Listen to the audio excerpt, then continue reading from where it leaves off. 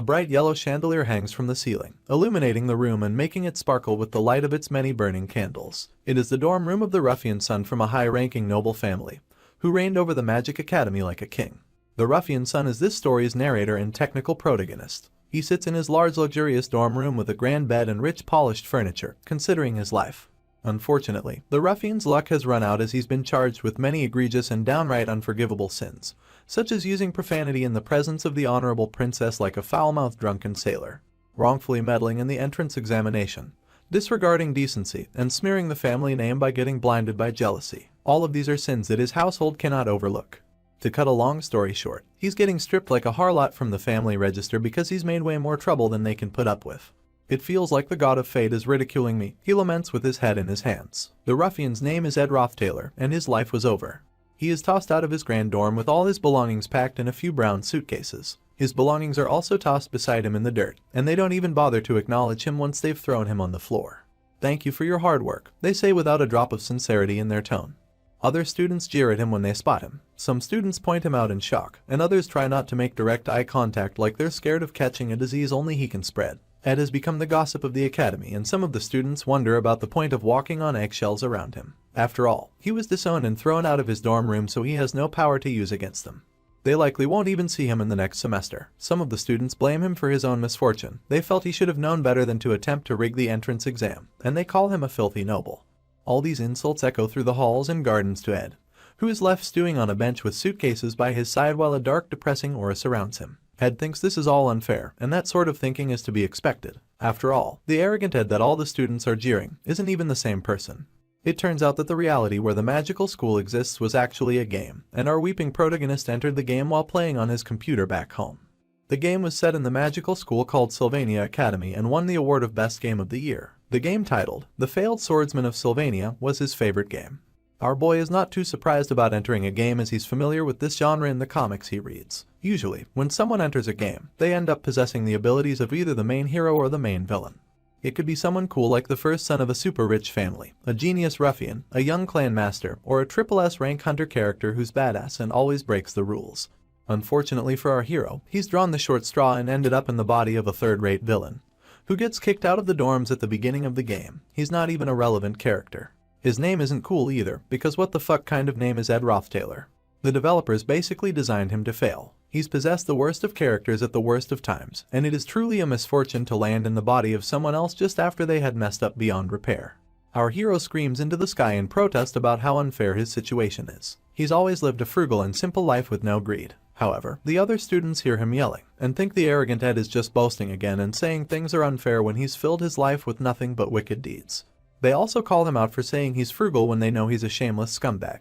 That stops our boy short, and he's left gaping in embarrassment and shock. Spirit broken, he sits in humble silence as the students storm away in anger.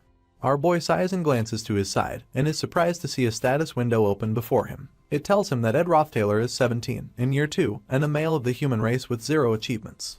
The status window also reveals that Ed is useless with a level 3 stamina and level 4 intellect. He, however, has level 7 for talent, level 7 for willpower, and a bonus level 6 for luck, so he's not entirely hopeless. However, my guy is still heavily disappointed by Ed's pathetic stats. Despite studying in the Faculty of Magic, his intellect is next to nothing, and his stamina is way too low for a noble. He figures that this is why Ed never amounted to anything more than a third-rate villain. Because even in his memories of playing the game, Ed exists as nothing but a blur. It's so bad that he can't even recall what happened to him later in the game. Suddenly, our guy is struck with enlightenment, and recalls exactly what happened to poor useless Ed Roth Taylor. In a corner of the game's ending credits, he remembers an elderly-looking man with a thin mustache, wearing a suit and crouched in the corner of the street with no shoes. The man was Ed Roth Taylor, and his ending was begging on the streets like a bum. Thinking over it logically, our hero deduces that Ed's end was no real surprise. He'd been a ruffian noble who knew nothing about the world, and was suddenly thrown into the streets. The begging bad ending aside, Ed was lucky that he'd somehow stayed alive. However, the news remained depressing for the poor guy who was now stuck living Ed's miserable life. He was so scared of the future that he turned as white as a sheet, sighing once more in disappointment. He doesn't know why he, of all people, has come to possess Ed's body, and has no idea how to find out the reason behind this mix-up. However, he picks up his suitcase, determined not to let begging become his ending. He stands with determination burning in his pale eyes as he glares ahead. He declares that he will succeed no matter what, for they say, once you've hit rock bottom, the only place to go is up. Despite being a school, Sylvania Academy is more like a city with the entire Arkan Mountains as its premises. The valley is expansive with green grass growing around the white glistening towers of the school. Our guy journeys to the undeveloped forest, northeast of the academy to escape the prying eyes of the students. He is covered in sweat and exhausted, but he makes it deep into the woods and pauses to sit on his suitcase after walking for half a day. Amazingly, he manages to lug both suitcases out of there by himself since Ed is not exactly the most built noble there is. Since he's been disowned and is now the disgrace of the school, there's plenty of time for him to ponder the next step to take, even though his odds aren't looking good. Back in the game, Ed getting disowned was the extreme starting part of the scenario. Though he was disowned, Ed was not expelled. And that part is extremely important, because Sylvania Academy is a top-notch learning facility. Just graduating from Sylvania is sure to get a student a guaranteed and secure future. Thanks to our hero obsessing over the game so much, he can now use the intel of a 5-time dedicated player of the game to its fullest. He still has a chance of success so long as he graduates quietly, then he can acquire a soft, comfortable life, a life even more awesome than the one he left in the past world. So, his obvious goal is graduation. He scratches out that word in the sand, dreams of towers of golden coins flashing in his mind. However, to achieve this newfound dream of his, he first needs to tackle a few issues, the first of which is the steep tuition fees. As someone disowned and kicked to the curb, he has absolutely no money to pay his way through school, and it's not like he's talented enough to get a scholarship either. The good news is the current semester has already been paid for by his wealthy noble family, so he can use the time he has left to achieve a scholarship for the next semester. However, Ed's stats are still looking ridiculous and downright depressing, but our boy is not about to give up just yet, even though he thinks he'd be lucky not to flunk out with those bad stats. He decides he'll worry about tuition later and instead focus on more pressing matters like how he's going to survive now that he's gotten his ass kicked out of the dorms. The things he needs now are food, clothes, and shelter. He snaps open his luxurious suitcase to take a peek at what he has to work with for around the next week to avoid turning into a bum. He finds in his suitcase a collection of showy clothing with no extra stats or powers, ceremonial daggers that are just as useless, and even the more useless ornamental cup. It's not looking good, but at least he has clothes. The problem now is having no place to stay or food to eat, and Ed's awful reputation is not going to make it easy to achieve either. He sits on the floor to ponder the issue, which makes him look like a bum in practice. Since he can't return to the dorm that he was kicked out of, he decides to stick in the woods for the time being. There is at least a clean stream nearby, and that accounts for water. Our boy has 10 days until school starts, so he's going to use that time to whip into shape. Ed starts by practicing the magic move Wind Blade. He uses it to send blades of wind whipping around the forest until he's exhausted. Fortunately, he can use spells, but using spells only made him hungrier, and he's exhausted just from using wind blades to cut down a few tree trunks. He decides the spell is not that useful. He is now frustrated that he got kicked out without at least getting some food. Then, he wonders if getting hungry after using magic is a thing in this world. Because after using magic, he is so hungry that sweat starts dripping down his brow. Suddenly, he remembers something that his grandfather told him when he was young. When barley was scarce while his grandfather was a child, he said they'd eat tree bark in the back mountains. And so, Ed stares dubiously at the barks of the trees he cut down. Unfortunately, he is desperate enough to try it. Within minutes, he's using ignition to boil up the bark of a tree inside the ceremonial cup. Anything edible is good enough for him to try to fight off the hunger. He is so hungry that he convinces himself the tree bark looks like chicken breast. Excited, he stuffs the wood in his mouth and chews with high hopes. As expected, his hopes plummet and he ends up spitting the entire thing out. Humans might be omnivores, but there's a limit.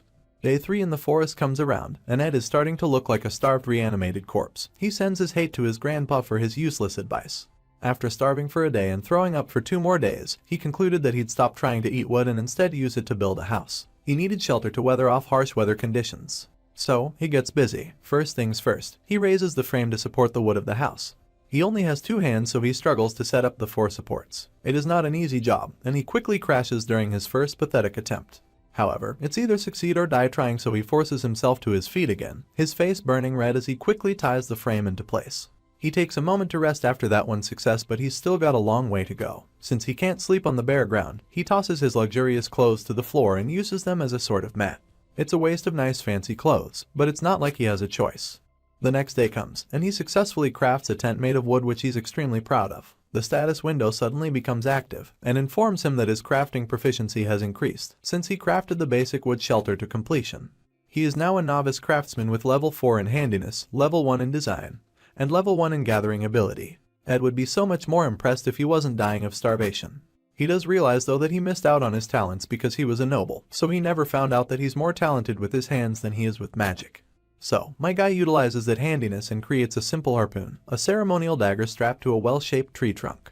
He harnesses his newly crafted weapon like a madman, determined to find something to eat. 2 days on an empty stomach with excessive physical labor has been bad for him. Only desperation keeps him going as he madly jabs at the water in a wild attempt to catch fish. He successfully catches 2 and he roasts them over a fire with the ignition spell. A week until school starts and he finally tastes food, so it's no wonder that his eyes are finally sparkling with joy.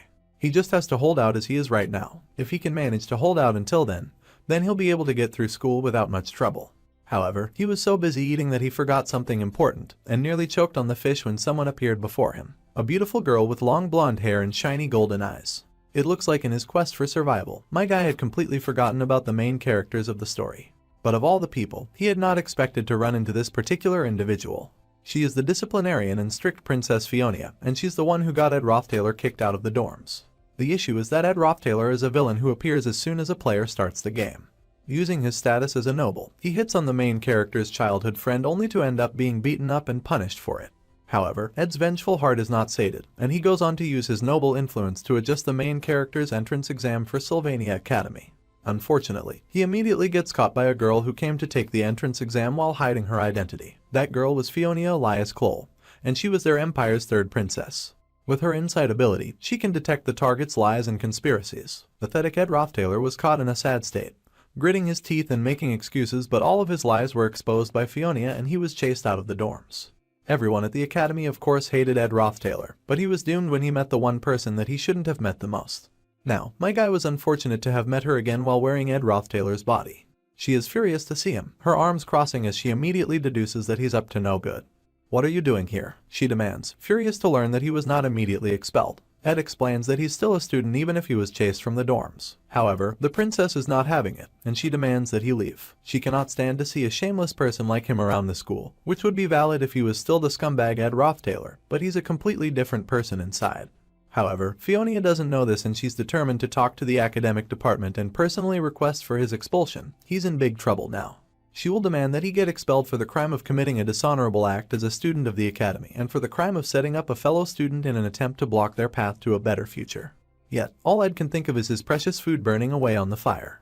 However, he also recognizes that his life is in a crisis now that the princess has come around to make threats because she really does have the power to get him expelled. If that's the case, then he's going to get serious.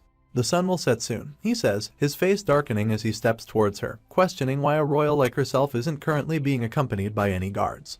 He turns the tables around and jeers at a noble princess coming to an isolated forest alone. However, Fionia refuses to be threatened and raises her hands in battle as she's not scared of him, even if she doesn't have her escorts. Still, our hero denies trying to threaten her and suddenly gets on his knees, claiming with a bright smile that he's just trying to thank her. This confuses Fionia and she activates her skill of insight. She is shocked to find that there is truth to his words and no lies are detected. Ed notes that she looks surprised. The Roth Taylor family that he belongs to is famous and influential, but they use that name to exploit the citizens and do human experiments for research into eternal life. To the main character, it is a trash family that is destined to be destroyed and all the members of the family will be imprisoned and executed in the future. However, thanks to Ed getting disowned, our hero will never have to suffer that fate. The fish he caught is now completely burnt and he may be cold and hungry, but he decides that is better than dying. In the long run, it's a good thing that he got disowned and it puts a bright smile on his face. He decides he will have to convince Fionia without lying, or he'll get expelled, and then it's game over at any chance of living a peaceful and happy life. Looking at the timeline, he deduces that it's about a week before the school starts, and he ponders on why the princess would be in the forest. She has come without any escort, and she's come wearing simple clothing, which makes him realize that she is completing the class placement test. Professor Glass' class placement test is a test to find magic beads hidden in the forest. It is a vicious test, and he knows the noble Princess Fionia would be aiming for the best class, which is Class A. She rebukes him for trying to flatter her, and brings up getting him expelled again. However, Ed interjects and says that without his help, she will never be able to enter Class A. He also adds that if his words are lies, then she can have him expelled. He tells her that if she goes to the lake in the southeast of the forest, there will be a small grassy island. There, she will find a giant tree in the middle of that island, called Merylda's Guardian Tree, where she shall find the present that he left. Fionia follows his directions and is mystified to find the golden bead hidden exactly where he said it would be. She cannot understand it. She knew Ed Roth Taylor to be a liar and a charlatan. However, the Ed she just encountered was different. She is at a loss for words as she stares at the bead. The class placement test officially ends and the professor asks them all to take out the beads they have acquired. Some of the students show up with a bunch of ridiculous beads of different colors. Some have even returned with fruits and eggs. Professor Glass tells those students that they will start from Class F. The test wasn't about finding just any magic bead after all. Only the ones who found beads with the highest magical power, the golden beads, were the ones qualified to enter Class A. Only 3 students found the golden beads. It was Ziggs, a rough boy with red eyeliner and green eyes. Lortell, a redhead hottie with green eyes and a cat-like smile. And lastly, the one who found a bead at the guardian tree of Merelda that had unusually high magic power. The person that found the last bead would be recognized as top of the class, and it looks like the princess is ready to accept that title. Meanwhile, Ed ponders his decision to help the princess. His fish burnt, and he doesn't even have the strength to use the spear anymore. He managed to upgrade his crafting abilities and made a fishing rod. He thinks of the third princess of the empire, Fionia. Since she was young, she'd seen through flattery and sophistry and had sharpened her insight ever since, which led to the creation of her innate skill. No one can escape her insight, so he had no choice but to give her authentic information. Unfortunately, this led to an even greater problem for our hero. The prideful Princess Fionia was supposed to earn the title the Princess of Love after facing failure during the class placement test.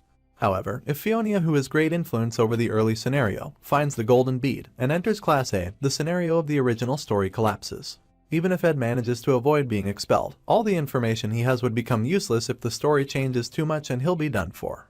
Fortunately for him, the top of Class A is awarded to a girl called Lucy Merrill. She is a small silver-haired witch deeply asleep in class. The future did not change. Fionia stomps out of the class deep in thought. Her ability to insight has always seen the truth, and there really was a bead at the tree. However, her hands shook with rage because she could not accept it. The reason she'd hidden her identity in the first place was because she'd feel embarrassed by the special treatment she would get if her identity was exposed.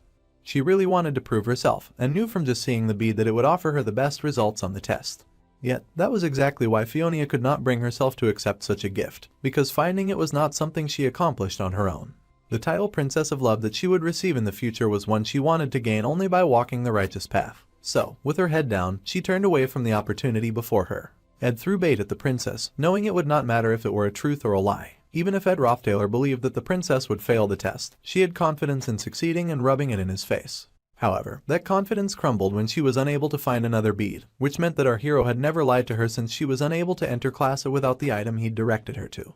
The princess punched the wall in a rage, since this meant she had to keep her end of the deal and could not get him expelled. However, she swore to keep her eyes on him.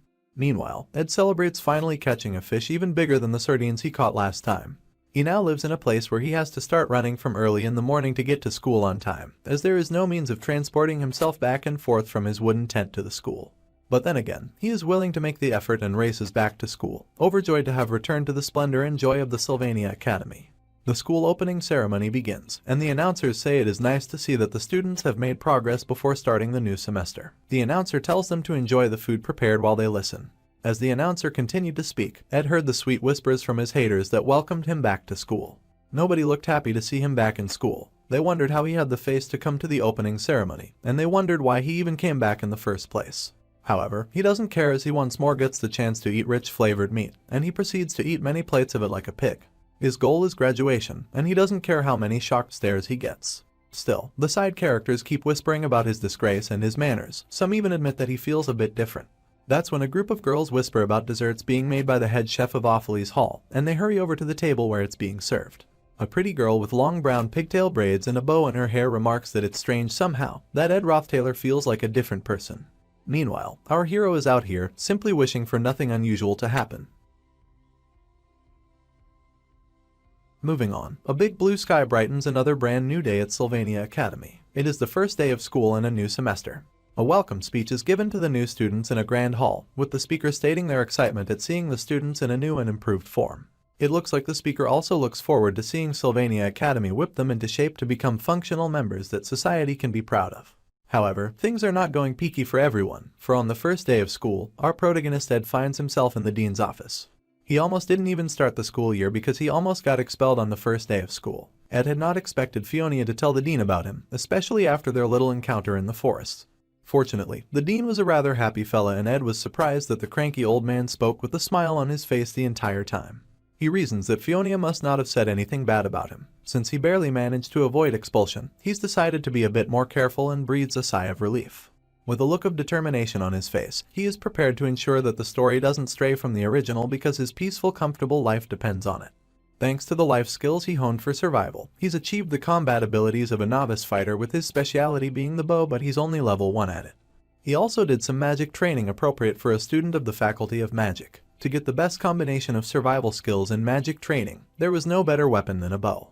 He used these combined skills to hunt down games to eat. As his life skills become more proficient and he becomes better at making good quality arrows, he'll soon be able to cast spirit or magic formulas to the arrows. For now, he'll just hunt down rabbits and keep practicing because spirit formulas are still currently outside what he can achieve. In the middle of his hunt, Ed pauses when he sees an enchanting beauty seated underneath a tree, her hair flowing in the wind. It is the pigtailed brunette and she sits reading a book, with a pile of books on the floor before her. This beautiful lady is Janica Failover. She is in her second year just like Ed, except that she is also top of the class and a genius spirit sorcerer, unlike Ed. The beauty glances up, her ruby eyes sparkling with beauty. She spots Ed and remarks that he is the amusing guy Merylda was talking about, Merylda being the name of the tree. Surprisingly, though she's heard of him, Janica is actually happy to see him and jovially introduces herself. He is shocked that she immediately leaps into his personal space with a bright happy smile on her face. She asks if he is surprised that she knows all about him like some kind of creepy stalker. She explains that this forest is the territory of Merylda, a high-ranking spirit, and it turns out that Merylda is a huge gossip. She has told Janice so much about Ed. Ed is shocked that the master of the forest even has that much free time to talk about him to strangers. Janica laughs and explains that Merylda is kind of nosy, like that wasn't already clear. Merylda has her attention all over the place, so it makes sense that she'd know about an unwanted visitor. Ed is just hurt that he's classified as unwanted in his newfound home. Then again, he did kill a lot of animals and cut down so many trees, but just thinking about it makes him feel kind of depressed, and Janica realizes the awkwardness she caused with her tactless statement. She quickly tells Ed not to sweat the small stuff since it's the natural order of things for creatures in the forest to catch and eat each other. Merylda is not bothered by things like that, so Ed has no reason to worry. Ed is a little touched and blushes when he notes that even the huge wild forest master has a tender heart. Meanwhile, the more Janica looks at him, the more she realizes that Ed sort of looks like hot stuff. Living in the wild might not have done wonders for his hygiene, but his beauty stats definitely upgraded. Janica laughs and agrees that it is kind of unexpected that Merylda is a softie.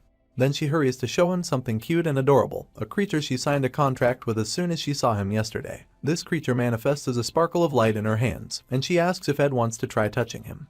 Ed is surprised to see the sparkle of light and wonders if it is a contract or a spirit. If he wants to become friends with Janica, then he needs to chime in at the right time, but Ed instead hangs his head and says that he doesn't know what she means because he does not see spirits. He goes on to say that he lacks the ability to see spirits, shocking Janica, who stares at him in heartbroken surprise.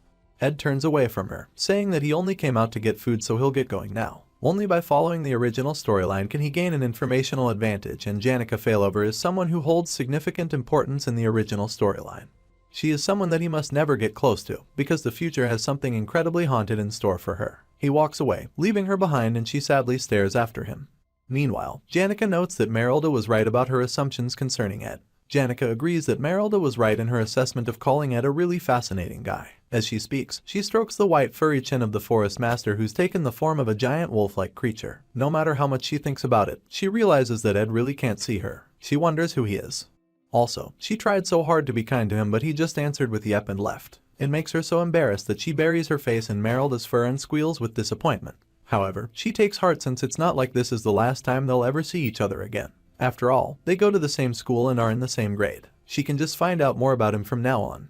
The distance between Ed's shelter and the student area was not close at all. It was in fact a whole treasure map's journey from point A to point B. Ed barely made it in time for school even when he left at dawn and ran at full speed. Just commuting to school is something ridiculous that increases his stats, so at least it is worth doing. In order to win the scholarship, he has to study more diligently than ever before. He has no money, so he writes on a stone slab using a burned stick, and borrows books to study with from the student library. My guy literally regressed to the Stone Age just to excel academically. On his way home, he washes the sweat from his clothes in the stream. One would think that would conclude his daily chores, but he's just getting started. Life as a broke student isn't easy, and he has to check if he still has any firewood, drinking water, and jerky for his next day's lunch. Due to this extra chore, he only gets 4 hours of sleep. However, doing all this is not what bothers him the most. What bothers him the most is that the entire time he's struggling, Janica keeps following him and keeps a close eye on him like he's her amusing circus monkey.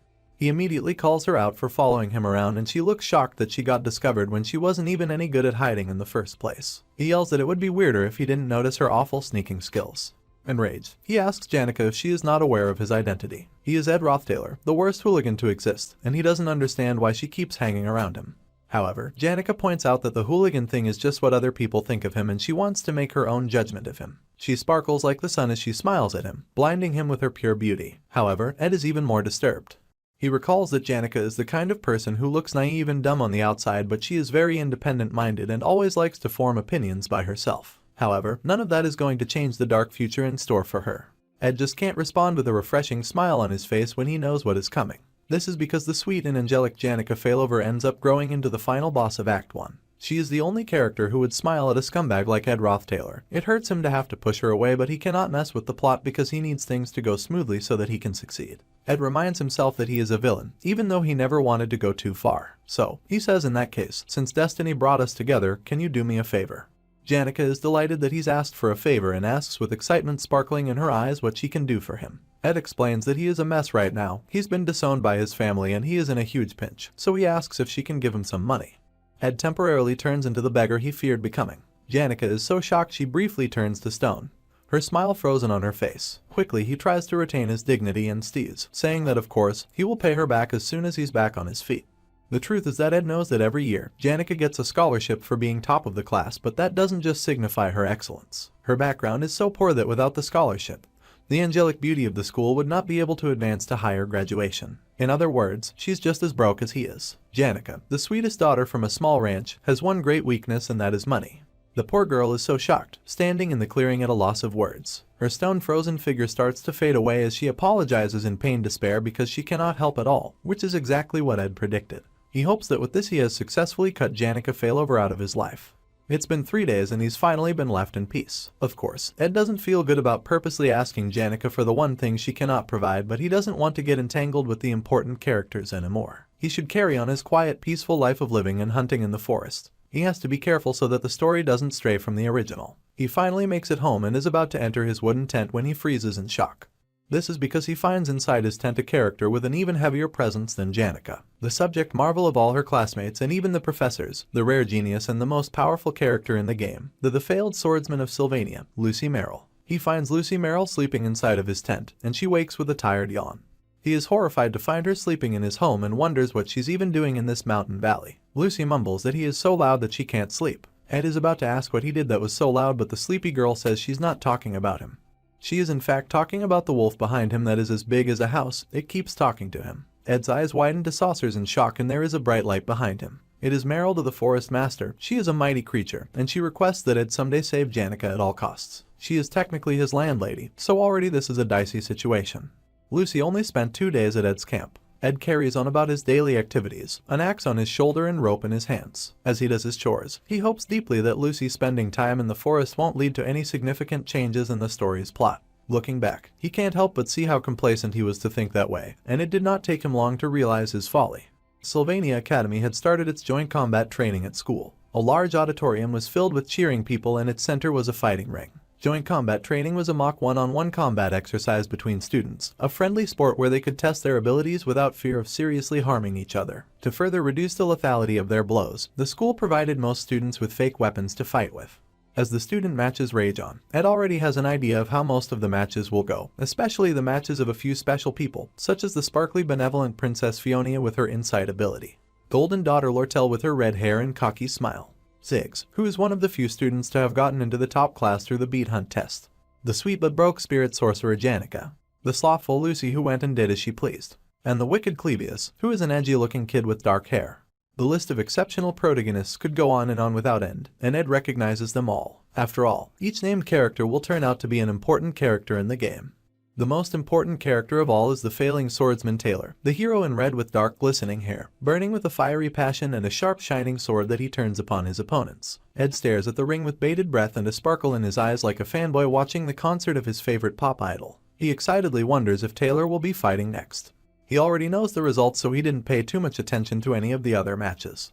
The winners of the duels and the joint combat training were all first-year students, the same as the protagonist, Taylor, who is expected as those winners are expected to make up Taylor's elite team. The only exception among the winners was of course Janica, who is a second year. As if summoned by his thoughts, Janica animatedly pops up by him and greets him with a bright and shining smile, much to his chagrin. Ed is heavily disappointed that she hasn't given up on her attempt to be his friend, especially after they went through the pathetic experience of him asking her for money. Unlike Lucy, who acts like a lazy cat and does whatever she likes, Janica acts more like an eager dog every time she sees him. With excitement, Janica informs him that the list of matches is out. However, Ed is not really interested in the list, crossing his arms and turning away so he can focus on what is happening in the ring instead. However, Janica is not discouraged and she excitedly questions his disinterest. She thought that he would at least be curious to know who he would be fighting. Her statement stops Ed short. He freezes in terror and horror and realization as a cold sweat runs down his face. He had not expected that he'd have to fight as well, but that was his own foolish mistake. Ed had forgotten that by the time of the joint combat training, Ed Roth Taylor had already been expelled. However, Ed had prevented that from happening, so now he would of course have to take part in the joint combat training and he would have to fight another student. With apprehension in his eyes, he scans the list in Janica's hand to find out who is going to be his opponent. Meanwhile, in the ring, the protagonist, Taylor, stands proud and determined with his fist beating against his chest. Taylor promises to perform to the best of his ability. Ed immediately forgets all about who he has to fight, now that his inner fanboy has activated. A smile comes upon his lips as he decides his opponent does not matter right now, since he must pay attention to Taylor. Ed just wants to watch Taylor's fight because they have a deep connection, even if Taylor doesn't know it. Though it was from a world beyond the screen, Ed lived as Taylor for a long time and played his perspective during the game. During the time he played, he hit many lows and game over moments where the game would ask if he was interested in playing again, and Ed would always choose yes. From miserable and vain bad endings to true endings that left long-lasting impressions, Ed completed the journey through the game countless times with Taylor by his side. Among the countless routes, there wasn't a single route that was not arduous and difficult. Taylor would sometimes get beat up and covered in various battle bruises with his face in a grimace, burdened by the difficulties of his path. In this new life, Ed and Taylor are now separate and Ed has to take care of himself to protect himself from a bad ending. However, he still plans to energetically and wholeheartedly cheer for Taylor. Ed wishes Taylor great success, because Taylor's success will keep the game predictable and help to guarantee a peaceful future for Ed. Ed gets so touched thinking about it, that his eyes sparkle with heartfelt tears. Suddenly, he notices the big black speakers blaring beside him, repeating an announcement over and over. The announcer is searching for the student named Lucy Merrill. The speaker announces that Lucy has to come to the arena as soon as she's ready for the practice match. Glancing around the auditorium, Ed does not see Lucy and he wonders where she went. Suddenly, they find her sleeping underneath the backup podium, just beside the fighting ring. The yelling finally reaches her and she stands to her feet with a big characteristic yawn. The announcer yells at Lucy to go finish her duel before she starts lazing around, but Lucy is in no hurry and she slowly trudges towards the podium to meet her opponent. First year, top of the class, Lucy Merrill is set to fight against Taylor McClure, the hero of the game. Ed already knows exactly how this scene is supposed to play out. Taylor is the character who is born to be a swordsman, but has never held a sword before in his life. Yet, with the first swing of his mighty sword burning with powerful fiery energy, he cuts through Lucy's lightning-quick magic. The spell she had thought would hit and take him down was miraculously blocked. This catches Lucy off guard, and while she is standing shocked, Taylor closes the distance between them swiftly. Still reeling from shock, Lucy retaliates without thinking with Lightning Strike, an intermediate-level lightning magic that completely obliterates the ring. Taylor is then completely overpowered by Lucy's reflex magic spell, but Lucy gets disqualified for using intermediate-level magic, which earns Taylor the honor of being the first to ever defeat Lucy Merrill. It was a scene so legendary that just thinking about it brings joyous tears to Ed's eyes. The match begins in real time and Taylor charges in with a brass knuckle on his hand and attacks with all his strength, just like Ed expected. However, Lucy suddenly blasts him on the spot and Taylor gets knocked down from just one hit. The entire crowd goes into shocked silence, but Ed is still hopeful, his hand curled into a determined fist. Lucy yawns lazily, the most unbothered victor in the ring as she scratches her hair. The crowd whispers in shock at the match already being over. They are greatly surprised, but they all agree that it would be impossible to win against the top student in class. They also think it was very silly of Taylor to charge barehanded at a mage like a dumb bull. They ponder his weird strategy and just figure that he's unlucky. Taylor McClure's life was always a series of trials. He was a country bumpkin and a failure of a student, an underachiever who had not gotten a single decent grade since he started school. He was a failure that was not acknowledged by anyone. He was so irrelevant to the student body that no one noticed his hand move. While everyone jumped to conclusions regarding the match, Taylor's trembling hand grasped a sword. In an outright wicked situation, the students pitied him as Taylor staggered to his feet. Even in the midst of all this despair, Taylor, burning with the drive to succeed, never lost hope. Ed watched with excitement, cheering for Taylor as he staggered to his feet. Deep inside his inner thoughts, Ed cheers Taylor on, believing strongly in Taylor's ability to succeed. With a burst of speed, Taylor launches himself at Lucy, screaming her name. Lucy turned in surprise to see him suddenly able to move and Ed's excited grin grew wider. He waited with bated breath for Lucy to use lightning magic and keep things aligned with the plot he knew. Unfortunately, things didn't go as planned. Ed stared in confusion and shock as Lucy retaliated with a ball of green light that immediately halted Taylor's attack. The magic expanded into the face of a growling wolf that overpowered Taylor. It is a familiar face and looks very much like the face of the forest master, Merylda. The great magic flings poor Taylor away in a mighty swirling wind tunnel of green and white. Taylor was launched into the air and crashed into the wall behind Ed. Taylor's limp body smacked against one of the great pillars of the grand auditorium, then fell from the height and crashed to the floor, landing so hard that he broke the stone of the floor that he landed on. Lucy had retaliated with magic, just like Ed expected her to, but she had not used lightning magic. Instead, wind magic danced around her, a purple glow in her eyes as she glared at Taylor's fallen body. She glared at the boy who had come close to defeating her. Taylor had come close, but he had still failed. Lucy Merrill was announced the winner of the match, and the auditorium erupted in a cheer of celebration in her honor. However, Ed was still frozen in horror and shock. He could not believe that Taylor, who was supposed to mark this event as his first victory and sear his presence in the minds of the watching crowd, somehow lost his battle against Lucy.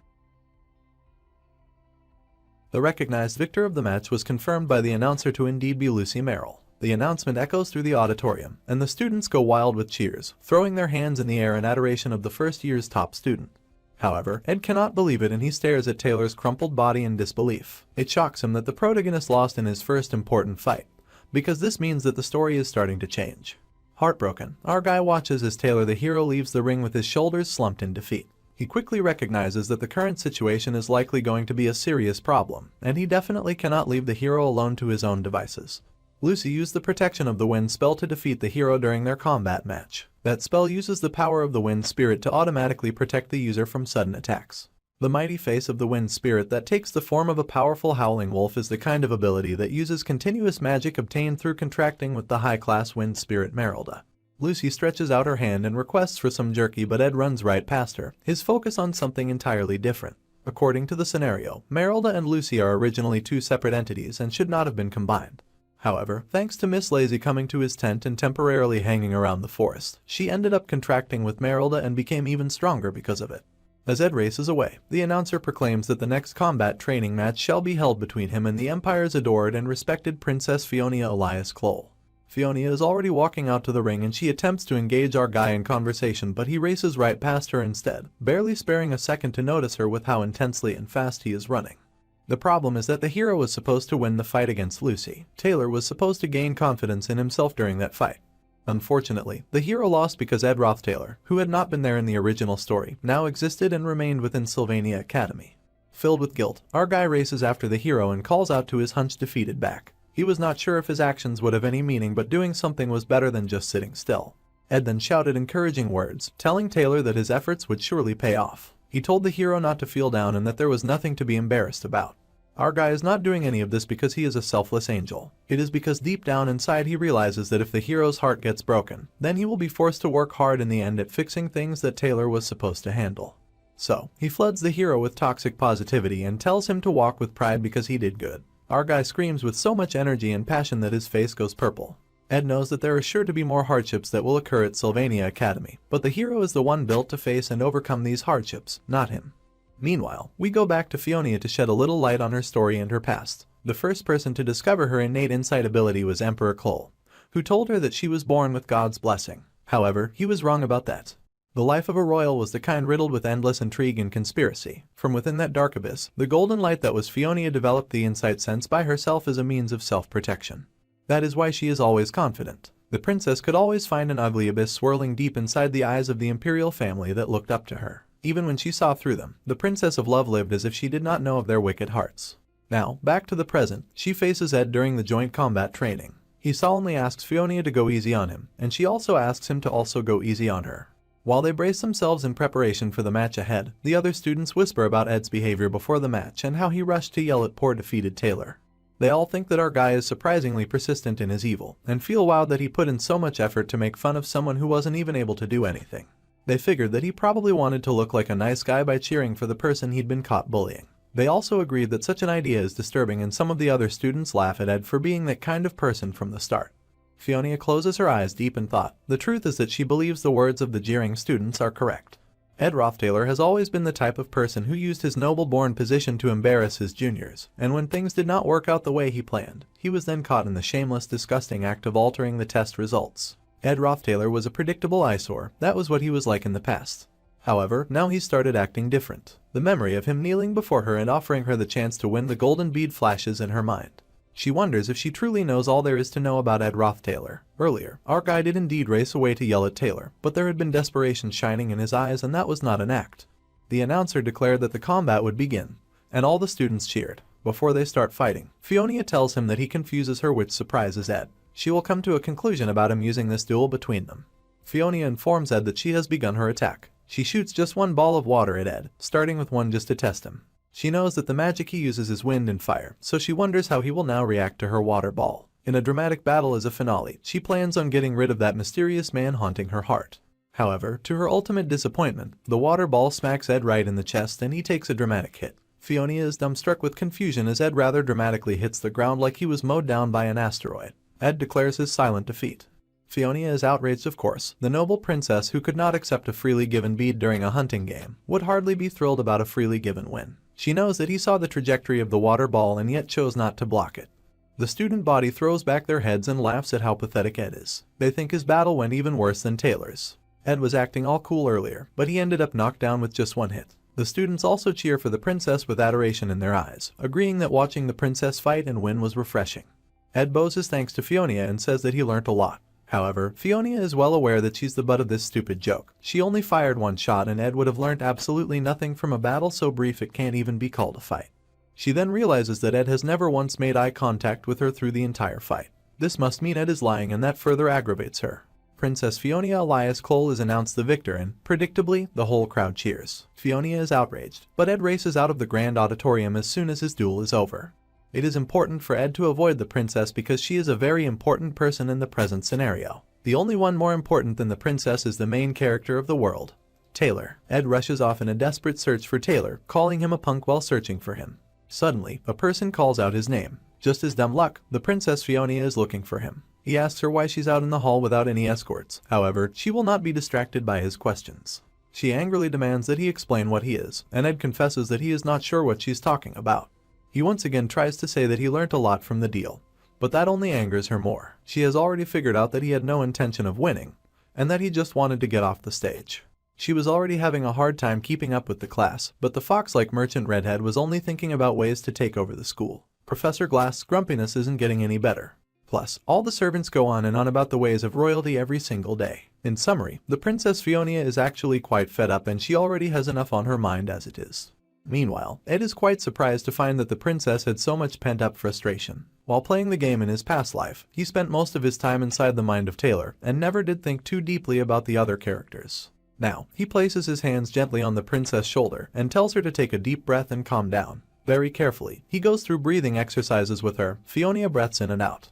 For a moment of silence, she cannot compute what just happened. She came out to confront Ed, but somehow, he ended up helping her. With a cute blush on her cheeks, she asks him to forget about what happened. Ed agrees on the spot and is about to head off right away, but the girl is still talking.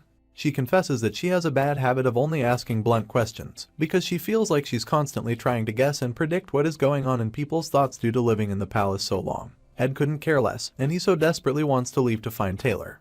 However, Fionia must get her question answered first, so she asks him bluntly. She asks if he tried to cut ties with his family because he knew of their dark side. She demands to know if the reason he picked on Taylor was because he needed a reason to be expelled from the family. Ed can't help the cold sweat that slides down his face at her super sharp deduction. Although it is mostly wrong, the thought of the Roth Taylor family having a dark side was correct. However, he can't just openly admit that. So, Ed avoids eye contact and denies everything. It is too early for Fionia to know about that anyway. She can look that far into the future. Still, the girl is shocked by his blatant lie and dismissal. She demands to know why he was cheering and supporting the person who he was trying to get expelled. She asks if he never even disliked Taylor from the start. All those questions were very blunt and to the point. Ed responds by redirecting his gaze, and lying so much that Fionia can practically visualize his nose growing longer. The girl roars at him to look her in the eye and tell it to her straight, because her insight ability is seeing through all his lies. However, Ed unrepentantly lies that he is telling the truth, which insight detects as a lie. Fionia has no evidence, so she can't even prove that he's lying, which only further enraged her. Above all, going with the original scenario is his only hope, so Ed will not tell the truth at all. Finally, Fionia gives up and lets it go. She knows he has been staring at the door since they started their conversation, so she knows he must have something urgent to take care of. Ed bows in gratitude and makes his way towards the door. It was the first time he'd seen a new side to Fionia. She is someone who will affect the early scenario, so she's already gotten involved with so many people and events, all of which would give Ed a headache. He admits that these new issues are likely his fault since he's a new addition to the scenario. His burdens are nothing compared to the burden that the princess carries, so he pauses for a moment. Ed tells her that it is important to pay attention to complicated politics, but she should also relax a bit. After all, Sylvania Academy is not like the palace where she has to worry about every little thing. Fiona lived her life trying to see through everyone's lies, but it was the first time that someone else saw right through her. Ed rushed away immediately, still in a desperate search for Taylor. If Taylor gives up on his story, then Ed's comfortable life would be in jeopardy, the whole world might even end. So of course, our guy is relieved when he finally finds the main character sitting by himself with his broken wooden sword in hand. However, now that he's found Taylor, Ed has no idea what to say. Surprisingly, before he can speak, a girl shows up, standing defensively in front of Taylor with her arms spread. She declares that Ed Roth Taylor shall no longer bother her friend, as he's already done enough damage. Ed slowly recognizes her as Ayla Triss, the main heroine, and basically Taylor's beloved childhood friend whom he'll protect throughout the game. Ayla fiercely remains blocking Ed's path to Taylor. She tells Ed that her man is already having a hard time, without him showing up and making things even more difficult for him. She yells that he does not need to harass him anymore. Taylor finally gets to his feet and notes his surprise that Ed is somehow still in the school. Ed meanwhile is shocked to see that the main character has revived. As the hero, Taylor's fighting spirit is the kind that never falters no matter how strong his opponent is. He gently pushes Ayla behind him and calls out Ed's name. The hero has a willpower that is clearly evident from his stance to the look in his eyes. Ed can now see that while he dueled the princess, Ayla, his childhood best friend and biggest cheerleader with the biggest melons, raced after Taylor. She ran out the door without a single glance back and encouraged Taylor, telling him that he can get through his challenges no matter what they are, since he's always been good at that. She cheers for him and tells him not to be discouraged. The hero questions Ed's presence and asks our guy if he has any business with him. Meanwhile, our guy notes that with Ayla by his side, Taylor will always be able to rise to his feet over and over again. So, Ed just mentions that the hero is great with the blade. Ed has played this game before, and he has been by Taylor's side. He has been through lots of experiences with the hero and has been with him till the end. Ed turns away from Taylor, saying that he has no schemes. Honestly, our guy figured that the hero would save the world, while he focused on surviving, but our dude had treated the hero like a pushover. However, our guy is relieved, not because the story that strayed away from the original came back on track, but because Taylor, who he'd spent so much time with in the game, was okay. That was all he needed, so he left. Taylor and Ayla stared after him in gaping disbelief, wondering why Ed was acting like he was cool. Well, after everything, there's one thing that Ed can't avoid. As our guy walks by himself, he suddenly whips around to witness a burst of fire from somewhere within the school compound. It is already time for a significant event to occur. Originally, everyone was supposed to have witnessed that even while at their seats within the battle auditorium, which was called the Nail Building. A great red dragon rages in the Nail Building. The golden daughter Lortell immediately attacks the fiery dragon beast with ice magic. Her power is so great that it freezes the entire body of the large beast. However, that's not good enough and the beast soon melts its ice with its powerful flame magic. The dragon is wielded by the spirit sorcerer Janica, and she is the one dueling against Lortell. Although Taylor cannot watch this fight from the auditorium, it is so intense and the dragon is so large that he sees the fight from where he is standing outside with Ayla. Things are going a little differently from the original plot, but it is important that Taylor is able to witness this epic battle. Taylor and Ayla watch in awe. Our guy wants the main character to keep his eyes peeled during the battle, because one of the numerous trials coming his way, and the final boss of Act 1 is the wielder of the mighty fire dragon, Janica Failover. Lortell is powerful, but even her ice magic struggles under the onslaught of fire that rains down from the dragon's throat. Janica is the only student from the second year to win against one of the new students in first year, and all the second years cheer in victory. They congratulate the happy Janica, impressed with her skill, great personality and great ability at spirit sorcery. Janica is overjoyed by their praise and happily thanks them for their compliments. However, she notes the medics transport Lortell away. She is even congratulated as the pride of the sophomores, but she is horrified to see what she has accidentally done to Lortell. Unlike in the original, Lucy defeated Taylor, so it all ended with the main character of the joint combat training being Janica, who became the protector of the pride of the past enrolled students. This spirit girl already had a lot of friends, but this incident will make things even more frantic for her. Hopefully, Ed won't be seeing her at his camp anymore, because whenever he gets entangled with the main characters, his head starts spinning. 2 weeks pass after joint combat training. Without the main characters consistently interfering in his life, Ed can now go all in on his studies and survival without worry. He even made a fishing net so most of the food problem is somewhat solved. He also managed to upgrade his stats. His stamina, intellect, talent, and willpower upgrade. His body is even starting to shape up with well-defined muscles because his stamina stats are increasing. However, as soon as he steps out of the stream from bathing, he finds Janica haunting his camp. She gets embarrassed at his nudity. Ed is furious and demands why she suddenly showed up at his camp. He just came from fishing, so of course, he was dripping wet. Janica replies that it feels like a top-secret base, and she feels like an adventurer, which is all very exciting to her. She also wants to talk to Ed more, and she needs some advice. Ed is surprised that she has come to ask for advice, and wonders why she would choose to ask him of all people, when she's got all those other friends to hang out with. The girl goes on to explain that during the joint combat training last month, she hurt Lortell. Our guy, Ed, feels no sympathy. He knows Lortell used intermediate-level magic which was not allowed during joint combat training. Janica says that she kept trying to get over it, but she's worried that she might have overdone things. She asks if she ought to apologize to Lortell. Her friends would disapprove of her apologizing. However, our dude tells girl to do whatever she feels is right. The lovely and bubbly second-year student, Janica, was a treasure to everyone, precious in every way. So, if she ever felt guilty or self-critical, everyone would always take her side. However, she knew deep down inside that being kind did not erase wrongs that were done. Janica says it as she expected of Ed.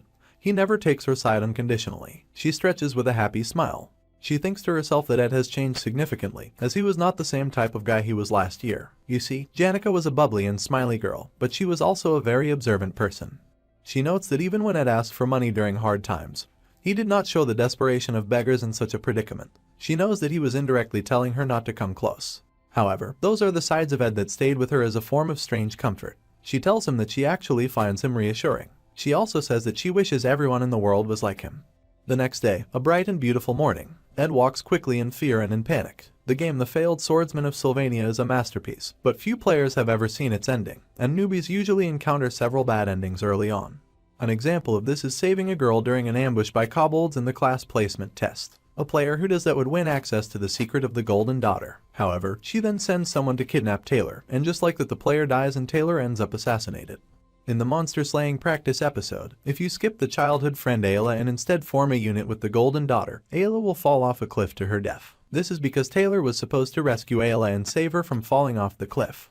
If you protect the Golden Daughter, who does not sound very golden at this point, from the tree spirit, Tarkan, which was summoned by Janica, the player ends up burnt to death. This is why Ed must run very quickly, ignoring the one who calls him senior. However, she jumps to his front, and he asks her how long she plans on following him around. She replies that she did not think he would just grit his teeth and ignore her for so long. She is the fourth heroine of The Failed Swordsman of Sylvania, the business magnate Elite Kachellan's only daughter, Lortell Kachellan, the Golden Daughter. She smiles with angelic innocence and asks if she could kindly buy 2 hours of Senior Ed's time. To Ed, Lortell is also known as the Newbie Crusher. This girl is designated as the hidden hero, and unlike Fionia, she was treated as a villain from the start, and her true colors were only revealed in the latter half of the story. By the time players were able to understand the loneliness and anguish of the realist Lortell, they were already at a crossroads between herself and Fionia. Walking briskly, our guy reminds himself that he absolutely cannot fall for her words. Lortell, however, chases after him, saying that he could at least hear her out first, and that she just wants to help him out a little. Of course, Ed does not believe her foxy lies and he remarks that she says things that she does not mean. Acting sweet as a peach, the foxy girl asks Ed how he can say that when she holds so much respect for him as her senior. She even boldly declares that seeing him is such an inspiration to her. Honestly, it is easy to see how she came to a crossroads with Fionia with this kind of bald-faced lie. She tells our guy that she admires how he continues learning even under such difficult circumstances. She knows all the rumors about him, but she doesn't care. She even tries to laugh off his bad reputation. But through it all, Ed remains unimpressed. However, the fox girl will not be dissuaded, and she offers him 3 gold coins as a down payment, which is a lot of money for his poverty-stricken self. Foxy has noticed that Ed is rather close to Senior Janica these days, and she asks if he can help her befriend Janica.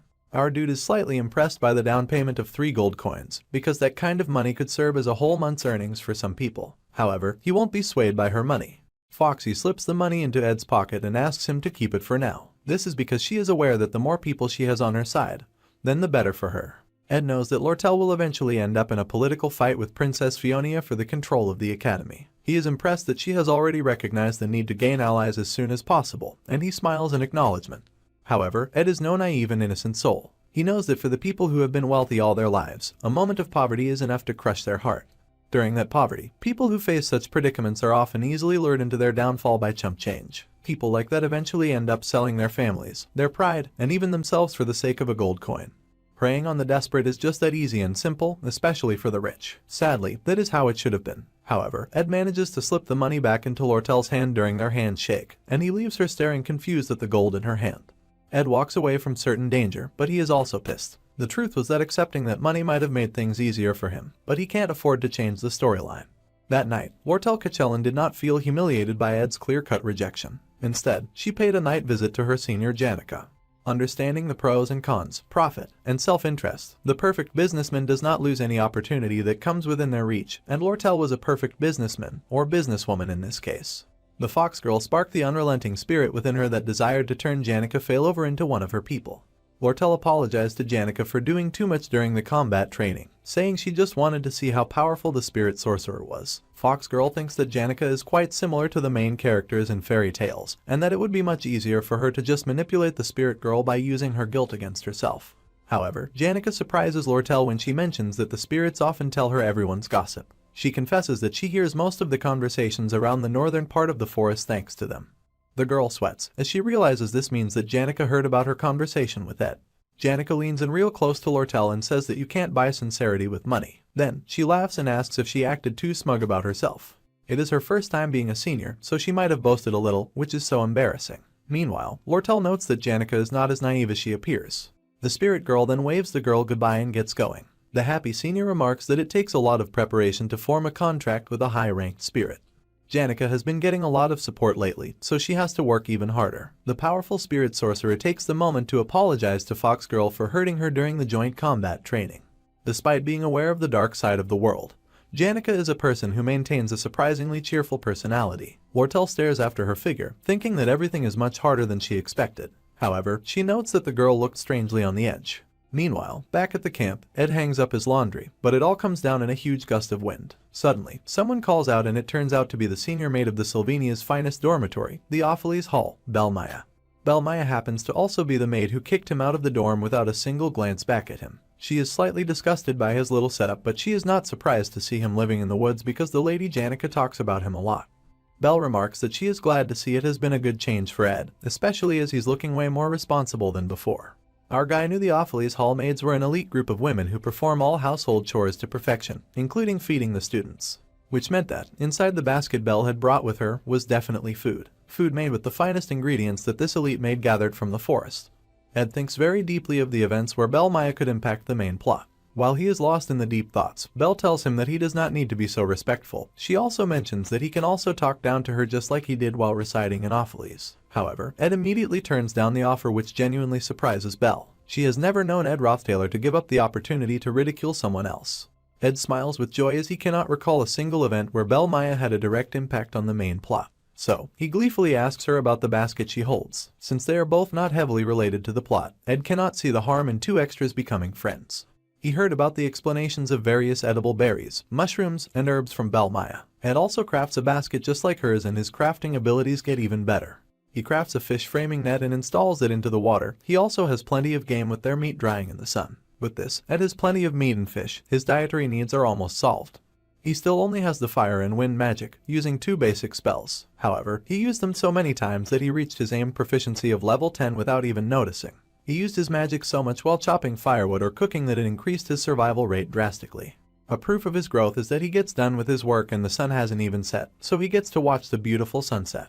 Being honest, he is truly having fun with this quiet camp life. Suddenly, he notices a spark in the sky like a distant star, but it is way too early for the stars to be shining that bright.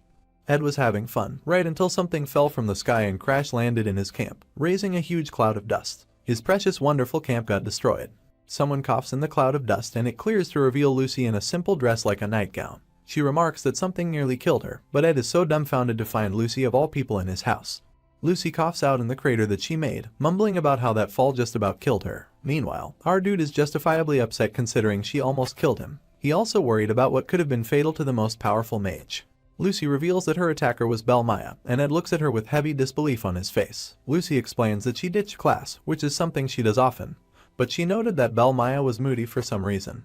It was so sudden that Lucy teleported out of there in fear, and she wrecked Ed's camp for no good reason. The world's most powerful mage then asks our dude if he has any jerky, but he just smacks her on the head and yells at her. Surprisingly, that actually hurts Lucy and she rubs her head in pain. Ed then realizes that Lucy is not using any protective spells. Lucy explains sulkily that she ran out of all her magic. Ed takes the opportunity to enact merciless punishment on her for destroying his precious house. It is about time that our guy gets a better and sturdier wooden house, so he visits the library to figure out how to make one. He checks out books that provide him with information such as materials for planning and other necessities. All that is left is for him to find the method of smoothing the wood and finishing the roof. Closing time in the library comes around, and a pink-haired girl with long wavy pigtails tells Ed that it is closing time. She notices he is studying hard and she remarks that it is nice to see someone study so diligently, because it really boosts her motivation to study as well. Her name is Elka Islin and she is a first year. Ed introduces himself to her as Ed Roth Taylor and the girl freezes in shock. Ed is not too surprised at her reaction because of his soiled reputation. However, to Ed's shock, Elka replies that he is extremely different from what the rumors said. He even read books that are hard for her to understand in a few days. The students say that Ed acts all arrogant, but they have no idea what he really is like. She laughs and says that rumors are not to be trusted after all. Ed is so dumbfounded that all he can do is thank Elka for her support. She is about to leave when suddenly, an oppressive presence shakes through the library. Elka looks up in shock as the books come crashing down from the shelves. This reminds Ed of the final chapter of Act 1 from the game, which was called the Glaskin Showdown. A bright purple light shoots up from the school to the sky like a massive laser beam. At 11:30, the temporary camp in front of the student center is where most of the students gathered thanks to the efforts of Taylor and his friends. It had only been 2 hours after the unprecedented disaster. Ayla looks up into the sky, saying she recognizes the light from a book on spirit magic. The light is formed by a summoning rune which is used to summon the highest ranked spirit of darkness, Glaskin. Even Fionia has to acknowledge this as bad news. She knows only one person with a high enough spirit connection level to summon that many spirits. Their likely enemy can be none other than the second-year top student, Janica Failover. If Ayla is right about what is being summoned, then the barrier around the students will only buy some time. Taylor announces that if Glaskin is summoned, then there will only be more casualties. The students need to head inside the student center where they can be safe. The captain of the guard, Claire, says that people outside the barrier will surely notice in no time and help them out. However, Elvira from the first-year faculty of alchemy says that the barrier must be tough since they are dealing with the spirit of darkness. They must solve this problem from the inside, especially since Principal Obel is out of town as well. However, Clebius Nortendale from the combat faculty is heavily against this idea, and he shakes in fear at the thought of having to deal with that loathsome beast.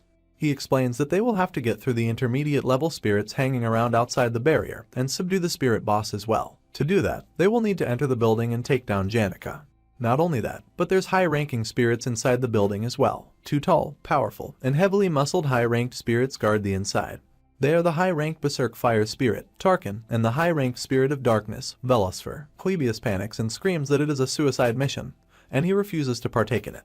Meanwhile, Lortell is awestruck that Janica could do all this on her own. Even for a second-year student, she thinks Janica is way too powerful.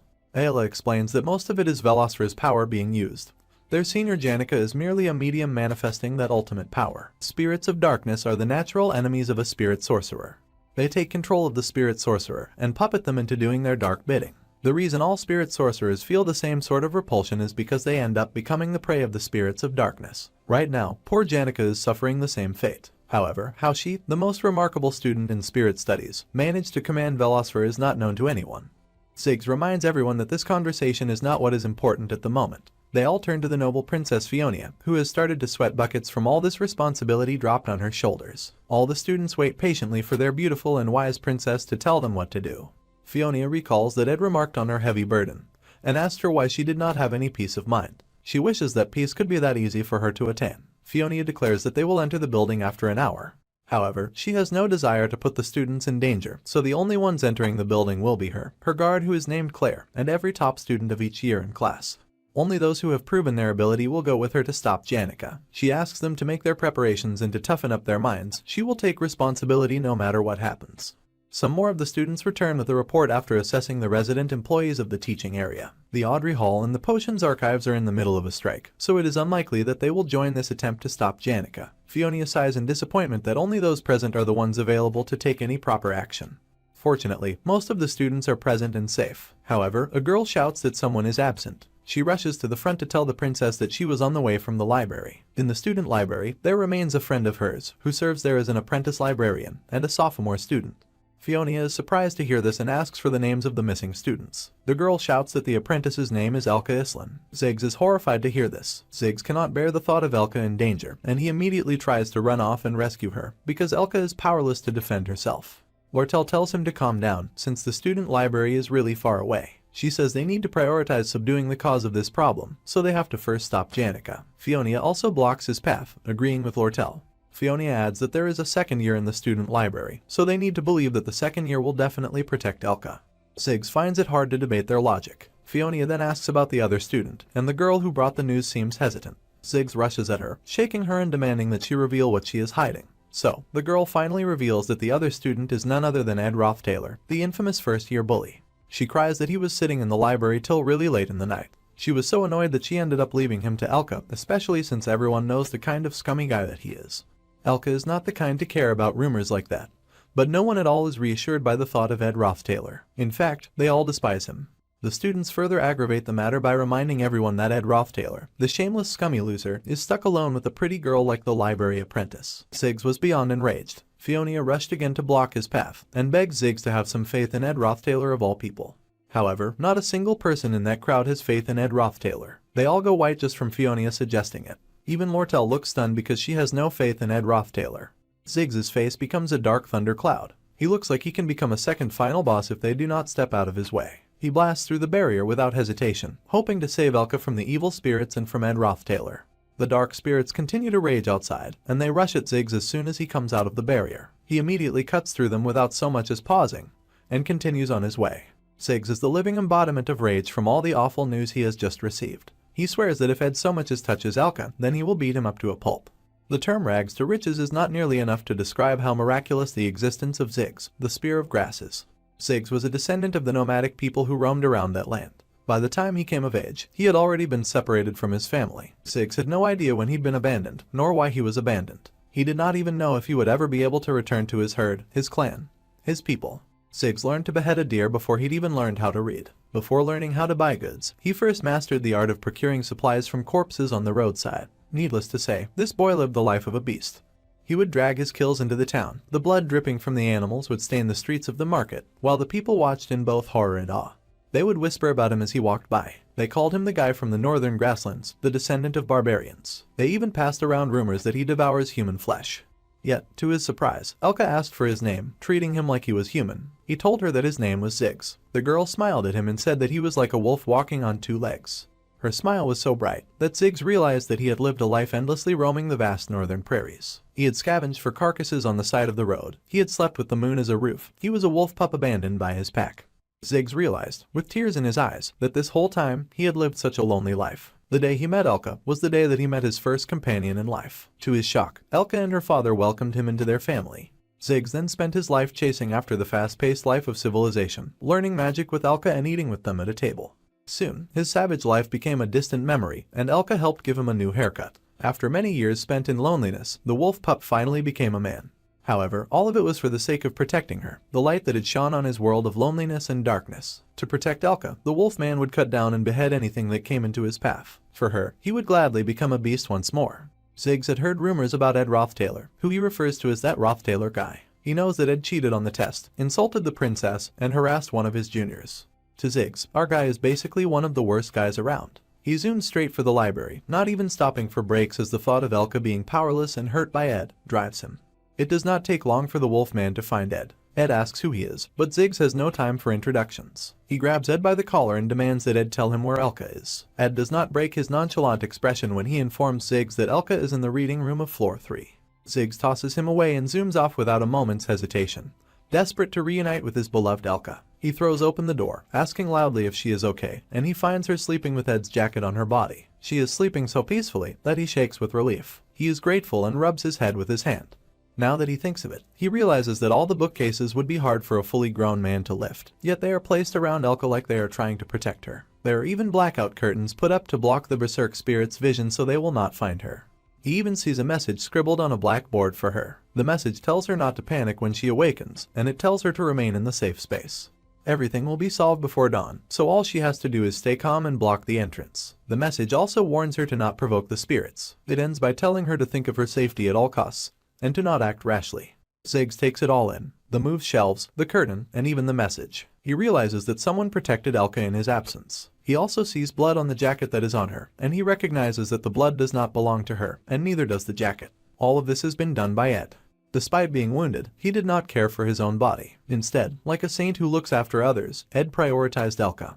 Our guy who sits resting against the statue of a woman gently holding someone who needs care, the light further illuminating him like he is some kind of saint.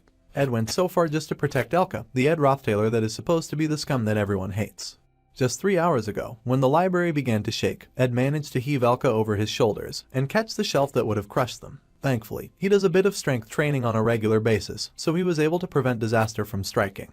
Judging by the summoning rune, this is the start of the Glasskin showdown. He looked out the window at the laser from the sky, and then just closed the curtains like the lazy jerk that he is, because he is sure Taylor will take care of it. He shouldn't even look at that place because it is flooded with the storyline's key characters.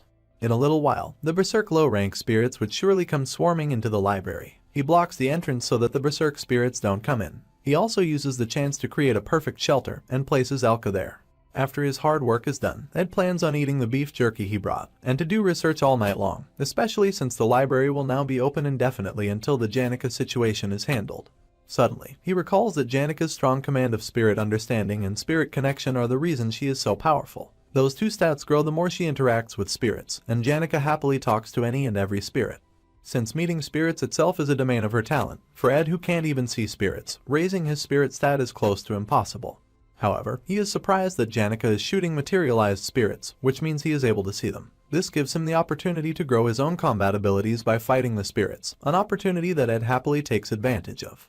He steps out of his perfect barrier and spends a good long time duking it out with the materialized spirits. He ends up boosting his ignition powers to level 12, his spirit connection to level 7, and his spirit understanding to level 7. If he had reached a sum of 15 levels for spirit connection and spirit understanding, then he might have been able to form a spirit contract. However, he pushed himself to the limit, so he will have to rest for now.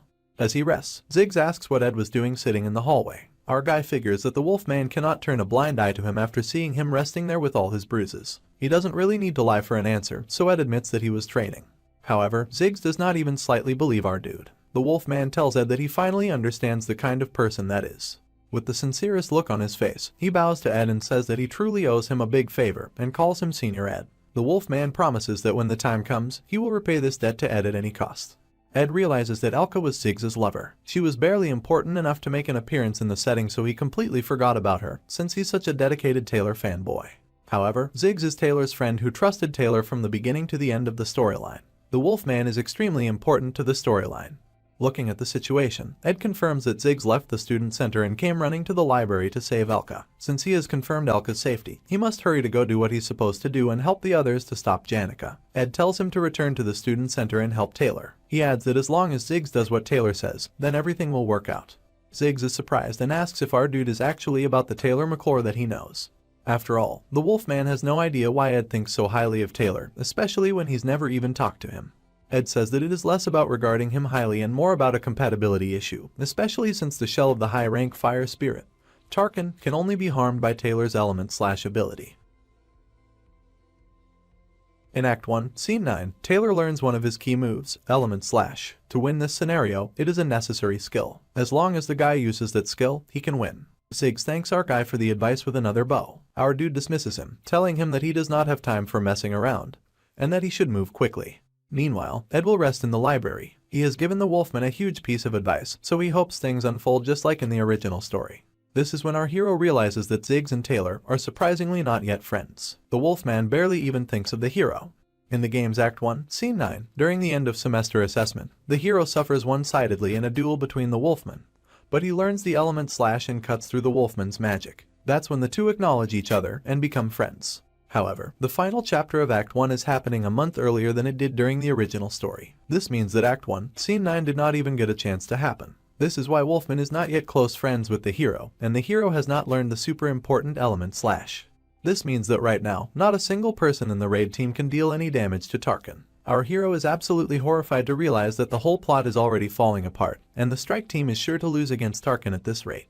Back at the student center and the raid team's base, the Wolfman apologizes for the delay. He promises to make sure to pay for his wrongdoings. However, Fionia tells him to forget about it. Even if the Wolfman was around, they would have lost regardless. The entire raid team is covered in blood and bruises. They already attempted the raid and their first invasion attempt failed horribly. Claire, the guard, remarks that if they want to re-invade, it would be better to get more reinforcements. Seriously, because the professors who are adults should be contributing heavily during this attack, instead of leaving it to a gathering of students. Claire says he will join the next raid as soon as the pain in his leg subsides. Fionia tells her guard that it is alright, and that he should rest at the base, especially since he can't even walk properly. He tells her that if she really cares, she should rescind her order. However, she refuses to, saying that she also has a heart. Fortunately, their retreat was successful, but her guard is now out of the squad. Clebius, the top student of the first-year combat faculty, also got injured. Fiona cannot see a way out of this difficult predicament. She tells them that they have to do their best to eliminate Tarkan with the people they have.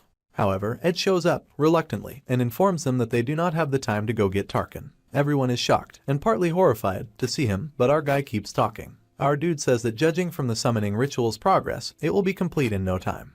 Interfering with the plot is the last thing he wants to do. But he has no choice. If everyone dies in a second failed raid attempt, he will never get the peaceful ending he so badly desires. So, he tells them to split the raid team in two, and that he will take charge of one side. His existence has already changed the story way too much. From now on, Ed Roth Taylor will intervene in the storyline. Everyone is shocked to see Ed Roth Taylor not only show up, but also take charge of the situation. Clebius yells at him, and yells that our guy is treating this as a joke. But right away, the Wolfman halts Clebius' outburst, saying that they should at least hear him out first. Ed explains that they must get through the fire spirit, Tarkan, that Janica summoned. They also need to deal with the spirit of darkness, Velosfer, who has overpowered the spirit sorcerer. However, as everyone already learnt during the fight against the beast, it is hard to deal damage to him because of his shell. This is why it is no longer necessary for them to go against the beast.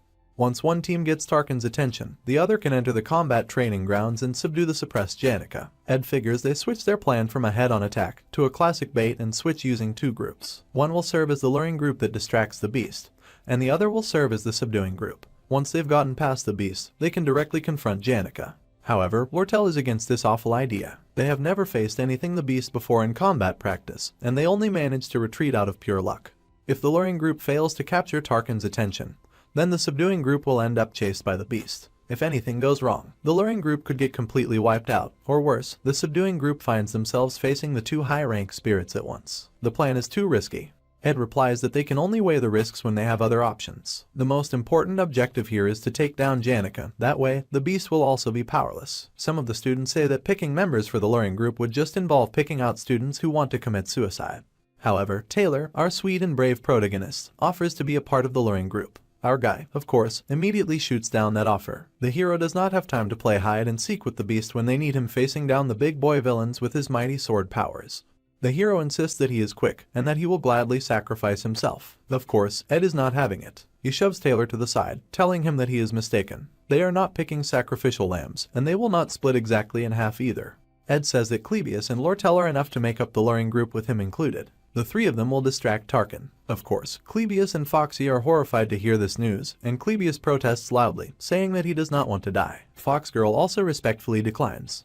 However, Ed insists that this is the only way for them to defeat Tarkan. Clebius and Lortell loudly protest, and our guy is visibly annoyed since they do not have much time before Janica completes the ritual. Fiona finally speaks up. Her command is that they will go with Ed's idea and divide the raid into two groups. Taylor, Fiona, Elvira, Ayla, and Ziggs shall form the group that subdues Janica. Meanwhile, Clebius, Foxy, and our guy shall be the group that lures Janica's high-rank spirit Tarkan. Lastly, her final command will be short because they are running out of time. She tells the members of the raid teams not to die at any cost. Inside the Nail Hall corridor, Tarkan stalks. Lortell asks Ed how he is going to stall for time when his opponent is a fire lizard. Ed replies that she should just do as he tells her. If things go according to plan, then they will definitely win. With those words, he, Lortell, and Clebius charge. Ed is familiar with Clebius the Gloomy from the game. Clebius is a gloomy person who is very fearful and lacks confidence, which contrasts with his actual powerful skills. Despite his negative attitude, Clebius is the top student among the freshmen of the combat faculty. So, Ed reassures Mr. Gloom that he will be able to do it. Clebius is surprised that Ed is full of confidence, though he thinks Ed is a brat. He came all the way with Ed because he was convinced by the princess' firm attitude. He is worried, but since he is not alone, he feels that he might be able to muster up some courage. With a little hope in his heart, Clebius smiles. Tarkan has finally noticed them, and he is not pleased. The fire spirit roars out his displeasure, and Mr. Gloom shakes in fear at the might of the high-rank spirit. Clebius asks how he is supposed to lure Tarkan. However, when he looks behind him, he sees that Ed and Lortell are missing, and he has been left alone. Both Tarkan and Clebius are shocked at the empty space behind him. They are frozen in dumbstruck silence. Mr. Gloom feels the oppressive force of the fire spirit looming behind him, and he starts sweating buckets. He breaks out into a terrified run, screaming in despair about Ed tricking him. He curses and screams his hate as he runs around, avoiding getting hurt by Tarkan. Meanwhile, Lortell stands outside and takes a deep breath. She recalls that back in the hall, as soon as Clebius started running towards Tarkan, our guy told her to leave. He said that now that they had driven Clebius to Nail Hall's corridor, their part of the plan was done. He even believes that Clebius might be able to defeat Tarkan. Lortell smiled foxily and asked our guy if he was going to sacrifice Clebius in the end. She tells him it is not a bad idea, but he won't be able to evade the moral criticism that comes with that action. However, Ed responds that it is not a sacrifice. Mr. Gloom, despite how he looks, is a top student, and he is very resilient. He will not lose to Tarkan that easily.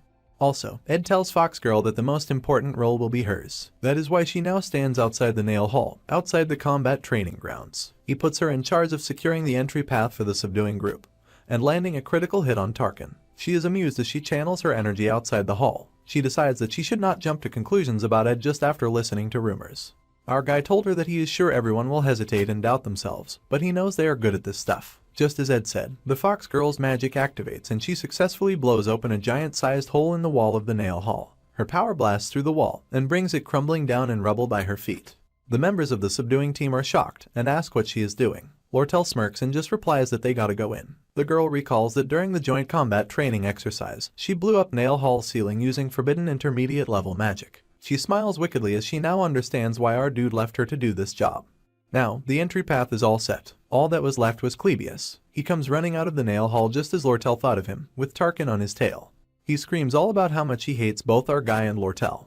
Even if the plan is successful and the raid party makes it inside without encountering Tarkan, she and Clebius will still have to deal with Tarkan, since it will run around. Going against Tarkan in the student plaza means there will be no escape. Mr. Gloom is also getting anxious and pleads for Lortell to save him as he runs towards her. She recalls another conversation with Ed, when she had questioned his plan to kill Tarkan. Our guy explained that the high-ranked Tarkan could not run away. The only way to defeat him is to apprehend him. Thanks to Tarkan's shell, no attacks will work on him anyway. They already saw this during the practice match between Janica and Lortell, and Ed graciously reminds the Fox Girl that she lost that fight.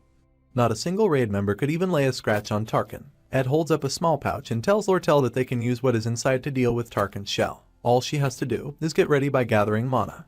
While Lortell and Clebius are handling the beast, Ed does some running on his own. The girl completely freezes Tarkan from top to bottom. It is true that without Elemental Slash there is no one in the raid party that can break through Tarkan's shell. The beast quickly breaks out of the ice, roaring in rage. At the same time, our guy kicks open a door, because what they need is overwhelming firepower. Behind the door, he finds Lazy Lucy, who had been sleeping for God knows how long. There are very few people who attempt to clear all of the additional achievement conditions that are necessary to beat this part of the game, which is likely because there are a lot of conditions to meet. However, Ed has done it countless times, and he knows exactly where to find the right kind of weapon for each scenario. In this case, that weapon is Lucy. He hauls the sleeping and lazy bum onto his shoulder. Lucy mumbles about just wanting to take a nap, while Ed barely holds back his fury. He does not even understand how she is napping in the middle of all this disaster. Also, she's been sleeping for such a long time that it hardly counts as a nap anymore. Miss Lazy had nowhere to sleep, because the shelter had been destroyed, thanks to her asteroid panic. So, Lucy went to the rooftop where she usually naps. She had been sleeping that entire time because she had to be excluded from the storyline. Belmaya was irritated because Janica wasn't in good shape. So, Lucy ran away, used up all of her magic, and fell asleep. It was likely a tool in the game to exclude the most overpowered person from the Janica scenario, but Ed has rushed all the way to Obel Hall, and he has fetched her. Lucy suddenly pops awake because she smells beef jerky. She does not have a lot of power right now, so our guy stuffs her full of plenty of beef jerky so that she can regain her strength. The secret pouch he had shown Lortell was full of beef jerky after all. She does not have the privilege of being a picky eater, because her target is the flaming lizard. Our dude is not sure if he will get the distance right, but there's no need to worry about that. He did a lot of throwing in the military. That's right, he does not have time to run all the way back to Nail Hall, because he is not going to make it in time to help Clebius and Lortell. So, he is just going to fling Lucy from the roof of Obel Hall. Now, that Tarkan has been lured out into the grounds, it is the perfect strategy to defeat him. Our hero screams for everyone to get down as he flings Lucy, and she flies through the air like a homing missile. It is just in time too, because the beast has broken out of his ice prison, and he is preparing to charge Clebius and Lortell. Lucy flies between Tarkan, cutting off his path to the other two present. Then, she explodes like a firecracker. She activates high-rank electrokinesis, divine punishment. The light she emits is so bright that she might as well have transformed into a nuclear weapon. Her explosion is so powerful that she nearly wipes out Clebius and Lortell along with Tarkan. She just manages to throw up a shield over herself and Clebius in time. Even our guy has to hold on to the railings for dear life, because the force of Lucy's explosion nearly blew him away. In some ways, this is the most important moment of all. Tarkan is a high-rank fire spirit with a tough shell, disallowing them to apprehend him, even if they were all to rush towards him together. However, after getting hit by Lucy's high-rank magic, even that tough shell shattered. Their attacks can finally do damage to him, and Ed races down the stairs. He knows that there will be a lot of exp left behind once Tarkan is eliminated. Now that he has come all the way here, he shall also partake in the spoils of battle. His eyes gleam at the anticipation of all the riches he can claim, so he sets his sights on securing the last hit. Janica recalls her mother telling her how she is so proud of her. She also recalls memories of friends. Her friends always tell her about how proud they are to be her friend. Teachers have told her that she is the hope of the sophomores, and that she was the only one who showcased proper skills during the joint combat training exercise. Another teacher smiles and says that she can always trust Janica to take care of things. Without her, the second-year class would have truly been the worst. Ever since she was a little girl, Janica always felt the weight of everyone's expectations on her. They expect her to always do the right thing. They believe that she is perfect. All those memories shatter like glass as the darkness fills her. The wall of the combat center explodes, and the subduing team finally makes their way to Janica. She welcomes them with a smile, even though the spirit of darkness, Belosfer, still has the spirit girl firmly under his wicked and unrelenting control. Meanwhile, Ed is quite sure that the scenario will end by the break of dawn. Fortunately, he has not arrived late, and he gets to Nail Hall in time to see that Clebius is still running, and Tarkan is still breathing fire all over the place. Ed notices that Lucy is missing and asks about her whereabouts. However, Lortell replies that Lucy is somewhere nearby, rolling around in a corner, typical Lucy. However, our guy thinks it would be great if Lucy finished things off till the end, but the fox girl is not sure Miss Lazy has the energy to do anything like that. Lortell used up most of all of her magic to propel 2 chastising ice spears at the beast, but the high-rank spirit is still holding out against them. The beast is one resilient son of a gun. Ed says that they have to slash his throat, and Fox Girl's magic is not great for that, so he will do it. However, Lortell points out that our guy is also from the faculty of magic, so his combat skills are not the best either. She says it would be best for Clebius to do it instead. However, Mr. Gloom is way too panicked to pull off a perfect cut like that. He says that he will bet on Lortell with his life on the line, so he asks her to please do it properly. She closes her eyes with a sigh, wondering if it really is easy for Ed to trust in her. In reality, this whole thing is a blind gamble. However, Ed counters and says it is not a gamble. The price of a person's life is not cheap at all. Instead, our guy is making an investment, speaking businessman language to the business girl. Lortell is amused by him, and says that investment is her area of expertise. She even admits that she likes our dude more than the princess, and since he is willing to put his life on the line for her, then she will also put her life on the line for him as well. Clebius is at the end of his rope. He cannot bring himself to keep running around, but he's just in time. As Tarkan roars, our guy charges at the beast. Just like Clebius, Ed is quite scared, but he will not stop his charge. He must get close to Tarkan. Suddenly, they hear a roar and see a giant red-clawed hand in chains reaching out towards them from the sky. Ed recognizes the hand, knowing it is Glaskin. That means that Taylor's party has entered the last phase, and things are going well. Unfortunately, a scene like that could cause a huge distraction. Tarkan uses the opportunity to shoot a blast of fire straight in the direction of our hero. Just in time, Lortell shoots a blast of ice to stop the beast's fire. Even in the midst of such a major upheaval, neither our guy or Fox Girl will make mistakes. He uses the spell Wind Blade to behead Tarkan, and the head of the heavy beast falls. The notification screen comes up, informing Ed that he has taken down the high-rank fire spirit, Tarkan. His spirit connection proficiency has increased, as well as his spirit understanding. His spirit contract slot was finally unlocked. Ed was granted the ability to make a contract with a spirit. Meanwhile, Ed stares into the red darkened sky, watching with admiration and fondness as Taylor defeats Glaskin. Taylor is indeed the hero. The sky sparks with red lightning and everyone stares into the sky, acknowledging that the difficult battle is finally over. Lortell remarks that she has met a lot of people in her life who said that they are seriously risking their lives, but most of them were cowards. Lortell is amused that they just went through a life and death crisis together, yet Ed is lacking too much sentiment. She shakes hands with our dude again, this time succeeding in slipping the 3 gold coins in his hands. Now, he owes her a favor. Ed would rather not keep in touch with Lortell, but suddenly Taylor shows up with his hair white from the power he used to defeat Glaskin. The hero still resents our guy for obvious reasons. Meanwhile, my guy admires how cool the hero looks in the manifestation of his swordsman form. Despite how much the main hero resents our guy, he bows and says that he owes him a debt. He also thanks him with great gratitude. Clebius is shocked, and he tells Taylor that he does not need to show respect to someone like Ed. Suddenly, the other heroes show up with a dark aura and they tell Clebius to shut up. It is Ziggs, Fionia, and Alvira. While Clebius sobs, Fionia also acknowledges that our hero did a lot for them. She suggests taking a recommendation to the student council, but Ed immediately stops her. Lucy was the biggest contributor in taking down Tarkan. Taylor also slayed Belosfer and Glaskin, so Ed wants them to focus on those things. Alvira is amused that Ed is tossing aside the credit for the victory. She jeers, saying it is no secret that Lucy and Taylor did a great job. However, right now they are talking about Ed, unless he's embarrassed that he helped out. Ziggs tells Alvira to show respect, and she is annoyed that they keep siding with our guy. Ed has been trying his best to keep his distance from the main characters so that it does not affect the original storyline. However, now that he looks at them together, he gets a warm and fuzzy feeling in his heart. After all, he has watched all these characters play their part and solve their own problems. Taylor will continue to grow stronger with each trial, and Ayla will grow strong along with him. Fiona will eventually embrace her destiny as a monarch, and slowly become an adult. Ziggs will find his own path in the midst of civilization. Clebius will grow in courage, and Alvira will realize that life isn't all about fun and excitement. Even Lortell grows, and will spend her life buried in gold coins. All of them are main characters with their own role to play, and at the end of their road lies the trophy called success. Knowing this, he turns away from their shine, and leaves them to live their own life. Instead, our hero heads inside of the Broken Nail Hall. Something fell off, so he had to return to check. In order to shine light on some of the protagonists, someone had to stay backstage. And sure enough, he finds Janica bruised and battered, hiding inside a chest in Nail Hall.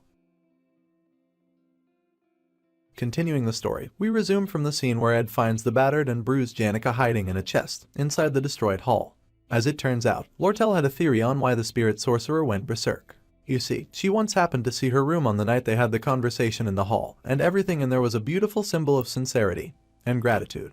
There was a board hung with so many posts of gratitude, and gifts spread over her reading table, that weighed down on her shoulders like rocks. Her misery came from her inability to withstand the pressure of admiration. She was obsessed with honoring all the goodwill and sincerity she received from the world with utmost diligence. Velosfer exploited that darkness and Janica went berserk.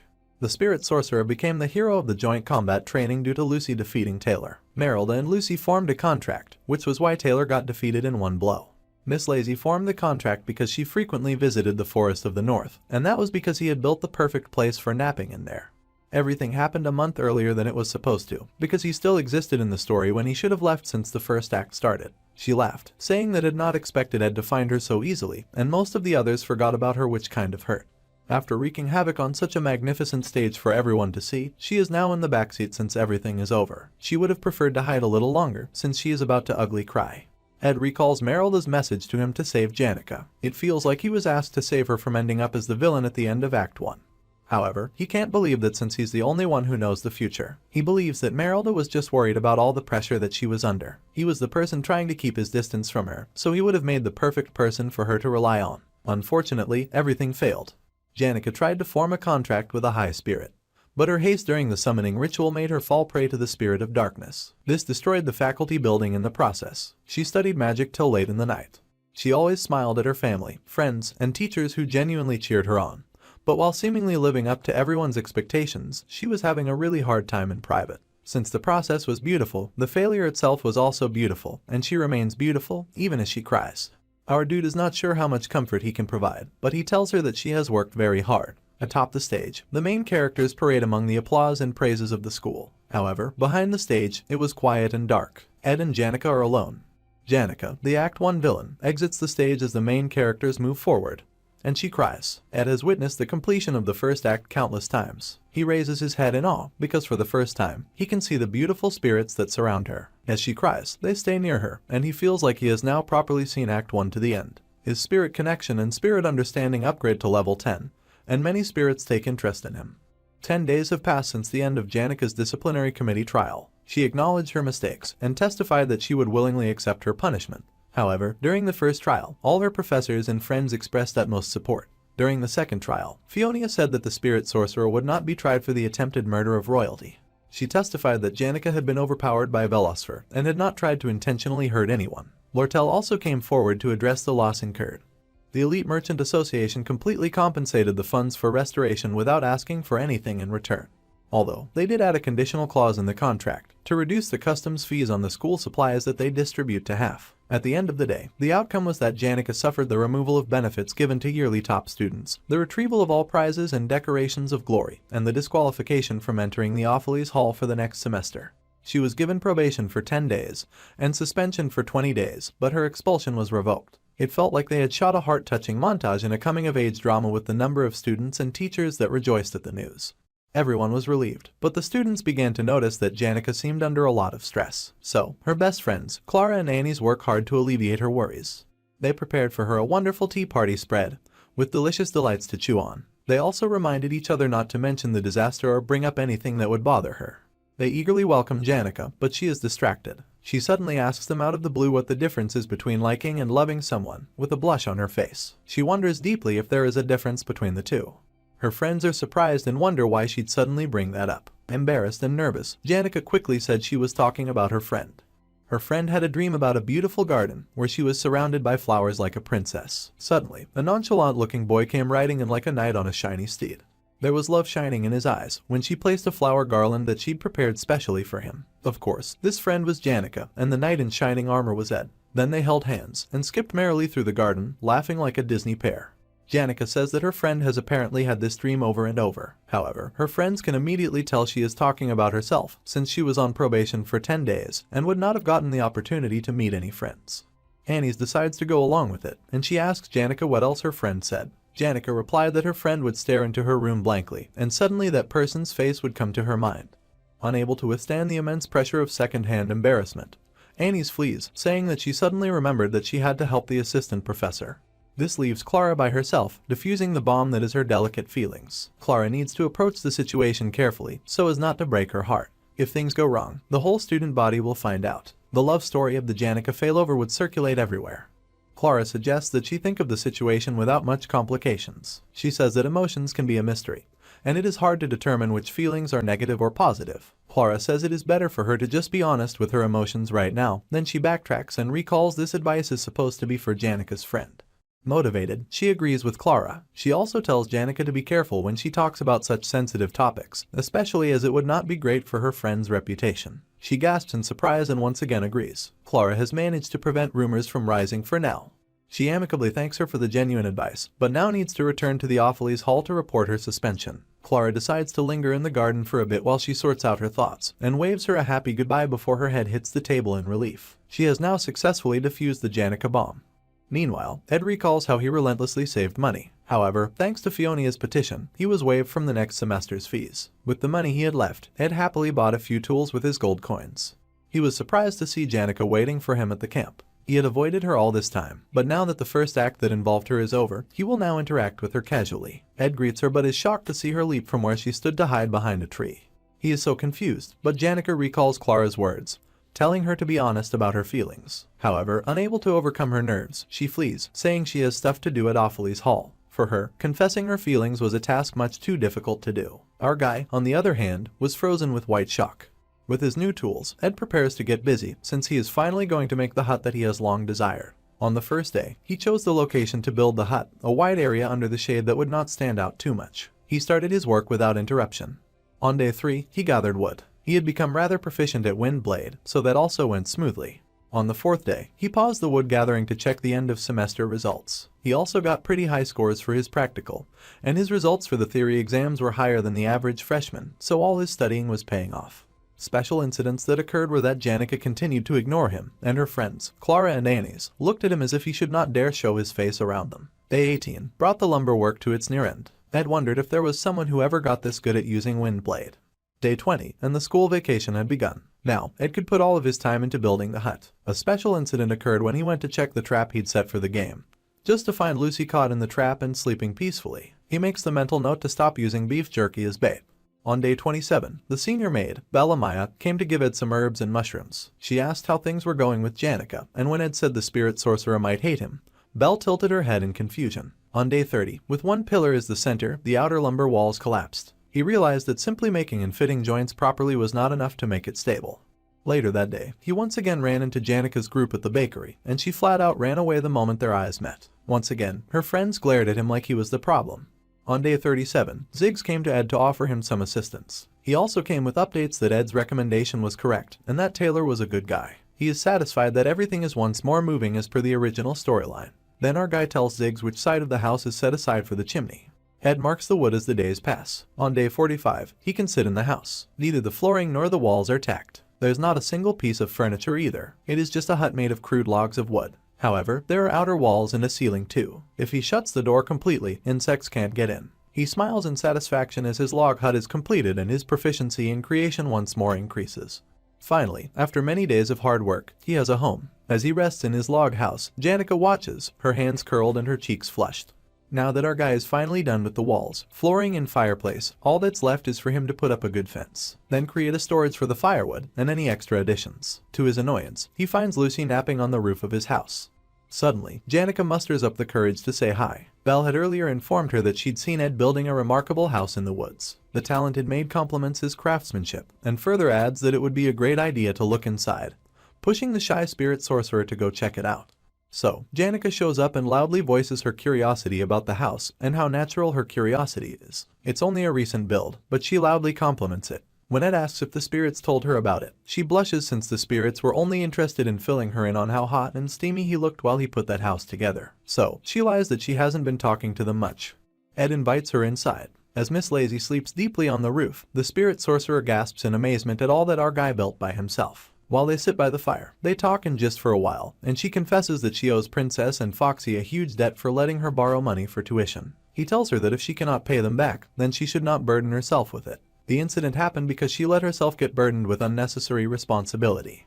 Everyone invested in her, but she still moved to the outdated Dex Hall because she wanted to owe them less. She now shares a room with 8 or more students who would probably envy her. In the end, the vicious cycle has not ended, so he tells her that she can drop by and visit him at any time. She is overjoyed at his offer and also says he can share any of his burdens with her. She promises to help at all costs. The second semester was approaching soon, which would mean the start of Act 2. The Sage-sealed grimoire, a little worn-out book, would end up causing a huge storm that would devour the entire academy. Lortell is at the center of it, noting that the book smells of money. Regardless, Ed thanks Janica for her offer, but he knows he won't be sharing his problems with her. Mostly because the problems that affect the school will be joyfully handled by the hero and the other main characters. Our guy will happily cheer for them from the sidelines. On a dark and stormy night, Act 2, Opheles Hall's occupation, begins. The honor students at Opheles Hall are almost guaranteed a life like nobles. They get the first choice of class seats, freedom during meals, special maids, and many other sweet perks. One day, a heavy rain fell around the time of returning to school after vacation, and carriages and boats were provided only to the students returning to Opheles Hall. Students who could not make it were given the option of relaxing for a few days. However, the inferior students from Dex Hall had to trudge through the downpour, as failure to get there on time would be met with a deduction of points. This, of course, made them frustrated and angry enough to explode into a riot in front of Opheles Hall. All of this played out due to the hands of a familiar foxy merchant. Lortell had gotten in touch with the representative for the inferior students in advance. Discontent was already through the roof. All they needed was a justification. Weakling, who was adept at provoking and manipulating people with his words, would serve as a trigger for the rest. The justification became the clear discriminatory treatment of regular students who had to return to school on time despite the downpour. A proposal was drawn, suggesting a proactive change in the deadline for return, supported by acknowledging the unfair favoritism for Opheles Hall students. Opheles Hall's head maid, and a part of the Academy's Administration Review Division, were already on Lortell's side. They fervently supported Lortell's proposal. It got to the point that it did not matter whether the Academy accepted the proposal or not. Just the thought of needing to discuss the matter was enough to infuriate the inferior students. They amplified the entire controversy into a large vocal issue. Opheles Hall is adorned with art pieces donated by noble and affluent families. Even the walls, carpets, and hardwood furniture were crafted by artisans. The more damage to assets, the better. While the rioting students were at it, it would be best if they completely destroyed part of the Opheles Hall. The more they run amok, the more of a critical hit it will be to the finances of the Academy, which is already in a predicament due to the Glasskin incident. As the negotiations for the Sage-sealed grimoire were currently underway, it granted the Elite Merchant Association a distinct advantage. The Sage-sealed grimoire is like the heart of Sylvania, yet people are willing to offer even their own hearts in times of desperation, which is exactly what Lortell is hoping for as she watches the rain come down. There is not a single ray of light in the gloomy sky, and it reminds her of the time she spent in the slums while wearing shabby rags. She can't help but mock herself for feeling relieved at the darkness the rains bring, because Sylvania Academy was too bright for her liking. The image of herself lying in utter darkness covered in dirt is more vivid to her. The traces of conspiracy on top of her desk are proof that she has lived a life of never showing the slightest sincerity, and always betraying and suspecting others while desperately struggling to survive. While doing all that, she still frantically searches for her own kind, even in Sylvania, which is full of bright and radiating people. There must be someone among them who would acknowledge the disgusting life of a gutter rat covered in filth. She was lonely. However, her true self would never change. She makes it through the miserable reality, always taking the same stance. She was the dark curtain that covered the gloomy reality behind the stage at all times, which is why gamers call her the hidden villain. The raging students protested loudly and angrily. In the original storyline, the Opheles Hall occupation incident is a story of how the main character stops the inferior students who were provoked by Lortell. There are middle bosses from the 1st to the 5th floor of Awfully's Hall, who interrupt the main character and help the inferior students. The middle boss of the 1st floor was Tote the Decoy. He mocked Taylor by calling him a loser and got beat up by Taylor's friends, so he held a grudge against them, and was bought off by Lortell. His role was to overpower the rookie maid protecting the 1st floor. Then Tote would open Awfully's Hall's door and let the rampaging students in. They rushed in, shouting that they would make their voices heard. Once the students got through the 1st floor, the Act 2 Phase 1 middle boss Tote played a certain role. The role of stopping the main character and his friends who would come after them. Originally this role was supposed to be Tote's, but to Ed's great disappointment, he wonders how he ended up as the middle boss, the one that Lortell bought off. Much to his annoyance, Ed became the middle boss of Act 2. To explain why this happened, let's rewind to 2 days ago. Ed was back to hunting. With no talent for combat skills, he forced himself to use a bow while hunting. Even after a semester and half of the vacation, he is still pathetic with the bow. Also, he keeps getting frequent visitors to the camp, since so many people now know that he is living in the woods. The extremely powerful Miss Lazy visits at random times. She pops through the window and asks Ed dozens of troublesome questions that he does not have time to answer. His other popular visitor is Janica, but he's happy to have her since she often comes with gifts like food and laundry techniques and helps with trivial tasks, Janica's gratitude knowing no end. When he tries to compliment her though, she blushes and acts weird, which confuses him, because she used to be so easy to read. Sometimes she acts off because she's jealous of how often Lucy comes around. The last visitor is Lortell the Golden Daughter, flouncing in like she owns the place. He figures she's trying to gather pawns to use for occupying Awfully's Hall, but he does not want to get involved. However, Lortell explains that Tote has passed out. Ed immediately asks for an explanation because this will mess with the scenario. Tote picked a fight with Taylor, like in the original, and mocked him. However, Ziggs took Tote down with one punch because he dared to mock Ed. Alvy had never seen the Wolfman that furious before, so Lortell gives Ed Tote's job. She needs someone who won't rat her out to the investigators, so she came to him thanks to his shitty reputation. She figures he must want revenge since he did get kicked out of Awfully's Hall. He doesn't want to do it, but he has a few conditions for taking the job. He bargains 20 gold coins to carry out a moderate role. He will just set everything back where it belongs. The Awfully's Hall occupation started before the fight over the sage-sealed grimoire started, and Lortell's plot is to drive the Academy finance into madness. In the storyline, she succeeds with her conspiracy and forms Merchantry, a profitable group in the Academy, which creates a structure that rivals the Princess's Student Association. The idealist saw, and the realistic, Merchantry. What matters is who Taylor chooses, because that side becomes the winner. Ed just needs to remain a spectator and join the group that seems like they'll win since he needs to survive too. Janica comes to visit, happy that she can come and go like she's on a camping trip. But Ed has to stay alone even during rainy days. Janica is about to move from Awfully's to Dex now that the semester is over. She reminds Ed to come to her if he ever needs anything. He agrees and she has extra pillows, cushions, clocks, and lanterns, many necessities and supplies. Dex is smaller and it feels a waste to throw those things away. Ed agrees to accept anything she does not want and Janica is overjoyed. Then they note that Lucy often stands on the roof in the rain. Her extraordinary powers don't come for free, and she has lived a life of laziness as an excuse, turning her eyes away from her promised fate for many years. She only reflected on her life during rainy days. Ed says he doesn't really pay attention to her and Janica is thrilled to hear this. When the Awfully's Hall gets occupied, protection runes will activate on a large scale and lock all students inside their rooms. Janica can get out on her own, but Ed asks for a favor. He tells her to come to the Rose Garden in front of Awfully's Hall at 9 o'clock in the evening, and says that he'll tell her the reason on the next day. She starts blushing like crazy with joy. Ed doesn't want Janica in the building in case something happens. The Rose Garden is far enough away and she can avoid the rain. She runs off, blushing hard like a beacon, and Ed sits and watches the rain. Around the start of the semester, the rain will stop, then he can enjoy the bright sunny sky. The long vacation is ending soon. Finally, 9 p.m. arrives. Ziggs is doing his exercises in his room, pondering emotional control, when he spots Ed outside the window, racing to the dorm. Most of the maids have gathered in the meeting room to discuss an important agenda. They'll block the entrance once all the maids are in. The person in command was bought off, so things are working quickly. The maid working with Ed also prepped goods that were asked for in advance. Preparations are all done. Our guy stands beside a mysterious bucket. The Awfully's Hall occupation begins in the inferior students' rampage, led by their rep Weakling. The doors are opened and they race inside. Weakling is surprised to see Ed is the one Lortell bought off. Ed gives a half-assed speech about siding with Weakling and believing in his cause since he got kicked out of Awfully's Hall. The inferior rep is somehow very touched by his very fake words. Our dude, meanwhile, is annoyed that Weakling has caused all this mess and sends him upstairs so that the plot can move on.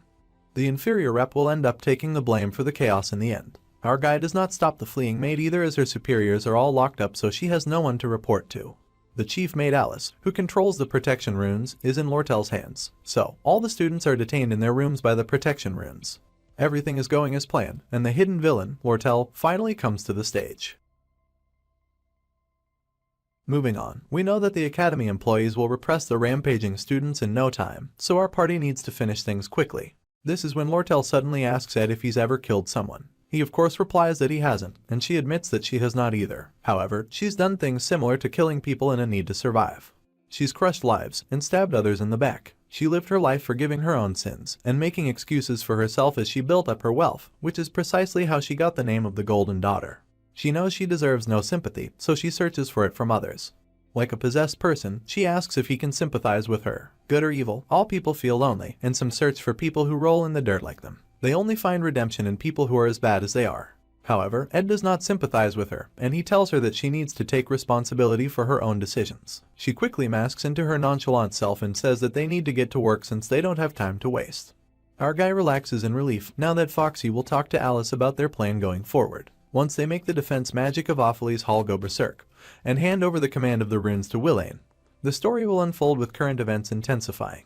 Weakling, packed with the dense protection of Opheles Hall's defense spells, will transform into the boss of the 4th stage. This scenario is about defeating Weakling, who will lose his mind and go berserk. All our dude has to do is sit quietly and wait for the hero to storm into Opheles Hall. He'll put up a mediocre fight and lose, then Taylor will handle the rest. He does not mind taking a few hits as he views that as a necessary sacrifice.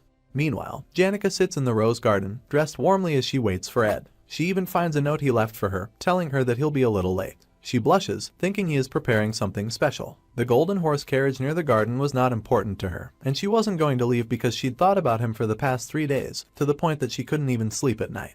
Despite everything, Janica had kept tabs on everything that happened at Ed's camp with the help of Merylda, and she knew everyone who visited. Unfortunately, most of the visitors were women, and that was very heartbreaking to her. That's why she was going to wait for him no matter what. That was until she made up her mind to switch up her hairpin, so guess who'll be showing up unexpectedly at Opheles Hall?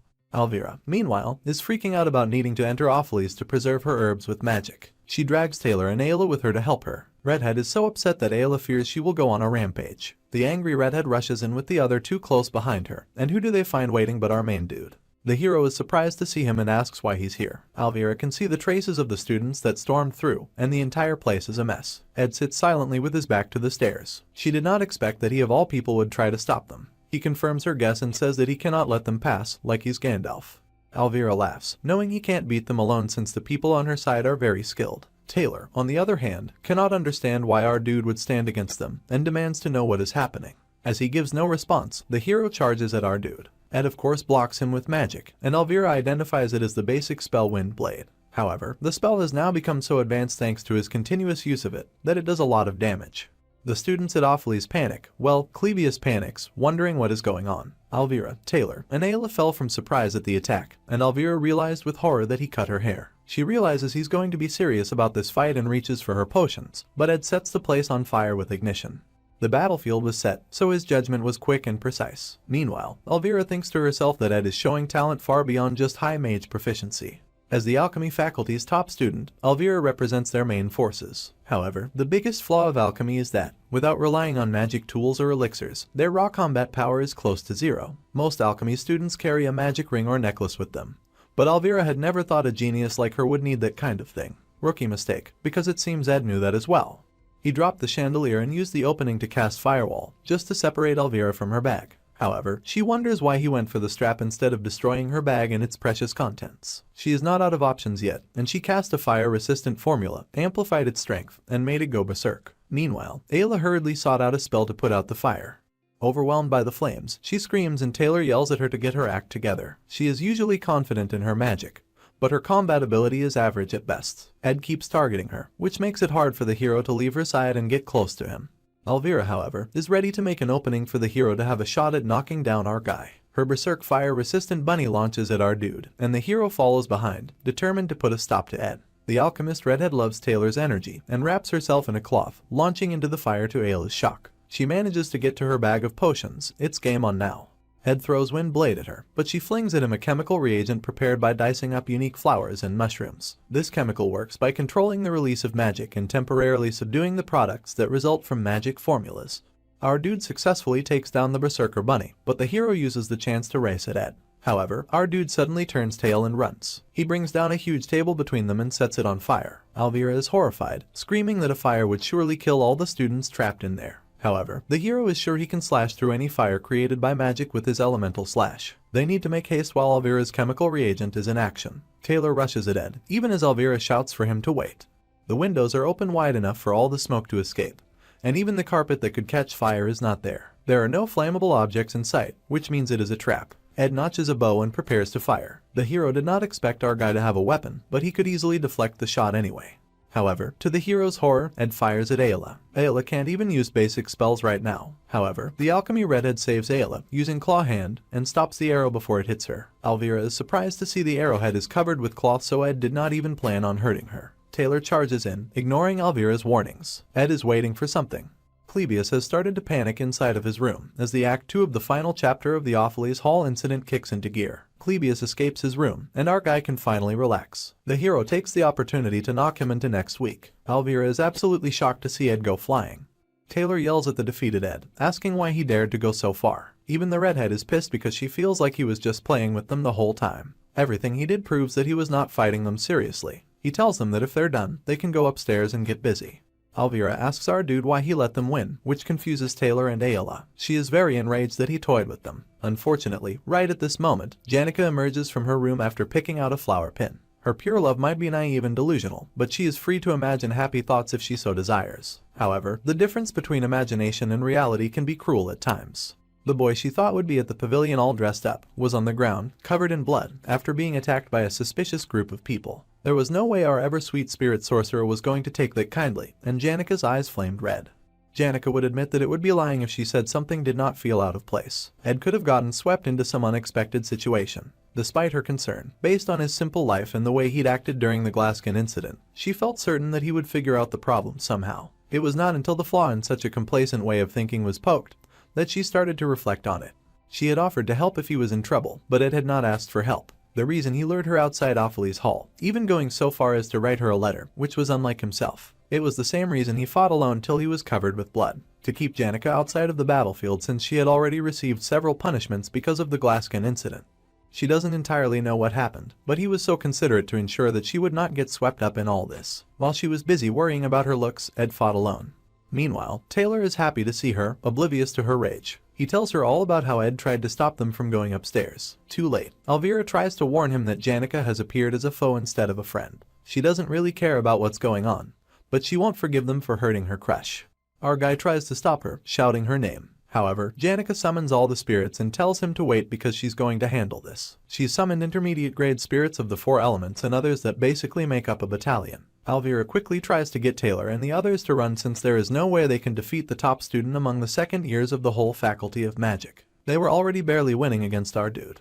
Taylor already knew they would not beat the overpowered spirit sorcerer, and he also knew this takeover was not normal based on how Ed had been acting. However, the spirit of the hero burned within him. He could not back down because students could get hurt. He reminded Elvira that they had to secure her herbs and stood his ground like a hero.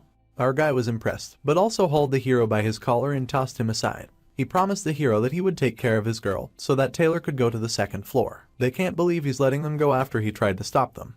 But he just yells that he changed his mind and tells them to hurry up. Redhead can't believe that he can stop the spirits alone, but Ed insists that they get moving, and apologizes for tearing her back. They are confused, but they finally listen and get going. Janica approaches, her eyes glowing red. She pauses when she sees Ed and tells him that she will handle the rest without him having to explain anything. However, he gently places his hands on her shoulder and reassures her that he is fine.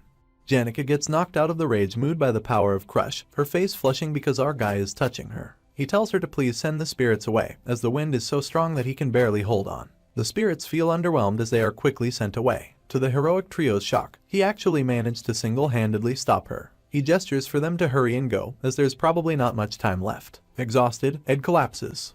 Janica scolds him as she helps him, asking him why he keeps getting hurt, and why he did not ask her for help. He assures her that he'll ask for her aid in the right situation. She thinks the trio is excessive in beating him up, and she will get really angry with them the next time they meet. She asks him to promise to stop getting hurt, and he thanks her for worrying. The plan went a little astray, but he did his job as the first floor boss, and now he can rest assured and focus on his camp. However, just as he's about to relax, Janica informs him of the huge golden carriage she saw by the rose garden. The carriage shaped like a golden crown is the symbol of the Elite Merchant Association. Lortell's adoptive father, and the one who killed her biological father, the fake boss, will eventually disappear after losing to her.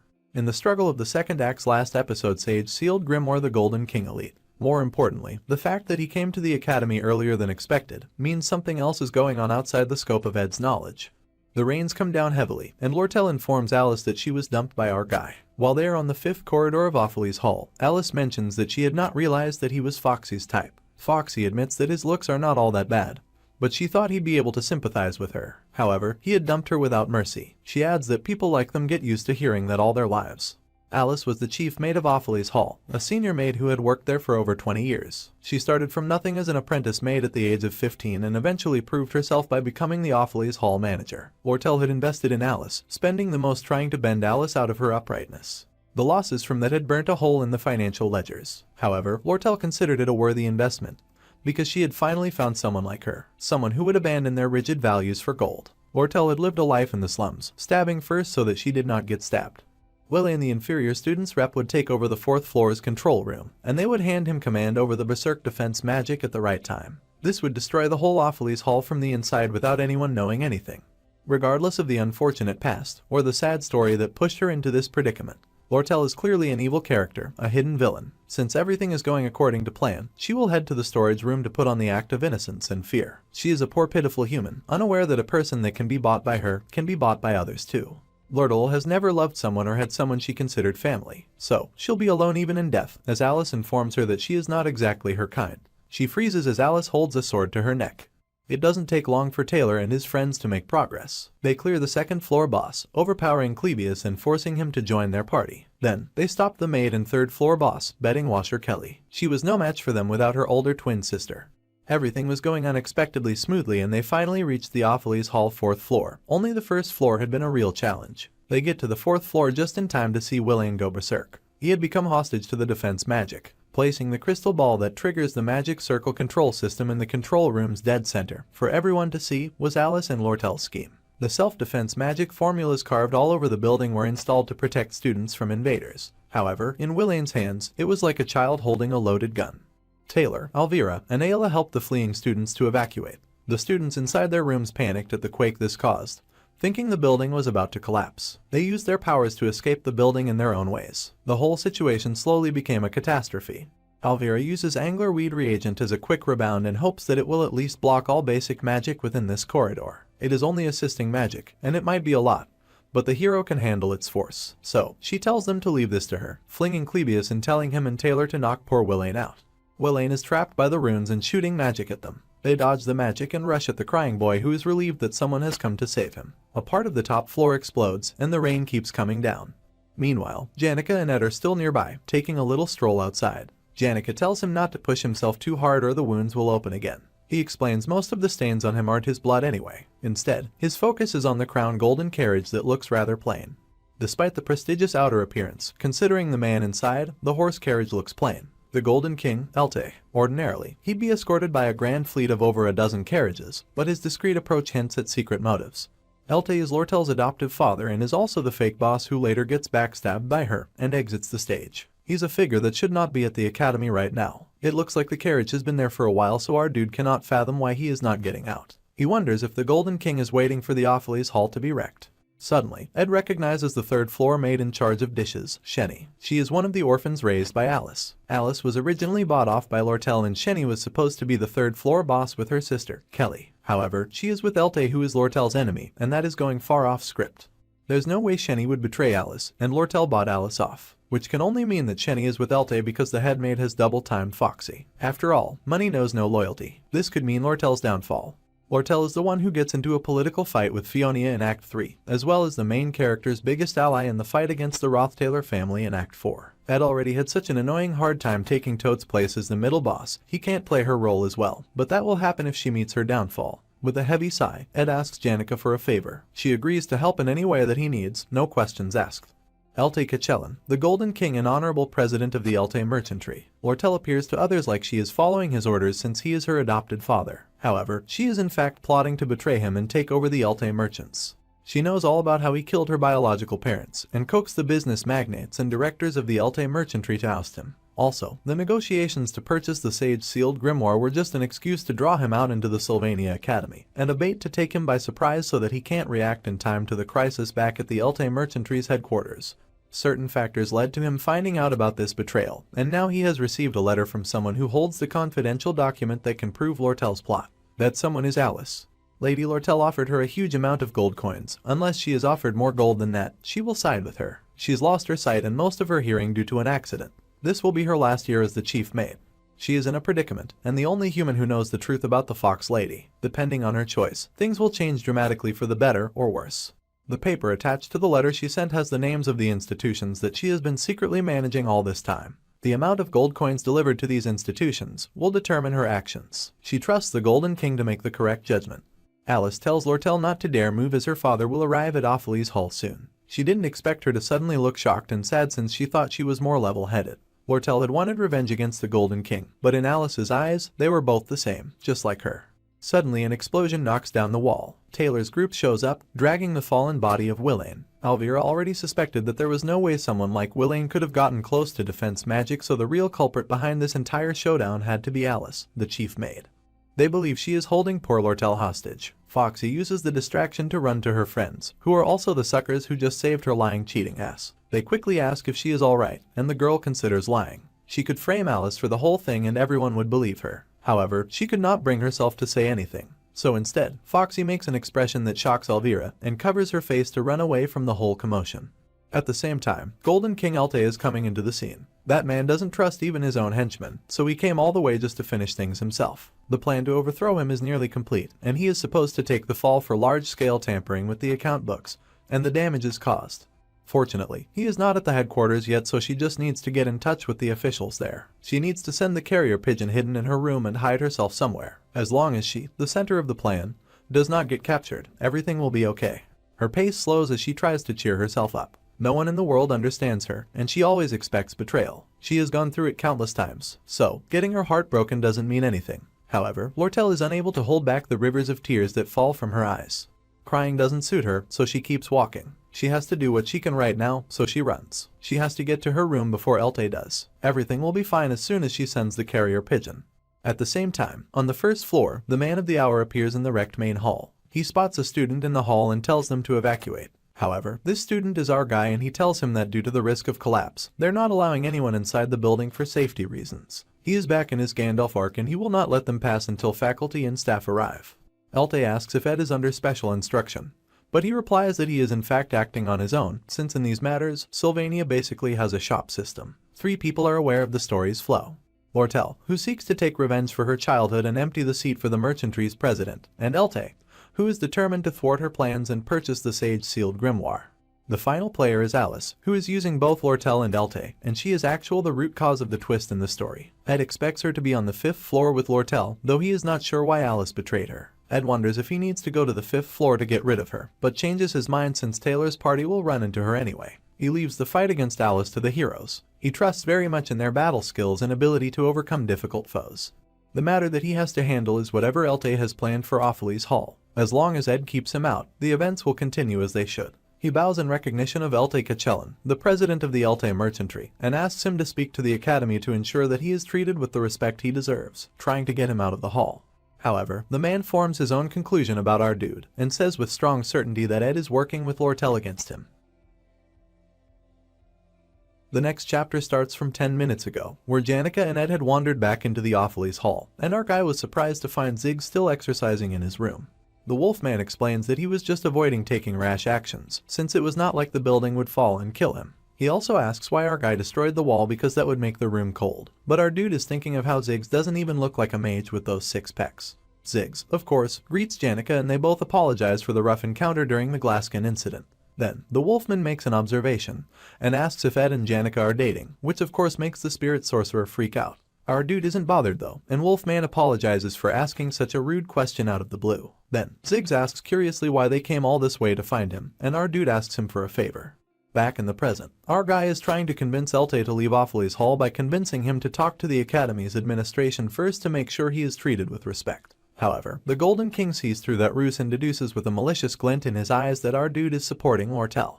He asks if he fell for her looks, then tells him to take advantage of getting into his own good books instead of siding with Foxy, because he might not get paid if Elte wins. He tells our guy that she was born with the blood of a fox and backstabs everyone she sees.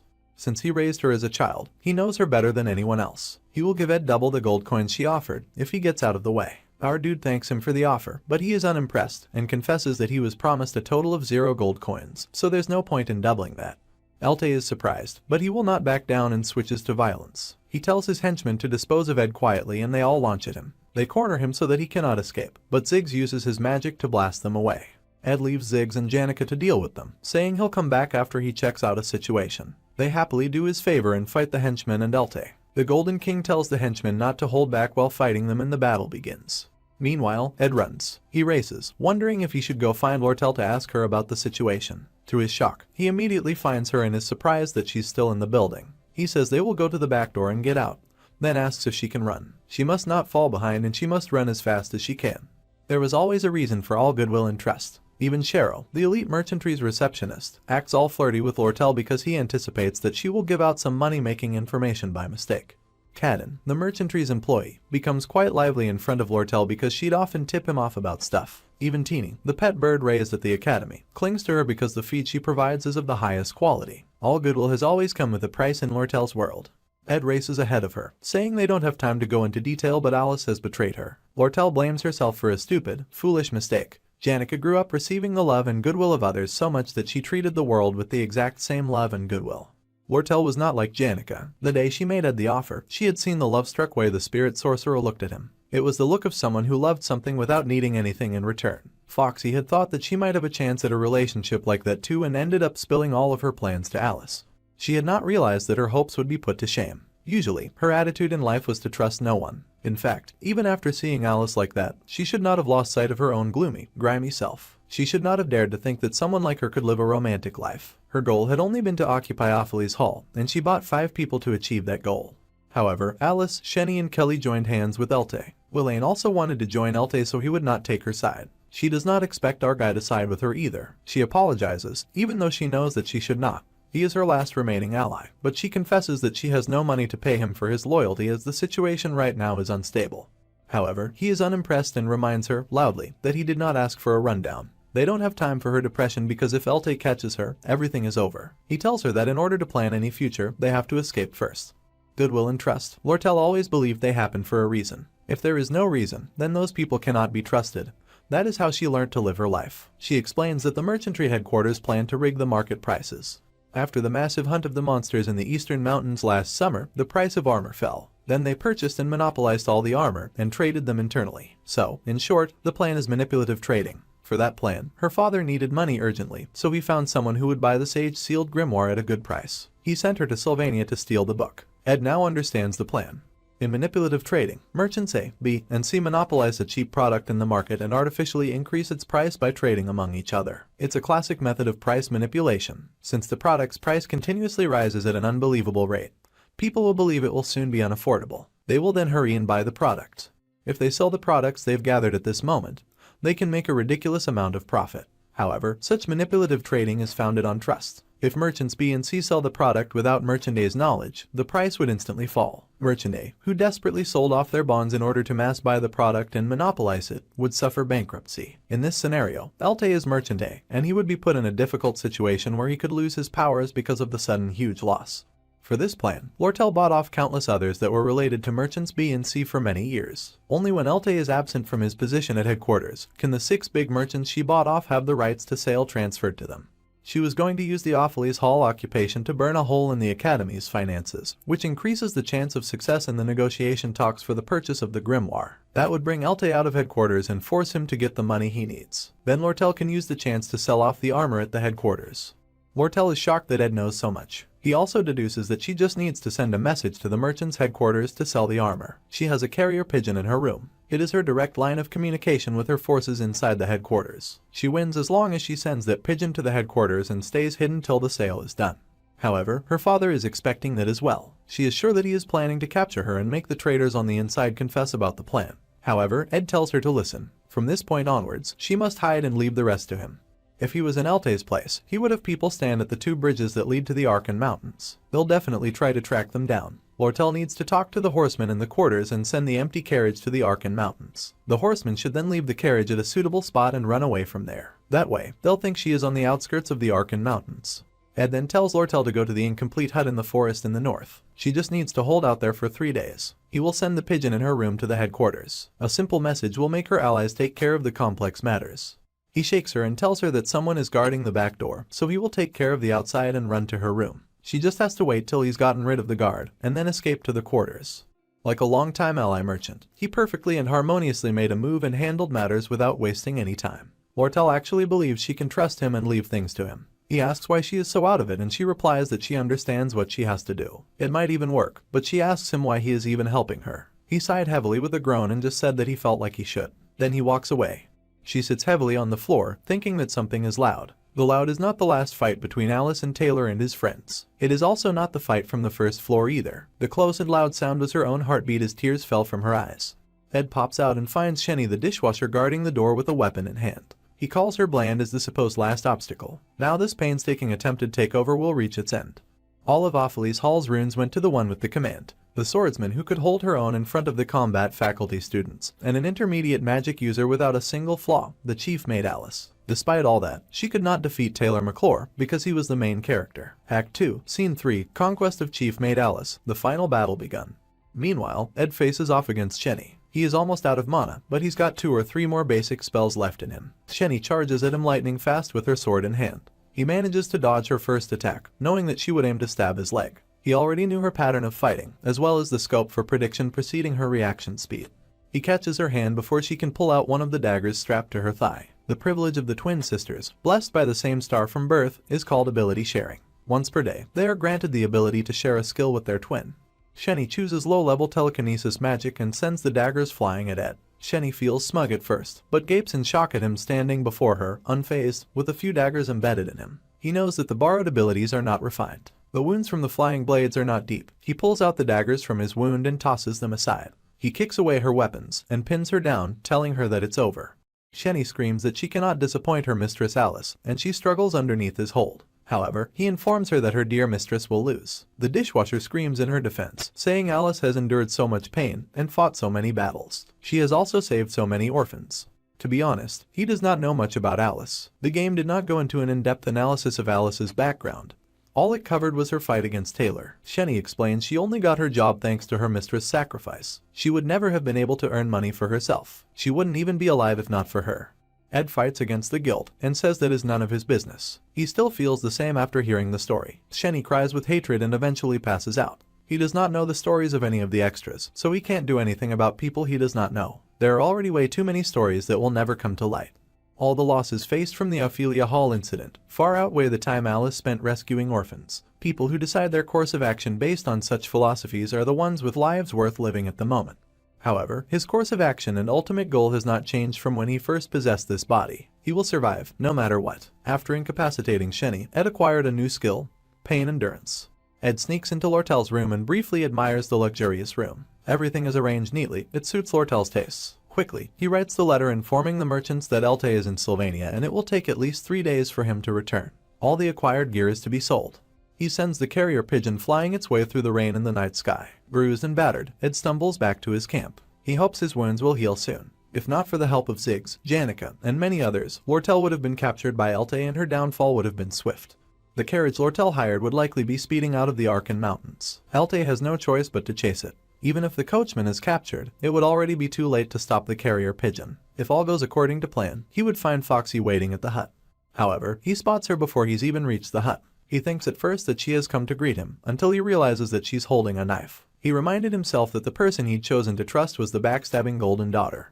With Elte gone, Alice must now rely on Lortell, which means Shenny and Kelly will side with her. Weakling can be bought just like last time, but he is a variable that can't be bought with money. This means that Lortell might be unable to trust him. If she just gets rid of him in this remote part of the woods, her perfect crime will be a success. She would use and dispose of any human. That was her true villainous nature. He has to use his brain if he wants to survive this encounter, but he is too weak. Lortell swings her knife, but she only cuts off a piece of cloth and uses it to bandage Ed's hand. She asks why he got so hurt and offers to help him. The rain stops, so she built a bonfire. She brings him inside so that they can warm themselves together. Ed asks her if everything went according to plan, and Lortell proudly responds that the horseman promised to draw as much attention as possible, even if he had to put his life on the line. He wonders if she threatened the man's family to make the horseman that loyal. If the plan goes well, she will have power over the Elte Merchant Association. He would have much to benefit since she owes him a great deal, and asks if that cheers him up. However, Ed barely reacts, and she smiles. She adds that she will never forget what he did for her, but he just tells her to hand over the 20 gold as earlier promised. However, Lortell has a question for him. She asks about how close he has gotten with Janica. Oblivious, Ed just responds that the spirit sorcerer is a good person, and she agrees. However, Foxy admits that she's not as nice as her kind senior, Janica. Meanwhile, at Opheles Hall, Elte left after receiving a certain report from his subordinate, and his interest in Opheles Hall had completely dissipated. Ziggs wasn't doing well fighting the mercenaries, mostly because he was more focused on stopping his comrade from completely ending the mercenaries. At first, Janica had looked worried, but at some point, the spirits started going all out in the fight. She needed to be stopped before any casualty took place. Ziggs asks if she's upset, and she lies that she's not, while rage is burning in her eyes. The next day, the incident is over and Ed considers going to class. Unfortunately, his uniform is completely wrecked and he's too broke to buy a new one. Ziggs lended him his uniform and told him all about the incident. Weakling took the blame for the damage to Opheles Hall, and Alice, who'd been subdued, went completely silent on the issue. With no response from Elte's side, the only conclusion was that the plan was a success. Now, events could continue as they were supposed to, and Ed waited patiently for a carrier pigeon with good news. The incident affected his labor power negatively, since he's not in a very good shape. His body is sore. Physically demanding work is too much for him. But he still has a lot to do. Fortunately, his advanced crafting skills slots are open, so acquiring skills takes priority, and he already knew which skill to master. Spirit Formula Infusion, compatible with Spirit Sorcery and Magic Engineering, which is great for crafting household and combat amenities. To master Spirit Formula Infusion, he must form a contract with a spirit and create at least one artifact that contains Spirit Formula, then it becomes instinctive. Magic Engineering requires successfully disassembling and assembling an item of a certain level of magic engineering at least once. He doesn't want to waste spirit slots unnecessarily, but for now he should make a contract with a lower spirit. Janica pops out and explains that she's not in class because of a headache and body pains, so she came out to get some fresh air from the woods. He asks in concern if she hurt herself, but she assures him that she's fine. Instead, she asks if Lortell is okay, and Ed confirms that she's resting inside the cabin. She has been there since the Opheles Hall incident, but there's still work to do. They persuaded the former chief maid, Alice, and laid the groundwork for the negotiation to purchase the sage-sealed grimoire. While Lortell awaits a reply from the Elte merchants, she must stay hidden with an anxious heart. It is frustrating, but she finds that she doesn't hate it because she gets to watch Ed all day, and that makes her heart race. His unconditional kindness and selfless trust make her feel safe. That feeling, which came naturally to most people, was more precious than gold to Lortell, who had spent her entire life on the cold floor of the streets. At no cost does she want to give up the safe feeling of being with Ed to anyone else, not even her sweet senior Janica. Janica's life was overflowing with unconditional kindness from her family and friends. Surely, she would let Lortell have this one thing. If the spirit sorcerer would not give him up, then Foxy was willing to fight for her knight in shining armor, and fighting was her area of expertise. 3 days of living together was a thrilling and perfect advantage over Janica. First, Lortell planned to bury the cabin in gold and seduce Ed with money. However, she backtracks as she recalls that she is broke right now, and that Ed might not appreciate the gesture. Then, she considered helping with his tuition. She considered cutely trying to play it off like she's not paying it for his sake, but nearly died from cringe just thinking about it. While she's still pondering her lack of experience with romance, Lucy comes into the cabin ready for a nap. Lortell is surprised to see her, but Lucy just wants to nap in the sunlit spot inside the cabin. Ed grabs Lucy and throws her out like she is a stray cat that wandered in, and he tells Foxy that she can go back to sleep. Judging by how he acted, Foxy deduces that Lucy comes around often. To Lortell's great disappointment, she finds that she has yet another rival. However, she is confident that she'll settle the score in just 3 days. On the second day of Lortell's cabin life, she finds Janica has come to visit again, erasing her plans of spending time alone with Ed. She also finds Lucy napping in the cabin again. Meanwhile, Ed crafted some handmade bricks, learning the skill stonemasonry. He also finally created a brick fireplace, and his crafting proficiency increases. Resting after the day's work, he eats with Janica and Lortell the pastries brought around by Belle. Nothing much has happened since the Opheles incident, so Lortell assumes that things are going as planned. He says that they should not let their guard down just yet, since there are things to do. Lortell agrees since she is yet to compensate him for his 20 gold coins, and asks if he'd prefer goods instead of cash. While Janica glares with jealousy, Ed mentions that he would like some construction materials, like excess magic engineering equipment. Lortell promises to check the inventory and tell him if they have any spares, but she'll also try to remember since she has most of the inventory memorized. Then, Ed asks Janica for a favor. He wants her to teach him how to form a spirit contract with a lower spirit. Janica is happy to help, ready to help him form a contract with even an intermediate level spirit. Ed is impressed and she immediately begins the lesson with spirit connection. She summons a small bird called Chorus to see if Ed can communicate with spirits. Ed can hear the bird faintly, which assures her that he will progress faster than expected. However, Chorus then loudly complains that Ed doesn't have enough time in his routine for magic training. He also adds that they know this thanks to the weekly report meeting they have. He also complains that our guy should concentrate on the cabin construction instead of getting distracted. Janica immediately shuts down the connection with Chorus and asks with a forced smile if Ed heard anything. He mumbles something about a weekly report meeting, but she has no answer to that response. Lortell then pops up with information on the magic engineering equipment. The inventory does in fact have more leftover stock than expected, so she has enough for Ed. He asks if they can sell them at a discount price that the 20 gold coins can cover, and she laughs. The amount of magic equipment is not large and they're basically a dead asset. However, to give them for free is unthinkable. So, Lortell asks that he comes to the Merchant Association once every 3 days as payment. She can sell it at discounted price, and when he comes around, they can have some tea and talk a bit. Janica asks why she can't give him for free since he helped her so much. However, Lortell is a merchant and a professional, and she refuses to give it out for free. Meanwhile, Ed's mind was only on magic engineering and spirit magic. Suddenly, Belle, the new chief maid of Opheles Hall, arrived with a message for Lortell. She apologizes for showing up when things aren't peaceful, and she apologizes for being the bearer of bad news. However, she has a message from the former chief maid to Lortell. What do you think this message is about?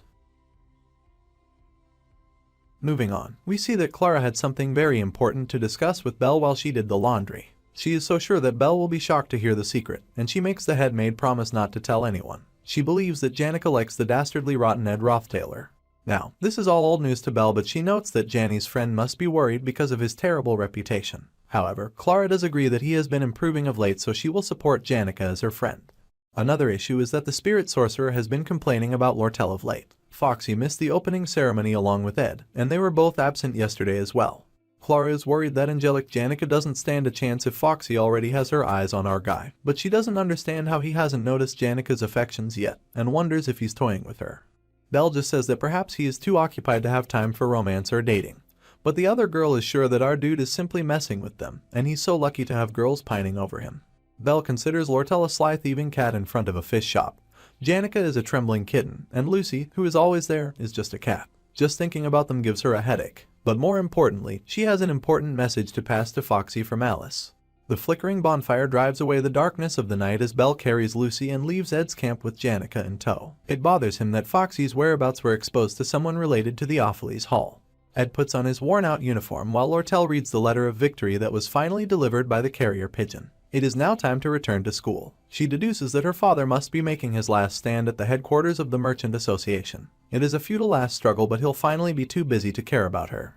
There are chances that Elte might have a few tricks up his sleeve, but Slog, who aspires to be the next association chairman, supports her, so she will trust him. Her biggest concern was Alice, but she's also been taken care of. Alice will not reveal Foxy's manipulation because she needs the money of the merchant that wins. The parchment that Belle delivered was filled with the list of orphanages she sponsored, the maintenance cost a year, and how to support them. The workload of the former chief maid was relentless, and her health deteriorated, but the academy ignored her complaints. Eventually, she became unable to work and care for the orphanage, so she made a bet with her life on stake. No one guessed how dire her situation was, due to her stoic and unemotional nature. Of course, her followers seem to understand her. Alice is only siding with Lortell because it looks like she will win. Regaining trust will be difficult, but the former chief maid is willing to try again. There's no such thing as sympathy in the world of merchants. She knows this better than anyone. But she looked relieved that Alice had repented, saying there are no permanent enemies or allies. She is finally ready to leave Ed's camp and wishes him goodbye, asking him to stop by the Merchant Association's branch to write the contract they discussed. He gives her a torch to light her way, yet she hesitates. When he asks why, she mentions that he's taller than she thought. She says that it might seem rushed, but to win, she has to take some risks. After all, the essence of human relationships is all about push and pull. Grabbing his tie, she points out that it's all twisted. He mumbles that he doesn't need to care about his appearance since no one is looking. However, she responds that there's nothing wrong in keeping neat. They are students of Sylvania after all. Suddenly, she tugs him forward with his tie, and they share a kiss by the warmth of the fire, under the light of the moon. She giggles and mentions that the raspberries they ate that evening were delicious. Just thinking about them makes her happy. However, he just tells her to stay within her limits. She is a little disappointed that he's not as excited, and she decides to leave the ball in his court. After all, she needs to practice pushing him away too. Lortell leaves, walking then running away. Although our guy tries his hardest to avoid getting involved with main scenario characters, as expected when it comes to life, nothing goes according to plans, and he can barely hide his blush. The stars he sees from the forest are still beautiful, and the moon is bright. The sound of crickets chittering, and the crackling of the campfire are the same. He feels the trajectory of the scenario he gets involved in continues to go astray. Regardless of his will, he feels a sense of discomfort as if he's being sucked into the center of the story. His plan of watching the scenario unfold smoothly from the sidelines has not changed. He has no greed and he will ignore what happened that night. He shall get his diploma and pay attention to his stats. The realization that what felt like an easy plan was actually a reckless and challenging endeavor came not too far into the future. Soon, the summer passed, and fall came around. On a bright sunny day, the spirits brought the news of the kiss to Janica. They tell her that they cannot sit by, and that they must intervene. Even the fire dragon spirit, Tarkan, compliments Lortell's ability to play with people's hearts. The spirit sorcerer is horrified and asks how our dude reacted. The spirits who have front row seats to this chaotic love story tell her of how Ed seemed to reject Foxy. Tarkan reports that our dude was so cold to her that he even cringed. This means that either he is impotent, or he does not see her as a woman. Janica is greatly relieved to hear all this, but Tarkan adds that men aren't good at being defensive, they are better at being proactive. In his experience, people like Foxy cling and burn more intensely the more they are rejected. The spirit sorcerer thinks that's not such a big deal since he does not return her feelings, but Tarkan scolds her. They point out that Foxy will steal him away at this rate. She is supposed to teach him spirit magic and use the opportunity to kiss him when they are alone. While Tarkan is being dragged away by the other spirits, another spirit tells Janica that she should just be herself. She should emphasize her naive and cheerful vibe so that she can experience a thrilling, exciting moment with Ed. With a blush, she admits that she would not mind feeding each other. Unfortunately for her, Ed is already spoon-feeding Lucy. She spits out in disgust, and he admits that the taste is bland. He is using her as a taste test machine for honing his cooking skills. However, he decides he'll postpone that until he gets a wider variety of ingredients. Key stats greatly influence the proficiency of living skills. Raising just one stat drops the efficiency, so he needs to increase them all evenly. The only problem with this plan is that he's too busy and has been occupied since school began. Even if he cuts back on sleep time, he only has 5 or 6 hours for survival activities outside of school. He's worrying about the efficiency of his survival activities because he needs to check if the scenario is progressing well. Even in his regular life, he kept a close watch on key students, like Taylor and the 4 heroines. The hero seems to be growing well, with Ayla doing her role to support him. Princess Fionia also seems to be having no problems, though it's about time for her to clash with Lortell. Clarice will enroll next year, so he's not worried about her. Instead, he watches the Golden Daughter like he's walking on thin ice. With Elte's early dismissal, it is uncertain how this will affect how she acts. It seems her plan to get her hands on the sage-sealed grimoire remains unchanged. The reason Ed has been needing more time of late is because it is about time he started checking up on the faculty building. Because the final boss of this second act is Professor Glass, and he's looking into the hidden mastermind behind the Awfully's Hall takeover. Assistant Professor Claire Elfin is the one to report her suspicions concerning a hidden mastermind. He believes strongly in her good intuition, but tells her to be careful not to miss the important stuff, like the thesis on divine science that he asked her to find. She shakily promises to find it by the next morning. In the assistant professor's office of the Awfully's Hall faculty building, Annie's reports to Claire that she has gathered the materials related to the Awfully's Hall takeover incident. The assistant professor thanks her and goes through the report. She wonders if she needs to be concerned about a case that has mostly been concluded. Besides, she is so tired already. However, no matter how she looks at it, something is off. Meanwhile, Lortell meets up with Ed at the Elte Merchant Association. She apologizes for her tardiness and suggests that he visit her again next week. She's even prepared some tea and refreshments as an apology. The magic engineering equipment is ready, so he can pick it up at the counter. He comments on her fancy clothes, and she explains she had to dress up a bit for an important appointment. She asks how she looks, but he quickly changes the topic and asks about the appointment. She asks about updates on the cabin, and he reports that it is in its final stages. She notes he will need furniture, but her products are too high-end and expensive. She can't give them for free since that goes against her professional ethics as a merchant, so she breaks a chair and says she'll hand him the damaged item since woodworking is his talent. He tries to refuse it, but expresses his gratitude anyway. She marvels at how he has no change in expression at all, even after she made the winning move. He still refuses to see her as a woman. She sees him as a man, and even offers him aid because of her ulterior motives. He is not sure how to respond, but she does not expect an answer since she does not engage in fights that she cannot win. However, she promises that someday, she won't be the only one that can't contain herself. A seductive smile is the same, whether the odds are in her favor or she's in a tight spot. It is in a merchant's nature to never reveal their feelings, but she can't stop her hands from shaking. The next day, Janica meets up with Ed and is eager to begin their lessons. She summons a fire spirit and asks him to try focusing his magic and forming a connection. He gives it a go, and is finally able to hear the small spirit speak in her hands. Mug, the low-rank fire spirit, appears and is honored to contract with him. He relays that in accordance with the agenda of the last report meeting, regarding the proposal for the selection of a contract spirit for our guy, he passed the voluntary round, topped the interviews, cleared the 3rd round of the council's agenda, and completed the 4th round of qualification verification. He also has the highest performance in magic efficiency practice independently conducted in the Northern Woods, and prides himself on having the best unspoken connection amongst low-rank spirits at his level. The overwhelmed Ed is shocked to hear Mug vow to set his heart on fire to serve him. Our guy had once gotten a spirit-type skill while playing the game, and he often laughed, joked, and cheered with his spirit. They created a strong bond back then, so Mug has a completely different vibe. Ed is surprised that he's so strict, and she explains that selected a spirit with a good magic power efficiency ratio among those that she's contracted with. In the process, there was a slightly complicated selection process that Tarkin planned between the spirits. Mug, the low-rank fire spirit, was victorious, so she gently hands over the spirit to Ed. He marvels at his warmth, and she informs him that when he connects with a contract spirit, he will be able to feel their physical and magical power, even when they're not manifested. She warns him not to connect too hard or he'll get too hot. He should also ensure to keep it in control. He asks if the level of connection changes the fire power, and she says that makes Mug sound like a machine.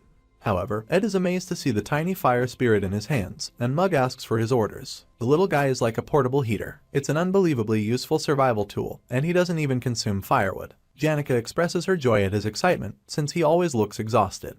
She offers to help if he needs anything. She will also teach him about the power of the connection and the senses themselves before the day's first class. He will learn faster if he is with her, and quickly reach the level for forming contracts with middle-rank spirits.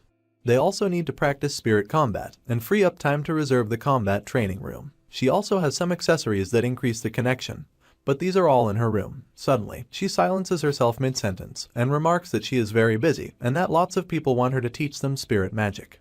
So, it is quite difficult for her to make time for him. She's saying all this suddenly because she recalls everyone telling her to play it cool, and not to give away too much. She says it is a bit much for him to ask her to teach him, and he agrees. He wonders if he should try to pay her, but she is horrified. She knows he is struggling as it is, so she will not take his money when he needs to save it. They are close enough not to need that, and him saying that makes her sad. However, he points out that she asked for compensation. With a blush, she confesses that Clara talked to her about push and pull, and about how she's too generous. He agrees with Clara, but she says that she's not like that with everyone. She will tell him the details later, but for now they will meet at the combat training ground next time. So, she will reserve it and let him know. She also promises to bring a good accessory, and she'll bring textbooks if he needs any, then she waves him goodbye. He also waves goodbye and little Mug salutes. Ed has now acquired the advanced crafting skill, Magic Engineering, an advanced crafting skill. The magic engineering supplies that he got from Lortell were surprisingly simple enough that he could analyze them in no time. He finally learned a proper advanced skill. If he ever runs out of fuel, he can use Mug, and if he runs out of mana, he will use the fireplace. Now, he can reliably warm the air. His living environment is now guaranteed to be stable, and just knowing that little fact makes him feel like a huge weight has been lifted from his shoulders. It's already late, so he goes to check on the traps. Meanwhile, Assistant Professor Claire wanders the woods in search of the hidden mastermind behind the incident, and she believes Ed is the culprit. Everyone at the scene was a student or staff of Awfully's Hall, but Taylor and Ed have no direct connection to the incident. Taylor also helped in solving the incident, which leaves our guy looking suspicious. She came to the woods since she heard that he appears here often, but unless he's eating and sleeping in the forest, she doesn't expect to see him in the middle of the night. To her absolute shock, she sees him hauling Lucy and a dead bleeding deer through the woods. Principal Obel is a great man comparable to the Archmage Glocked or the Great Safe of Sylvania. Yet, even he would have to use all of his powers against Lucy Merrill. However, to her horror, she sees Ed casually carrying Lucy's unconscious body, and is sure that he must be the evil mastermind that she is searching for. Seeing Ed carrying the powerful Lucy through the woods, Claire is sure that she has talent for being a detective. She sees him drag the powerful mage to a cabin in the woods, like the start of a horror movie. He throws down both Miss Lazy and the deer, mumbling about how he has so much to do and should go to bed early. While he is inside, the assistant professor sneaks into the camp to rescue Lucy. Quietly, she reaches for her leg, but she suddenly summons her magic in defense and demands that the assistant professor confess her identity. Claire introduces herself with a nervous laugh, and is shocked to see Miss Lazy crawl back into the small wood tent outside, glaring at her like a cat. Lucy then zooms off into the sky, leaving the assistant professor speechless. Claire rushes back to Professor Glass, asking if he remembers Ed, who was ousted from his family, but he does not remember useless trash. So, she asks if he knows Lucy, because our guy overpowered the powerful lazy mage to the point that she could not use her powers. She rambles a bit and he points out that her story is all over the place. She says that what is important is that she used magic that records memory on the first floor of the Opheles Hall. He asks her to write an apology for using that kind of magic without permission, but she already wrote it in advance. Regardless, she can plead that these were extenuating circumstances, because Ed sits and acts like a mastermind. Professor Glass is speechless at her reasoning. He asks if that is all the evidence she has, and she adds that Arkai carried an unconscious Lucy. The brooding Professor Glass asks if he was just moving her while she slept. Now, Claire is speechless because she had not thought of that. He sends her out and tells her to return with her apology letter and explanation. Meanwhile, the broody professor looks over the reports and notes that our dude tried to stop the hero and his friends, but the heroes had been victorious. Someone ordinary like him could not stop that group, but he pauses when he sees something in the recorded memories. Meanwhile, our dude crafts again and successfully creates the ceremonial dagger, Explosion. It is the dagger he had ever since he started living on his own, and now he's been able to engrave it and turn it into something useful. Mug cheers him on and compliments his craft, saying that the more it is used, the more efficient it becomes. He is proud of Ed for advancing again in skill and sings songs of praises in his honor. Ed, however, feels awkward and stops Mug by pulling on his wing. The low-rank spirit cries about not knowing what he did, and our dude finally tells Mug to drop the formalities. Low-ranking spirits elevate their status through contracts with spirit sorcerers, so he understands why they are pleased to have a contract with a strong sorcerer like Janica. But he barely has any spirit power and asks if Mug got bribed by her because he is way too excited to be contracted to him. He insists that the spirit confess what is going on since they'll be together for a long time. Mug finally breaks down in tears and confesses the truth. He is ambitious and desires success. He has formed a contract with our guy to receive refined magic from the vicinity of Janica, since this will allow him to grow at twice the rate of low-ranking spirits. He also heard the rumors about the tyrant Ed, and about how he has a strong authoritarian temperament, so he's been acting this way to appease him. He had a really hard time being such a low-ranking spirit, because higher-ranked spirits are kind of mean. Ed comforts him, telling him that they're all doing what it takes to survive. Mug says he cannot talk to him in such a casual manner and prefers a more formal tone, so our dude agrees as long as it makes him happy. His combat skills are still making slow progress, but his physical stamina has greatly increased, now that he is no longer inferior to the average adult mage. The storage is stocked with meat, vegetables, spices and such, and he no longer needs to sleep outdoors while hungry. He can easily master the classes with simple memorizing and sequence theories with enough time and effort. Reducing sleep and repeatedly practicing will forcibly cram the information into his head, since it has nothing to do with talent. Every day is a forced march for him, and while the days are not gentle, things are better than he started. Suddenly, he heard someone calling out his name. It was Janica asking him to snap out of it. He apologizes because he was lost in thought, and she tells him not to overdo it. It is good to work hard, but he should value his health more. He has to focus since he received 3 letters today. The first came from the academy, the second from the merchantry, and neither were remarkable. However, he had to read the third with attention, because it is evidence that the flow of the story has already significantly distorted. The main event of Act 2, the negotiation for the purchase of the Sage-sealed grimoire, is currently in progress.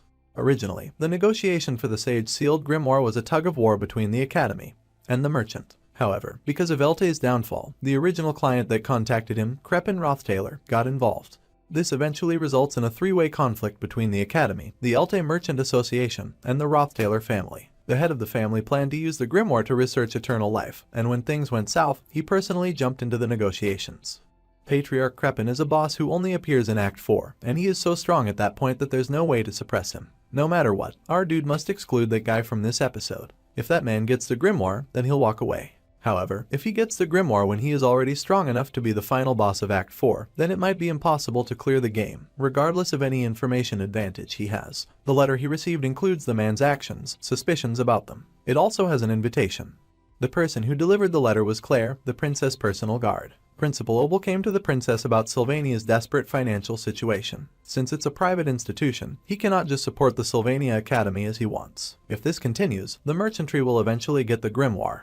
It would be embarrassing for it to be sold for money when it is like the Academy's heart, so Obel secretly asked for her help. However, she thinks it is strange that Big Bad Crepin knew to participate in the negotiation. Her guard thinks that our guy might have been a snitch, and that he would do anything to return to his family. However, Lortell doubts it, so she has come to share tea with the princess. Fionia is surprised because she thought Foxy hated her. However, Foxy believes that accusation is unfair, especially since she has come to offer sincere advice. Big Bad Roth Taylor got involved in the negotiations because of the downfall of her father. Fionia is surprised, and Redhead goes on to explain that her father had been contacted to purchase the grimoire. She only found out after her father had been defeated, of course. Her father lost his position, but his plan to purchase the grimoire has not changed since they've already put a lot of time and effort into it. Fiona thinks it is strange that they will sell it to the Roth Taylor family after purchasing it. She believes the interests of both the merchantry and the Rothbads align, yet they are trying to buy the grimoire separately. Lortell confesses that she has no intention of selling to the Kreppen, because it would be best to disassociate from business connections associated with her father. The princess asks why Foxy is revealing this now, and she replies that the enemy of her enemy is her friend. Fiona would benefit from keeping the Rothbads in check, and she gets to obtain the grimoire. She also stepped in because she was worried about Ed, so she's looking out for him. He is separated from his family, so it would be unfair if he was connected to this event. The princess is still suspicious of Foxy, and adds that Ed is useful. She might ask for his help on a personal level, appeal to authority, and even give out orders. However, if he says nothing despite all that, then she will have no choice but to use him.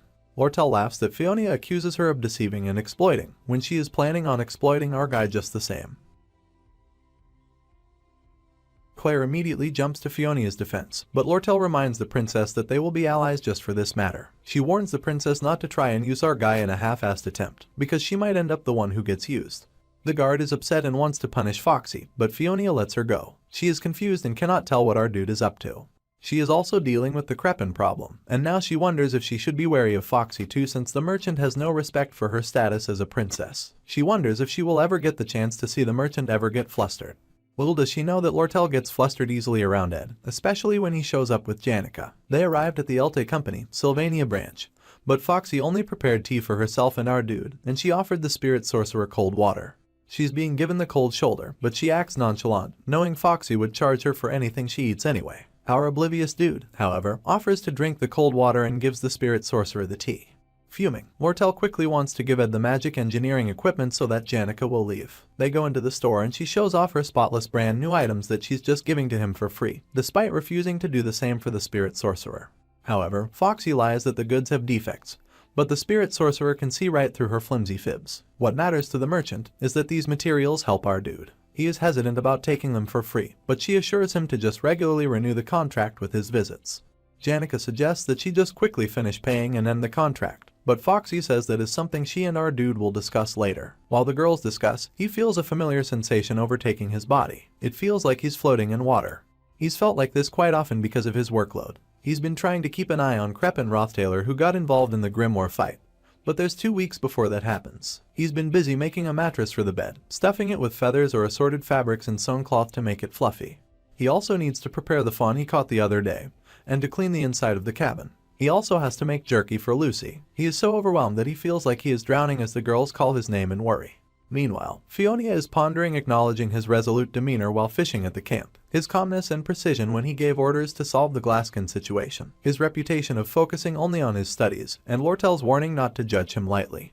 Fiona wonders if her insight was off for the first time, so she needs to make sure one more time. That's why she ordered him to come visit her at the royal residence. However, her guard reports that he will not be joining them. She is surprised and asks how he can refuse a royal command, and Claire explains that he has passed out from overwork. Ed's current status is exhaustion, and he has come down with a fever. He is advised to take adequate rest to recover. It's hard to breathe and his whole body feels heavy. His lower belly also feels hot. He wakes on the bed in his log cabin to see Miss Lazy curled on his chest and sleeping like a cat. She's even talking in her sleep and he is offended. She is surprisingly light for a teenage girl, just like the way she looks, perhaps even lighter than that. So much that one would doubt that she's human. Yet, he cannot move with her on top of him. She's not acting any different, so he assumes there's something wrong with his body, a total physical breakdown. He's in his cabin but the blanket is new, and he wonders if it's from the Elte merchantry. Just then, Lucy wakes and asks for food. He wonders if she does anything but eat and sleep.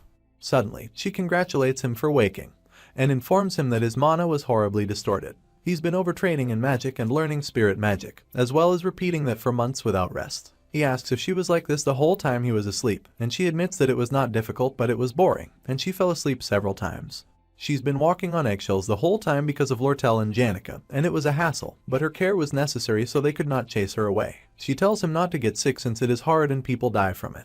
She has watched Glocked, her grandfather figure, die in bed from a disease, so our dude thanks her for her healing. Suddenly, Zig shows up. He was not sure if he could use the cane stove, so he started a fire outside. It is a little awkward as Lucy is sitting on him, but she gets up and leaves, flying out the chimney.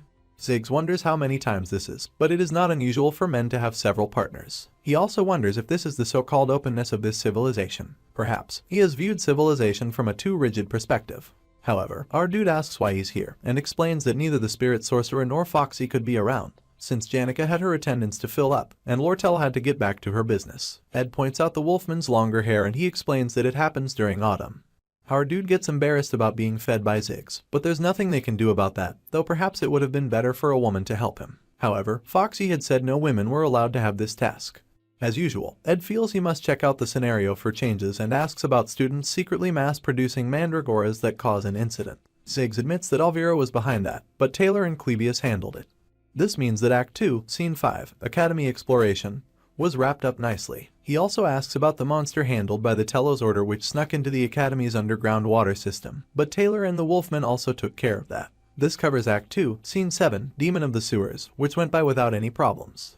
The only major event left is the struggle for the grimoire, and he asks how much time has passed. Ziggs informs him that it has been 10 days to Ed's shock. Oblivious, the Wolfman goes on to say that the girls can't visit him today since they are busy.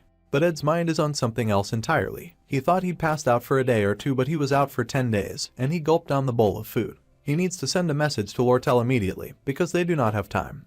The day after he woke up, Act 2, Scene 10, the one full of variables, began, and so did the struggle over the sage-sealed grimoire. The ones involved are the Princess Fionia Clole, the representative of the Alte Merchantry's leader, Lortell Kachellan, and the man who strayed from the original storyline, Patriarch of the Duke family, and the final boss of Act 4, Ed Roth Taylor. He greets the Princess Fionia, remarking on his pleasure at her health. It's been some time and he never got the chance to formally apologize, especially since she had such a tough time due to a foolish and thoughtless member of his family.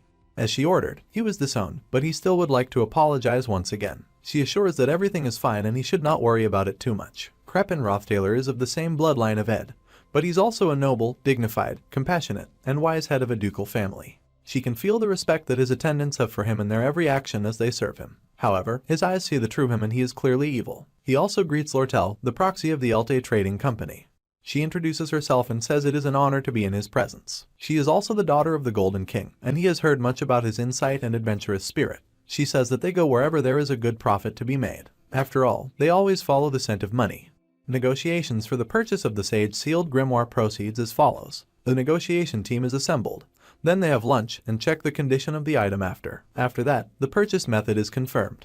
Each participant writes down their proposed bid price, and the highest bidder gets to buy it. The grimoire is a treasure of the Sylvania Academy. The Academy cannot afford to let it be publicly known that they're selling the valuable item due to financial difficulties. So, Principal Obelfrisius came up with a plan where Fionia will vouch for it, as an observer with her status as a princess, and the principal's proxy, Vice Principal Rachel, will quietly conduct the auction. The method is simple. Right there and right now, the highest bidder gets the grimoire. She had heard about the trading method in advance and looked into similar book trade, such the trade for the Book of Order, the Book of Similitude, and the Magic Travelogue. Intrinsic magical value, academic value as a research subject, and value as a simple luxury. Foxy probably knows the prices and transaction records of way more books by heart. However, the person who will take this book will be Ed Roth Taylor. They all write their bids on a paper and maids take the bids to the vice principal who officially receives the bid amount. She thanks them for presenting their valuable opinions. A single bid auction with no upper limit. The key in this rule is knowing the opponent's maximum bid amount. Lortell intends to make a profit, so she would not make a bid more than the highest book transaction price of 8,100 gold coins. Anything higher would be hard to resell and surely result in a loss. Also, if Kreppen simply bids a bit more than Foxy's highest possible bid of 8,000 coins, the grimoire will be his. The vice president prepares to reveal the bid amounts, and she reveals that Kreppen bid 8,500 gold coins, just as Fionia expected.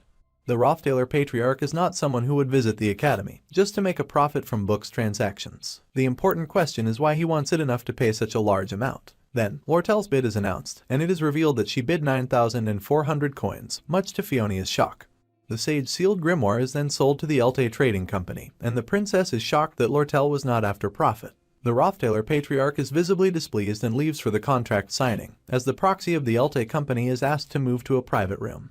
The princess cannot guess at Foxy's real goal, but wonders if her goal from the beginning was just to stop the grimoire from falling into the hands of Kreppen. Though, she is not the type to act out of justice, and even if she did, the fact that he is evil and that his intentions are dark is something only the princess can guess. She doesn't even have evidence to that with her authority as a princess, so she guesses that someone requested or ordered Lortell to act as she did. Someone who knows the dark nature of the Roth Taylor patriarch and wants to stop him, and Fionia suspects Ed is this person.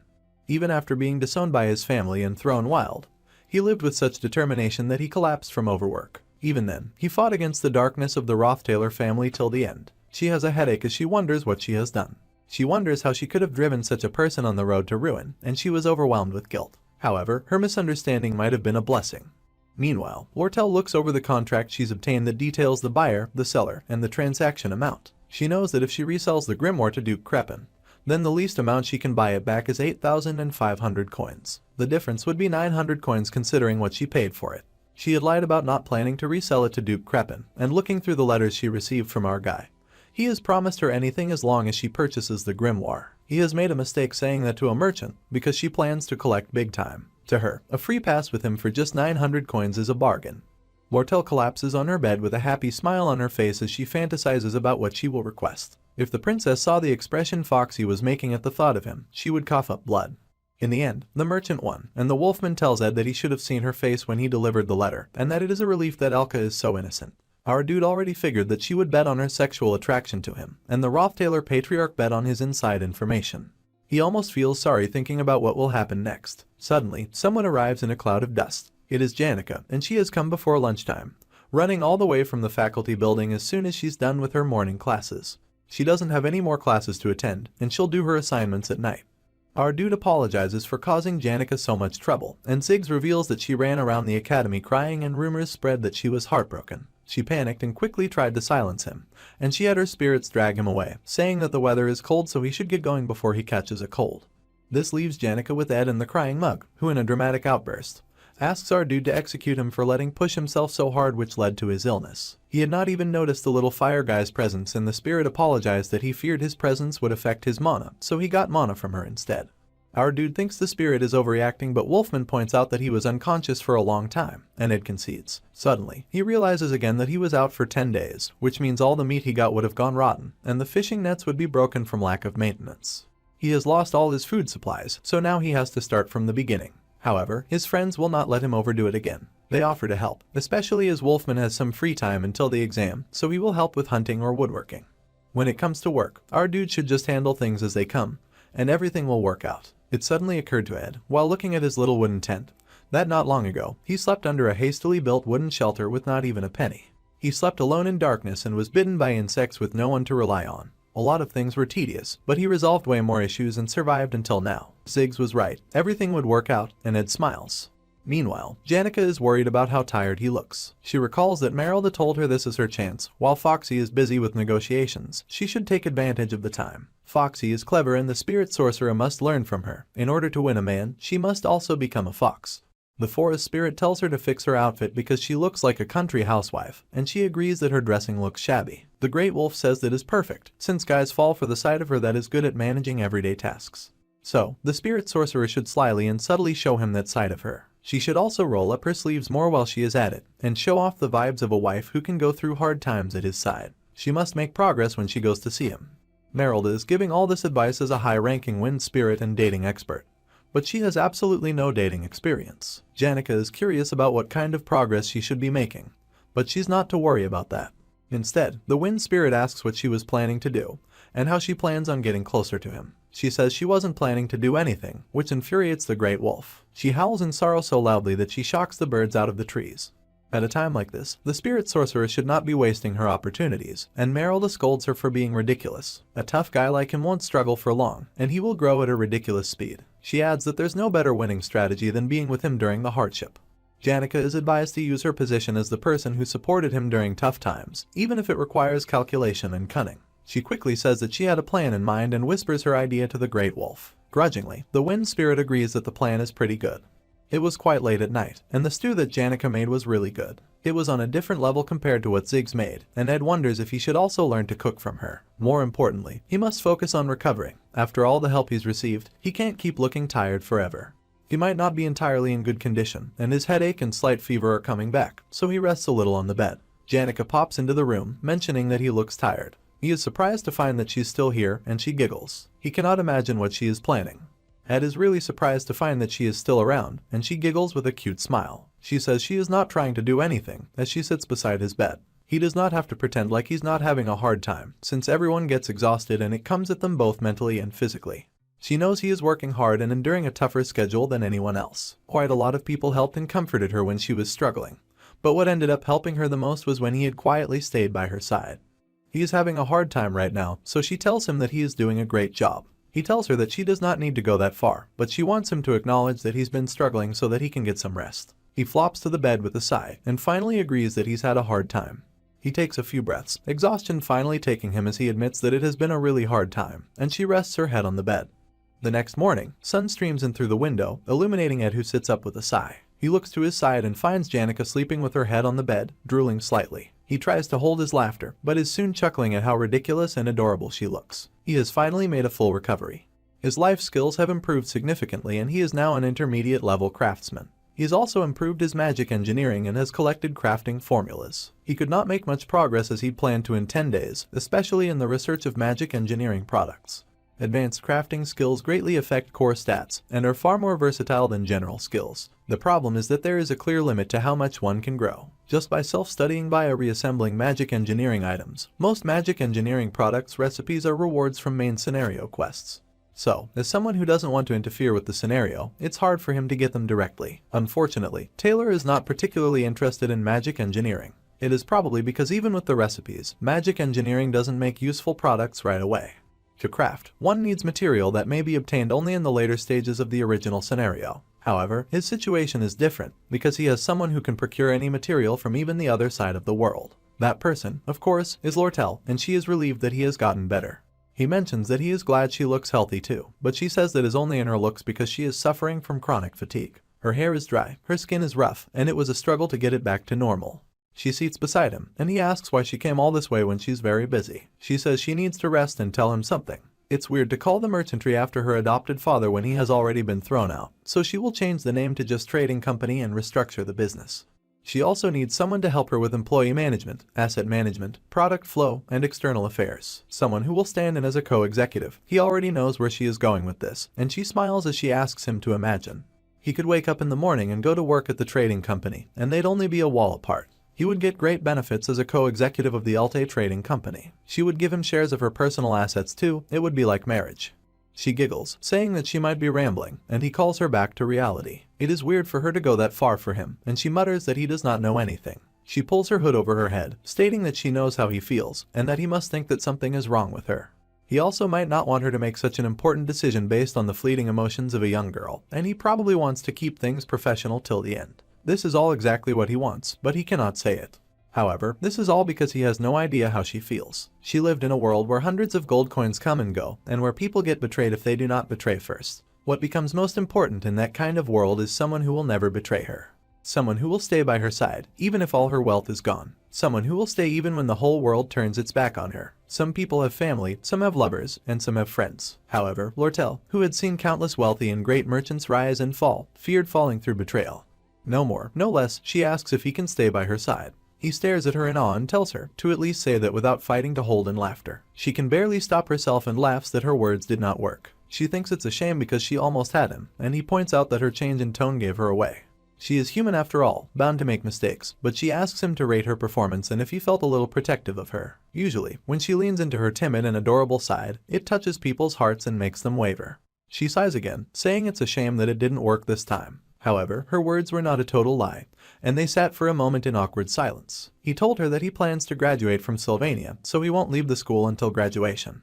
Her face is dark and she says nothing at first, but he adds that if he has no other option for a job after graduation, then he'll consider her offer, and she grins wickedly. She says that she can wait until he graduates, but she is not giving him an actual choice. She might use the free pass that he gave her soon, and it was great seeing him after so long. He worries that he has done something terrible. Just thinking about the future stresses him out. Meanwhile, Lortell is also nervous. She had planned on telling him that he belonged to her, but seeing him so tired and stressed messed up her plan. If she had waited any longer, she would have shown her real face. She even brought the change from the magic engineering products payment, and it would be awkward to go back to give him the cash. She decides to just leave it in the wooden house, and strolls over there. The door is thrown open and Janica runs out of the house, saying that she should make a snack before Ed comes home. Foxy is horrified to see her acting like Ed's housewife.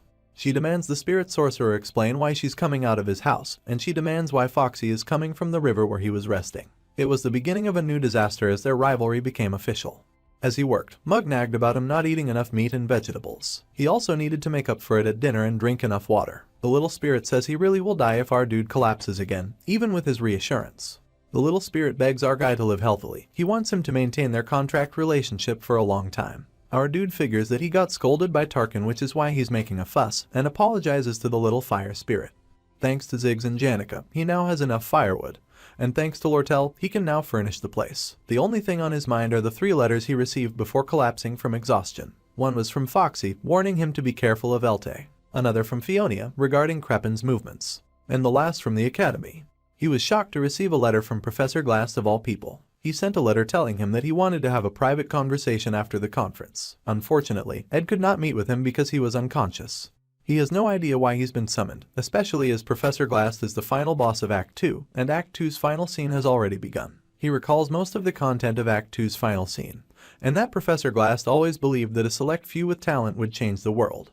To revive Sylvania, the great sage with the most talent in history researched a spectral magic which could distort the laws of the world. To complete a spectral magic, he needed the sage-sealed grimoire, but Sylvania Academy fell for Lortell's plot and sold it.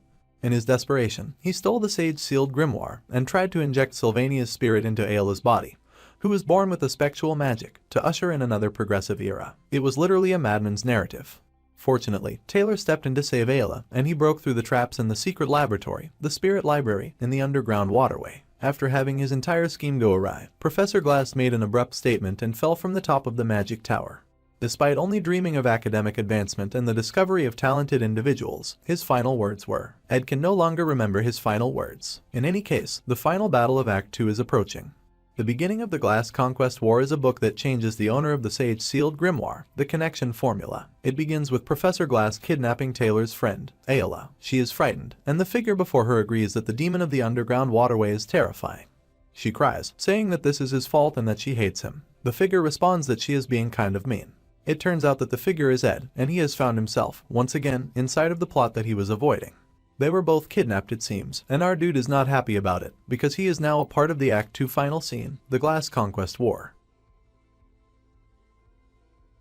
It was not at all in Ed's plan to get kidnapped. Act 2, the final scene of the game, started unfolding 3 days ago. At his cozy little wood house, he had finished everything that he had not been able to do in 10 days. Not being able to train in that period felt like he wasted so much time. The Glass Conquest War was about to start, and it was such a shame that he hadn't raised his magic engineering stats yet. For magic engineering training, he also needed blueprints and materials. Suddenly, he thought of a way to drastically raise his magic engineering stats.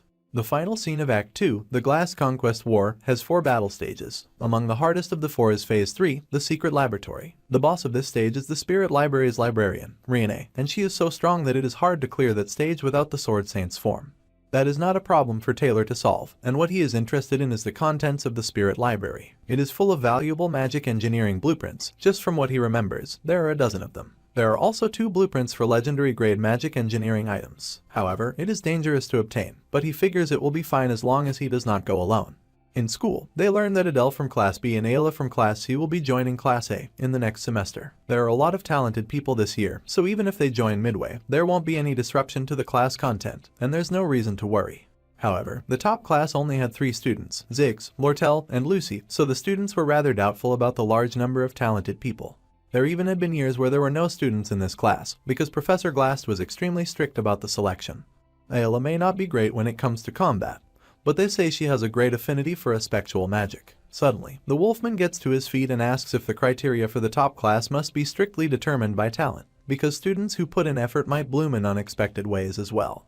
The professor asks if he thinks he is ruining or underestimating them by denigrating and neglecting their efforts. He does not share this sentiment and believes that the surest way to ruin someone's life is to instill premature confidence in vague talent and support them inadequately.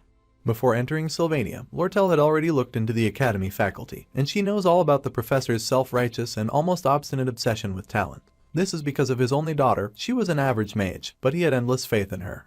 It was a natural behavior as a parent. However, Muri, his daughter, took it not as his trust, but as the faith of a professor from the faculty of the magic department. In the end, that faith made her prematurely join a monster raid at a young age.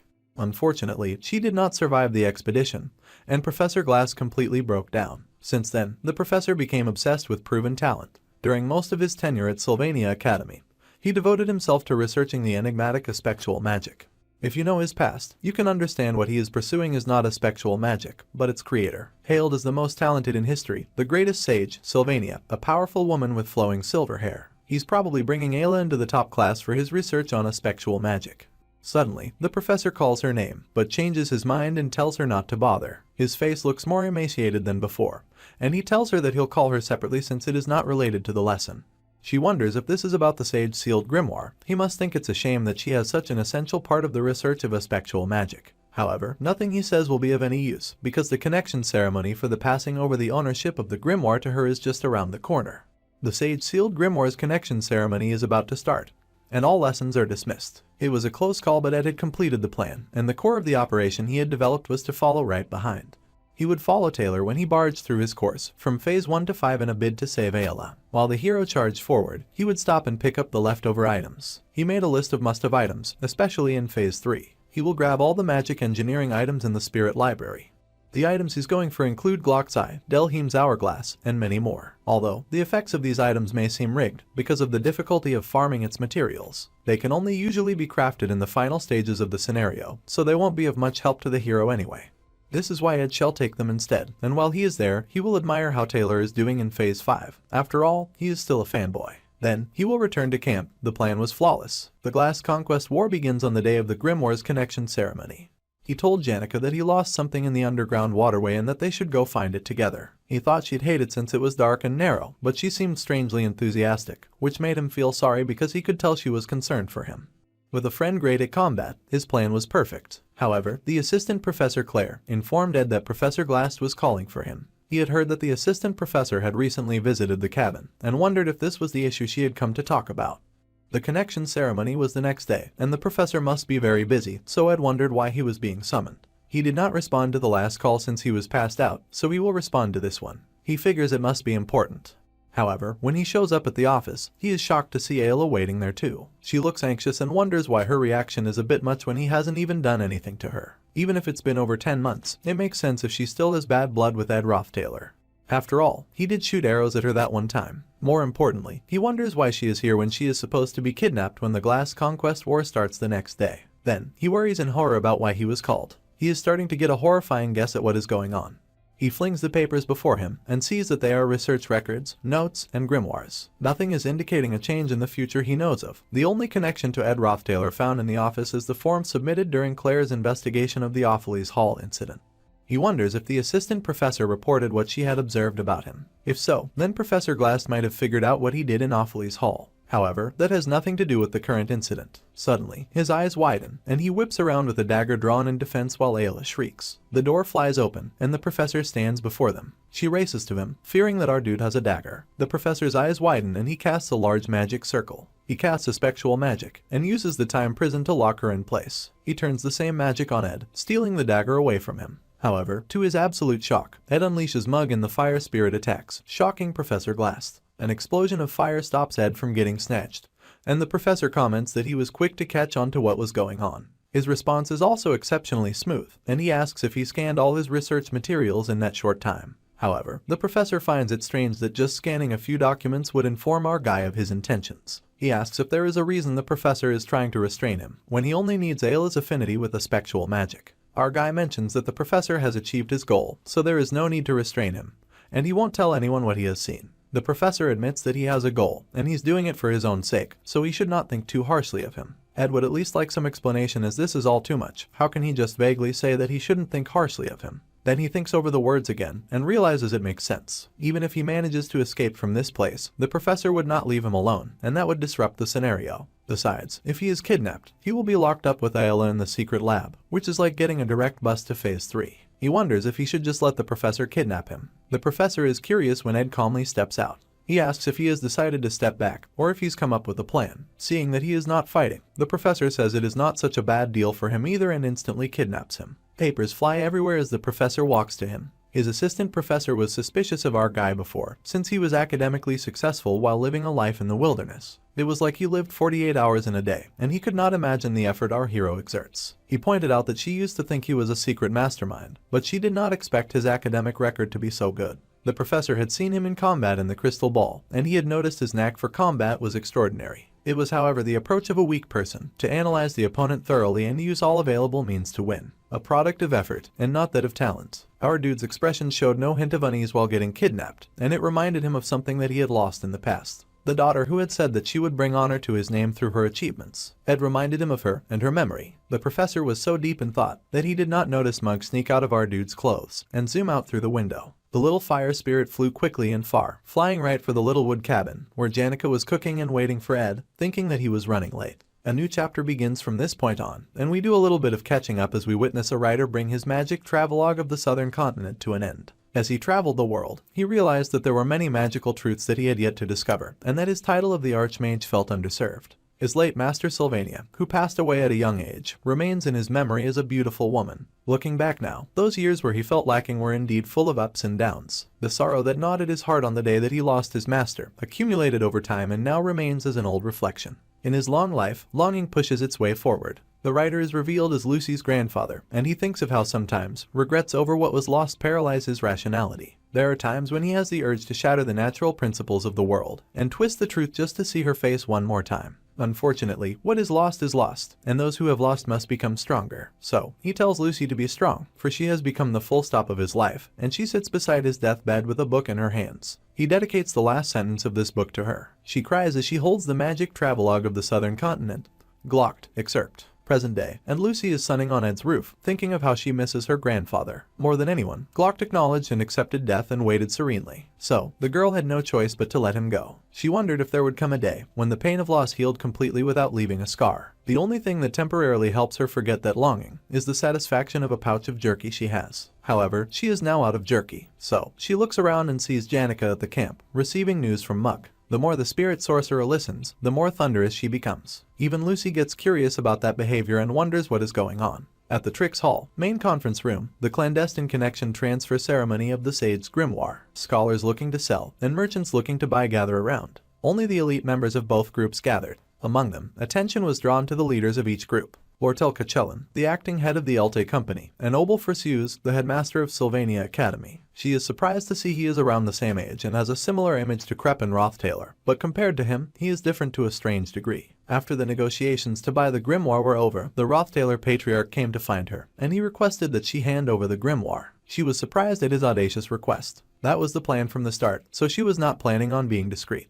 However, the amount that would justify going back on the lie she had told the princess was 12,000 coins. It was a rather exorbitant price, but he accepted the deal without hesitation. Then he mentioned that her father had hired a mercenary group and was headed to Sylvania. He mentioned it out of caution because he wanted her to make sure that things did not go wrong this time. He was an unpleasant man, but it did not matter. The information he had about Elte was valuable, and she also found a place to sell the grimoire. Preparations were complete and the headmaster had to relinquish his right to connect to the scroll. Then Lortell stepped forward to receive the connection. She would have the trading profit and the purchase certificate, or rather, an all-access pass to Ed. Dark magic bubbled up around the grimoire and exploded, shocking both Obel and Foxy. Huge rock monsters arose, and Obel immediately tried to protect her and fight them off. However, she notices the grimoire. It has been taken by none other than Professor Glass, who was officiating the ceremony. He then vanishes along with it. She looks near tears to see her all-access pass to Ed disappear. Despite our guy's absence, the story progresses without a hitch. The final scene of Act 2, the Glass subjugation battle, begins. Inside Professor Glass's secret laboratory, Ayla screams. She asks why he is here and says that she hates him, shivering and crying in fear. He figures that by now, the professor must have seized the grimoire and is surprised when someone tells her to fall silent. If she keeps yelling, the monster of the underground waterway might wake up. It is Coombe, a researcher of aspectual studies, and he says that they should consider themselves lucky that the professor asked him not to use them for his experiments, because they are important people. Ed mumbles if that is so, and Coombe is unnerved by how calm he is about the situation. Anyway, he shall closely monitor the prisoners while reviewing the research materials, so they must not entertain foolish thoughts. There is nothing for more to do now. Our dude will now wait for Taylor to bring the subjugation squad and cause a ruckus. By then, the library that the hero passed through will already be devastated without any hindrance. This will give him the opportunity to sweep up all the replica magic engineering recipes from the magic books. His operation will be complete. He would not have to do anything important or get rid of anyone. The only thing bothering him now is how easy it all seems, which is pricing at his conscience a bit. There is also the fact that he has to be with Ayla, who is still making a wild fuss. She screams that she will scream if he takes any step further. She threatens to bite her tongue and that she is not bluffing. He explains that he has nothing against her. If he wanted to hurt her, then he would not let such an opportunity go to waste. Since he has seen it from Taylor's perspective, if he had to say it out loud, he feels rather positively about her. She screams that she knows his reputation, but he tells her to stop spouting nonsense and sit down. The hero will surely come if they wait. She asks if he has the right to say the hero's name, and Ed asks why would he not have the right to say his name. He apologizes for the matter with the entrance exam, but he had his own circumstances, and he helped a lot during the Glasskin incident. Even if she cannot trust him, she can trust in the hero. He will definitely come to rescue him. She cannot believe that he just apologized, and he sighs heavily. Suddenly, he hears Mug's voice. The little spirit asks if he is okay, if he is hurt, or losing energy, if he can see okay, smell and hear okay as well. He shouts with tears in his eyes, asking if he has numbness in his arms or legs, any sluggishness or fatigue, if his face is turning yellow or his heart is pounding, and his pulse racing. The little spirit followed the magic reactions, and found that his spirit connection level was pretty good, but it took some time to detect him. He also apologizes profusely for not showing up sooner. Ed rubs his head fondly and asks where he has been all this time, and also congratulates him on his good job. Ayala is surprised to see a spirit, and that he can control spirits, because he used to be terrible at basic magic. He rudely says that it is none of her business since he finally has a proper partner to talk to. She believes the spirit can send a rescue request to the outside, and get the message to a staff member or a professor with strong spirit connection. However, there is no need for him to do something like that. Mug also reassures him that he has been thoroughly trained in emergency reporting systems more than anyone. It took him half a day to avoid the eyes of numerous monsters and the golem researchers to get here, so it must have been 2 days from then. However, he recalls how beautiful Janica's enraged face was, and her cold fury when she heard the news. Not only that, but Lucy was also interested in the news, and the spirit sorcerer thought to ask the Vixen merchant for help, which would be like having 1,000,000 troops on their side. Mug reassures him that one way or another, they will be rescued, so all they have to do is stay calm and wait. Meanwhile, Ed is furious because the story has now been altered too much by too many people knowing of his capture. The poor spirit cannot understand why he is making such an angry face. With anger, he grabs Mug's head and flings him with rage out of the cell.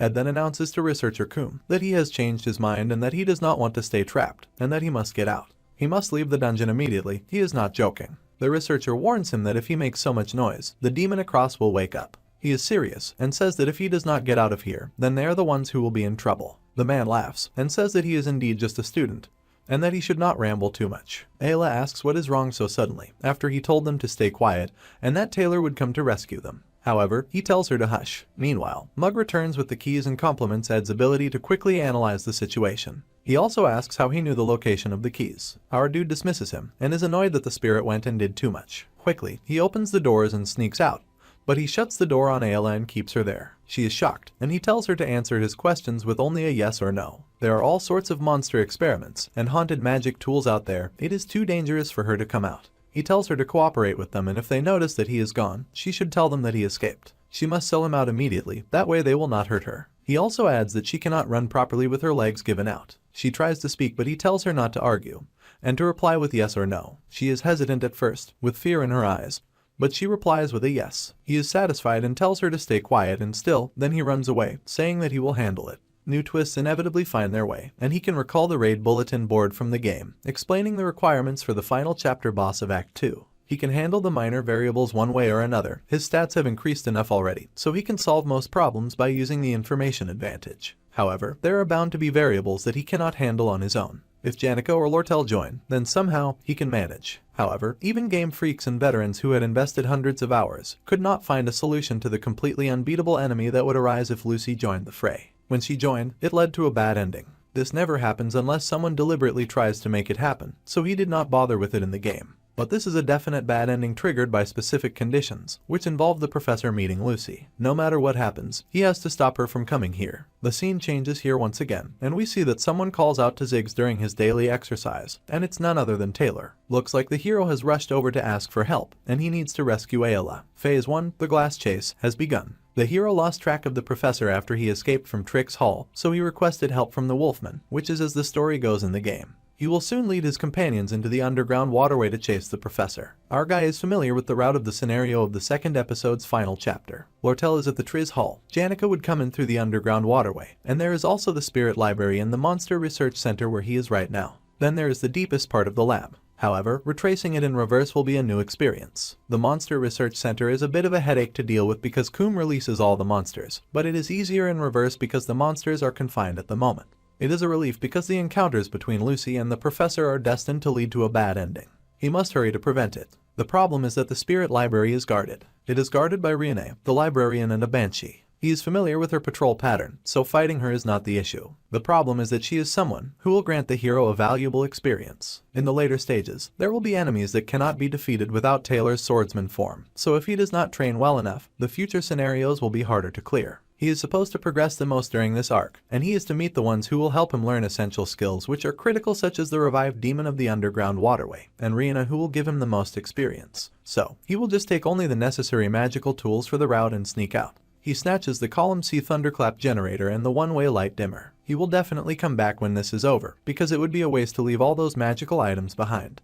Mug finally tells him it is time to move because the Guardian is no longer paying attention. Suddenly, the room begins to shake and he worries an earthquake has started. He does not recall an event like this, and leaps to his feet as the shelves come crashing down. However, to his horror, Riene has spotted him. He has made a terrible mistake.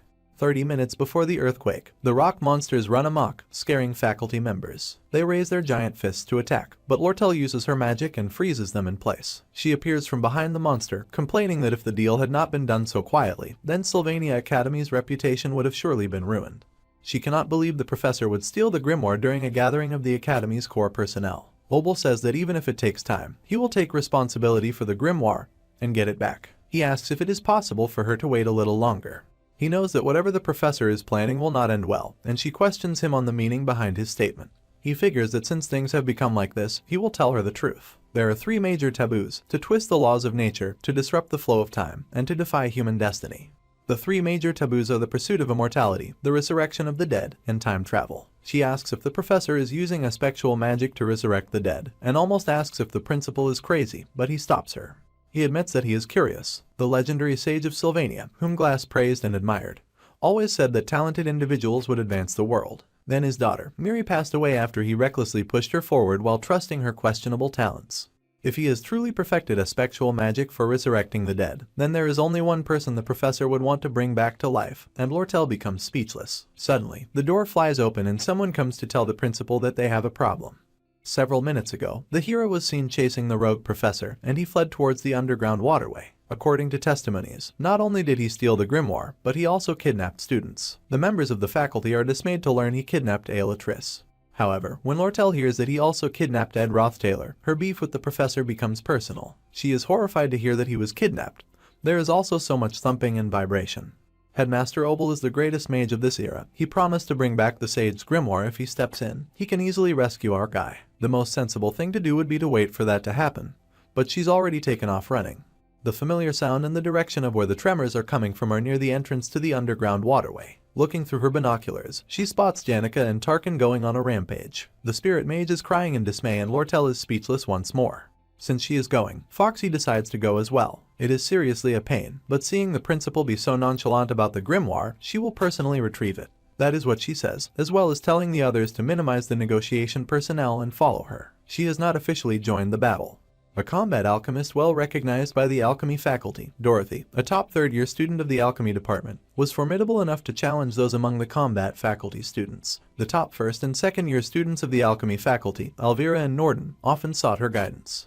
However, Dorothy did not stand out during her first year, so Professor Glass, who recognized her talent, was her savior. She believed that he had a purpose behind his seemingly extreme actions, although she did not know his exact purpose. She is determined to strictly follow his request to guard the entrance to the underground waterway, but she falls to her knees, saying that he is going way too far. This is because, before her, stands Tarkan roaring in rage, with Janica on top of him. She asks with fury burning in her eyes as Dorothy trembles before her. She demands to know Ed's location.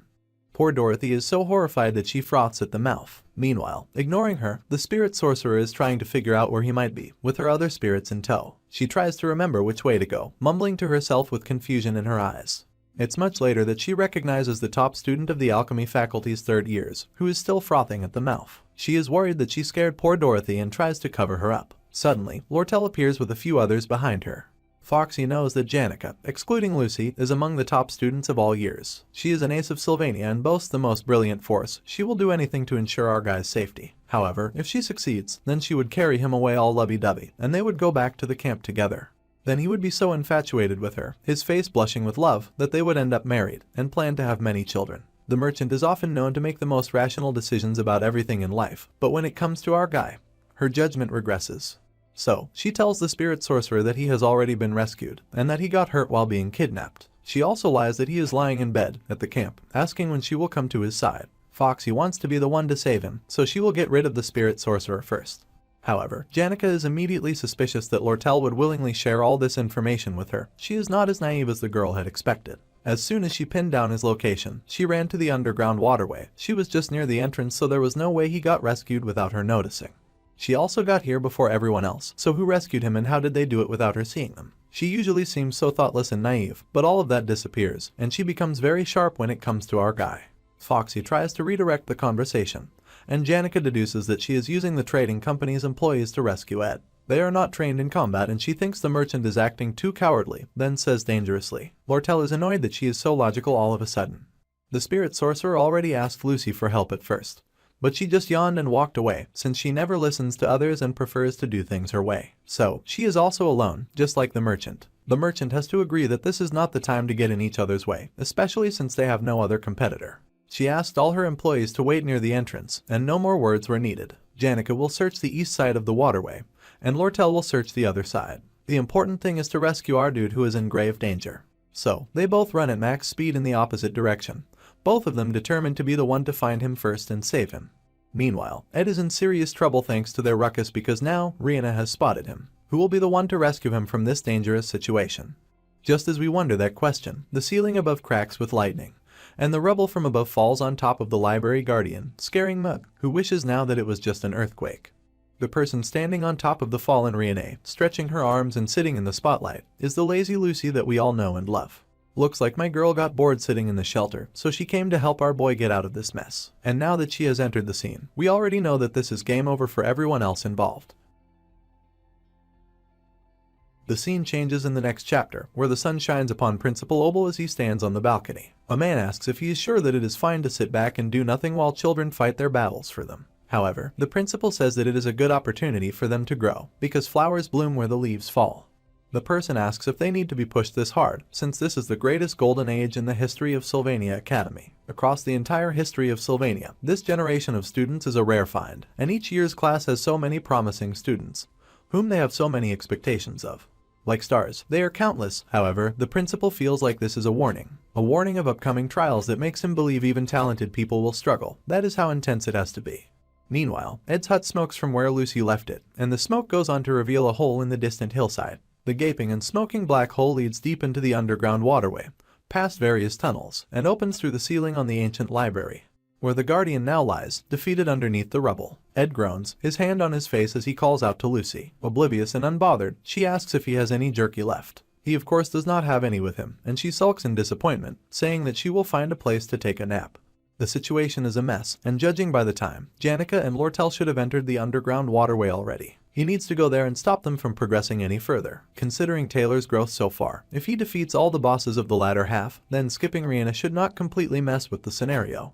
Everything is fine, and the only real problem is the lazy mage that has entered the scenario. If she meets the professor, then the bad ending event will start. He must stop that from happening, so he places his hand on her shoulder and tells her to stay with him. She is confused and he sweats nervously, but he won't back down. He recalls Janica's words when she said that the biggest help a person can receive is having someone quietly stay by his side. Since Lucy is so strong, she makes him feel safe, so even if she does not say anything, he wants her to stay. She is still focused on the jerkies and wonders if he really has none. Annoyed, he tells her to stop talking about jerkies and to just stay with him until they get out of the underground waterway. She agrees to help him get out, however, he has some things to take off before he leaves. She sighs but agrees to help him with that too, and then he asks her for a favor. He lifts her up and carries her on her back, racing away at full speed. Now he will get out of there by going in reverse. He will get everything he needs from the library, find the two girls, and finally get out of this place. She sleepily asks if he has any jerks again, and he has to once again tell her no. Dark red eyes peek out from above the library shelves, and ravenous bats fly out at them. He uses ignition to roast them, defeating them in a fiery and roaring blaze. His elemental magic increased and so did his mana resonance. He wonders if he should call this the real thrill of mob hunting, since he is being bombed by the special exp explosion of the monsters. He silently promises the hero that he will not take too much, as he defeats various foes in his race to escape. There is a concealment spell cast somewhere around there, the magic resonance and unique insight that Professor Glass acknowledged. Unlike Janica, who specializes in spirit connection, Lortell was quickly finding the way. She acknowledges that this is not the time to exchange sweet words, and suddenly she realizes something. Right now, she genuinely wanted to help another person with pure intentions, without the bargain of getting anything back in return. She felt a glimpse of a new kind of relationship that couldn't be bought with money, and her heart swelled again. She acknowledges it as the same feeling as before. The sound she hears is from somewhere close. Her heart is beating fast once more, and her face flushes pink. Then suddenly, the wall in front of her explodes, and Ed appears. He greets her with a surprised face, while she simply stares back at him in utter confusion. He sighs in relief and tells her that he was kidnapped, while also loaded with a lot of magical items. He asks her to help him carry some of his items since they are too heavy to carry by himself. She gapes at the items, which are all advanced crafting formulas. She is stupefied to find that he was not in grave danger, but he says that he was in danger. However, he managed to escape thanks to Lucy. Lortell is horrified to see her on Ed's back, and thinks the situation is too dangerous and too cruel. The spirit sorcerer is a coward who can't ever take a chance with Ed, and Foxy has been the most proactive in making progress. They even shared a kiss. That day, she had been so short on breath that she almost set the forest on fire. She can't believe that he can act so nonchalantly with another girl in front of her. He asks her to please hold on to the crafting scrolls for him, and that if the trading company can bring the materials for that, then he will gladly pick them up. If there is anything she wants to buy, then he does not mind her buying it for cheap since she helped him so much.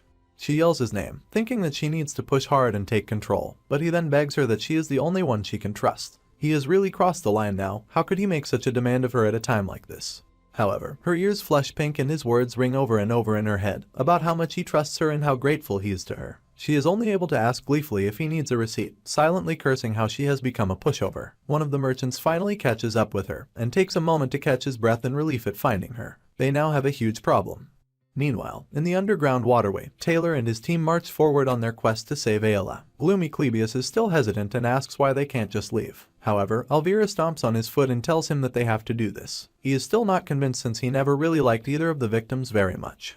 The hero apologizes to him but says he still has to save his girl, and asks the Gloomy to please do him this favor. Ziggs insists that the girl they are going to save is a good person and tells Gloomy not to back out. Even the pretty blonde seer, Adele, points ahead. With a smile, she says that she feels something ahead.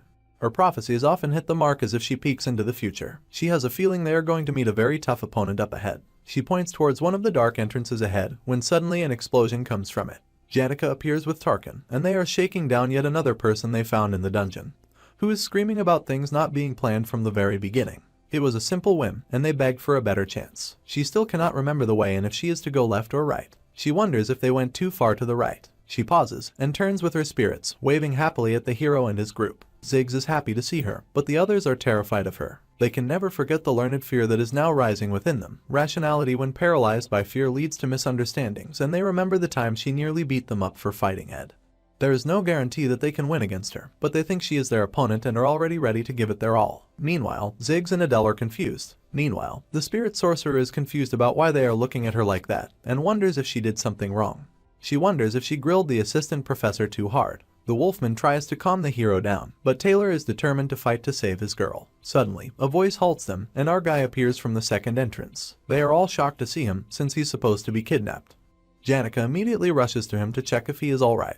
The hero goes tense at our guy's arrival, especially since he is aware of his fighting style. Only with archery and a little magic, he once single-handedly held off 3 opponents way more skilled than he was.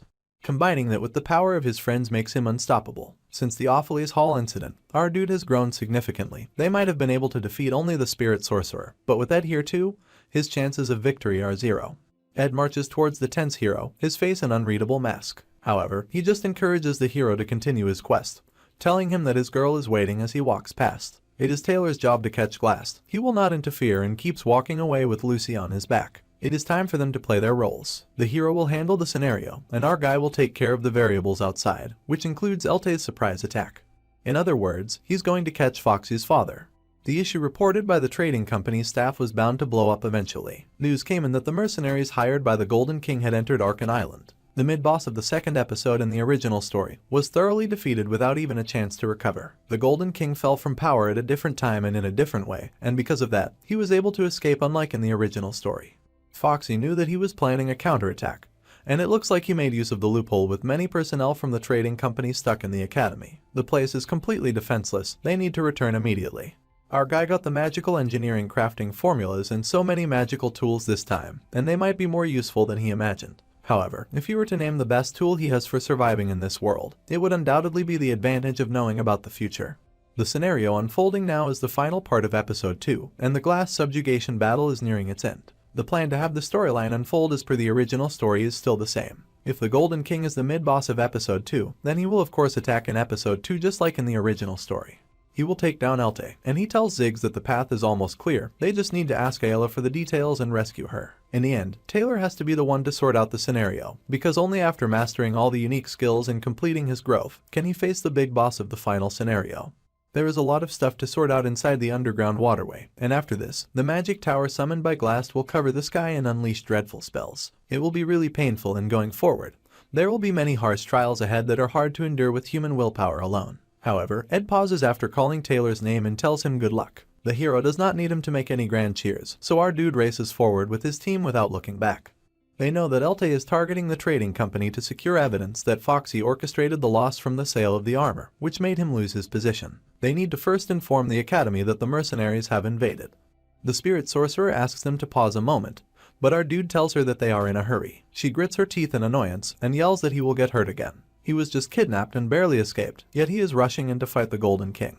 He collapsed from overwork just a few days ago. This matter should be handled by the Elte company and not them, since it has nothing to do with him. She does not want him to get hurt anymore. He knows she is right, and that this is not really his business. However, he has to deal with a big variable like Elte to feel at ease about the game plot.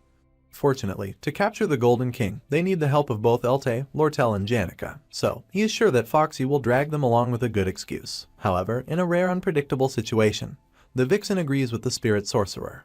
She holds Janica's hand and admits that involving him is selfish, since he should be resting somewhere safe. They suddenly get along in matters regarding keeping him safe, and it is nice to see, but this is not the time for him to rest. So, he says that Lortell's matter is not someone else's business for him, which shocks Foxy and horrifies Janica. The spirit sorcerer demands that he explains what he means, while the Vixen blushes cutely with joy. He tells them to hurry and that they don't have time, and they once again take off in a run. He tries to think of how to explain his words, but coming up with a reason is always hard. Suddenly, the spirit sorcerer offers an out by saying that it is because of his contract with the Vixen. If she lost the trading company, then his magic engineering supplies would be disrupted too. That is why it is not someone else's problem. He pauses for a moment, but he is so desperate for an out that he immediately agrees with her. Meanwhile, Lortell is still blushing in bliss at his words. He thinks the spirit sorcerer is pretty smart, which is as expected of the top student in their year. All that aside, he glances at the complete chaos inside the tunnels, and the many fallen bodies of the rock monsters that must have guarded the entryway. The hero was so horrible without any regard for seniority in this situation, that at times like this, he was really heartless. However, he soon realizes the chaos was caused by the very guilty Janica. She cries that she did not mean to do it, but somehow things turned out like this. Lortell laughs that she is heartless, but the spirit girl insists that she is not a heartless person, and that they are just misunderstanding the situation. Anyway, they are almost at the exit now, so they will talk more outside after they have helped the academy. The carriage she came in is at the entrance with the staff. They emerge from the underground waterway to find chaos outside. The carriage has been destroyed and the bodies in the water beaten up. Foxy chuckles with a dark grimace and notes that the Golden King was faster than she expected.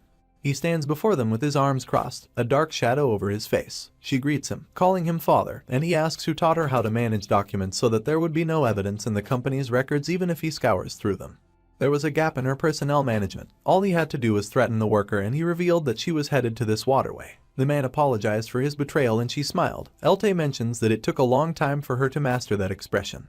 It is a pity that the only evidence left is her confession, and it will be a waste to ruin her with torture. He waves his fingers and red light gleams in the eyes of the fallen bodies. Suddenly, with a whoosh they spring from the water and launch themselves at them. They raise sharp weapons and attempt to slice at our dude and the fox girl, but she blocks their attack with magic. She knew that he would not be alone, but he really loved to bring mercenaries into the academy, just like last time. The professor fled with the Sage's grimoire, but there is no need for comparisons with last time. This time is different. This time he has come with the continent's best mercenaries, and they far outnumber them. He tells his hired men that he only cares about Lortell's life, so the others can be cannon fodder, and he wants them finished off quickly. The mercenaries attack, firing arrows which soar through the air at them, but Janica blocks off the attack with her magic. Arrows fly close to Ed, but no arrow can touch him as the girls protect him with their magic. The spirit sorcerer uses her defense bird magic to protect him from the arrows, pushing them aside. She warns him to be careful because their movements are well coordinated. He thanks her and notices Elte's annoyance. He says that spirit sorcerers are always a hassle to handle, but this time is different, and he pulls out a suspicious-looking paper.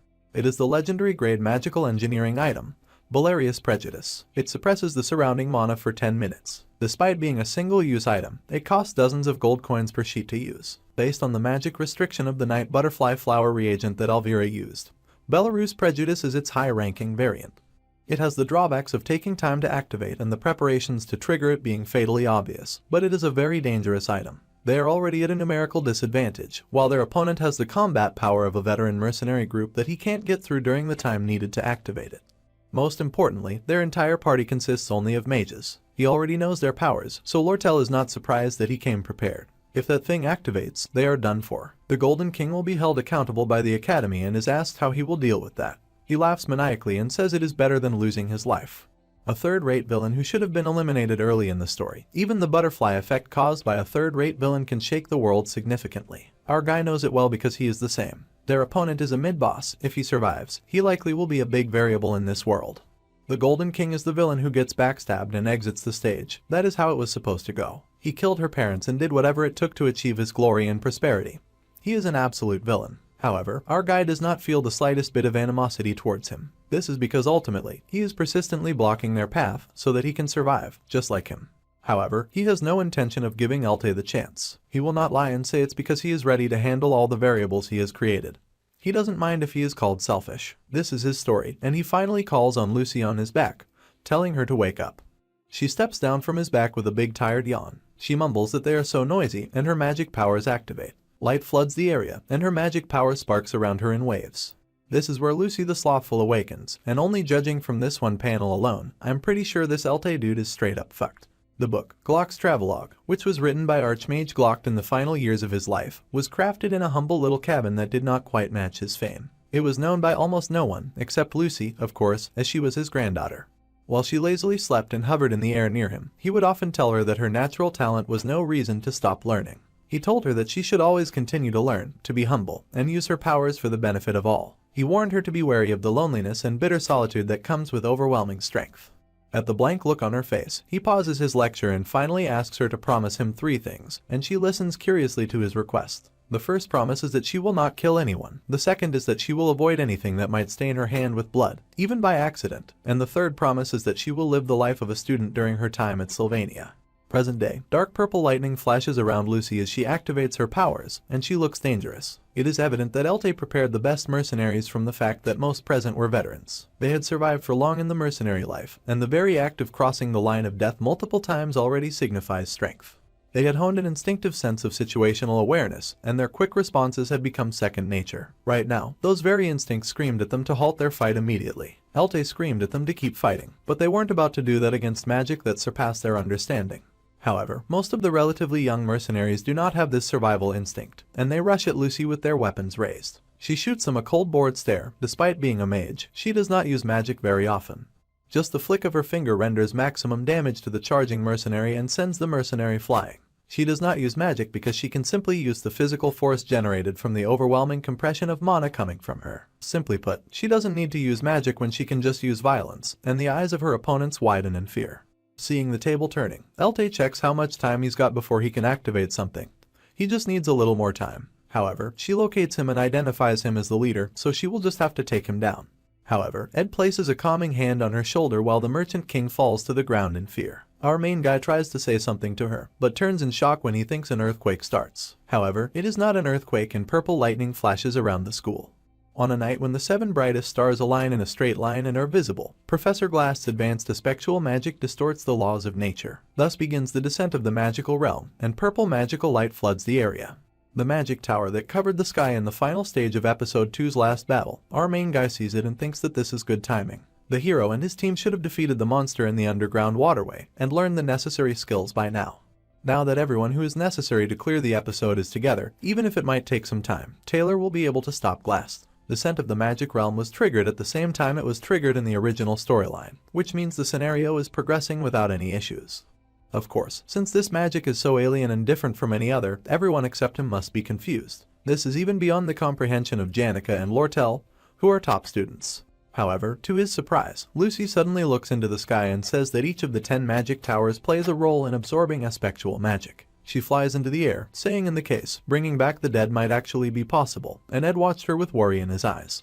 In the epilogue of episode 2, the players find Miss Lazy after the incident, and when she wakes, she lazily shrugs off the incident. She was supposed to be napping on the roof of the Trix Hall for the entire scenario. However, if she is woken early in Phase 1 before the scenario is over and brings her into the party, then the cornered Professor Glass makes her an offer.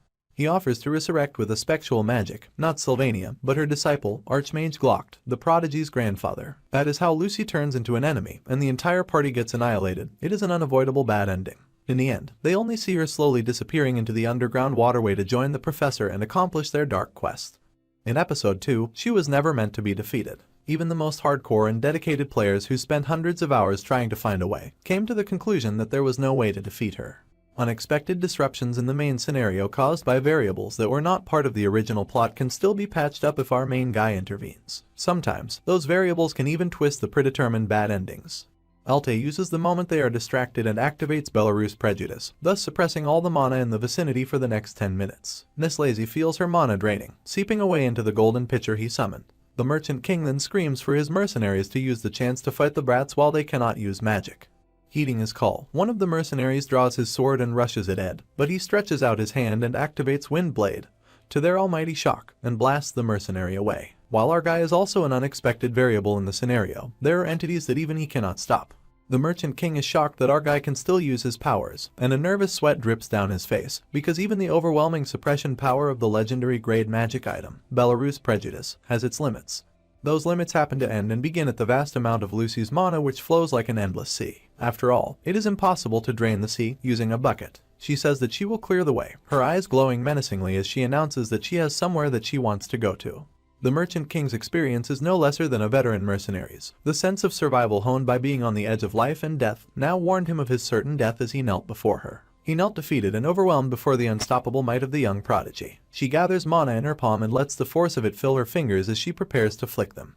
She asks the Merchant King if he is aware that he can die, for she knows as well that Alte is no match for her. However, our main guy placed himself in front of the kneeling Golden King and reminded her it was not fine to kill others.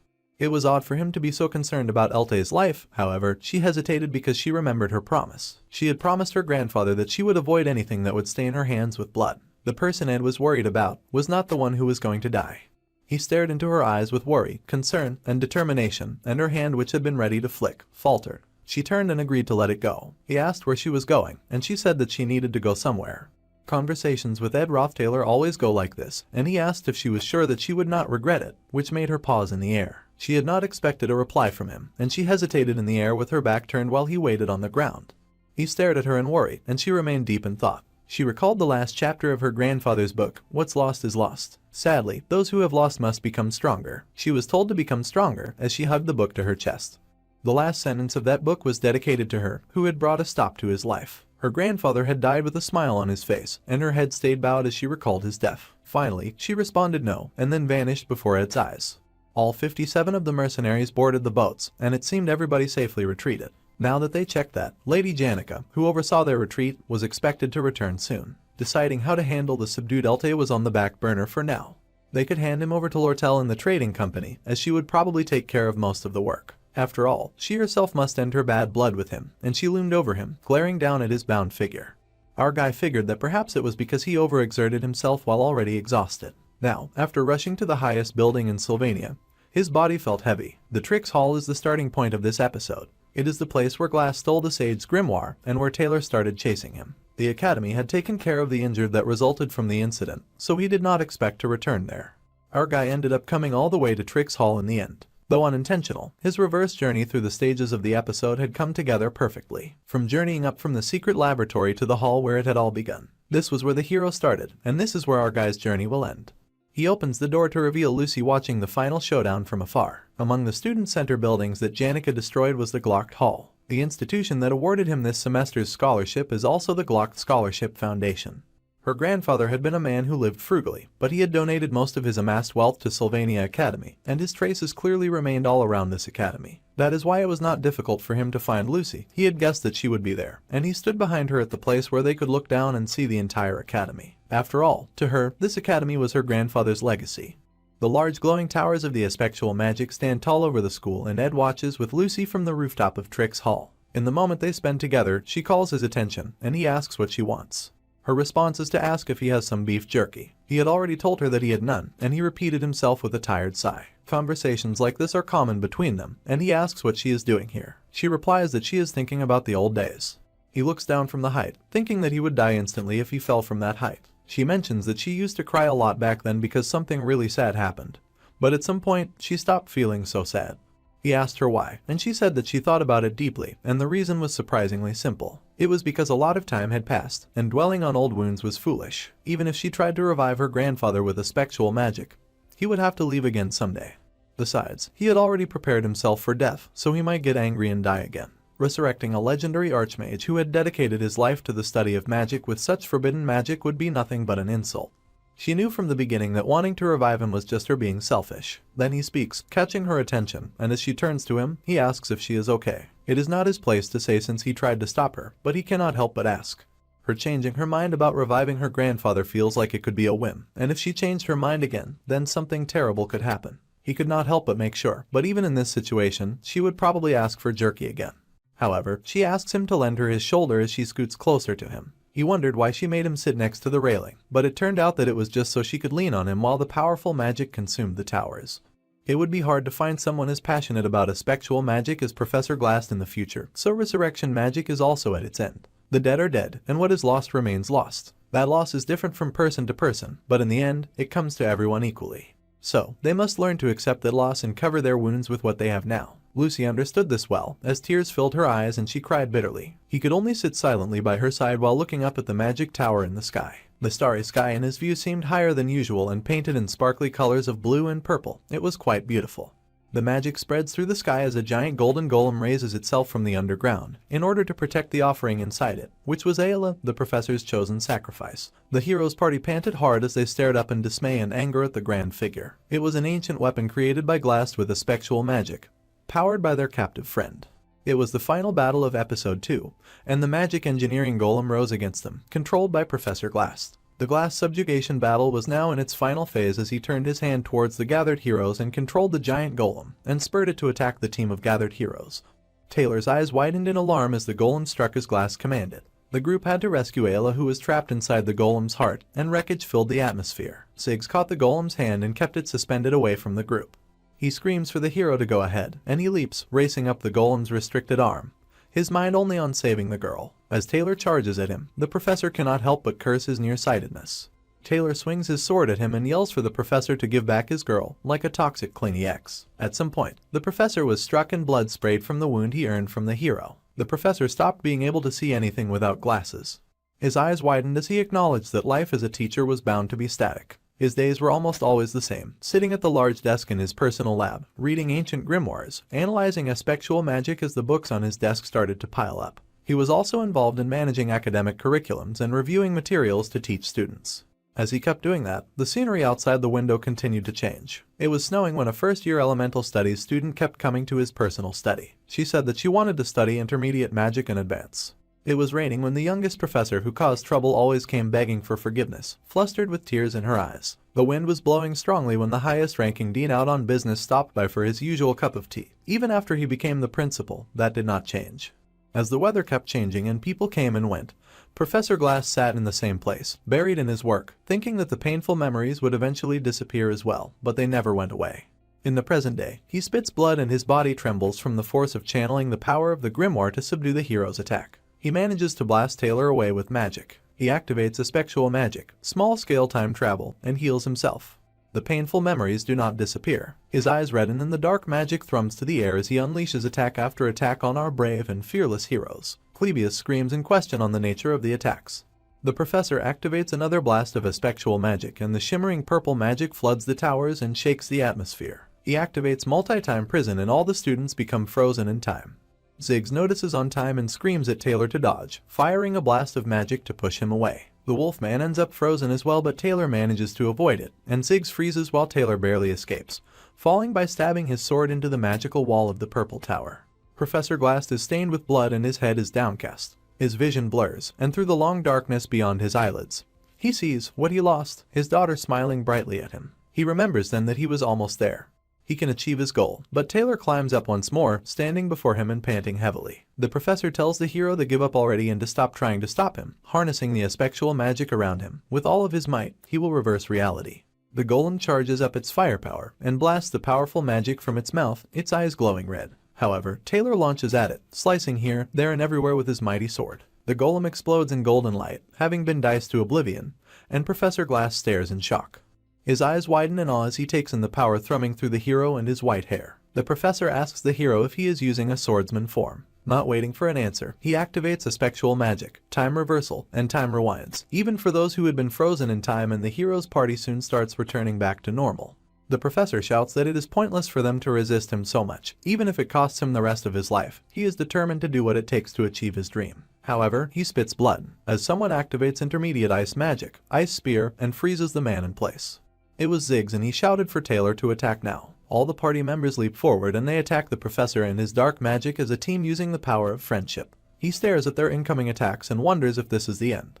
His eyes widen and the golem throws up its hand in final defeat. There is a large and golden explosion, and golden smoke pours from every crack of the mighty golem. Its destruction makes such a loud noise. Ayla is finally freed from it and she falls into the arms of Taylor, who was waiting to catch her, and he carries her in his arms bridal style with his hair a beautiful snow white, while the golem and the professor's years of work fall to ruin behind him. After the chaos comes the smoke from the fading magic, and inside the smoke, the professor heaves a defeated sigh. He admits that the children won, and he falls back from where he stands, tipping from one of the beautiful flashy purple towers and falling from the sky. He falls a great many feet down, his body limp from defeat as he descends from the sky, his body covered in bruises and his glasses cracked, his hair flying in the wind. Professor Glass is a defeated man. As he falls, the pain of losing his daughter remains and he mumbles that he misses her. He calls her name Miri and draws closer and closer to the ground. However, before he can finish the process of falling to his death, a magic circle appears beneath him, catching him. So it is that the professor vanishes into thin air. The magic circle reappears in the woods and he is deposited there. He used aspectual magic and spatial leap, and he leaned against a tree while he caught his breath. He left the magic circle for the final escape, and he coughs out blood now in the forest with his head bowed. For some reason, he escaped way too late, and even using magic to stop the bleeding seemed pointless. His hand slid down the tree as his knees gave way and he slid further down the grass, barely keeping upright. Anyone could guess from the original storyline that he had no future, but seeing it firsthand, it is clear that he will surely die in that moment in the forest. However, when he looks up, he is surprised to see a student in the woods, way past their curfew. That student is none other than our guy Ed Roth Taylor. Despite everything, there was something that he wanted to confirm. Let's resume the story from an ago of the last point we left off, where the bright and sparkly purple magic still covered the magic towers. Before the teleportation magic got cast, Janica had sent the mercenaries outside the island. Meanwhile, Lortell confined the former merchant king in the trading company, which neutralized and eliminated all threats. Both girls promised to meet again in front of the underground waterway once everything was done, so the redhead hurries there now. She just needs to check that Ed is safe after he heads to the Tricks Hall, and to her immense horror, she finds him with Lucy. Oblivious, he greets her, but Foxy can only focus on the intense grip that the little prodigy has on her crush's sleeve. All the red sirens in her head are screaming danger as she glares in frustration at the scene before her. Meanwhile, our guy is still oblivious. When he sees the top third-year student, Dorothy, and assistant Professor Claire, he guesses that the situation in the underground waterway has ended. However, to his surprise, the assistant professor has tears in her eyes and he wonders why she is crying. Suddenly, assistant Professor Claire and Dorothy see them and scream in fear. This is because Janica has appeared with her giant flaming dragon in tow, and she lands before them like a superhero. Immediately, she asks to confirm that the magic tower uses aspectual magic, because there is something that she wants to check. Lately, Janica's meeting with the spirits has turned into consistent report meetings about our dude. Those meetings were originally out of her goodwill to protect the northern forest where the spirits live. However, a few days ago, Tarkin mentioned that he detected some aspectual magic coming from the magic tower in the northern forest, which warranted investigation. If the magic surrounding the towers is aspectual magic, then it's easy to guess who was behind the magic felt in the forest. However, there has not been a single magic tower built in the northern forest, so she wonders what Professor Glass was doing in that region. This makes our dude think about it, and he knows that nothing much happened before in the original story. He probably does not need to interfere. However, even the fake boss, Elte, had a huge impact on the plot when left alone, so he cannot brush this event aside. If someone of Professor Glass's caliber does not exit the stage, it is unimaginable how much influence he would have in future scenarios. So, that night he goes to investigate, and as the glimmering purple towers begin to lose their magic and collapse, Ed tries to confirm it one more time. However, he ended up showing up just as Professor Glass appeared bleeding in the northern forest. The girls come with him, and while Lortell is resigned, Janica is horrified and asks the bleeding professor what he is doing there. Coughing blood, Professor Glass just says he is looking at the moon. He asks if they think that is funny, but the spirit sorcerer immediately denies the humor. He smiles in exhaustion, saying that it is strange that he finds himself quite laughable. Our guy points out that he must have known that he would fail, and he keeps laughing. The professor admits that he is right. In the end, he was bound to fail one way or another. It was reckless, but he never thought he would be subdued by a gathering of meddling students. Even if he had won, he knows the principal Obel would have taken him down. He wonders if the principal did not interfere from the start because of their years of relationship. Anyway, he does not think Obel is suited to be the principal. He tells Ed that he is a better student than he thought and that it is a shame that he discovered him too late, which was quite unlike himself. Our dude asks why the professor kidnapped him in the first place. The professor admits that our dude's talents were exceptional and he at first planned to use him for his scheme. However, he ended up fainting from overwork, so that plan failed too. When he hastily went back to get him, he had already escaped. The professor thinks of dying lonely like this as paying for his sins. It is not a bad deal compared to the sins he committed. Still, the 17 years he spent with his daughter were not lonely. They are surprised to hear that she was 17, and he admits that was her age. The years were both long and short. Then, he points out that he has known Assistant Professor Claire for a long time too, and Professor Glass is confused. He had known her for 4 years during the degree program, 5 years after obtaining a teaching certificate. If she had stayed until his retirement, that would have been almost 17 years. Before they made their way there, our dude had seen the assistant professor crying, and Professor Glass' eyes widened. Assistant Professor Claire had confessed that her Glass was the type to dislike everything at first glance. With a smile on her face, she recalled that he was the meanest and most stubborn person she had met, always passing work on to others, full of himself, dogmatic, scolding others for the slightest mistake. He is really an impossible person to like. However, he was the most scholarly scholar ever to her, and she cries bitterly in mourning. He was a person with an uncanny intuition for unnecessary things. She must have had a hunch from what Professor Glass told her. Dorothy also spoke with a trembling voice, saying that she did not know what he had been planning. But he was a precious mentor who had recognized her. However, nobody can deny that he recklessly put the lives of students at risk. Nobody, not even the principal, can deny that he went astray. Even right now, nobody is around him as he slowly reflects on his life. He says he will die lonely. Mocking his fate was his misconception as he closes his eyes, blood staining his skin and clothes. When he thinks about it, the sobbing Claire, who became an assistant professor at a young age, and even Dorothy, the top student of the alchemy department, were both considered untalented. Professor Glass kept discovering and nurturing hidden talents like them while saying that talentless people like them had no value at the same time. It was like he was saying that his daughter was also someone valuable. It had been too long to consider it a lonely death. In the end, he remained in the hearts of people. For some, he was a mentor, to others, he was a colleague. Professor Glass has severe myopia. After some point, he could not see anything without his glasses, not even himself. And as he lay silently dying, bruised and broken against that tree, he said that before he had activated Descent of the Magical Realm, he saw the Spirit Library. Our guy made a flashy exit, taking all the legendary rank crafting formulas, but there was no point in doing that. Ed asks if there was something more he could have grabbed, but Professor Glass pulls out a key. He tells our guy that it serves him right. He will have to clean it all up with his own hands now, so the mess is self-inflicted. From now on, that library belongs to him. The professor entrusts it to him. Surprised, our dude asks why he is being given this wonderful gift. However, the professor just lets go of the key that he passed to Ed with blood-stained hands. He asks why our guy is not even happy after he just received the key. He coughs and explains that there is a secret safe beneath the desk that Rihanna guarded. He tells our guy to make sure that he handles it when the academy investigation starts. Lastly, he tells Lucy to look around herself every once in a while. She is there too, listening with the darkness over her eyes as he directs his words at her. His eyes widen and he relaxes, saying she is wise. Since she is behind him, our dude wonders what sort of expression Lucy had in that moment to make the professor react like that. Unfortunately, he cannot see from his position, but her hold on his clothes tightens as Professor Glass finally slips away into the next world, his soul leaving his body. Through Glass, who closed his eyes as though he was simply falling asleep, our guy could only infer. The corpse lying peacefully under the moonlit Zelkova tree made it look as if he were in a deep sleep with happy dreams and a smile on his face. They stayed together and watched for a while. The next day, he finds himself brought before some of the school dean. He points out that he got involved in the Glaskin incident, the Opheles Hall occupation, and now the theft of the sage-sealed grimoire. He was there at every site, and he had terrible luck.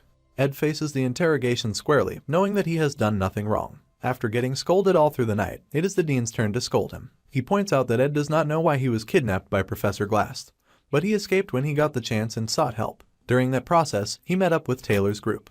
Ed confirms the story, saying it all went down the way he wrote in the report. Janica and Lortell came in a hurry to help him, and the dean points out that he left behind Ayla while he escaped alone. He points out that the girl could not move and that she did not trust him at all.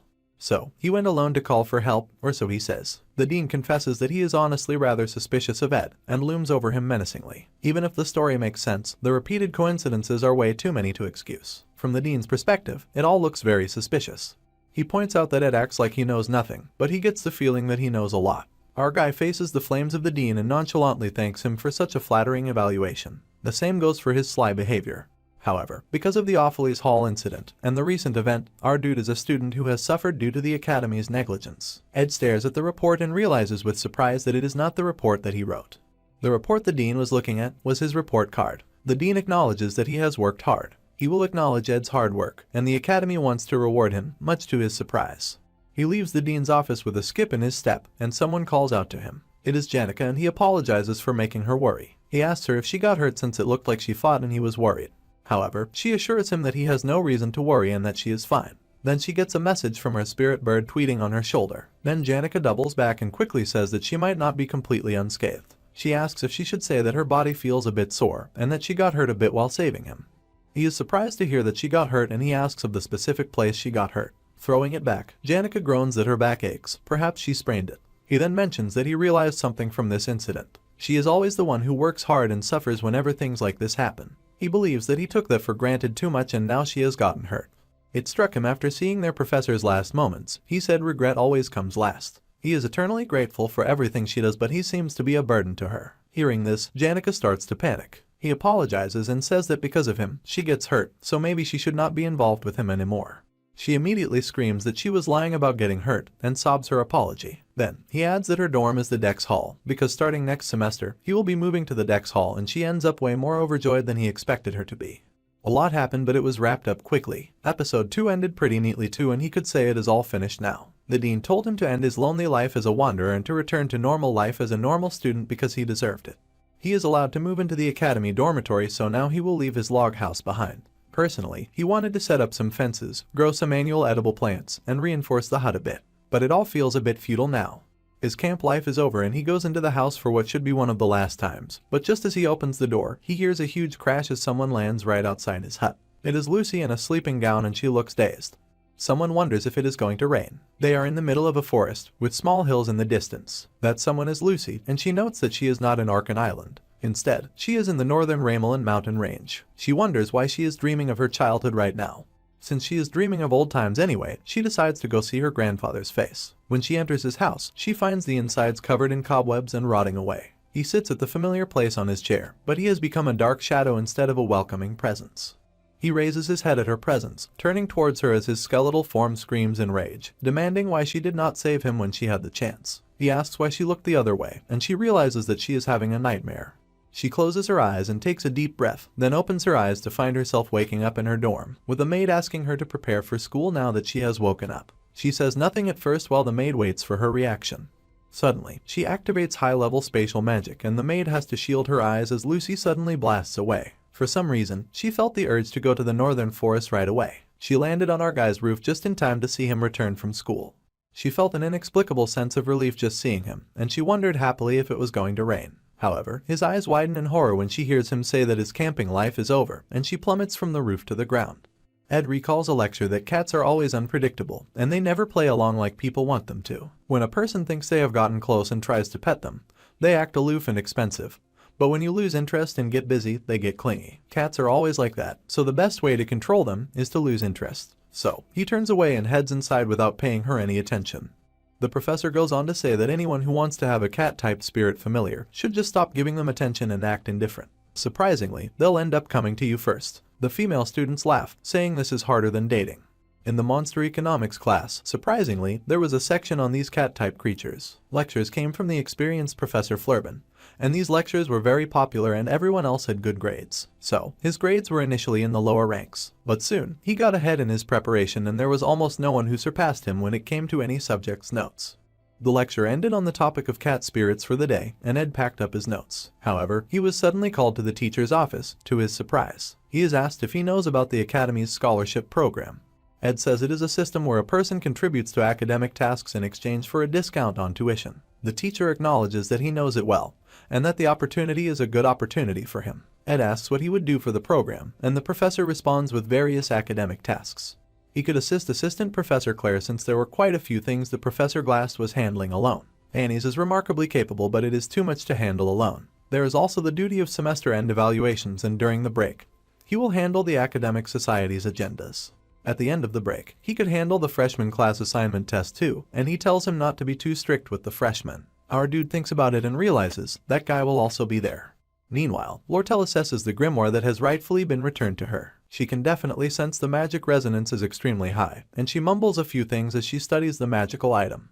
However, she wonders if it is really okay to sell such a powerful item to creepy Crepin. The fact that our dude made such a desperate request means that he did not want the creep to have the grimoire in the first place. However, she only bought it so that she could resell it, and she had to consider the money tied up in it. She scolded herself, saying that she needed to be more ruthless, since her motto was to never put off today's work for tomorrow. She recalls that Ed promised to do anything for her as long as she got the Sage's grimoire purchase, and her cheeks heated up once again. So, she pulls out paper and gets to work writing. They get a special winter break class notice, and she wonders who will conduct the class without Professor Glass. She laments her busy schedule, but is thrilled that she does not have to worry about the camp anymore. It is the end of the semester, so she is not the only one that is busy. Janice and Ed must both be occupied, and Lucy, well, she thinks there probably won't be any immediately noticeable changes. However, her hand falters as she writes and sweat drips down her head. She wonders why she feels so uneasy. Meanwhile, back at the camp, the lazy prodigy points out that they are running out of firewood. Our guy turns in surprise and she says that he mentioned they would be short of firewood when winter comes. She sulks while eating beef jerky. He admits that is true. She also asks why he has not been hunting lately, and he wonders why she is suddenly saying something productive. It is not a surprise though, and he has been neglecting camp management on purpose. He is thinking about going to the Dex Hall. If that happened, he would not see her as much and maybe scenarios would unfold with more stability. Just then, Janica arrives, greeting them cheerfully as she rushes over, saying that classes must be over. He agrees that Professor Marie's late afternoon class got cancelled, so he came to the woods to rest. She says they won't be able to stay at the camp once winter break starts, so she has got to come here as much as possible while she still has the chance. She really enjoyed spending time at camp, but thinking that this was going to be over made her feel a bit sad, and Lucy listened closely while munching on jerky. The spirit sorcerer says that she really liked the camp. She adds that it is really unfortunate that she won't be able to hang out there anymore, but his environment is important too. If he decides to move to the Dex Hall, then he should make sure to call her. She says all happy and flowery while he thinks things over. She promises to help if he has anything that he needs, and since he has a lot to do. She goes on to say that most of their classmates are in Dex Hall. They will see each other more and maybe eat early, and she can show him around on his first day, so she will meet up in the morning, also in the study rooms. If he has trouble finding people to use them with, he can call her. Meanwhile, Ed studies the key he was given and figures it is time to unblock the secret vault in the library that Professor Glass mentioned. Then Janica presents him with an application form for Dex Hall, and warns him that if he applies late there is a chance that he will miss out, so it is better to fill out the form early and then think about it. He is surprised that she even took care of this and thanks her. She says she has done it once before so they can fill it out together. They will start with the application, and then she pauses in surprise when Lucy suddenly pops out and holds her arms out protectively, standing between Janica and Ed. Her eyes are wide in panic and she is sweating profusely at the thought of anything taking our guy away from her. She finally works up the energy to tell her to stop, while waving her hands up and down. She tells him not to take the application. He stares at her in confusion. It was on that day that it all began. His spirit bat congratulates him on all his experience finally paying off. His growth rate is truly remarkable, and Janica claps in glee. His spirit resonance already surpasses that of ordinary novice spirit sorcerers, and his basic mana resonance has also improved significantly. However, she hesitates because the lazy prodigy is glaring at her and she asks if she did something wrong. Usually, the maids at the Opheles Hall make sure to dress her up neatly, but today, she looks like she escaped from the dorm in her pajamas early in the morning. His magic power must have increased too, so he tries some intermediate level magic. As he reads, Lucy sprawls on his leg like a cat. He finds her lurking even when he goes to the dorm for meals. She wraps around him like a coat, hanging from his neck. He wonders what is wrong with her, and the spirit sorcerer apologizes again in confusion when the lazy prodigy hisses at her. She seems to be particularly hostile toward Janica, and he wonders if instead of being hostile, she is afraid. Anyway, intermediate magic is harder to learn than he thought. Even after practicing all day, he still has not mastered the basics. Then suddenly, Lucy asks what he is going to do if she leaves. He says there is somewhere he needs to go. He also needs to check the campfire and the fireplace. The temperature drops below freezing at night, so if he is not careful, he could actually freeze to death. However, if he moves into Dex, he will not have to worry about things like that anymore. He can go once he is done with all his work, and she calls him again. This time he turns to her, paying attention as she sits before him. She then says that they shall go together now, and he stares at her in confusion.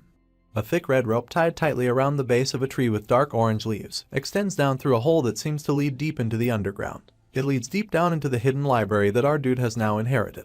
As he descends carefully, using the rope that he tied round his midsection, he asks Miss Lazy why she accompanied him to such a place. She hops into the space, not even looking at him as she remarks that she could have helped him get down with her magic. He sighed as his foot finally touched the ground and told her to forget it. He needed to make sure that he was able to come down and get back up by himself anyway. Since he will not be able to take all of it at once, he will need to come to the library a few more times.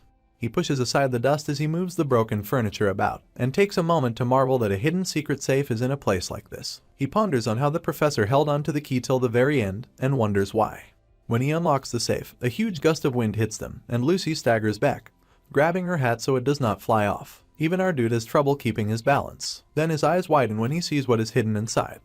It is late at night when they finally start crawling out of the hole, and the tree is bathed in the light of the moon as our guy mumbles that they will soon be outside. It was almost time for Foxy to send the magic engineering item materials he asked for. He also figures that he should ask for a ladder too, because climbing in and out of that hole with a rope is exhausting. If he had not trained his stamina, he would have already given up. Miss Lazy glances back and asks what he retrieved. It was a legendary rank magic tool, Glass Golden Phoenix Ring. It distorts the timeline and brings the magic a person possesses in the future to the present. It is very difficult to craft, yet it sits so beautifully in the palm of our dude's hand. He can use his future magic in the present, so he'd be able to use high-level magic right now, in theory. However, depending on the amount of magic borrowed, he won't be able to fight for a long time. If he uses it impulsively, the price may be huge. That means there's only one way he can use it in battle, and that is when he is driven to a corner and about to be overwhelmed by the opponent's power. He shall use it as his secret card in a final attempt. However, if not in battle, then perhaps a spirit contract. Janica can use so many spirits because of sensitivity, and because she has a huge amount of magic. For beginner spirit sorcerers like him, he only has 1 or 2 slots, and the reason he needs so much practice to even hold a conversation with a low-ranked spirit is because his maximum magic capacity is lacking. If he were able to temporarily increase his maximum magic capacity, he would theoretically be able to make a contract with a high-ranking spirit. However, that is a reckless guess and there are risks. If he had the time to make that, Lucy believes the professor should have used it for his own gain. However, our dude disagrees, because it is all in the past, and even if they search through the whole library, there will be nothing more precious than that ring. There is no way the professor would have wasted time. Their Professor Glass said it was a sin to promote those of ambiguous talent. But this is an object that can destroy the wall of talent called maximum magic capacity, and our dude ponders that as he makes his climb up to the surface. This ring must have been the reason the professor researched magic engineering items, and the reason he hid it all, so that no one would know till the very end. It was all for a gift for his daughter. The night sky is full of fluffy white clouds as they ponder. In the past, one of Lucy's sleeve buttons fell off, the button on the very end of the sleeve. She never noticed it when it was on, but once it was gone, her sleeves were so loose that it was uncomfortable. So, she suffered for a long while. He listens curiously to her tale as she adds that often she only realizes the importance of something after it is gone. Something she thought meant nothing was actually very important. She followed him because she had a question that she needed to ask. She asks if he is going to the Dex Hall, staring down at him where he sits on the floor. Her gaze becomes softer as she asks him not to go, staring at her in surprise. He knew it was a difficult request for her to make. However, his mind maintained neutrality, as he pictured and preferred the comforts of Dex Hall over the difficulties that came with living in the woods. To enter Dex Hall or to continue camp life, he breathed heavily as he spoke. Entering Dex would give him a more comfortable life, and it is not normal to live outdoors in the cold winter. She hid her face behind her giant hat and adjusted it on her head, agreeing with his logic. Then she asks if it will rain. She saw the clouds in the sky and felt the moisture of the coming rain on the bridge of her nose. She could sense that it was going to rain, but she asked anyway. However, she was not always right and he said nope. As he stared up at the air, he said that it was not yet time for rain. She also stares up at the sky, a wonder in her purple eyes. One cannot be certain that what will fall from the sky will be the drizzling rainwater. However, at the end of a long monsoon season, one would thoughtlessly imagine that rain would come. Even though the rainy period is over, all that is left is the clear and beautiful sky. He goes on talking and she turns to him in surprise, because he has so much to do these days that he has not gathered enough firewood for the winter. He does not think he will be able to do it alone, but if she helps him, he might have time. If she helps, he might be able to extend his time in the woods. He smiles as he reminds her, just as she said, they do not have enough firewood. Understandably, the girl is absolutely stunned and throws herself at him with joy, her tiny arms wrapping around him, catching him off guard. There's something really soothing and heat-touching about this scene, as leaves fly into the air and our dude finds himself shoved to the ground from the force of Lucy's excited leap. He sighs heavily as she asks if he truly means what he said. He says he has already completely adjusted to camp life, so if they improve their surroundings a bit more, then there are many positives to just staying and living in the woods. However, his eyes widen and he cuts himself off, going silent when he notices something. He flops onto the floor in defeat, his arms spread like he's making snow angels. That was how the second act ended. It was now officially the third act, where the scale of trials will grow. There was so much to think of when he closed his eyes, like Princess Fionia, who is aiming for the student council president position, and her fight with Lortell. He's also thinking of the new enemies and main characters that will enter the school as new students, like a mysteriously beautiful lady with a flower in her hair. He thinks of the person who will be the last one standing on this stage, and the final boss of the third act, Lucy Merrill, who looms menacingly with purple lightning dancing around her. There is so much to think of that he just stops to consider it all for a moment. It will not be easy, but he is putting his worries aside for a moment, because even when the next episode ends, both he and Lucy will be living well and healthily. This is because right here and right now, he sees Lucy make an expression that he has never seen in any scene or any route. She had a bright smile on her face that was bigger and more blinding than the light of the sun, and he was sure that everything was going to be okay. I mean, how can you worry about anything in front of a face so pure and dazzling? And so, winter eventually came, and he dug his shovel into the ground to continue his laborious work. Although it feels comforting while it falls, the snow gathering just meant more work for our poor main character who is living in the woods. He's spent all morning shoveling it all, and it is now the middle of the day. Although it's been a while since he set the policy that he cannot overdo himself because of how much there is to do. He is going all out because he was called out for the school scholarship student task, so he decided to do all the work he had to catch up on the day before. He had so much to do too. He had to finish the firewood and provisions work. But because the preservability is good thanks to the cold weather, he was able to finish the provisions work quickly. Giving up dorm privileges gave him tuition privileges. So, the problem of tuition was able to be resolved, which meant he did not need to divide his day by the hour like he used to do anymore, all thanks to the very helpful dean. However, that alone did not mean that he could just sleep, as he now has a rather lazy cat shamelessly occupying his bed. He had given up on throwing out Miss Lazy by now, and while it is not like her, who is protection magic all around her, to get a cold, it would make him feel bad to throw her into the snow. The current situation brings an ease that he is not sure will come again, and he trudges into the snow-covered woods all dressed up in his fancy uniform. This is because, if he had to take the risk, now would be the perfect time. He settles the ring in his hand and asks it if he can get started. His hand closes into a fist, glowing light of red, orange and yellow encircling his fist as it fills with power. He calls out and asks if the person he is talking to is listening, because he is taking the time to communicate and the intense burning magic swirls and spins around him. His face sets in a serious expression, and he calls out finally to Merylda, the guardian spirit of the forest. What he's going to talk about with the big fox lady is still a mystery for now. But in the meanwhile, we go back on the glistening and beautifully decorated grounds of the giant and prestigious school. The taste of the refreshments that the previous royal patissier was in charge of were required, as well as the terrace that smelt like sweet blossoming flowers. The highest quality refreshment set of Laplace Bakery, which is hard to get because the reservations for it are usually fully booked. But they got it anyway because this was a serious mission. It was the only way Janica's loving friends could lure her sweet and happy self out. It was the perfect bait. The spirit sorcerer is glowing with joy, though she's not sure how she feels about being lured with bait since that makes her sound like a fish. Her friend gets to the point very fast, saying that she is reaching a dangerous line. The sweet and kind spirit sorcerer has completely fallen under Ed's spell, and her friends are not having it. Janny is shocked that her friends have figured her out and demands to know how they know about that, and her friends back that it was so obvious. However, like a good friend, she is not trying to stop her.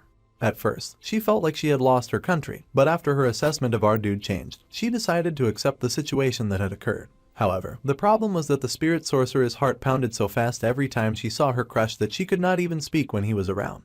Clara also noticed that she's been so nervous that she could not even look him in the eye. The talented sorcerer flushes and asks what the interrogation is about, but her friend demands an answer. In denial, Janny lies that instead of feeling nervous, she actually feels snug and comfortable when she is around him. However, her friend screams that behavior is a sign that she is going to the worst bad ending in dating. She fears that her poor sweet friend will end up a comfortable girlfriend, because for some reason that is supposed to be bad. Clara is burning up from excess rage, and screams out in anger, wondering what is the point if the emotion exchange only happens unilaterally. She will not stand for unrequited love for Janica, and demands that her friend makes her dude think of her with desire. A relationship that involves her liking him and following him around is a follower relationship, and even the spirits are glad to hear someone lay it on thick to their beloved spirit sorcerer. It is winter break now and her friend needs to see some seriousness from her. His face is not bad, and he has a lot of luck with women, so they need a solution fast. She feels super anxious because she will be going home for the holidays, which leaves Janny by herself. However, she advises that rather than a ridiculous game of push and pull, she should do something to activate his desire to protect her. The spirit sorcerer is impressed by her friend who has studied through countless love stories of other friends. Everything she says is correct. However, the reason Ed's assessment has changed is largely due to Clara's influence, and she's done it all because her friend likes him. Since Belle, the Academy workers, and their friends all have good things to say about him, most people now trust Ed Roth Taylor. However, Janny's other friend carefully sets her teacup down on the saucer and ponders. She thinks a bit differently about the situation. Judging by how she's been scolded by the librarian for not handing it on time, she has no dignity whatsoever. When people see her acting clumsy and messing up over and over again, it is easy to wonder how such a person became a professor. However, all of the serious professors praise Professor Claire's abilities. Her special ability was called People's Luck. Somehow, she got to have Flurbin and Glast as her masters and teachers, and received guidance from countless scholars and managed to finish her degree. Even now, she has obtained the greatest teacher's assistant, in the form of a girl who people rush to assist when they see her carrying heavy books. She is the reason that Assistant Professor Claire, who has an incredible academic mind, but is terrible at work, managed to handle all of her important tasks. She is the teaching assistant, Annie's Heroine of the Faculty of Magic, a second year. She is a second year that made all of the Academy workers nod their heads, and she holds the title of the greatest advisor. The reason that the clumsy Assistant Professor Claire's personal research lab is this clean all the time is due to Annie's work performance. The personal information was collected at a rate that was akin to stalking, by going back and forth between the student library, Trix Hall, the administrative management room, and the dormitory night duty room. She'd have been in trouble if she had gotten caught, but she breezed through it all with a graceful smile. Other than Janica and Clara, not many people knew her true appearance. To Annie's, human relationships were like a game of switching masks. 20 minutes were left until the professor would return from getting snacks from the bakery. Until then, she had to analyze all of the details and information about the man of the spirit sorcerer's dreams. She quickly researched the Roth Taylor family. They are the strongest family within the Cole Empire, and he was the second in line in a family of a son and 2 daughters. That kind of public information is meaningless, so she looks into his history. In the year he was born, he seized the Lord position. At 2 years old, he became an official heir, so she believes he is arrogant. He was baptized at 5, received etiquette education at 8, and started other lessons at 12. Judging from his first-year grades, he is not very smart. You see, as soon as this girl was admitted to this academy, her family situation became unstable, and she had no choice but to fend for herself, which was why she had to survive as both a student teacher's assistant and a scholarship student. Annie's was naturally gifted with great survival instincts, and would use any and all means to her advantage. She even thought of Lortell, a student 1 year her junior, as a role model. Of course, she did not have the ability to read the flow of money, but she had her own methods. She searched into the Roth Taylor family history, focusing specifically on every piece of information she could dig out about him. He was second in line to the family of 1 son and 2 daughters, and the strongest family within the Cole Empire. She guesses that he must have been indoctrinated with domineering ideas after growing up in a suppressed environment. She is certain that he grew up with no money troubles, and to make things worse, he has no academic talent, nor did he show any notable ability throughout his first year. There is a high possibility that he lacks self-confidence and might prefer a pure and bright girl. There are a lot more details that would add up for the real Roth Taylor of the story, but no longer apply to our MC. Still, once she can picture his every strength and weakness in her mind's eyes, she says it is not that difficult. She smiles and decides to get down to practice. Just then, the assistant Professor Claire pops in, beaming as she announces that she bought some Mont Blanc from Laplace Bakery.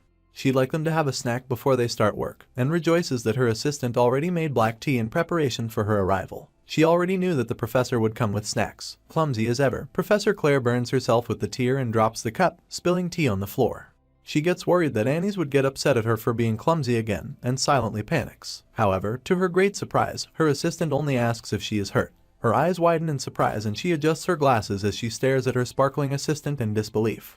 Her assistant, however, just repeats that it is truly a relief that the Professor Claire is unhurt. The professor's eyes widen in even further disbelief, baffled by what she sees as she calls her assistant's name. I wonder what exactly Claire saw in the innocent Annie's that has her so shook. We'll find out later, but let's first go back to our boy Ed, as he admires the cleanliness of the red cloak that he wears, feeling very grateful to the maids for having it cleaned. The maid in question here is the girl we all know and love, and she just replies that one uniform makes no difference in the amount of work she does. Not to mention, it seems the person that she serves, Lucy, is often indebted to him. Recently, while washing Lucy's clothes, she often found lots of blonde hair on them. Even when she was washing Ed's clothes earlier, she could scent the incense that Miss Lazy uses. She also found some white hairs on his clothes as well, and he is nervous about how close the talented mage has been sticking to him of late. She always lays on him like a cat, so it creates an awkward situation. He is also impressed that the maid caught on to that just from washing clothes, and he wonders what this person would have done if she was not a maid. The maid, Belle, asks why he is speaking so formally with her. He replies that this is more comfortable for him, and she replies that it is more comfortable if he speaks informally. However, he insists that formal speech is more comfortable for him. In all honesty, being the chief maid is a senior level position among the workers at the academy. So, it is a bit uncomfortable for him to speak informally to her, as someone who is no longer a noble nor a student of Opheles Hall. She is always stubborn about this, but he insists that he will continue to speak formally as it is comfortable for him. She is the chief maid and manages a lot of people. However, she points out that he should speak informally as it is comfortable for her. Besides, he also has a gathering of people that he manages, and she is referring to all the people who flock around him. Worrying too much can be a burden. Regardless of what the ladies decide, it is his decision in the end. She will do his laundry whenever he likes. It is fine now that the workplace has stabilized and the restoration of Opheles Hall is complete. To think it was fully restored in a single semester, the academy must have used all their energy to restore it. The maid adds that new students will be entering soon. Of the 7 students who they will be attending to from this break onwards, one of them has already requested to move in and is in the process of packing in. He is surprised and asks about them. He guesses that person must be Ed Roth Taylor. Things have gotten juicy as he thinks of a girl with long waves of golden hair and a ribbon behind her back. Belle notes that he is aware, and he sighs to himself because it seems that break will be annoying. After all, his younger sister is coming soon. Later that day, the Wolfman remarks that he is going to go to his hometown this break. Our dude asks why he would do that when Elka was also going for the break. The muscular student is shocked for a second that our dude knows. However, he admits that he does indeed want to spend time with Elka and asks if our dude is going to stay in the camp for the entire break. He says probably, since he will be a 3rd year soon, and he needs to be able to use medium magic to save face, so he is thinking of studying. Muscle Dude screams that our dude was at basic magic level just 1 year ago, and that he should not push himself too much. However, he cannot sense any magic, so he asks if our dude trained to his limit once again. Just in case, he checks his temperature to make sure he is doing well. He worries that our dude has a bit of a fever and asks if he is sick, and our dude reveals that there is a reason he will not be able to use magic for a while. Confirming that our dude is fine, the wolf dude shrugs it off and puts on his clothes after exercising bare-chested in the snow. Zik's greatest strength is his indifference, so he'll just agree with anything our dude says. He also mentions that Ayla was asking about him, since there seemed to be some kind of misunderstanding, so she said she would drag Taylor to apologize properly. She could not find his cabin and Zik did not tell her where to find it for now. Our dude says he does not want an apology, and that he is not upset and has no negative emotions about the whole thing. However, Wolf Dude points out that rather than being tolerant, our dude comes off as indifferent. Our dude has realized that Wolf Dude is great at keeping secrets, so he asks for some help before the Wolf Dude goes home. He tosses some money at him for payment and explains that he is using the underground library. It is such a mess that he needs manpower to organize it. But Lone Wolf points out that he needs no money when he can just think of it as trading. Then, he asks our dude what he's going to use the library for. Our hero replies that he's making a workshop, and Zik is amazed that he does magic engineering, survives in a camp, trains his magic, and now he's starting a workshop. He says it must be those like him who succeed, and warns him not to collapse again, and tells him to do well. My guy has already mapped out a to-do list, and tomorrow, he has the Academy Scholarship student work. The next day, all Academy Scholarship students are welcomed and thanked for attending. However, Assistant Professor Claire currently cannot communicate. She had to do some academy work, and tomorrow is the deadline, so she has been awake for 44 hours. Instead, Annie's will communicate the important things for her as the teacher's assistant. The academy scholars need to do the basic preparations for the class assignment exam for the new students, as well as provide supervision during the exam. The class assignment exam for new students was an exam that Professor Glass used to do every year. This time, it will be taken care of by Assistant Professor Claire, just like last time. He knows the results, although it is a bit unexpected that Clebius joined the program. He said it took place in a northern forest in Arkan Island last year, but this year it takes place in the northwest Oran Mountain. He is to get the equipment that they already requested from Trix Hall. Onyx is to assist the assistant professor with her work, to his blushing pleasure. Ed stands nonchalantly in the corner, unaware that Annie's believes there is something that both Clara and Janica are overlooking. There are too many girls near our dude and he looks like a player, so working with him as a scholarship student is a good opportunity to test him. After looking at the research, she perfectly created the type that he might like. She will see if he cannot resist her seduction, and is a pathetic man who will fall for her game. She says that he will go with her to conduct a field survey, while glistening and glowing like a supermodel. If he turns out to be a fraud, it will be her responsibility to rip him away from her dear friend. Northwest of the academy, at the Oran Mountain, the trees and landscape are covered with snow, and a lady observes that though not very big, a mountain is a mountain. There were some dangerous parts and some students might get hurt slipping on the snow. It is tiring climbing up the mountain, and she turns to her partner Ed, who does not seem tired at all from their trek up the mountain. He decides to call for a rest since she is so exhausted. Relieved, she tucks her hair behind her ear and laughs. She admires his stamina and also notes that he is very considerate. She had heard a lot of misconceptions about him, but she is glad to see that they were not true. He asks about the misconceptions, so she explains that she is close to Janica to some extent. She was worried that the kind and sweet spirit sorcerer might have been spending time with a bad person, so she had acted so cold towards him. However, he just says that it is fine since he does not care about that kind of stuff. The next point that has to be checked is noted down since they must finish things quickly. He points out that she must have been tired from being a student teacher's assistant all by herself, and that she has worked hard. She acknowledges her hard work, but says that everything is fine since he is here now, and smiles at him. Of course, the other two people are plenty helpful, but she feels supported by her side. She apologizes for bringing up a hurtful topic, but asks about him being excommunicated from his family. She was the same, and she narrates how her family became unstable as soon as she entered school, but she wanted to continue with the school, so she endured on her own. She takes a moment to breathe and the wind whips through her hair, as she adds that she felt alone for a miserably long winter. He definitely gets the impression that she has a strong ability to survive, and that she solved all matters on her own, whether they were financial or otherwise. He tells her not to be too distressed about it, and that she endured well. However, there is something off about her image. She laughs and holds onto his sleeve, smiling with a blush as she adds that they have a lot of similarities. Despite this, our dude cannot shake the feeling that rather than being emotional, she was more cool-headed and realistic. Suddenly, she trips on some of the fallen snow and nearly crashes to the earth, but he catches her quickly and pulls her to his chest as snow dances in the air. She apologizes with a blush on her cheeks, saying that she slipped on a stone in the snow. Our dude is a little surprised by that as he sees no sign of any stone on the path she was walking, and he turns in time to see her, emphasizing how warm she is, with her face getting more and more heated with each passing second, even when she fans it with her hand. She asks for a moment to calm down, so she suggests that he sit at this spot and wait. She will return eventually. Our dude is confused, but he does as she asks, and she wanders off to find a quiet place to think. She did not expect him to appear so reliable and trustworthy, and a part of her wonders if it is all an act. She finds the whole situation ambiguous, since she had appeared like a comrade who endured a difficult academy life, and she formed a relatable affinity point. An impression that she is competent, but on the inside, weak, which should have made him want to protect her. She was not sure if he liked mature girls or the cute and young, so she tried a mix of both. She tried creating some points of contact a few times, and one more at the end of the facade of an accident. It was all going almost according to plan, everything but him revealing himself as a self-centered jerk. She pondered on his strong and healthy body, and how he acted like a nerd but was very muscular. She had expected that he would be a noble family young master who grew up knowing nothing, but he is better at work than she expected. His appearance as well is something of note to her as he looks drop-dead gorgeous, shining and sparkling with glowing blonde hair. She now sees why Janica fell for him. She takes a moment again, her cheeks a little flushed as she thinks. Then, her eyes widen as she suddenly reaches a conclusion. She realizes that his whole act is how he makes women fall for him. It is the only explanation. However, she is different and she immediately gets serious about her mission. Meanwhile, our dude just sighs, looking out into the landscape beyond. He cannot help but admire the beautiful view. Oran Mountain's view made him briefly forget all of his worries, but there are some things that he just cannot think of any solutions for.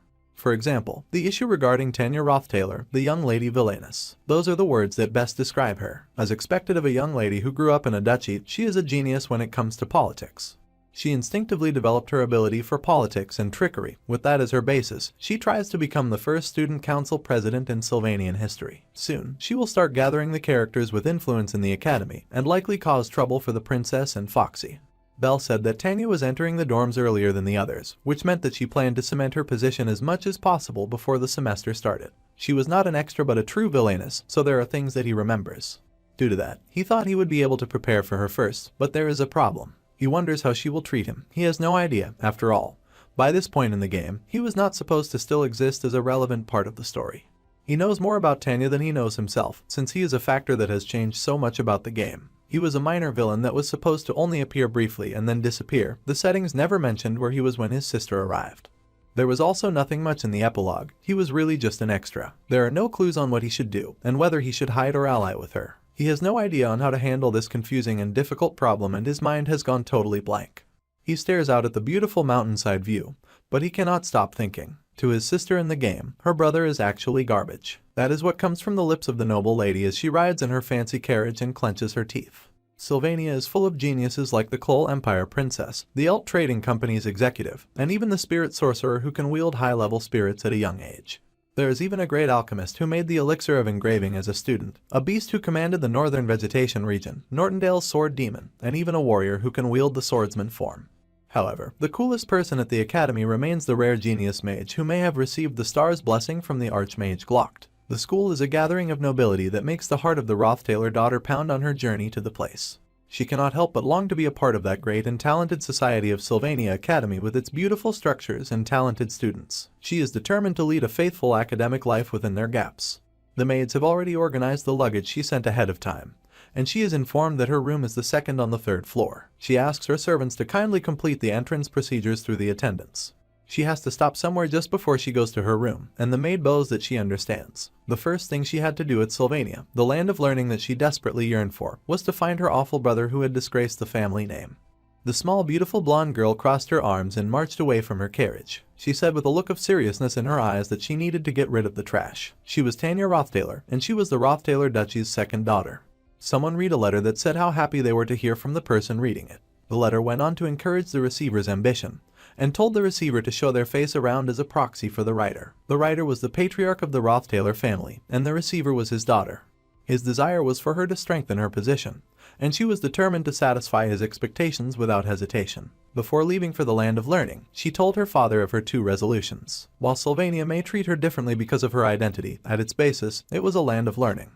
Even the princess, when it comes to learning, has to treat professors with respect as masters. So, the young noble lady is told not to rely on her nobility and commit discourtesies. She is expected to be polite to the staff, and to treat everyone a grade higher than her as her senior. Her father had also heard that she knew about a certain man, so he would not explain for too long. The man is a human who is like a point of anger and blemish in their family. She has grown up with him since she was younger, so she knows him very well. She also believes that it must have been hard, and that her childhood could not have compared to the one of the people she was speaking to. It is not difficult to naturally lead a conversation, and she is sure that her brother is just full of bluffs and is a crude person who does not know elegance. She shuns him and thinks that a human like him sat in the position of heir to the family just because he was older. He has no perseverance, so he barely started before giving up. But his pride is high, so he will never acknowledge his incompetence. Just because he had the slightest bit of Manhwa resonance, he acted all high and mighty as if he had become an archmage, and when he barely managed to get into Sylvania, she was at a loss for words. Well, only a few years passed for him to cause incidents and get himself into this situation, so she felt better. The person she is conversing with remarks in her amusement at her bold statements, and the young noble lady goes on to say that she is sure her conversation partner must have already noticed all these things about her brother. With this opportunity, she was hoping to win the person's alliance, yet there is something off about the conversation they are having and she hesitates. She wonders why it has turned from a conversation to her being the only one talking. She recalled that her father warned her to be careful when meeting people that he introduces her to. She was told to respect them, especially when it came to negotiations and deals. The person he wanted her to meet was someone who could not be taken lightly. He had met her from the Sage Sealed Grimoire business, and he was sure that meeting her would be a great experience for his daughter, but there was something that he had forgotten to mention. He had just wished his daughter luck, and now it looked like she was going to need it. As Lortell looked at her with the cunning eyes of a fox, and she asked her dinner guest to keep talking, her words dangerously wrapped around the girl like a snake, cornering the noble lady who had been trash-talking her crush for the past 5 minutes.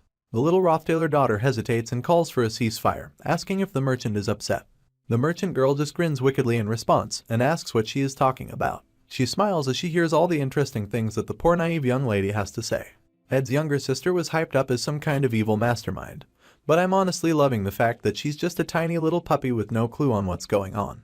And while she's being tested to her limits for reasons she could never fathom, back at the man cave, our dude looks through his winter break to-do list. He's managed to complete a lot of the items that he had planned, leaving just building the storage, expanding the cabin, acquiring a bow-type unique skill, and raising his magic engineering by 3 levels. He recently acquired a mid-rank magic particle explosion, which was great. He also got the mid-rank magic called Root's Desire. He brought it from Professor Glass's library last night, and it was quite convenient that he could see all the books without a due date. He could finish most of the scholarship student work on the first day, and it seemed that Annie's suffered way more than he did. He started practicing his ignition powers on the campfire at his little home, and then recalled that he could not use magic. He cannot practice it, but at least he wanted to become proficient in its theory. Although she popped up in various unimaginable locations in all sorts of ways before, he is now used to all of the places that Lucy can appear in. He calls out to her and pulls the covers from her as she naps in his bed, asking her to light the fire for him. It is not hard for him to lift her either, since she is so small and crazy light. So, he points her in the direction of the fire like she is an automatic lighter, and she immediately turns it on. He is satisfied with her work, and she says she will also stay outside. So, he agrees and she nuzzles in his arms to continue her sleep. Suddenly, she wakes when she smells perfume, and he agrees that he was working with Annie's all day, so her flower scent got stuck on his body. The little mage is worried and asks if our dude is feverish or sick, and he is surprised that she can tell. She immediately tells him not to be sick, because he might die. If his magic is twisted, she will happily release it, and she does so. However, she pauses for a moment with her hand over his chest, and realizes that it is not twisted. His magic is empty and he has done something reckless. He says that it is manageable, and she mentions that once winter ends, he might get much stronger. Then, she asks if she can make a weird request and he is curious about her request. She asks him to pat her head, and he does just that while she sleeps, his focus on the book he is reading. She flushes with a happy smile on her face as she rests. Suddenly, he hears a noise behind him and turns surprised. It has been a while, and he greets the foxy merchant. He asks if she came because of the favor he asked, and mentions that she could have just asked him to come to the trading company. However, she nervously adds that there were other things she wanted to talk to him about.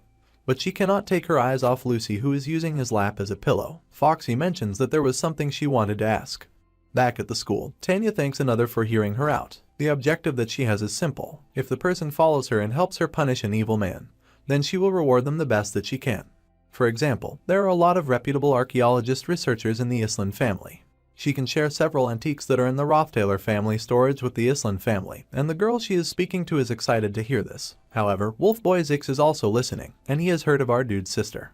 She stares up at him and he glared down at her with the fire in his eyes, while she notes that his body is well trained, and she can feel the clear flow of magic from him. She needs to get him on her side, but he asks again if she is our dude's younger sister. It will be helpful while she trains her magic resonance. She is surprised, but he goes on to ask his girl if she brought some notes from Professor Delorf's elemental studies. Elka happily says she did, and they hand the shocked girl plenty of things. They even tell her she can throw out anything she does not need, and that having notes in class is very important.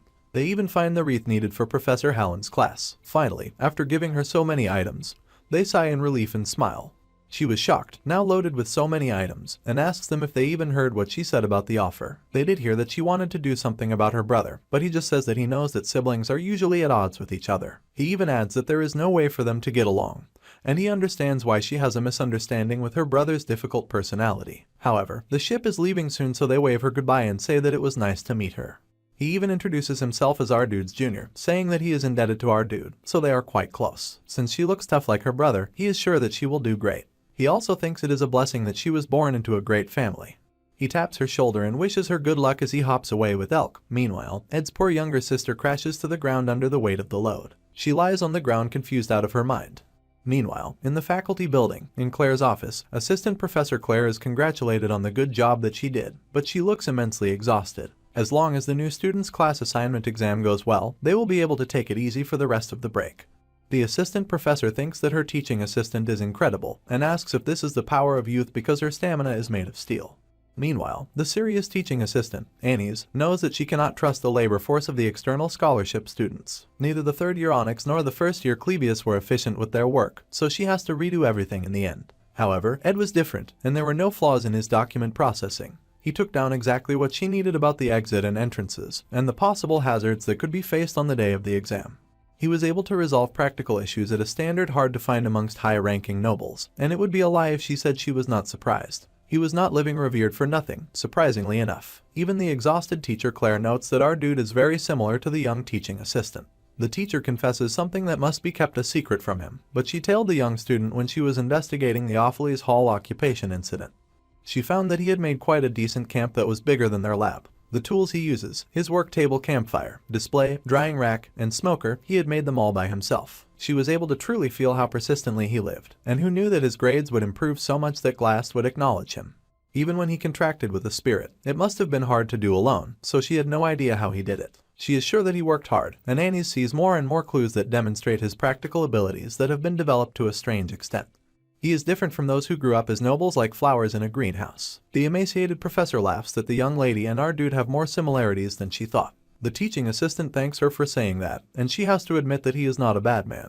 She could not just listen to others' opinions and tell her friend Janica to have a beautiful love, but after meeting him herself, she could find no flaws. He is just a decent, honest, and hardworking man. His appearance is outstanding, and he has no arrogant attitude. Heck, even the clumsy and the unreliable assistant Professor Claire seems very fond of him. He also had a gentle side to him, and she found out unexpectedly that he has a good body. My guy also smelled pretty good, so she could tell that he took good care of himself. This is when the assistant professor then leans forward to ask her hardworking teaching assistant if she is spacing out, and the girl is currently choking herself with emotions she can't even understand herself. She slams her hands on the table to snap herself out of it, and flings open the windows, shouting that it is a bit warm in the office. The assistant professor agrees that some circulation would be nice, but the wind sends the papers flying and she chases after them. She asks if her teaching assistant is okay and is greatly worried that the girl has overexerted herself. However, Annie grips the window and stares out as she realizes she has done something troublesome. She does not think it is okay and it is real trouble. Her face is flushed red because, in the course of trying to expose him as a horrible person, she has done something no good friend should ever do. She gasps and covers her mouth as she tries to fight back the realization, and she recalls how the assistant Professor Claire mentioned that he even contracted with a spirit, which is something that must have been hard for him to do alone. He even got a contract with a spirit in a short amount of time, which was impossible to do alone. She was sure that Janica helped him with the spirit connection, and that spirit must be talented and trustworthy. This also means that the spirit can report everything that happened to her friend, the very talented spirit sorcerer. Annie clenches her teeth as her hand shakes, because as much as she knows her friend to be a very sweet and kind person, she also knows that there's no way she wouldn't misunderstand her previous actions and be jealous as all hell. The assistant professor calls her teaching assistant and says that since they are done with work, they should go to eat snacks. She even offers to buy some. However, when she looks around, she sees no sight of her assistant.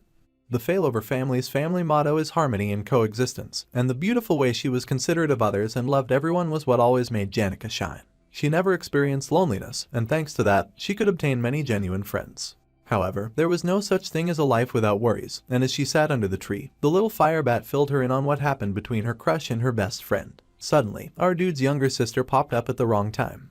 She greeted her senior happily, and said that she wanted to introduce herself and talk. Since the talented spirit sorcerer is one of the incoming third years, and the ace among aces with incredible popularity, recognition, and ability, the wicked Foxy told the young noble lady to bring her to her side.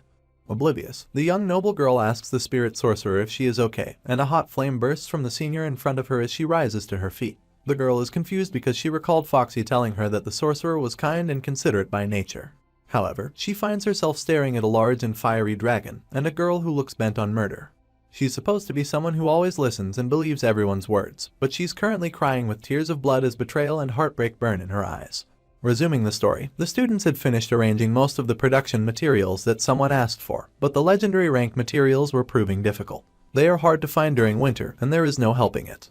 He knows that she is busy anyway, but she accepted his request and he is grateful for it. She says that she just did it when she had time, so he should not worry too much. He says that she should have just rested, and asked why she came all this way to tell him. It was not even that close, but she smiles and says that he need not worry since she came to rest. The Mon was smiling, and only traces of the moon that was once as round as a wheel remained. Time had flown by in an instant after living in chaos. Even the river was hibernating in the winter, so of course, tranquility found everyone equally. However, the way people accepted that was different for each person. Although, these were trying times when he had to protect his body from the winter's bitter cold. He had a winter break to-do list all prepped and ready to go, and it was a busy time where he had to adapt to survive. For those who had transcended such things, winter felt quiet like walking down a still path. Winter had that kind of magical power. Suddenly, Lortell pauses and asks why Lucy is sleeping on our dude's lap. He simply replies that it is winter and she cannot believe his answer. She glares but wonders if she is overreacting. However, she says that she would not have come all this way just to talk about magic engineering items. So, he asks if there is something else she would like to mention. She grins wickedly and smirks that he is acting like he does not know. He acknowledges that she won the grimoire, and she beams that she did. She pulled out the letter, blushing with joy as she recalls his promise to do anything for her as long as she bid for the sage-sealed grimoire. It was a merchant's virtue to get their money's worth, and he worried about just how much she would demand from him. She grinned and said that she could not ask of a favor that would burden him too much or would be too hard for him to carry out. Instead, she asks him to pick her side. It was about time for the third act, and the opposition between Princess Phonia and Lortell would officially begin. Foxy was sensing this and was beginning her politics and strategizing. The benevolent Princess Phonia Elias Cole was the fated enemy of Lortell, and according to the scenario, she would rise to the position of the Student Council President, take control of the Academy, and raise her power. With that power, she would become the main character who would dig up the darkness of the Roth Taylor family in the fourth act. Foxy grinned that there may be a moment where every person in this academy would have to choose a side between A and B, and when that time came, she wanted him to choose her. That was all she wanted, and he thought back to the competition between the princess and the merchant, and how the main character would decide the winner. It was not him anyway, so he did not think taking her side would be that meaningful. However, she just smirked that his reputation was getting a bit better in the academy. However, his support would not bring about a meaningful result since he was just a student. He said he almost felt a little hurt by her blunt words. But she was unbothered since it was not an issue of being politically meaningful. The reason behind it concerned her, so he agreed, saying that it was not hard. She burned up the letter and his eyes widened. She smiled captivatingly with devising a plan, and she was truly worthy of being called a girl of 1,000 faces. However, her smile that night was bright and genuine, her face laughing and happy as she showed our dude a new expression. Since it was during the break, it was a day where there were obviously no classes and no academy scholarship student work. It was winter at the wood cabin and our dude wanted to sleep in lazily, but he woke early out of habit. He asked Lucy to light the fire as she also trooped out of the cabin and she agreed. Last night, he had a long conversation with Foxy, but there was something that never left his mind. She had asked about his younger sister and had mentioned that she believed that his younger sister had been preparing something. She could not tell whether she truly saw him as an enemy of the family, or if she just had lied ill against him as siblings often did. Honestly, she found the girl a little cute, so she introduced her to a few people. She had said that she would go and meet them all today, so she had already met Zix and Janica. She would probably come around to find him the next morning to tell him off, and our dude considered that she had come. The biological sister of the body that he was in. Her relationship with him was a complete mystery, and no matter how much he thought about it, it was hopeless. There was nothing he could do but turn to acknowledge the girl who came to a stop before his campfire. He stared at her in silence and she greeted him with her procession of servants behind her. She nervously said that she had brought him a present, and he was a little confused on why she was nervous. He also wondered if she was embarrassed and piqued at her. However, to his surprise, she seemed scared of something. However, most importantly, she did not hold any ill will. He beamed and realized that while he was in the estate, to his family he must have lived a solid life. He groaned with his face in his hands and apologized to Ed Roth Taylor for coming to such a hasty conclusion. Meanwhile, his sister was totally terrified of him. When they'd been growing up, her brother had thrown food on the floor, cursing at the servants for daring to bring low-quality food to the next in line to be the Roth Taylor lord. He would call his sister and say that her perseverance in not showing even a gaze of contempt was quite impressive. He thought her worldly wisdom and wit were outstanding as he pressed a servant to the ground. The maid groaned in pain as her face was pressed into the thrown food, and the little girl had eaten with a shaky hand. She had yelled for her brother to please stop back then, slamming her hands on the table. He then asked her what was wrong, and asked if she felt sympathy and attachment to the servants who were mere tools. He would say that she was not a true noble yet, but the demon who would toy with her was incomparable to the nice guy who smiled now at the box she had given him. He thanked her and said that he would use the gift well and wear it at the start of the next semester. Strictly speaking, he had been excommunicated from the family and he was not her brother. However, he was grateful for her gift. She was surprised at his reaction and he told her to go wait by the fire. He did not have a lot of herbs left, but he decided not to save them. She was shocked when she noticed Lucy by the fire, but he told her to ignore her and made her give up her seat for his sister. He had heard that she had been going around to check out the academy and he asked if she had met anyone. She nervously mentioned that she had heard much about him too, and he was surprised. There were not many people who knew about him, so he asked if she had met Zix or Janica, and both the servants and the young lady went purple with fear. He smiled and realized that they had met Janica, asking if she was nice since she was the kindest person he knew and that she had the sweetest heart. She screamed that she had indeed met the incredible kind person, and she had been so extremely strong with a high-level fire lizard. She summoned it and was throwing workers around like toys. She even threatened to not let the little girl go if she did not reply properly. However, the sister still insisted that the spirit sorceress had been very kind and elegantly wished her good luck in her school life. Our dude was confused that Janica had taken out a high-level spirit. But the little girl screamed that she did not and that she had just made that up in her imagination. She said that it was just in the rumors that she had such a spirit and that she made the whole story up. However, our dude sighs as he knew something was strange. In his memories of the game, Tanya had never been so awkward. This kind of behavior was expected of someone who had a negative inclination towards Ed Roth Taylor. So, he called her name and said that he was living to the best of his abilities right now, so he did not want her to look at him so negatively. He was paying the prince and living as someone who had been excommunicated, and he had been pathetic while living at the estate. As he hands her a drink, he says that he is sure that there is a lot that cannot be taken back now. However, he apologizes to her, and he smiles, saying that he knows that she wants to be student council president, and he will cheer her on. He admits that he will not be much help, but he knows how hard she always works. So, he tells her good luck. He says this, but he knows that his sister will not become the president, because she is a villain who is there to help Princess Phonia. The girl in question is sweating buckets from fear and disbelief, while our dude goes on thinking that since she is the first blood relative that he has met, no matter what she does, he feels especially attached to her. Judging from her expression of utter fear and horror, he has no idea how their relationship will go. Later, back at school, someone huffs and pants, saying that they almost lost their mind for a second.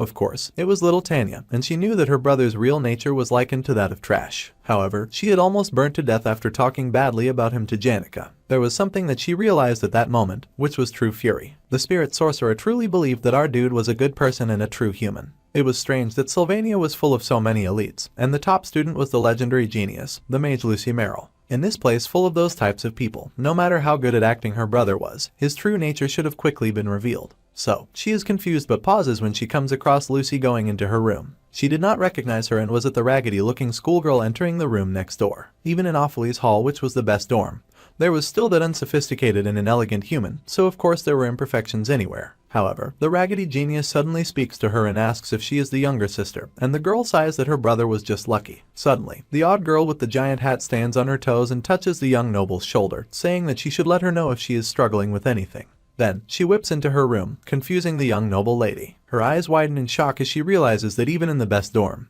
Ophely's hall, only the top students have golden nameplates. Her room was right next door to room 302, which housed Lucy Merrill, the academy genius. She gaped in utter shock and disbelief as she realized that the raggedy girl had been the legendary genius mage, Lucy Merrill. Nothing in this academy made sense, and it seemed that it would take quite a while for little Tanya to adjust to Sylvania, but it was not particularly her fault. In the next chapter, someone asked to be introduced to a boy in the rose garden. She said that it would be best if it was someone who was handsome, tall and distinguished, and she knew Belle had worked at Ophely's hall for a long time, so she must surely know many students like that. The warrior maid was hesitant as she knew the girl in question was not the kind to casually meet with boys, since she had no actual dating experience as well. She fell silent as she was plagued by the truth of these words, and the maid apologized, saying that she did not mean it in a bad way. The girl was always so busy and she was always doing her best to take care of herself. So, she did not think that the girl would be interested in dating. Like the incoming third year, Master Ed, and now that Belle thought about it, they were actually quite similar, which was the last thing that the girl wanted to hear. Suddenly, Belle's eyes widened and she made a bold suggestion which the girl could not deny because she could not fool the maid's sharp eyes. She had met him since he had so many negative rumors surrounding him.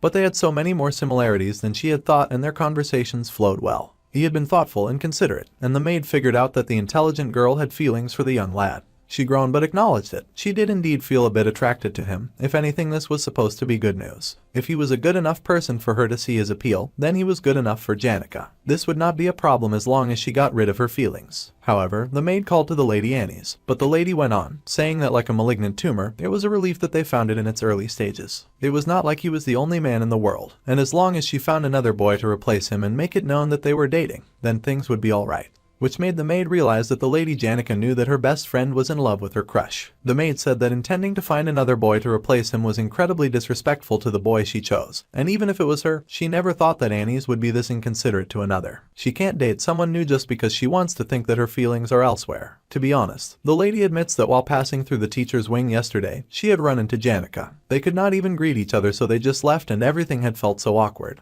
The spirit sorcerer's expression had looked so very dark. Next year, during the class assignment exam, she has to supervise the exam with our dude, and she shakes because she feels so sorry towards her friend that she doesn't know what she will do. However, the warrior maid says that it might not be that big of a deal. The situation might actually be better, and the intelligent teacher's assistant is confused. The maid explains that the Lady Janica was always kind and genuine to others, and as her friends, the two always protected her so that she would not get hurt. However, the problem was that way too many people viewed the spirit sorcerer as perfect and it put too much pressure on her. The maid said that perhaps their attitude was not so good, and now things would get better. She had been taken aback at first, but when she thinks about how she talked to her and trusted her, she felt grateful. Sometimes, it was more charming to show an imperfect side, and it was kind of like a desire to protect. The boy strangely had a lot of good luck with women, and a solution needed to be found soon. For example, instead of doing ridiculous push and pull, she recalled that they had advised Janica to do things that activated his desire to protect. Looking back on it now, Annie's head began to clear up and she was finally able to organize her thoughts after Belle encouraged her not to feel guilty. After that, she thought of Janica,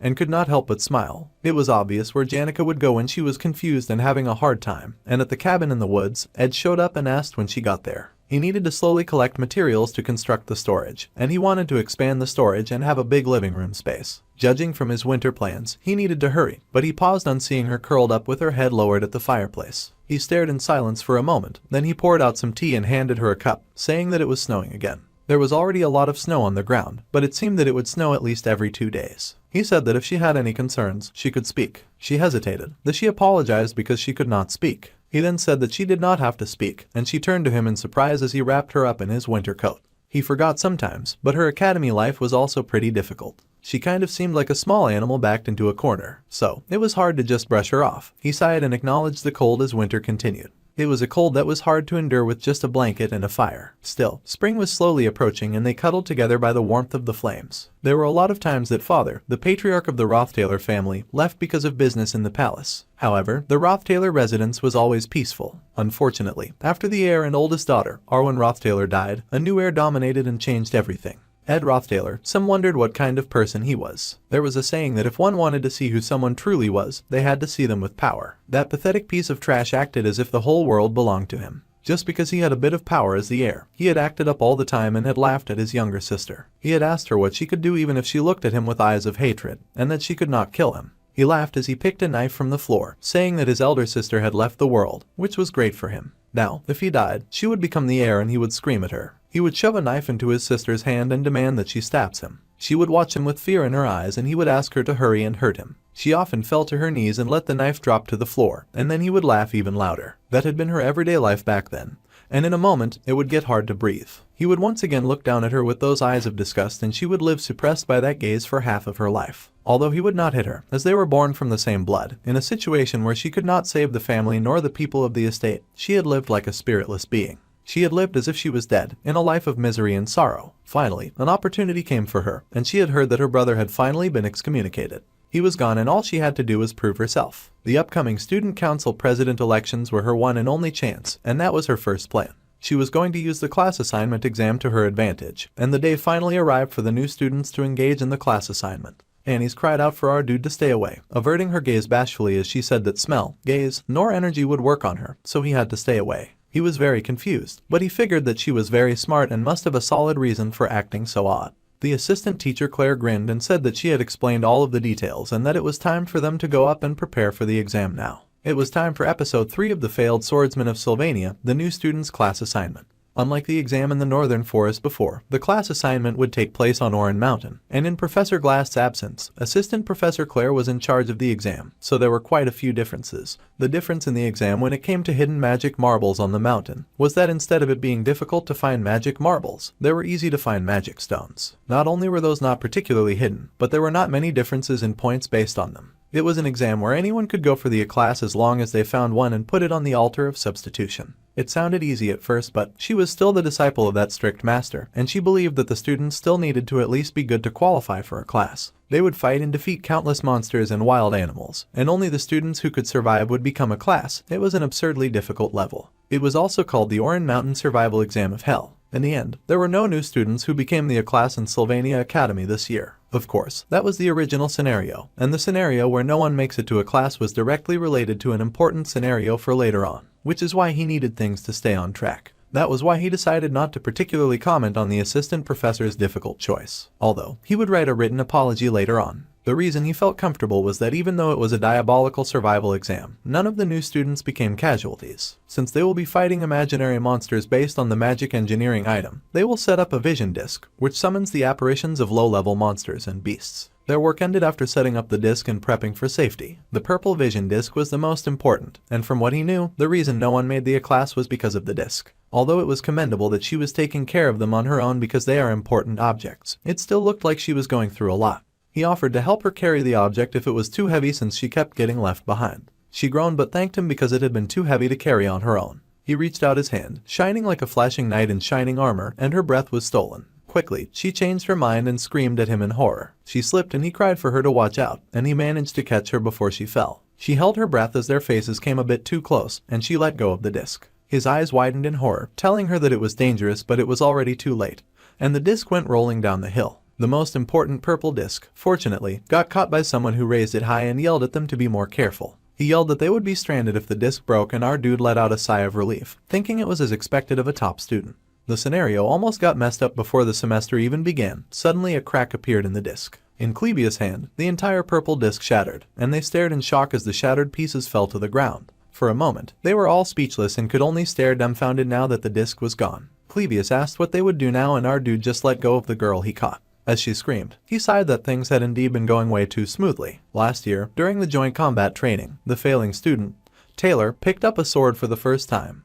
beat Lucy and received attention. However, the scenario ended up going wrong, and led to Janica's hastened explosion path. The joint combat training this year was also important as well, and the elite first years full of talent got to request combat training matches against the generations who had already become renowned. Once the matches began, the first years began to go on a rampage, making the term training useless as they made use of any method or means to win. However, every one of them lost to Taylor alone, and he threw them around so they lay gaping and defeated around him, with bright sparks over them. The hero had only gotten stronger throughout the year and he'd become known to everyone. The Saintess Claris, who had been hiding her identity, fixed her gaze on Taylor, and the act ended. It was emotional to see the hero's growth, and the fourth-generation hero, the Saintess, and the hero's relationship was very important. They needed her power for the third act, Lucy's showdown, and for what came after that as well. She was a very important character, so this event had to go according to the scenario. That meant that the elite first-year students had to go crazy as planned.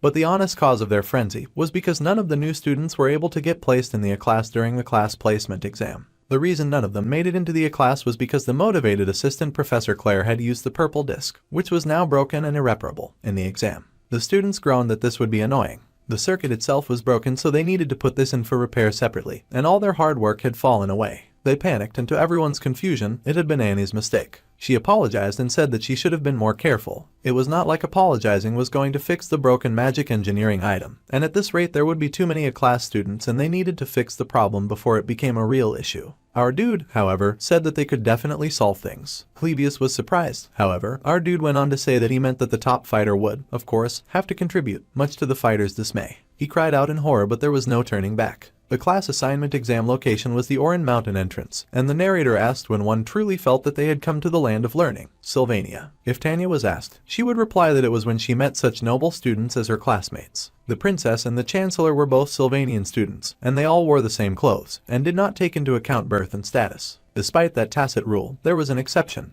and the anchor of millions of people within the Telos order, the Saintess Claris, and everyone bowed at her, even as she thanked them and told them to spare her the formalities. If everyone were to be mindful of etiquette, the whole academy would suffer, so they did not mind the formalities with her. The students are honored to meet Saintess Claris, and Tanya takes the sweet opportunity to introduce herself. The Saintess is intrigued to meet a member of the Roth Taylor family, and she says that Crepin, the patriarch, had been baptized by her, but back then she had been too young, so she did not really remember. The little noble said that her blessing was the honor of their family, and when she became an adult, she also hoped to be baptized by the Saintess. She smiled and said that she looked forward to that, and the little noble was thrilled to have met the Saintess in full view of everyone. This would be helpful for the student council president elections, but today's main event was becoming a member of Class A, and they watched as the flare to start the game shot into the sky. The flare burst into a shiny firework, and it was time to begin. The Faculty of Combat ran to the Student Plaza, the Faculty of Magic ran to the entrance of Oran Mountain, and the Faculty of Alchemy gathered at the Oval Hall's basement.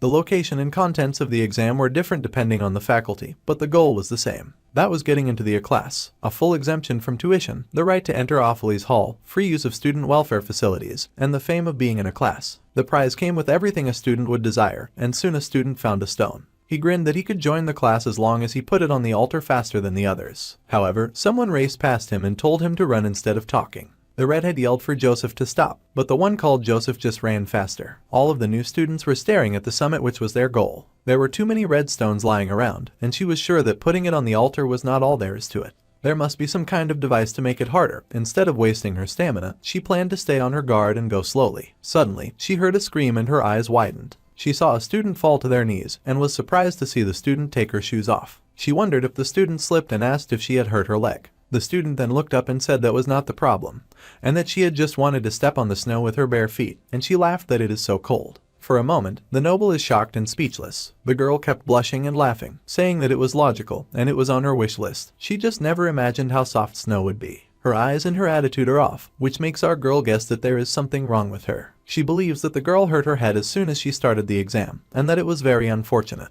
She introduced herself and said that they seemed to be classmates. The girl somehow got excited on hearing her last name, and said that she had heard that those in her family were amazing with a high status. The little noble hesitantly said that not all of them were like that, because she low-key hated to get lumped in a group with Ed. She muttered that no matter how high status a family was, if it existed for a long time, then the family could also end up with absurd and shitty scoundrels as well. He seemed to have reformed when she saw him at the camp, but she could not tell who is the true Ed Roth Taylor between him and the mad person that she knew. The fear that had been ingrained in her would not just disappear. The other girl went on talking, saying that she did not think the noble was that kind of person and that she was from a noble family while she was from the countryside, so she should be respectful to the noble. Tanya said that it was fine, this was Sylvania and status did not matter. The girl was surprised, but she blushed with happiness and agreed that it was indeed Sylvania. She introduced herself as Clebius, and she was from a small city-state called Terranea Principality in the east. She did not know much about the world, but she apologized in advance in case she did anything strange. She was not used to places like this. Tanya asked if they could please speak informally since they were classmates, and the other girl happily agreed.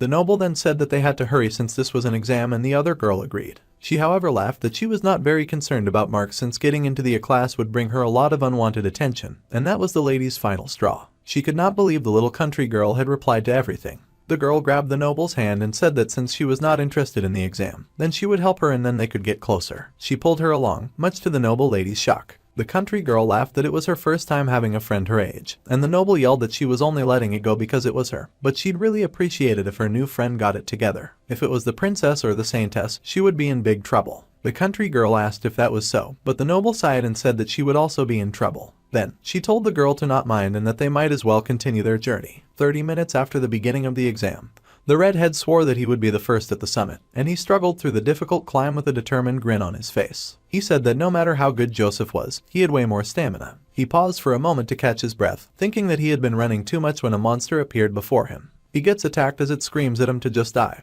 and he screams in pain. He wonders what the heck just popped out and scared him, and the other guy was panting as well. His hands shook, saying this technique was dirty, cheap, pathetic and unbecoming of a senior, but as he stared at his shaking fist, Clebius realized that this was way easier than he expected. He had cried that he had been set up like this yet again, but our dude had assured him that he would not work alone this time. Sure enough, there were multiple explosions on the mountain. Clebius and Annie's would block the students from coming to the altar from halfway up. If the first years could get past them, then they were worthy of a class. Annie's felt it was her responsibility to partake in this since she put them in this situation, so she was going to do her best. Oinks, since he was good at flight magic, was in charge of safety. The documents to report the change in the exam contents could be done quickly by the assistant professor, so she had to go down and write them up by the time the exam was done. She had grown, but it could be done if she sacrificed sleep. The professor was in charge of documents, Oinks was in charge of safety, Clebius was in charge of the southern entrance, and she was in charge of the northern entrance. So then the intelligent teaching assistant asked what our dude was going to do. Our dude just muttered that he would be here, standing right at the altar and blocking the way. The assistant professor was concerned since he could not feel magic properly at the moment, and she asked if he would be okay.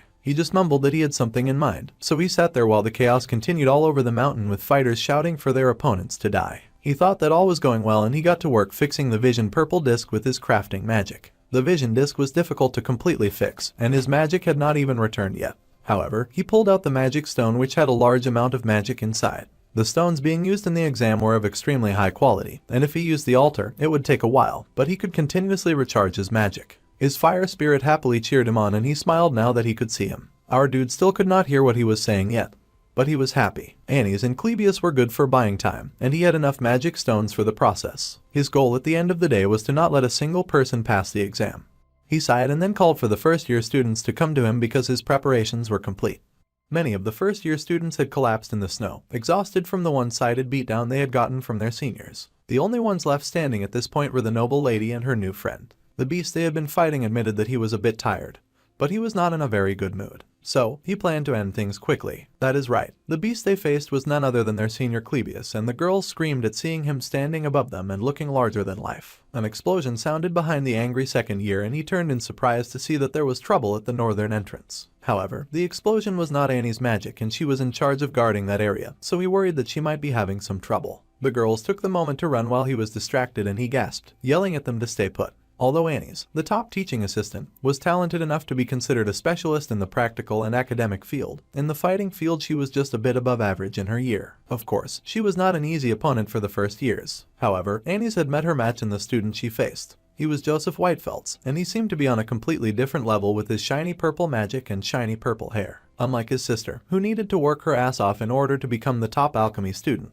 Joseph Purple was the youngest to reach the status of Magic Society researcher and can freely use mid-rank magic. In other words, young Purple was a genius, and the lazy-eyed blessed kid was the leading top student candidate. He told Annie's that there was no need to be so upset since he was sure that she had her own field in which she was talented. It just happened that fighting was not one of them. However, she growled that he was mistaken. The lady was not upset that she was bad at fighting, That was something she already knew. So, she asked the boy to just keep moving and Purple said that he understood and headed off. Our genius girl clenched her fist because everything had been going perfectly without a flaw. However, she had ended up making things difficult by breaking the magic engineering item. She could not even think of an alternative plan and our dude had to lead the situation again of all people. Our dude had not gotten annoyed once and he had led the conversation in a constructive manner. Yet, she had lost to a new student and could not block the northern entrance to the altar. The genius girl was frustrated, but more than the feeling of defeat or resentment, she felt the most angry and frustrated at herself, because she kept thinking of the trustworthy face of our dude who had resolved the situation in whatever way possible.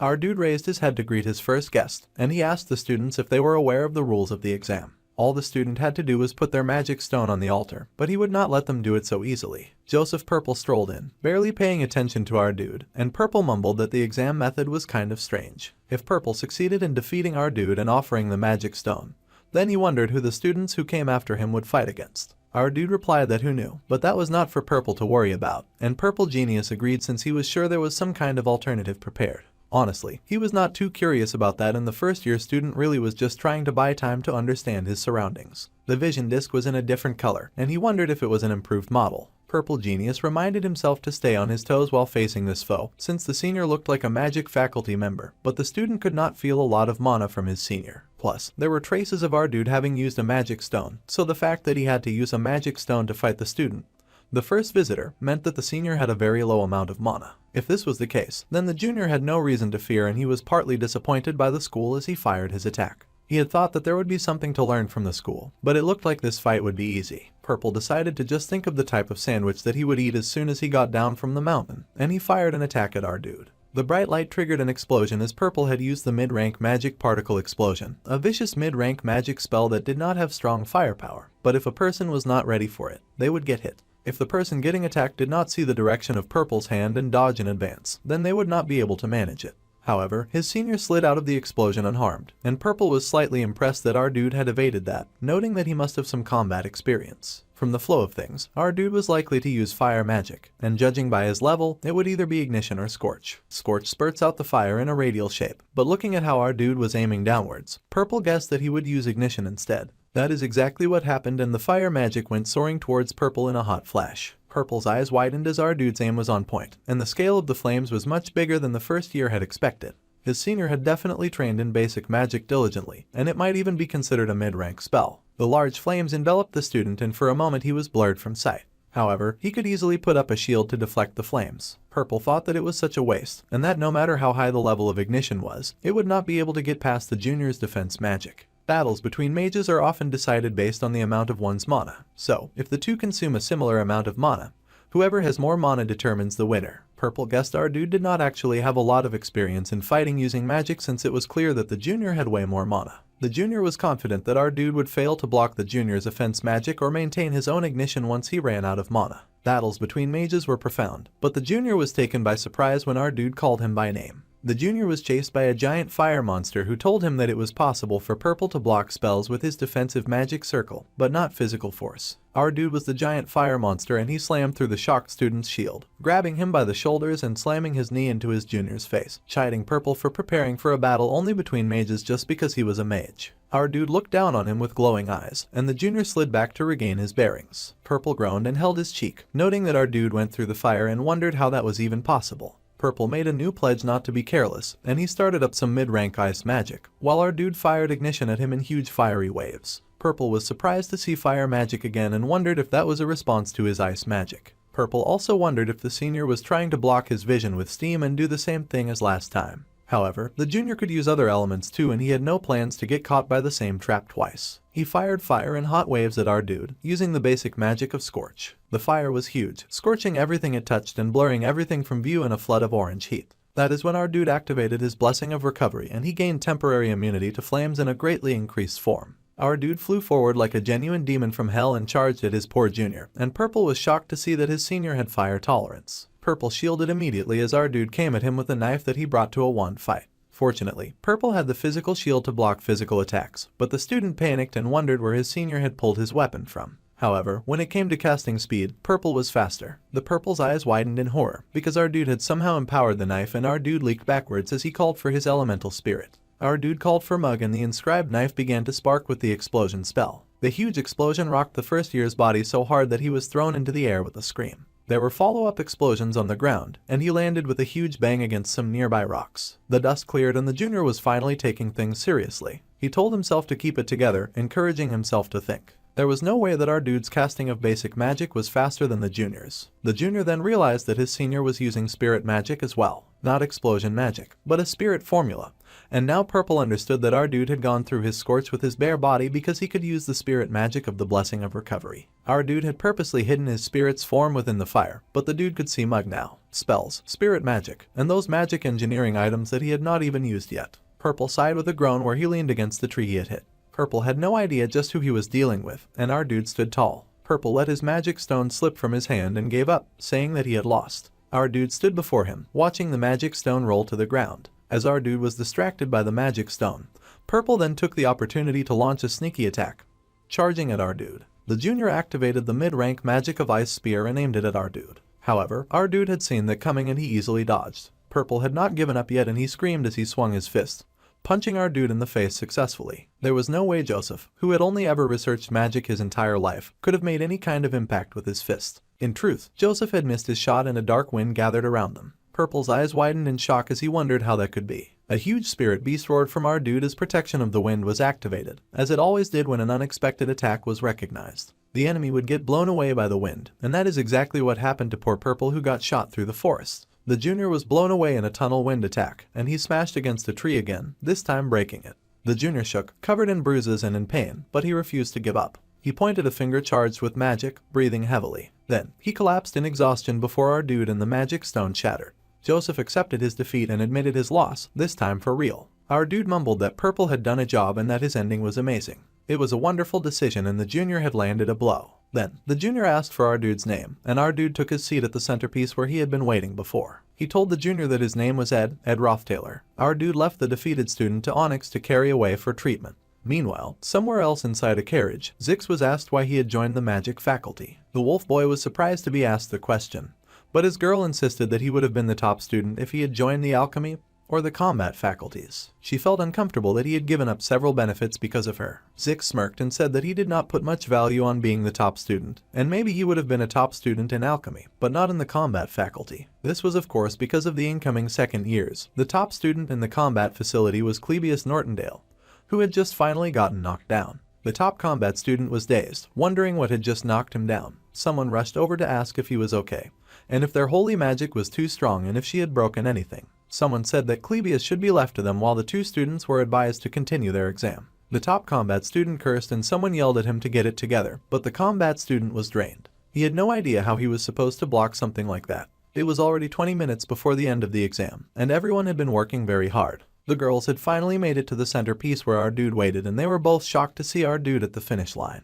It was the last exam and he was surrounded by a pile of many defeated students. Our dude said that he would get to the point. The person who was once the object of fear and the object of hate for our noble lady now stood at the center of the exam, covered in bruises and blood, and he told them bluntly to just give up. The Saintess Clarice had two dreams. While praying at the church, the priest told her that nobility came from the unwavering belief that a person maintained their entire life. It was believed that a person had to become like a blank slate. The Saintess' first dream was planted by Archbishop Verdio, and the other dream was the one that told her that rather than a blank slate, it would be better to die in wastewater. Her eyes opened slowly and she saw a woman who told her that the pure white holy imperial capital was built by humans, even the tall tower that was majestic and confident.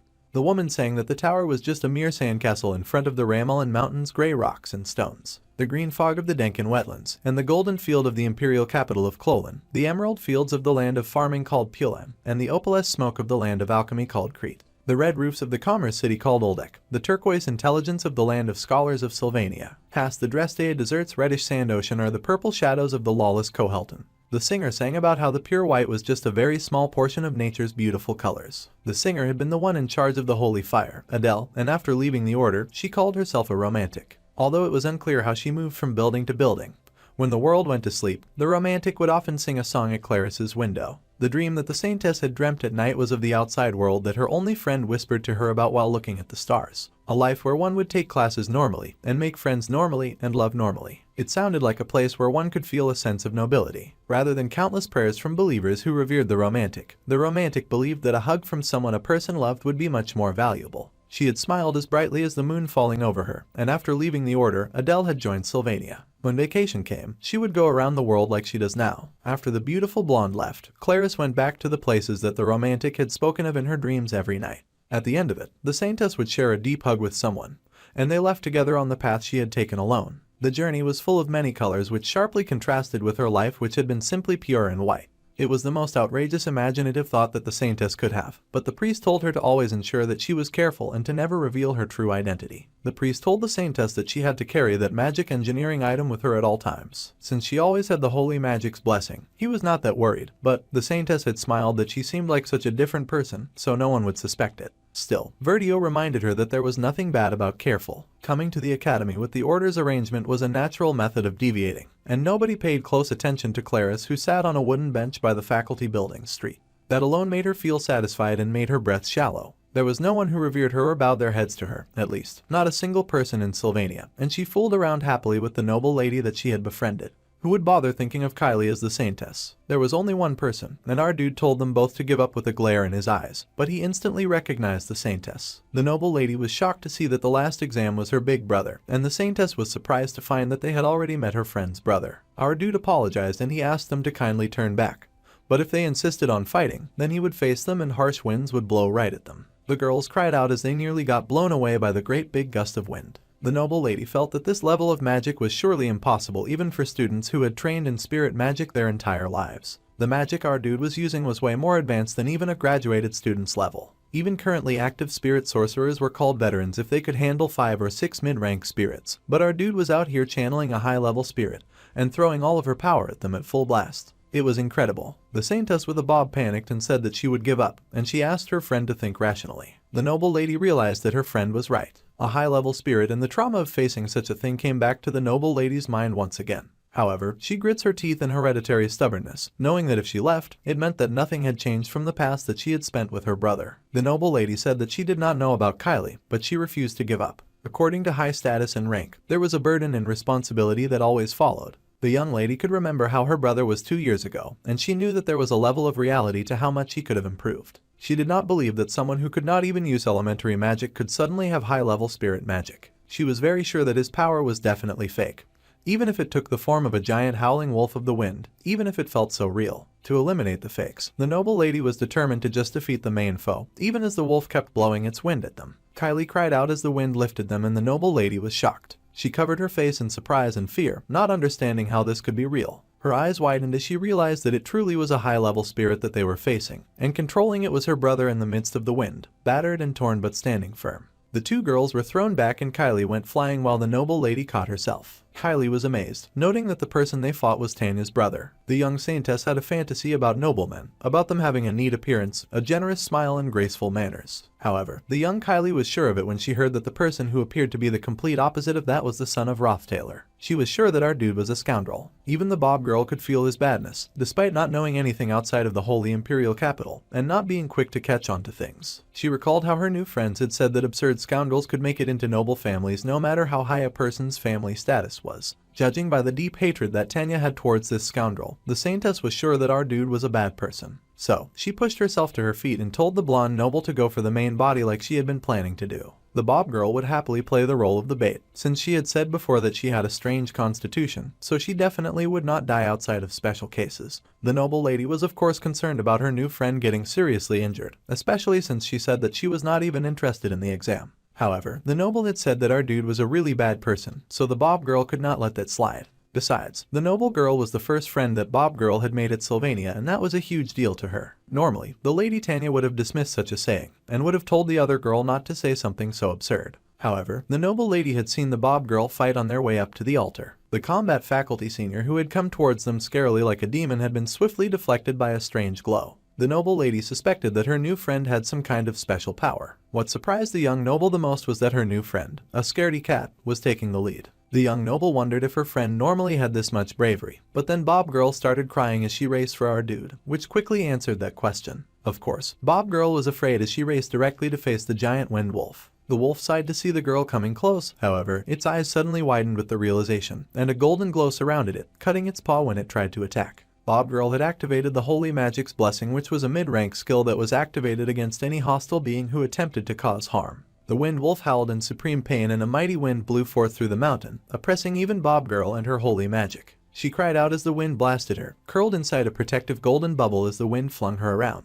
Our dude watched exhausted and bruised, and he asked if that was all that they had. However, someone reminded him that she had not given up. It was Little Miss Noble and she launched an attack at him. It was the basic magic called him it. The blast flew right at our dude and blasted him right off his aching feet. Our guy flew into the air, and the noble lady painted as she gasped and was shocked that her brother had just disappeared into the wind. Then, the young noble noticed the vision disc and that there were arrows flying at her to the point where she was kneeling. She was shocked to see magic blue arrows coming at her, and a voice told her to stay still. Her eyes widened in shock, and she could not believe that the person who could not even wield the hilt of a sword properly suddenly knew how to use a bow. Of course, it was her brother, broken and bloodied but still fighting as he pointed the arrows at her. He said that the first arrows he had shot were a warning, and they had been arrows made out of magic. Her eyes widened in shock and she wondered if this was really her brother, Ed Roth Taylor. The girl panted, her eyes wide with fear, and she felt that it was the same as back then, with him still towering over her with his power. The noble lady closed her eyes and a tear slipped as she realized nothing had changed. No matter how hard she tried, and no matter how hard she fought against it, she would always be our dude's weak younger sister, and she could not do anything.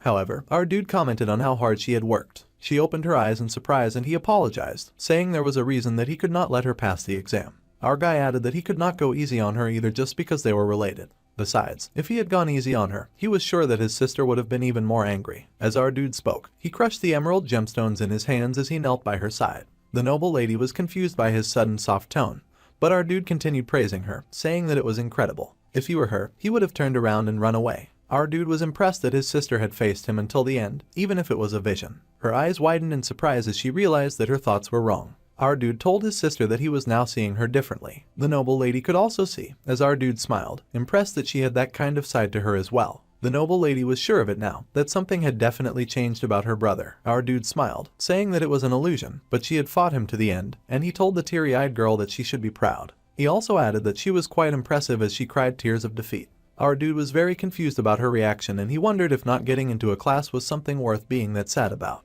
Suddenly, the disguised saint showed up and wrapped her arms around her blonde friend, telling our dude not to come any closer. The girl yelled that if our dude dared to recklessly attack or antagonize her, then bad things would happen, so she warned our guy not to move. Meanwhile, someone called out to our dude and informed him that the exam was over. He was called to come and help since Clebius had been completely knocked out. Assistant Professor Claire was told to update the grading list, and there was so much to do when the student council president elections began right at the start of the next semester. The exam was over and the little Bob Saintess was relieved, but her voice was a little different. She glanced in horror to see her hair already altering from white to brown and realized that the transformation magic was getting undone. She realized that it was back when she was fighting our dude and her special charm had flown off. She needed to carry the magic engineering item with her at all times in order to maintain the transformation. At this rate, she would definitely get exposed as the assistant professor Claire came closer. However, the assistant professor realized something was off and Bob Girl began to panic that her identity would be revealed and that her school life would be over before it had even begun. However, Mug suddenly flew over and dropped the golden item in our dude's bruised hand. He quickly handed it to her while looking away and told her to be careful not to lose her things, almost calling her by her title. Bob Girl was shocked by our dude's kindness, and the assistant professor asked our dude why he was so hurt, but he insisted that he was fine. The class assignment exam ended, and Ed Roth Taylor had managed to successfully return everything to their intended positions in the scenario, except for one thing. He had created a great change that had created a very small and meaningless gap. That change caused two ruby-like eyes underneath the world that was turning red to focus on Ed. The Saintess realized that our dude had definitely tried to formally speak to her, but our dude had already moved on to his mates who noted that he was tired and they told him to rest for now. The others would deal with the aftermath, but our dude asked Onyx if he could support Clebius. The other said that he could and that he would be on his way immediately. As the rescue boy moved, he added that he could have sworn that he just saw the shape of a person, but he was sure that he was mistaken. Even pieces of art worth thousands could be interpreted differently and were subject to one's opinion.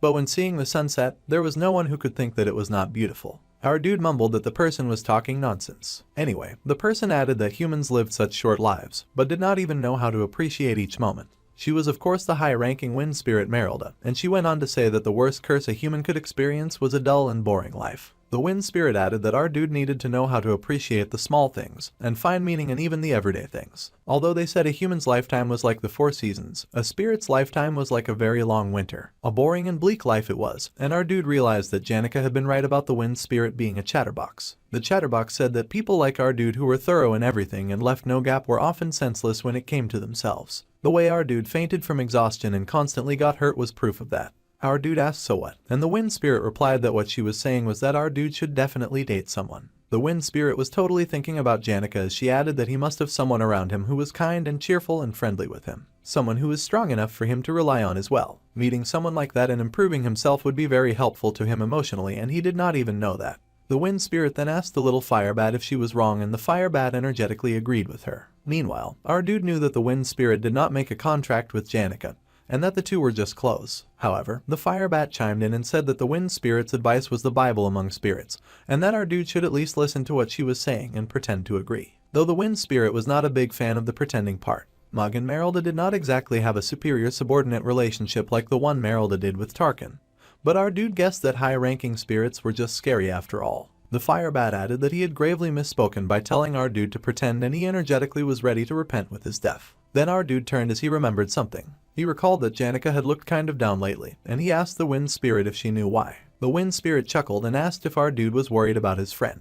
Our guy was of course worried, and the wind spirit grinned that she could not tell our dude something that Janica did not want to tell him yet. This further confused our dude, but the high-ranking spirit assured him and told him not to worry too much. It was important for even the famed spirit sorcerer to experience winter for once, and she needed to experience it and go through the process of growth and understanding. The world was after all not a fairy tale, and a lot of people needed to endure until spring came. Our dude finally lifted himself from the ground, and the happy wind spirit asked if they should go now, since consuming more of his mana would make her feel guilty. Even her current form was not easy for our dude to manage, so he told her that she could go. The wind spirit chuckled that she was a bit expensive, but the form she had was the best for efficiency. Our dude asked if the spirit had other forms, and the spirit asked if our dude would prefer a beautiful girl since it was better on the eyes. However, the wind spirit doubted that our dude could support her taking such a form. Our dude agreed that it was fine, and that back when she had undergone gigantification, and now he had not noticed much of a difference in her efficiency, so he was curious. The wind spirit gasped dramatically and said that our dude could possibly not sense it because of the mana stone, and that he was still a bit dense. He groaned and gritted his teeth, and the wind spirit laughed and asked if he thought that they were handling the mana all by himself. She laughed and said that a spirit like her would not make a contract with just one person, and as our dude watched,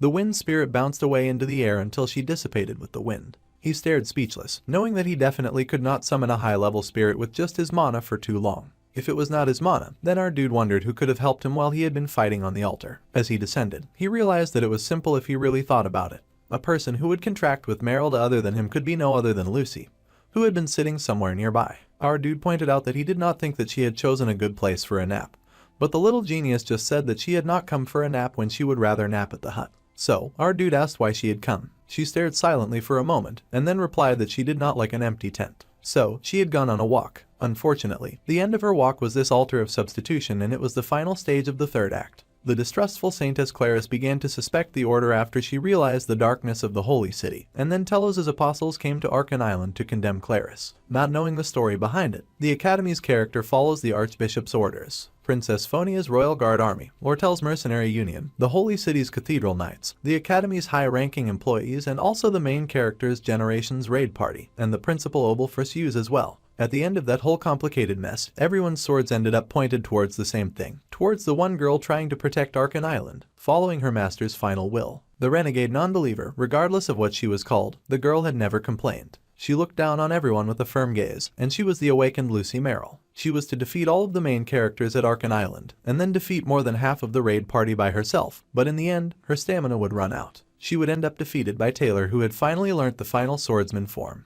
Her bloody hat would fall to the ground, and after the inside story was revealed, she would lay in a pool of her own blood, and everyone would learn why Lucy had been trying to kill the god's apostles. They would realize that she was not a villain after all, and that they had not known that there was a story like that behind it. Saying things like that. But unfortunately, the only thing that hurt more than a misunderstanding was an understanding that came too late. Perhaps it was her innate nature, or perhaps she had thought it would be meaningless even if she said something. But the genius mage had kept everything to herself until the very end. Of course, our dude had no plans of stopping her or her destiny. However, sacrificing Lucy for the scenario was something that he was not cold-blooded enough to do as he sat with her to watch the sunset. It was simply because he did not necessarily think that letting things move that way was a bad ending, especially considering the girl's very strong connection to her grandfather and how she knew that Sylvania would one day face a trial that it could not overcome on its own. She had sworn to lend them strength during that time. The story that had been told to her by the dying archmage, her master and only family. Only the genius mage herself knew how much of a burden it would be. The genius needed to get rid of those muddy emotions. It would be a long battle, and there would be a dangerous moment.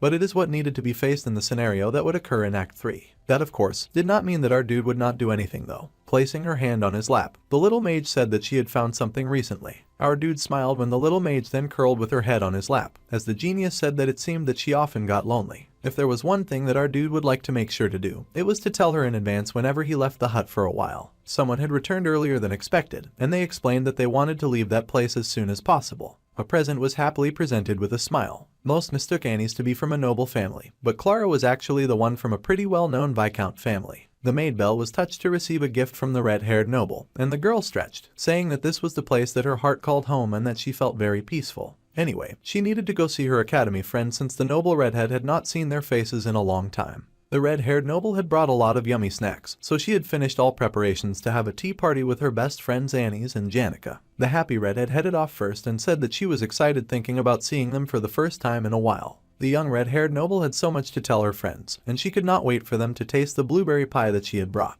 As the girl skipped away, the maid crushed the box in her hands, her face sweating in horror as she realized that the blueberry pie tasted like sand. Clara was shocked when she finally got to the tea party, and she could not understand why her two best friends were raging like wildfires and barely saying anything to each other. She worried that they had had a fight. The spirit sorcerer and the genius teaching assistant sometimes bickered back and forth, but it had always been good fun. The red-haired noble had never felt this kind of atmosphere before, and it was intimidating. She wondered if she ought to make a joke. The noble had no idea what to say, but she still attempted to break the ice. Suddenly, the spirit sorcerer spoke, calling out to Annie's, who flinched in fear. Janica stared at the teaching assistant with hurt in her eyes, and she asked about the teaching assistant getting a hug from her crush. Ed Roth Taylor was 18 years of age. He was a third year with the achievements of an elaborate survivor for 1 year and a high-level spirit summoner. His stamina, intellect, talent, willpower, and luck were all pretty good, and he had newly created a wooden wind-blocking wall. Now, items like that no longer raised his stats and production proficiency since they were now considered beneath his talents. Our dude wondered if he ought to look for something else to continue growing as he made his wall. Pushing hair out of his eyes, he thought that it was definitely good to be thoroughly prepared for strong winds. And then someone showed up, saying that it was a relief that our dude looked healthy. Our dude asked the maid if she had come to take Lucy, who looked ready to cry like a kindergartner going to school. The maid explained that the academy had implemented a new policy, saying that during snowstorms, students could only leave the dorms if absolutely necessary, so she had to take back the little genius. Since the genius was the one with the highest risk of escape,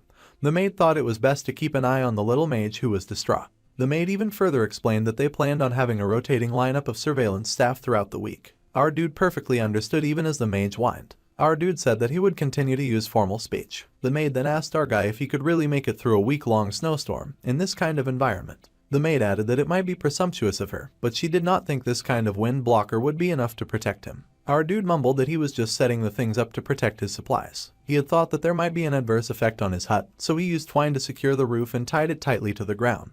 Our guy had also already collected his hunting tools and traps, and he had put them all into the hut. During the week of the snowstorm, our dude planned on focusing on magic engineering research at the spirit library. So, our guy explained to the maid that he had another place that he would be staying at, so she did not need to worry. The maid agreed to lessen her worries since our dude was saying that, and our dude noted that the maid seemed extra worried since it must be her first time experiencing a snowstorm from an administrative position. The maid was truly worried, but she said it was because she had another worry about our dude, and the little mage had finally stopped struggling. The maid thought better of it and decided that it would be overstepping to mention anything, and that only made our dude worry more. The maid just sighed as she wished our dude the best of luck as the fires between Janica and Annie's continued to burn bright. The spirit sorcerer, with despair in her eyes, finally mustered up the courage to ask her friend if she had gotten a hug from their crush. Clara was shocked and she turned to her genius friend, hoping for an explanation. The brilliant teaching assistant was sweating buckets, speechless, and looking guilty as sin. The red-haired noble was in shambles as she looked between them both, thinking that there had to be some misunderstanding and that the spirits must have gotten it wrong. However, the genius teaching assistant declared that she had indeed flirted with our dude. The redhead noble was about to agree, but then she gasped in absolute shock. Then the teaching assistant fell into shaky plea mode as she apologized to her friend, explaining that she had not found the dude trustworthy at all. He looked like a playboy, she screamed, so she had been trying to feel our guy out. The spirit sorcerer was shocked and asked if the teaching assistant was truly not lying about this. The teaching assistant went on to explain that kind of guy was not her type in the first place, so her friend had nothing to worry about. Annie's laid it on thick, saying that our dude looked like a thug and was arrogant about everything, and he was always grumbling. She also added that he lived completely selfishly and she could not see why she would want someone like that. Now of course Janica was hurt about all the mean things she was saying about her crush, and that the teaching assistant did not even know our dude like that to be making all those assumptions. For a moment they just stared at each other across the table with their noble friend stuck in the middle. Then, the teaching assistant sighed and apologized for flirting with him even without talking to her friend first. She apologized sincerely to the spirit sorcerer. The spirit sorcerer looked teary and asked why her friend would even do that when she had never asked her to, and that she had been worried for so long. The poor spirit sorcerer could not even sleep at night since the teaching assistant was one of her precious friends, and she felt so betrayed by the actions of her precious friend. The spirit sorcerer also wondered if she was even in the position to feel betrayed when our dude did not even think of her. Janica cried that she had been worrying without even knowing her place, and a gentle hand was placed on her shoulder, telling the powerful sorcerer not to worry. The sorcerer was quite the special person to our dude, and the teaching assistant reassured the sorcerer that from what she had seen, the sorcerer was definitely more than a friend. The spirit sorcerer was surprised to hear this, and her eyes widened with joy to hear that she was special. Tears flooded her eyes and the sorcerer cried that anyway. Honestly, she did not think it was a good thing for her friend to judge and try to assess our dude like that, but she got teary-eyed knowing that the teaching assistant had done it for her. So, Janica could of course not stay upset about that. The spirit sorcerer happily hugged her friend, asking to be sure that her friend did not like her crush and was happy that her friend had been honest with her. Clara was relieved because she had worried that Annie's had fallen for our dude. However, Clara noticed that as the genius teaching assistant replied, she had a blush on her face as she lied about having no feelings for our guy, and of course, their noble friend was horrified. The noble laughed that it was just a misunderstanding and that the spirit sorcerer had not visited the northern forest often, but it was not because she felt uncomfortable while the redhead noble was gone. Then the spirit sorcerer realized there was something that she really needed to do and she sped off while her noble friend waved her goodbye and told her to have a nice trip. Then, the noble turned to her teaching assistant friend who quickly said that she had something in mind. The noble asked what and the teaching assistant immediately demanded that her friend introduce her to a man. Then, the teaching assistant decided that she needed something more adventurous and suggested that they break the stereotypes and she asked her noble friend if she wanted to date. Her noble friend stared at her with blank eyes and the teaching assistant felt so offended. But her friend denied it and said that she was just staring. The teaching assistant panicked and said that she was sorry about lying to the spirit sorcerer. But when their bodies were apart, feelings were supposed to fade, and once the break ended, the Academy Scholarship student work would end too. Then, the teaching assistant froze as she found that the Academy Scholarship students were going to happily continue being her student assistants. Clebius and Onyx both worked hard and did well, so it felt it was a waste to send them off to another lab when they were proactive and proficient. The assistant professor Claire was especially happy to hold on to our dude who was quite good at working, and as a student assistant, the boys would receive more scholarships, and it would be better to work there than in other labs. Since they worked together throughout the break, the assistant professor assumed that it would be comfortable for her teaching assistant.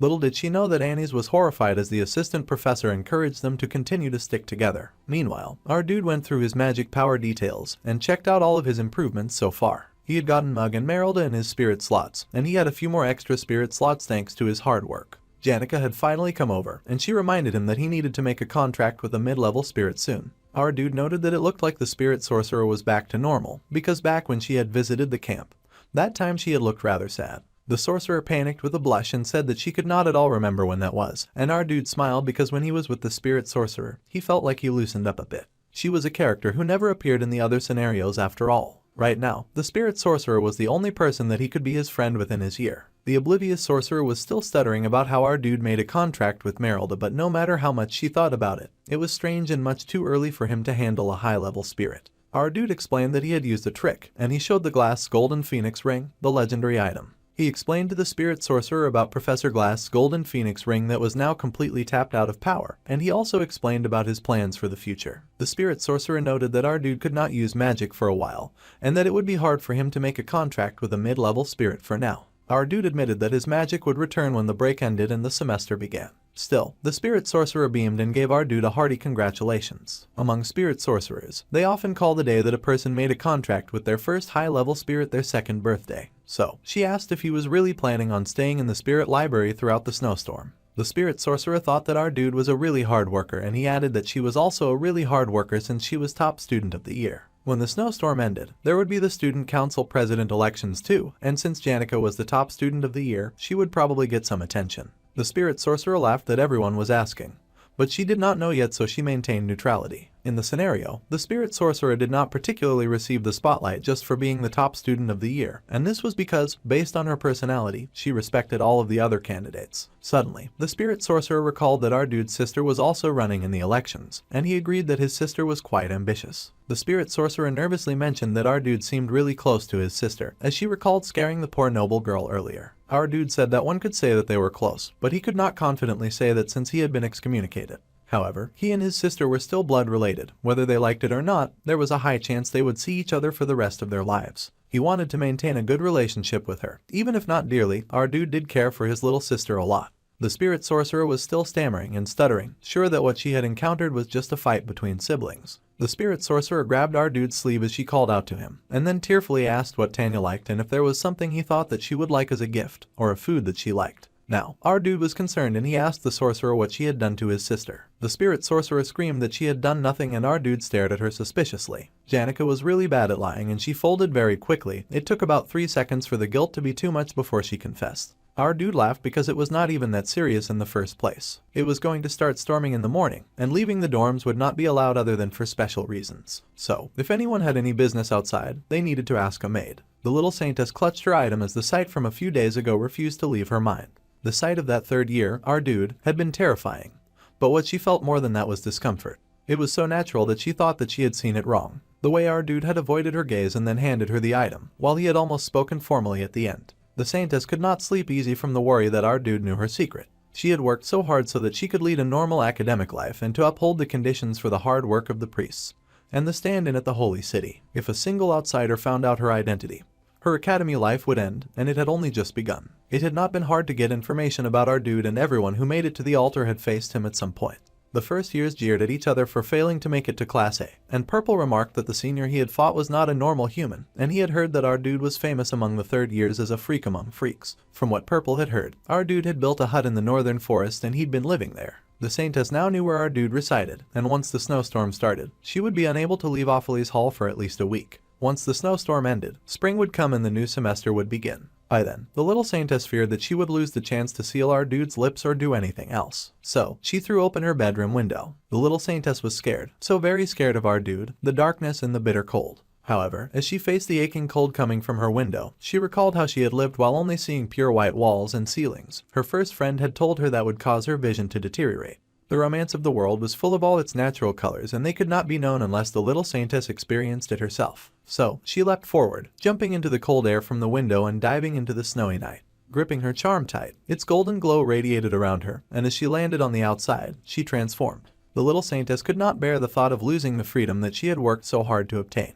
To properly confirm her suspicions, she needed to meet that man, and so she ran into the snow. The saintess Claris ran into the snowstorm in danger and distress. A person's eyes had long since adapted to the dark, because darkness was all they had ever known. The most vivid memory that they had was of their brother who had stayed by their side even when everyone in the household had avoided them. Their brother was covered in bloodstains and coughing blood, as well as the moment that they had stabbed their brother through the heart. The last words that the boy had spoken to his brother, perhaps meant as a curse, were not revealed as the scene quickly shifted to Assistant Professor Claire. The assistant professor was surprised to hear that another lab wanted one of her student assistants, and Clebius nervously explained that about the whole student assistant thing. He had felt like he was just a burden last time since he had gotten knocked out by a student.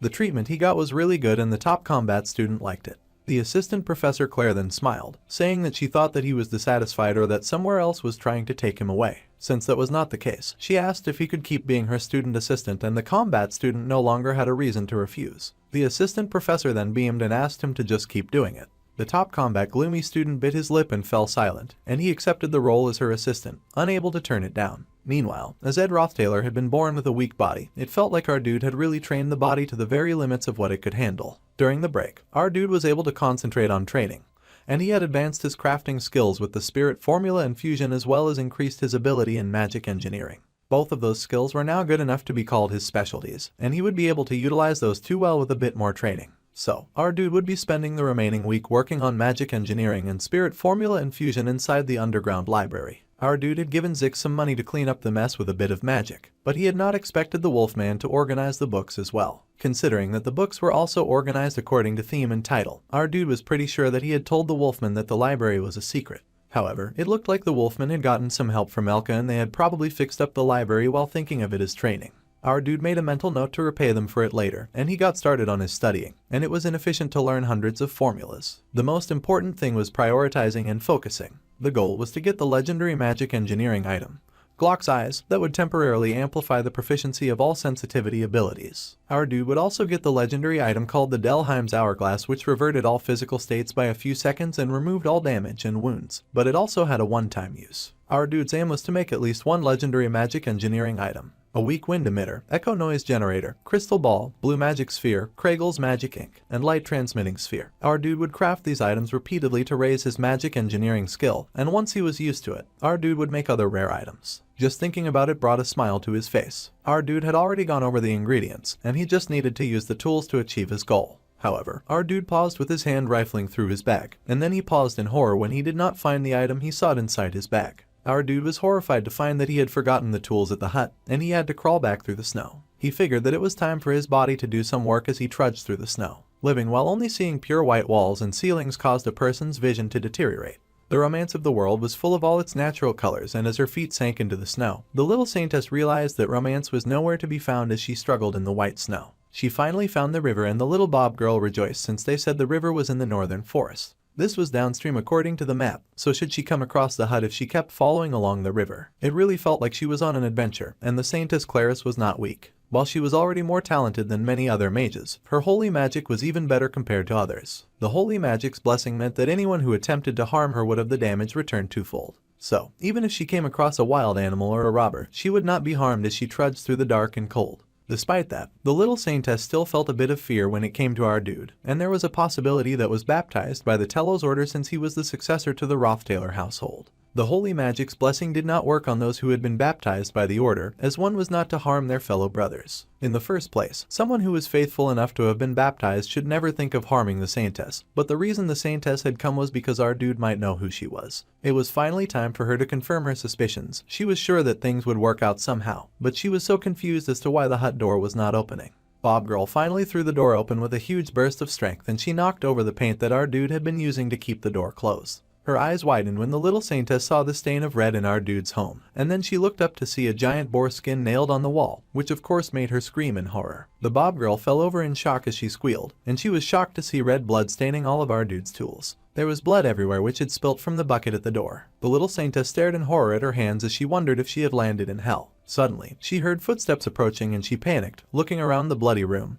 The little saintess searched for a place to hide. The door was thrown open and snow flooded into the shed. From the outside, something covered in scarves and looking like a giant snow monster peered into the shed. The door was pushed open and the damage was taken in. The little saintess was hidden, her hands over her mouth as she trembled in her little corner. The person reached out and touched something on the ground, and the terrified girl looked up to see the person. The stranger moved on, not seeing her as he focused on retrieving something from a box. He checked out some dangerous-looking tools, looking like a suspicious person in the dim light, and the little saintess hiccuped from the intensity of her fear. She trembled so hard that it was a wonder that she had not been caught. Then, a hand appeared above her head and the creature peered down at her, like a monster from a horror movie, and it asked who she was. The little saintess nearly had a heart attack, and that was when our dude finally recognized her as Kylie Etchen. He was shocked to see her and asked what she was doing in his house and why she was shaking so badly. However, Bob Girl was way too shook up and she blasted holy light right at our dude in fear and terror. Holy magic nullified most of the opponent's magic and inflicted physical damage. So, our dude found himself flung back with a magnitude of power. He was launched into his things and everything scattered. There was dust everywhere from the attack, but a figure suddenly arose from the cloud of smoke. However, that was just our dude, knocked flat and bleeding in the rubble of his things. Bob Girl stuttered in fear, trying to say that she had not meant to attack, and she fell to her knees in despair. Our dude had a serious blood stain and the little saintess cried that she had killed a person. Bob Girl pressed her hands together as she confessed to her dear Telos that she had gravely sinned. She, who was supposed to live a life of purity, came before the Lord with her blood-stained hands and confessed that she had been stained with sin and that she had to burn in the depths of hell to atone for her misdeeds. However, our dude pressed his hand to her shoulder and called out to her, interrupting her prayer as he growled at her in rage, further terrifying the little saintess who screamed in fright. The little Bob girl had been through so much that her soul was already leaving her body. She passed out with her hands pressed together and our dude stared at her fallen form. Our guy was so pissed that his perfect day was ruined and he bit his lip and barely contained rage. Meanwhile, in the school hall, someone called out to the chief maid. A report had been heard and the chief maid was asked to please figure out what they had to do. Someone thought that they needed to notify everyone and begin the search. But that idea was discouraged since they would not have enough people left to run the place. The chief maid told them that they needed to be as efficient as possible right now, and the maid agreed. Awfully's Hall's chief maid Bellu is aware of Kylie's real identity, and the order had decided that the person in charge, at least, needed to be aware of the truth. The nation would be in an uproar if the saintess were to go missing in a snowstorm. But even then she kept her composure, and the other maid watched the chief maid in admiration. The chief maid had decided that it would be best to take care of things in secret considering the saintess' holy magic blessing. She got dressed and explained that she would go out to find the holy saintess on her own, and she asked the other maid to please take care of the rest of the students, especially Lucy. The maid agreed immediately, but she did add that according to the witness, Kylie had gone towards the northern forest. This made the chief maid stop in surprise, and she knew that was our dude's territory. She also knew all about all the girls that our dude had accidentally charmed and that he was 100% the accidental seducer of women. The man who was strangely blessed with women was now stuck in a snowstorm, with a man and a woman left alone together, having to depend on each other while waiting to be rescued in the harsh conditions. Just two people on their own made the chief maid think that they would definitely be doing lovey-dovey things together. The chief maid was horrified. Our dude could not get lovey-dovey with the saintess. The chief maid was silent for a moment as she tried to process her next course of action, and the other maid called out to her in confusion. The chief maid then stepped on it and rushed into the forest in horror, stuttering that they had to find them as quickly as possible. She was very sure that the saintess was in danger. There was a suspicious man in the northern forest, and he had buns for days, walking like a shadow through the forest. He was an expressionless man who walked around carrying the bloodied corpses of beasts.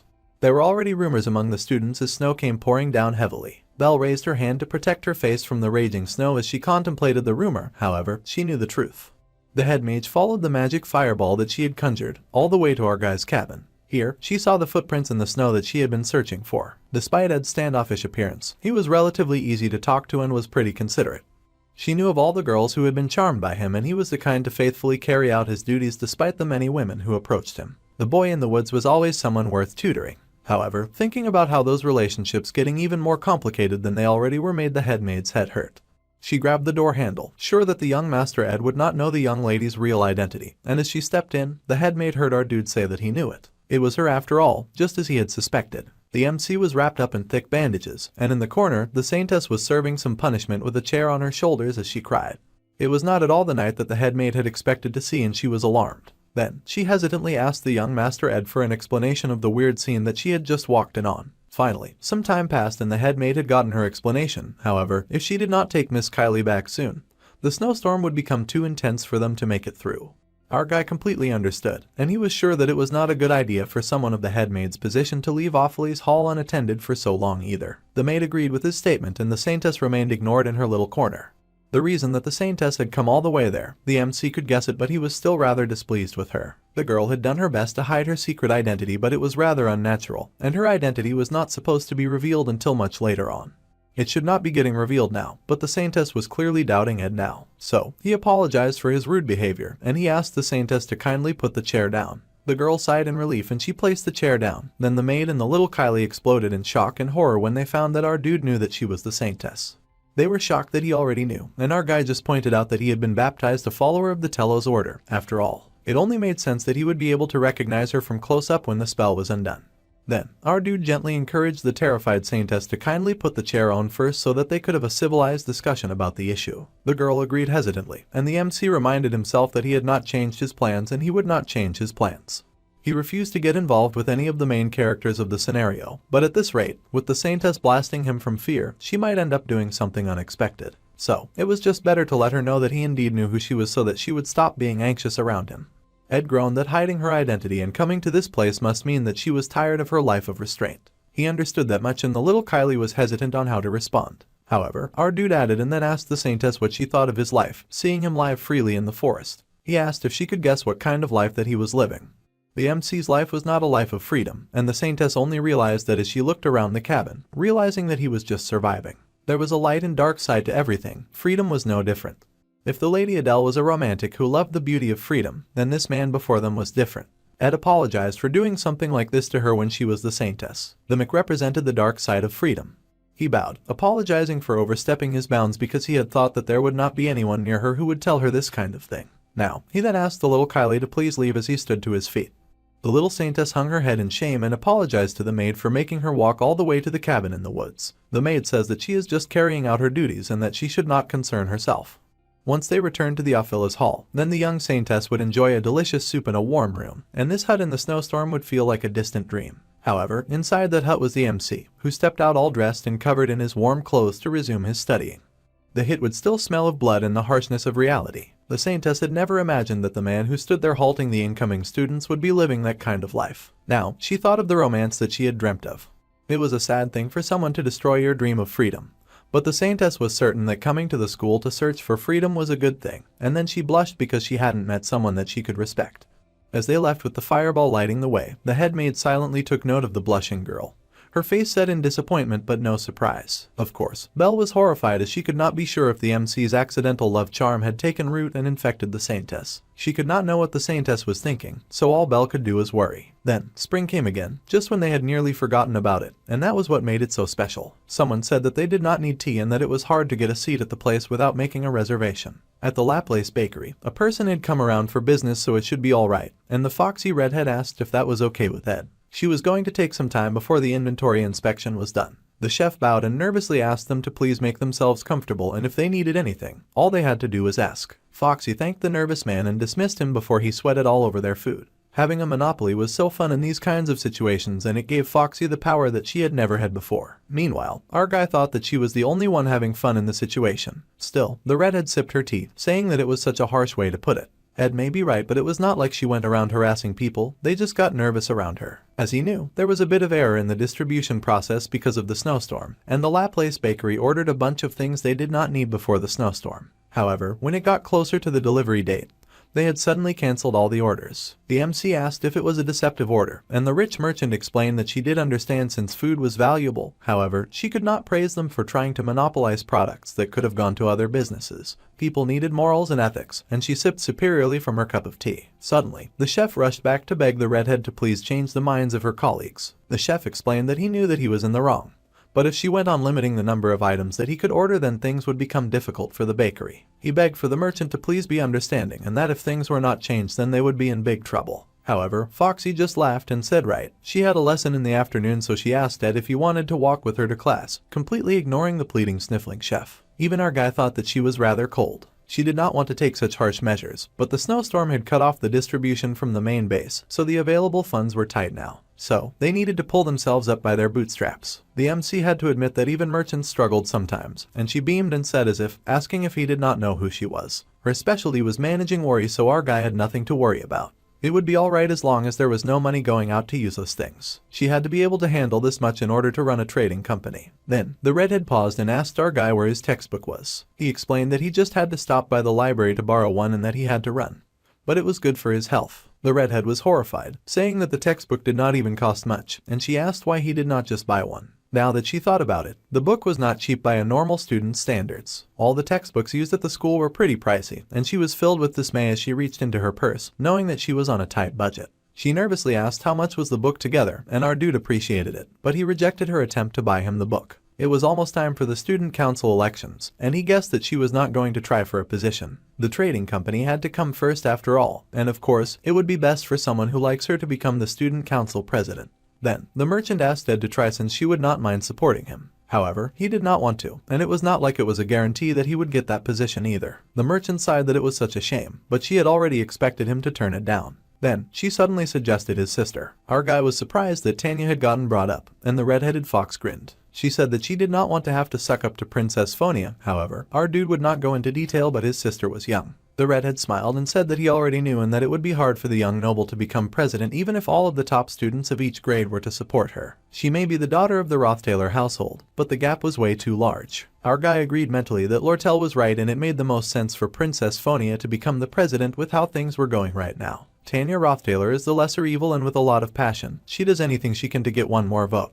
Pitifully and pathetically, but she is unable to close the large gap between her and the princess. Tanya ends up losing to an overwhelming difference in votes. Red then asks our guy if he supports the princess reign. He is surprised by her question but admits that he does not know, and he guessed that he supported Tanya more. Red was supremely glad to hear this since most of the people in the school admired the Princess Phonia, so she had been worried that he would be the same. Then, she blushed, sparkling like the fallen leaves during autumn, and asked if our guy was aware of her feelings for him. She blushed, her eyes soft and her cheeks rosy as she confessed that she had almost gotten jealous just asking about his affection for the princess. Our dude stared down, unmoved by her sparkly eyes and the flowers budding around her. Then, she rested her head against her chest and giggled, asking if that worked and resting her head on his chest to check his heartbeat to confirm. Then she groaned when he just shoved her away with a slightly annoyed look on his face. She complained that he was so cold, and asked if she had done something wrong. He sighed and said that she had not, but he did not plan on dating anyone until he graduated. This created a time frame that immediately interested the Red Fox, and her eyes widened as she asked what would happen after he graduated.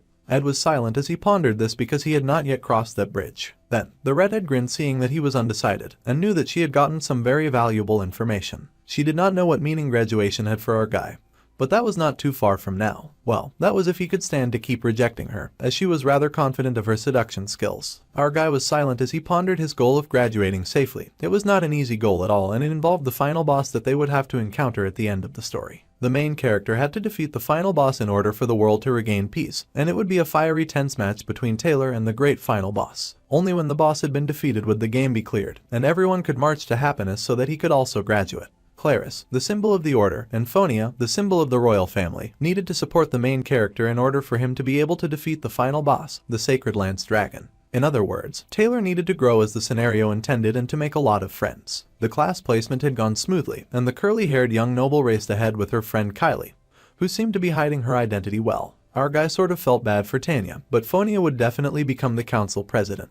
Then, the scenario would return to normal and Ed could have a nice happy and peaceful flowery spring, and he would be able to rest easy. However, the princess had sat up in bed and someone called to her as the bright light came in from the windows. Despite Ed Roth Taylor's expectations, the scenario had already begun to break down in the bedroom of one girl, and the princess' hands shook as she said that she did not think that she wanted to run for the council position, as she bit her lip while looking haggard with dark bags underneath her eyes. Meanwhile, for some reason, Clebius was panicking as usual. He had his head in his hands as he groaned and cursed, saying that there were others who could do it better than he could. He had no idea why it had to be him from the start and he cursed his wretched life. There was a sheet of paper before him and he cursed again in dismay, asking why it had to be him. It was a duel request form. Someone had challenged the battle genius to a duel. A challenge for a duel had come about and a question had been asked on why they wanted to have a duel in the first place. Ziggs had asked why, and the person had responded that they wanted to learn from him. There was a moment of silence and then Ziggs closed his book, unimpressed by such a request, and he said he did not want a shallow reason like that. He had turned to the tall student with bulging muscles and a confident smile that stood behind him.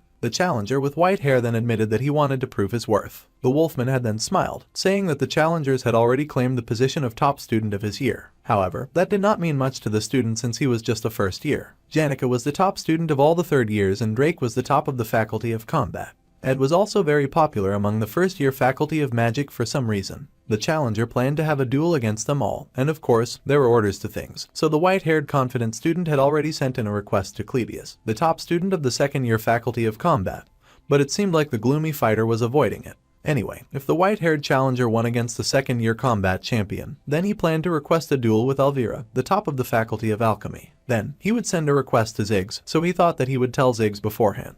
The wolfman was perplexed as he stared up at the tall, large and imposing student.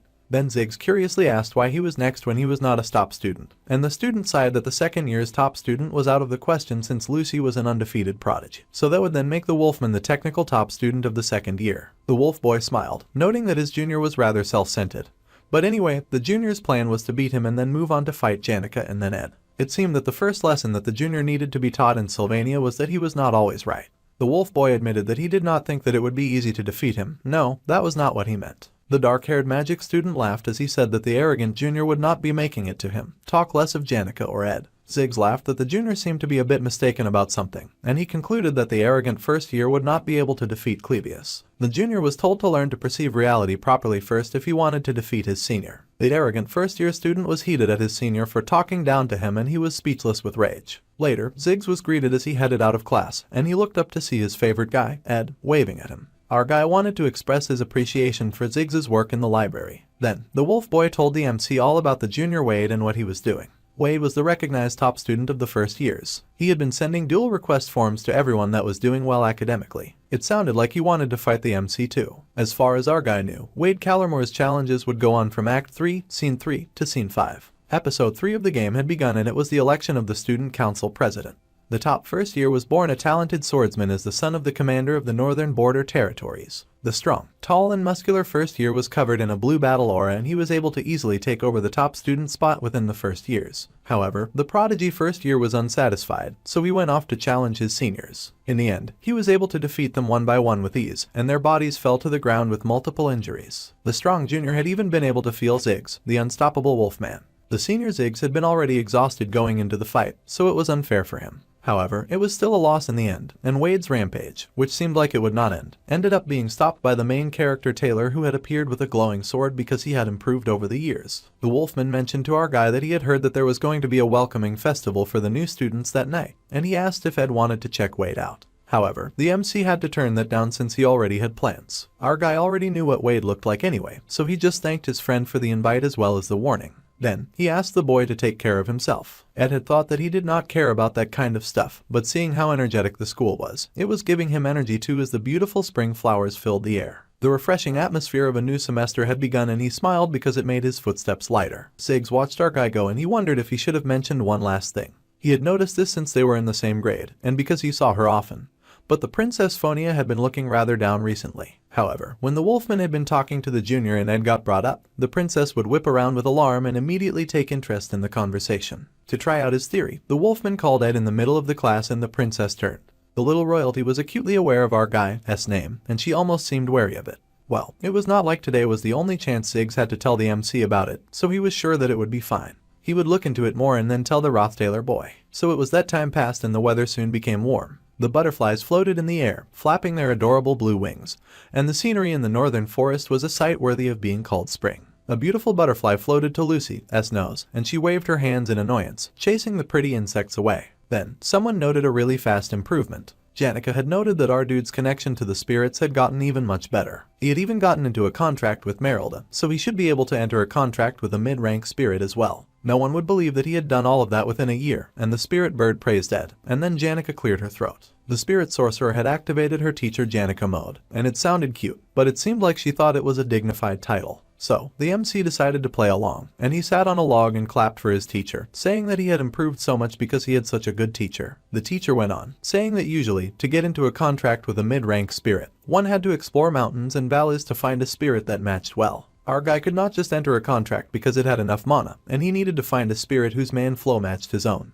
The MC noted that he had not considered anything like that when he had made a contract with Merylda though, and his teacher pointed out that this was because he happened to match well with fire and wind elements. However, if he wanted a new spirit, then it would be much better for him to look for something that was not fire or wind. Our guy had to admit that she was right. It would be convenient to find a spirit whose element he was already able to handle, but that would make it hard to respond to various kinds of situations. Ed did not need to be proficient with every element like Janica was, but it would be best for him to try to branch out. So, he hung his head and mumbled that this was going to be pretty difficult. His teacher beamed and said that this was why people thought of their mid-rank spirits as fate. There was an illustration of a spirit sorcerer in the game of the failed swordsman of Sylvania, and it evoked feelings of wandering through nature, through forests and rivers, and connections with spirits that one met through fate. The first step was the connection, and our guy closed his eyes and focused. He needed to concentrate his mana into his eyes, so he did just that. Then, his eyes snapped open and glowed blue. There, before him, he saw various spirits flying and floating in the air and on the land around him. A new world of spirits had opened up to him, and his teacher beamed as she introduced him to all of the mid-rank spirits that she had chosen.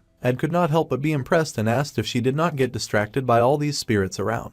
The spirit sorcerer was amazing, and the girl laughed that there was no reason for her to push them away when they all liked her. She had already talked to all of them too, and she even played around with the spirit snake on her wrist. Once again, our guy admitted that she was amazing. However, it was time for him to pick one of the many spirits that she had brought before him, and they all awaited his choice. Our dude was overwhelmed and he nervously repeated her suggestion of picking one out. A mid-rank water spirit called Pella the Pelican suddenly introduced itself and showed off its pretty blue wings. Number 2 also showed off its power, while the MC's Firebat judged them as the privileged spirit to have been chosen first, despite being a lower class one. Ed could not help but judge the bat a little. Still, everything felt a little weird, and Janica deflated, worried that she had brought too many spirits, and asked if they ought to do the selection at another time. Ed sighed and said that it was nothing, and the Firebat urged him to take a look at the next applicant.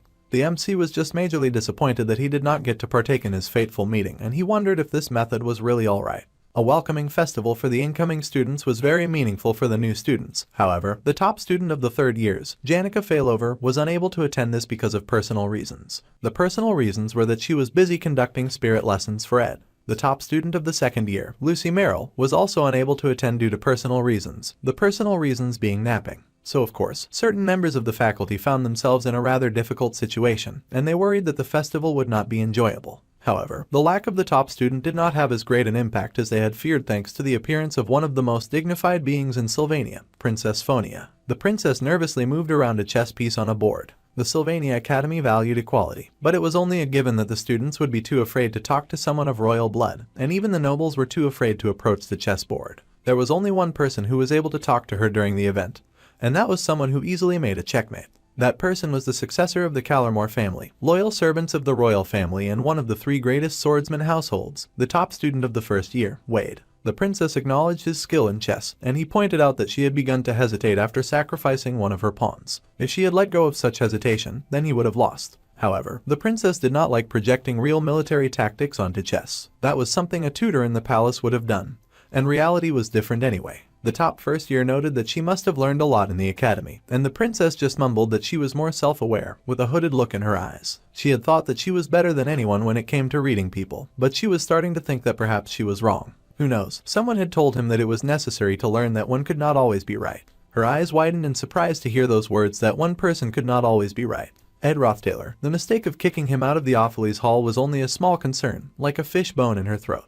However, he had saved Janica, and he had made a home in the forest. Then as more time passed, the undefeated hero had risen time and time again to the occasion, and his presence had grown bigger in that passing time. Even the new incoming students spoke highly of him, and as his presence in the school grew, her mistake grew bigger and the bone choking her began to hurt more and more. It was normal for a person to be wrong sometimes. That was something that applied to all aspects of life, not just Sylvania. However, if the princess kept acting like a child, evading her problems, then nothing would be resolved. Regardless of class or social status, learning was her duty in the academy. The princess smiled, thanking the young Wade for his helpful words. She was then ready to play again and she grabbed her chess piece. It was impossible for the princess to run from her mistakes forever. That would be foolish, and it would take about 4 days to resolve everything. After that, she would go to the hut in the northern forest, and they could sit by a campfire and talk freely.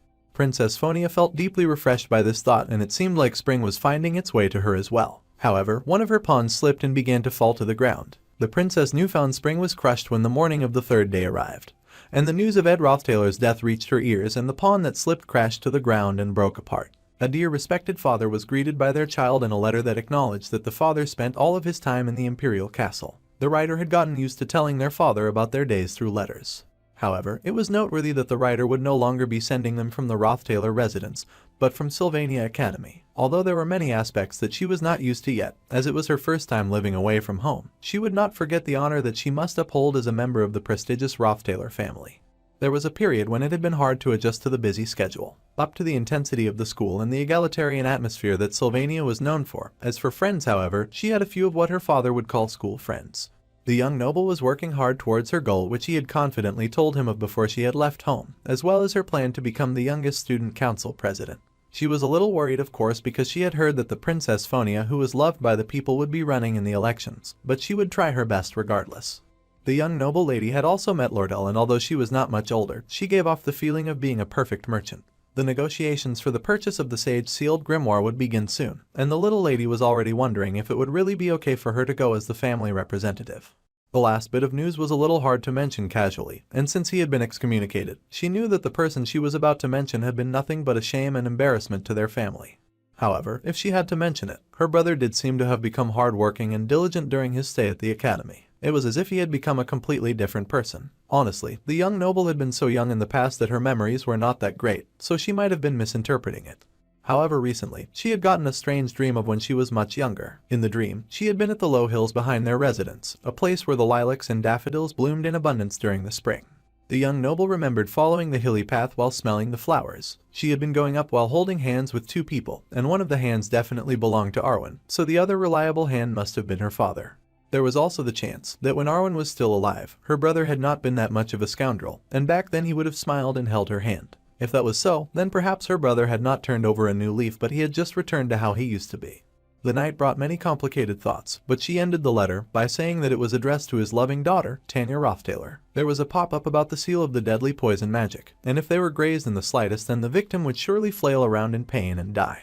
Both Taylor's head had read through the letter he'd opened with a dagger, and he said that he had already sent a response to Tanya Roth Taylor, and he tossed the letter to the ground. The student council president elections, as well as the negotiations for the purchase of the sage-sealed grimoire with Lortell. It would be difficult for the young noble to handle all of that on her own, so the head of the house was going to send along a vassal for the young lady to trust. The poisoned dagger was brought before two bowed cloaked figures. Although it was usually not allowed to send a family's vassal to Sylvania, if it was for business reasons, the academy would allow it. So, the Roth Taylor had sent the vassals on their way, and the cloaked figures nodded. They exited the throne room quickly, and then he yanked off his gloves to look down at his rotten reddened hands in horror. No matter what, he could not get used to its ugly appearance at all, and two eyes opened on the back of his hand. The highest rank magic, cause and effect determination. If one sets a certain action or variable that one has caused, one would be able to see the resulting effects of it. The Roth Taylor had grabbed a purple orb and mumbled, wondering if there was no choice outside of using a great amount of mana. It was a shame that he could not use it often. This was definitely an absolute power, and when he was ahead of an important task, he could use the source of something that had been done and confirm the inevitable result.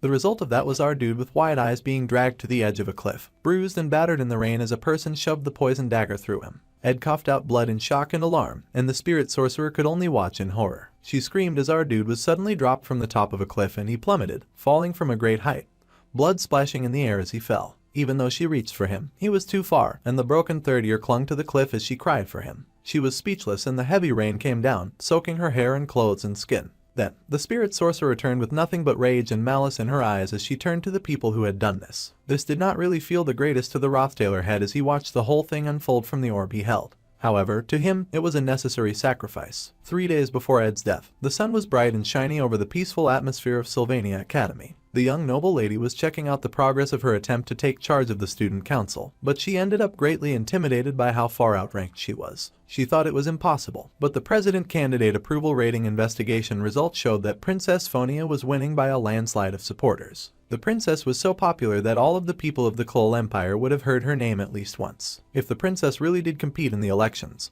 then no matter what happened, the chances that Tanya had to win were zero, and this was very depressing news. Of course, she was very aware that reality and her delusions were very different. It was a shame, but she should just give up. Then, she saw Ziggs, who happily greeted her, asking if she was headed to elemental studies training. The girl was surprised to see her cheerful senior, and he asked if anything had been bothering her during her classes, and that they should have some tea together with Elka later. Ladies flocked behind the wolfman, gushing in awe since they thought that he was the strongest person in the whole academy, and they were impressed that she was talking to him. Later, the Lady Lortell told the young noble that she would probably be going to have a negotiation meeting for the grimoire trade, and she asked what time worked for the young noble. The fox lady even asked the little lady to let her know when she could, and the fox would set something up, so she really wanted the little noble to attend. More people gushed to see the Roth Taylor noble talking to the renowned merchant who was an executive of the Elt Trading Company. Even Lucy worked up some strength to say hi to Tanya, and the onlookers went wild to see that Sylvania's best genius Lucy Merrill was talking to the young noble. They could not believe that the genius girl could actually sleep. They were amazed at all the connections that the young blonde had, saying that she was totally different from normal students like them and that she was so cool. They gushed about her multiple connections, and yet she acted with dignity, and never showed off, which they all found so amazing and awe-inspiring. They would be happy if they could be half as dignified as she was, and the little blonde blushed furiously from their compliments as sparkles danced around her hair. Suddenly, she was all chipper and smug, saying good work to her fans. It must have been tiring, so they can go back to their rooms and get some rest. If they kept working hard on everything, Kylie and Terry, her fans and friends, would also become amazing students, so they had to work hard tomorrow as well. They would work hard tomorrow and the day after that so that they could become as dignified and as talented as the young Tanya. Then, the blonde closed the door to her room with great confusion in her heart. It strangely felt like her position and status within the academy had risen an absurd amount over the last few days. However, she had not done a single thing to achieve that. If she had to point out one thing, the reason that she was receiving this kind of treatment was because she was Ed's younger sister. The little girl groaned with her head in her hand since she had only seen her older brother as a piece of trash, but now she felt like the trashy one since she was benefiting so much just for being his sister. She could not understand why such a thing had happened.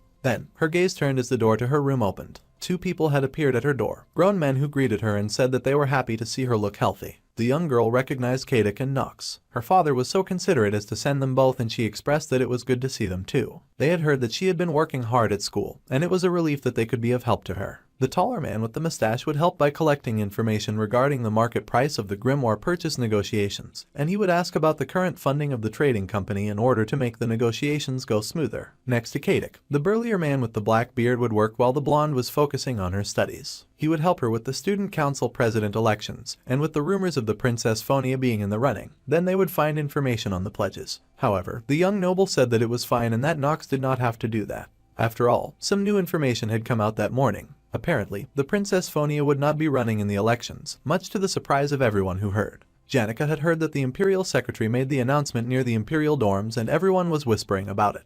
However, since it was just an announcement, that kind of information was subject to change, so our guy tried not to worry about it. The final boss of the fourth act was Ed Roth Taylor, and with his perfect work processing, everyone knew of him as the benevolent patriarch of the Roth Taylor family. Only the Princess Phonia would catch on to his darkness. The power of the Imperial family and within the Academy, Phonia, who possessed both, became the most reliable ally who could take the lead in the fight against Crepin, and who would aim for the Sylvania Academy. That was what had to happen. However, now the princess was not interested in running in the elections. The spirit sorcerer pouted as she said that she was slowly getting the feeling now, and our guy was confused. However, the girl hovered over him as she said that she had the feeling that he was going to do something reckless again, and he did things like that so often that she could now feel it in her bones. He tried to protest, but she shut him down, saying that she could not accept him getting hurt and blessing himself again while she knew nothing. The MC was already suffering a lot, so there was no need for him to make things even harder for himself. Regardless of what he was planning, she would help him. Our guy sighed and said that honestly, he thought that it would be good for the princess to become the student council president. The spirit sorcerer was surprised by this verdict since the princess had been very mean to him and Tanya was his sister, so she had expected that he would support his family. However, the princess herself was stepping out of the running, so there was not much that they could do about that. It would be nice to know the reason at least. Suddenly, Zig showed up and pointed out that there were a lot of eyes and that they were both being rather scandalous in broad daylight. The two were surprised to see the wolfman, and the young lad apologized for interrupting their quality time. However, he suspected that he knew the reason that the princess was not running. The spirit sorcerer was in flames over Zig's calling them scandalous and saying that his phrasing was too much. The poor girl's face was burning red, but the wolfman ignored her flustered self and explained that the princess was like an alpha wolf who had lost her pack. Due to her making the wrong choice, her pack died, and so the alpha wolf showed no reaction despite having an arrow pointed her way. It was quite typical of Ziggs to explain this all using wolf puns, but the princess' previously bright eyes had now dulled and faded. That was what she looked like to him, as if she was in a state where she had lost her self-confidence and could not do anything. Anyway, the wolfman would stop interrupting them now and he would be on his way. He had heard that it would likely rain the next day, so he asked them to keep that in mind when they were leaving. They informed him that he was not interrupting anything, but they thanked him for the advice. The boy's animal-like senses were usually a level above a normal human's 5 senses, which meant that his instincts should be tested. The worst possibility was that Princess Phonia had completely lost all sense of hostility towards the Roth Taylor family. This immediately darkened Ed's mood and he wondered what he was going to do now. Meanwhile, Janica stayed oblivious, and she beamed that this was a nice turn of events. He was shocked to hear her say that and turned in surprise. The spirit sorcerer spoke on the rain, saying that it would be the perfect environment to train water spirits since being near the ocean would be best. They had to go train a mid-rank spirit at the northern cliffs the next day. They would do that after the elemental studies class, and our guy could not help but smile at her positive attitude. He beamed brightly and thanked the bright girl, deciding that he would just do what he could do for now. Meanwhile, Lucy turned her nose to the air and she smelt the rain coming. Suddenly, her eyes widened in shock as she sensed something else, beef jerky in her mouth. The girl leapt down from the roof of Ed's hut and landed at the campfire. With a snap of her fingers, the fire was lit and our dude popped out from the bushes. It was finally spring and he strolled into the house while the powerful mages slept on her log. However, because of the rain, the MC turned back knowing that it would now be harder to go out. The rain that drizzled onto the tiny girl's body made her depressed, and if it was going to rain, then he hoped that the rain would pass quickly for her sake. Meanwhile, someone stalked into the forest, commenting on how the place looked. It was our guy and it was his first time coming to the northern coast. His fire spirit hid within his cloak and explained that the cliff area was definitely wide and desolate, with few people, so there was not much reason to come there, and it was ridiculously far out too. However, there was no better place to train a water spirit formula, and if the small bat spirit may be worthy, he would speak boldly, as he thought that the location was an excellent choice to make a contract with the mid-rank water spirit Leica. The fire spirit was also impressed that the MC had thought of even using mana arrows with it. Suddenly, Ed asked Mug to fall silent as he felt a dark presence nearby. The dark figures said that it was an honor to meet him at last, and they greeted the young Master Ed. Our dude immediately notched his arrow and held it ready to fire. In Act 4's final chapter scene, the Crepin Showdown, S third phase middle bosses, Kadik and Nox appeared for some reason.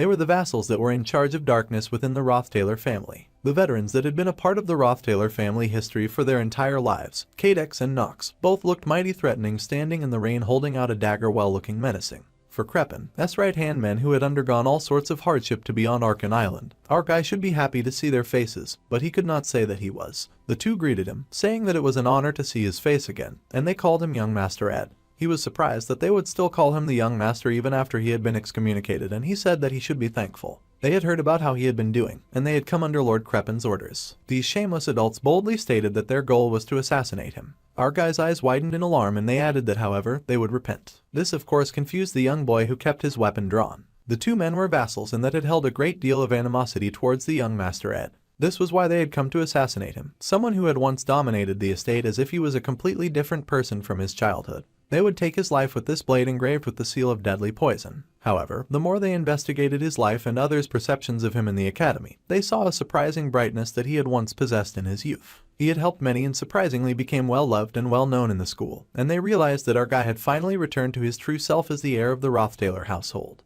We would explain everything to the Lord Crepin, and they bowed as they asked him to please become the heir once again and to make the honor of the Roth Taylor family known to the world once more. Our dude was confused that his assassins in the rain had turned from threats to apparent allies as they bowed to him. After a moment of silence, he told them both to stop messing around. Both the men had wicked grins on their faces when they raised their heads once more, smirking as they noted that he had grown much. Immediately, Cadec attacked first, releasing lightning-fast strikes at our guy. The Eagle Knight Cadec who sent forward sword strikes of wind, and the MC just managed to dodge those fast lightning bolts of wind that came at him. Then his eyes widened as Nox had used the opportunity to get closer, wielding fire in his hand as he screamed. He was the Brown Bear Knight Nox who used a mace of flames. Our guy groaned as he barely managed to dodge the onslaught of heat that came at him from above. Ed was standing in a rather unsafe environment, but he just managed to avoid that first attack. Raising his bow, he fought to defend himself against the people who intended to take his life, but neither Cadec nor Nox were giving him a break. A battle in bad weather conditions was trying enough for the young student, but he was also fighting experienced vassals who intended to end his life. They were the vassals that were in charge of the darkness of the Roth Taylor family. Nox growled at the young master, and Cadec asked if our guy remembered Miliana. She was the poor child who had lost vision in her eyes for his amusement one day, a maid that Ed Roth Taylor had enjoyed bullying. She had also been Nox's daughter, and he raged in angry red flames as he recalled how the second-rate villain had stepped on her and pushed her to the ground. Our dude was very unlucky to inherit rage meant for someone else's actions, and the buff vassal punched the air, intending to obliterate the MC. However, his eyes widened in surprise and the main character drawled as he recalled that such a thing had happened.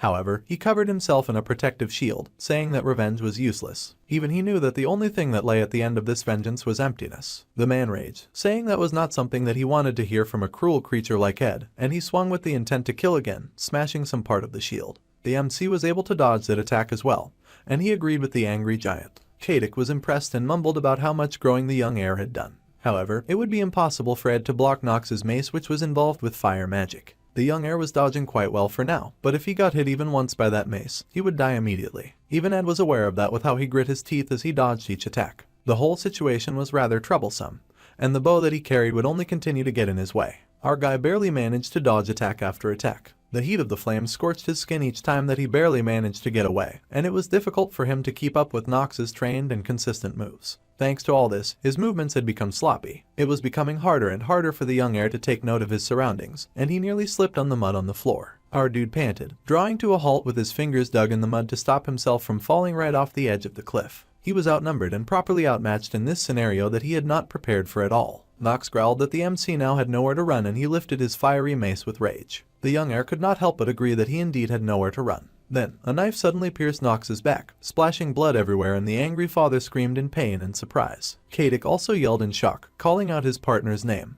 The other vassal wondered if our guy had used telekinesis, and then he realized that it had just been a spirit formula. Ed used basic shield magic that could only block magic to defend against the attack, and purposely prompted them to approach, while he prepared in the meantime. The MC then called to Mug, and the tiny fire spirit exploded, making Cadec raise his hand to protect his face as fire flew everywhere. The mustache vassal yelled out for his partner in worry. Then magic arrows rained down after the fire, flying at the mustache vassal, who groaned when one of the magic arrows shot through his thigh. The vassal grits his teeth, wondering how their young master is now attacking them with an explosion like that. Our dude panted heavily as he fought tooth and nail for his right to live, bathed in an orange glow as he gripped his bow tight.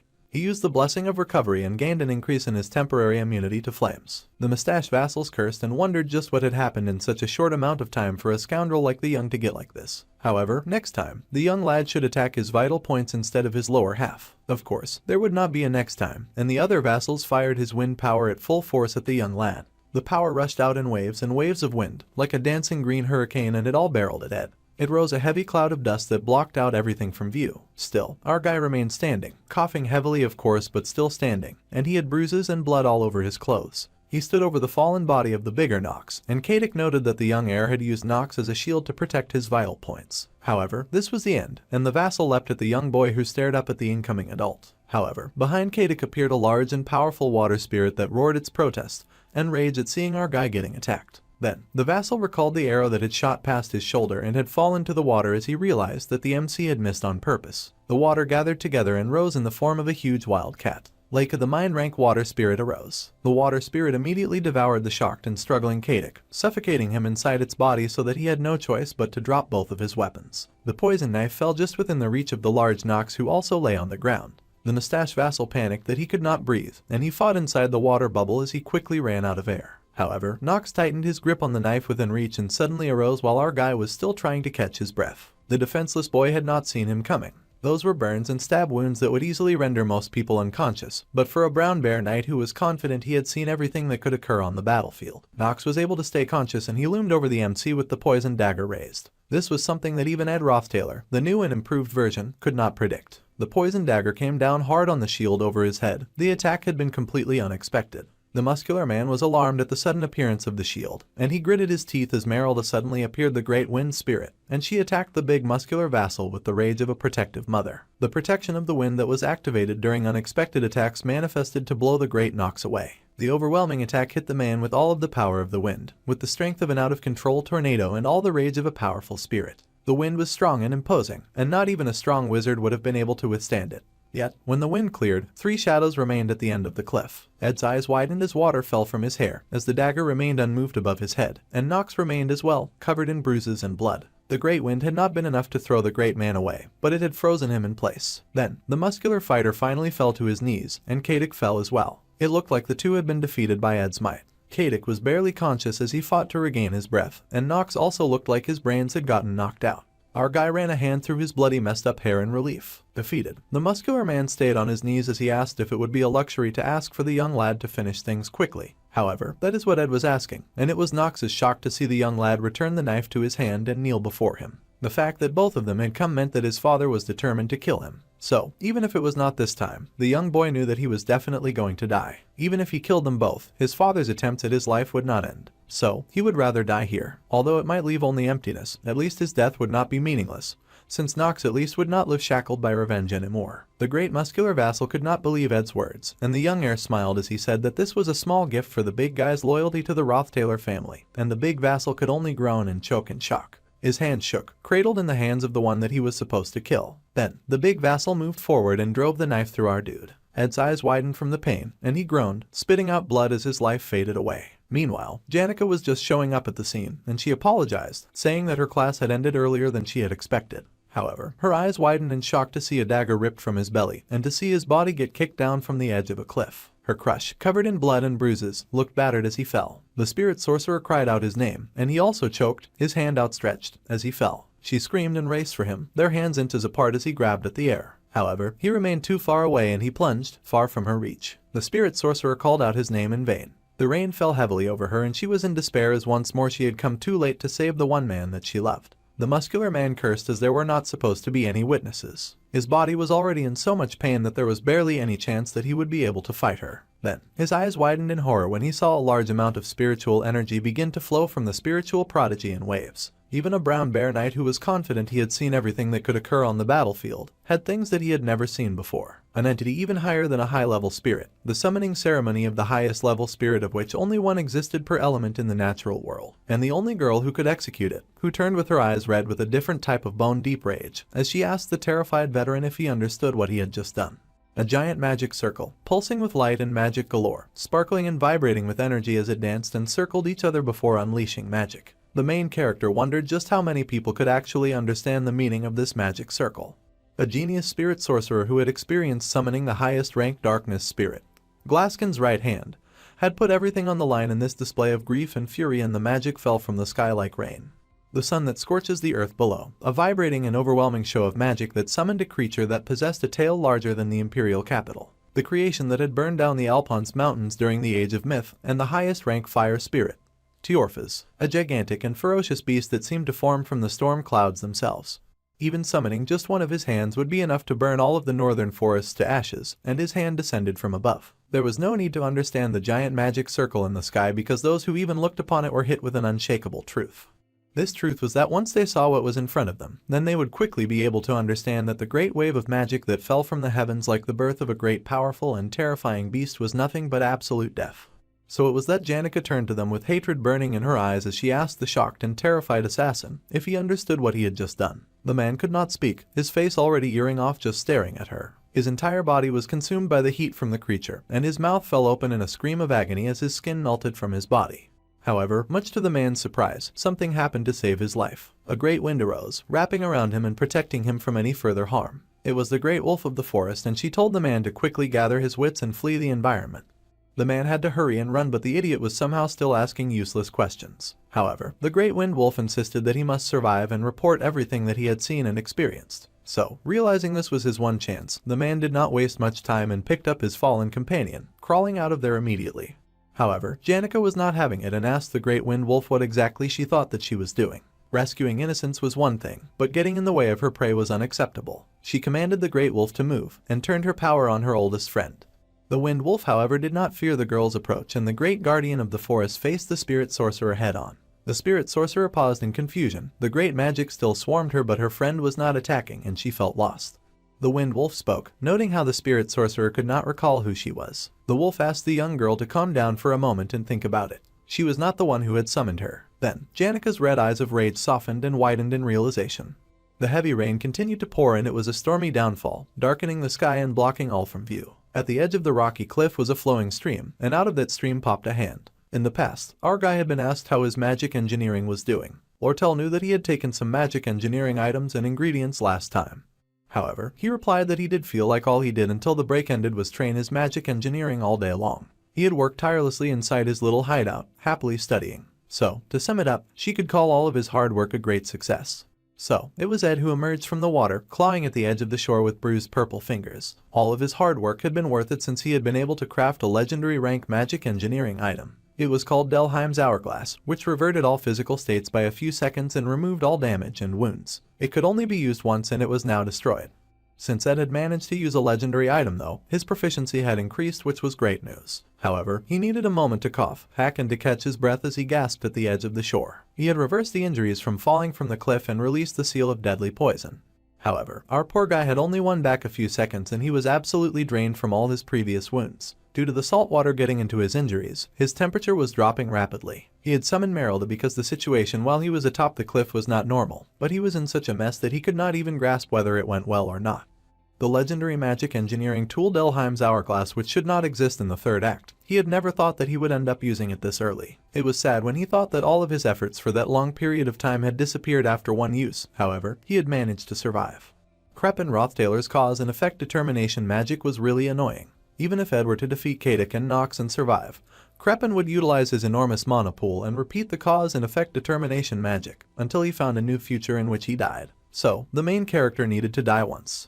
The young Roth Taylor did not understand why his father suddenly wanted him dead, but if he confirmed a future where Ed died, then he would be uninterested in his son for a while. It was hard to send vassals to Arkan Island without reason, and the only thing that could be considered a good enough reason was to help Tanya with the elections, as she had gotten busy, or for the sage-sealed grimoire negotiations. Once those had ended, the vassals would have to leave. This meant that our dude did not dare show his face, and that he had to live like a dead man until the grimoire negotiations and the elections were over. It was a pretty solid plan, but our dude was covered in wounds and he landed face first inside the mud. The problem was that his body was not moving properly, and it was raining and he was exhausted. The talented extra paused when a light shone upon his face and he saw a giant fire beast launching right at him. He was kind of too exhausted to even bother dodging that. However, he did sit up and laugh about how his body was so sore, he thought for sure that he was about to die. It was a relief that he had been found well. He mumbled out his thanks, but before he got far, the spirit sorcerer rushed at him and grabbed him in a tight embrace. Ed's eyes widened in shock as the spirit sorcerer cradled him in her arms, the rain still falling around them. She had leapt with such force that she had knocked him down, and for a moment they just lay in the mud with her arms tight around him. After the shock wore off, our dude finally admitted that he felt like he only ever made her worry, and he was sorry about that. The girl hiccuped as she cried and his bloodied hand raised. Very gently, he embraced the crying girl and the lady like that together in the rain. The rain continued to pour heavily in the storm, even after they moved into the warmth of a nearby cave. So, in the end, until the elections take place, it would be beneficial for our guy to stay hidden. Without even asking any further questions, the spirit sorcerer immediately happily offered to bring the main character some daily necessities and living tools, and she told him that he should not worry too much. She blushed with glee and he thanked her as always. However, he did have to mention that his injuries still hurt since she had taken to clinging to him like a monkey. The girl gasped and fell back, apologizing and saying that she had just felt relieved because she was hugging him. Then, she blushed even more and begged him to just forget what she had said. Our guy was speechless for a minute, then he noted that it was still raining. They sat near the warmth of a fire, and they had a lot that they still needed to do. Meanwhile, the rain poured on, and a bit of it fell on the roof of Ed's hut. If someone were to ask what Lucy was doing so lazily, they would say that she was doing nothing, like normal. However, the little genius was actually practicing the art of waiting as she settled just outside the MC's door, with her arms wrapped around her legs. The difference was in the fact that she felt peace and not boredom. One could easily imagine the daily life of the owner of the hut.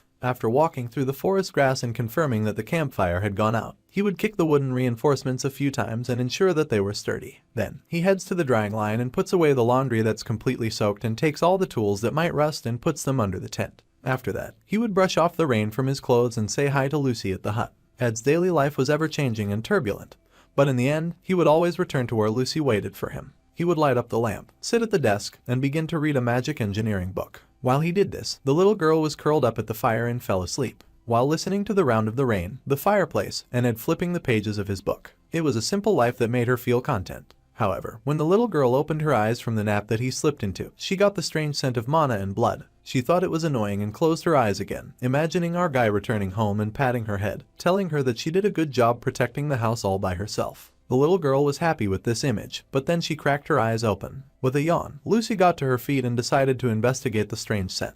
That was when she spotted the two injured assassins. They were surprised to see her, and Knox introduced himself as a vassal of the Roth Taylor family. He begged for assistance as he was very injured. He said that he had tripped in the forest and that his comrade met a wild animal which hurt his throat.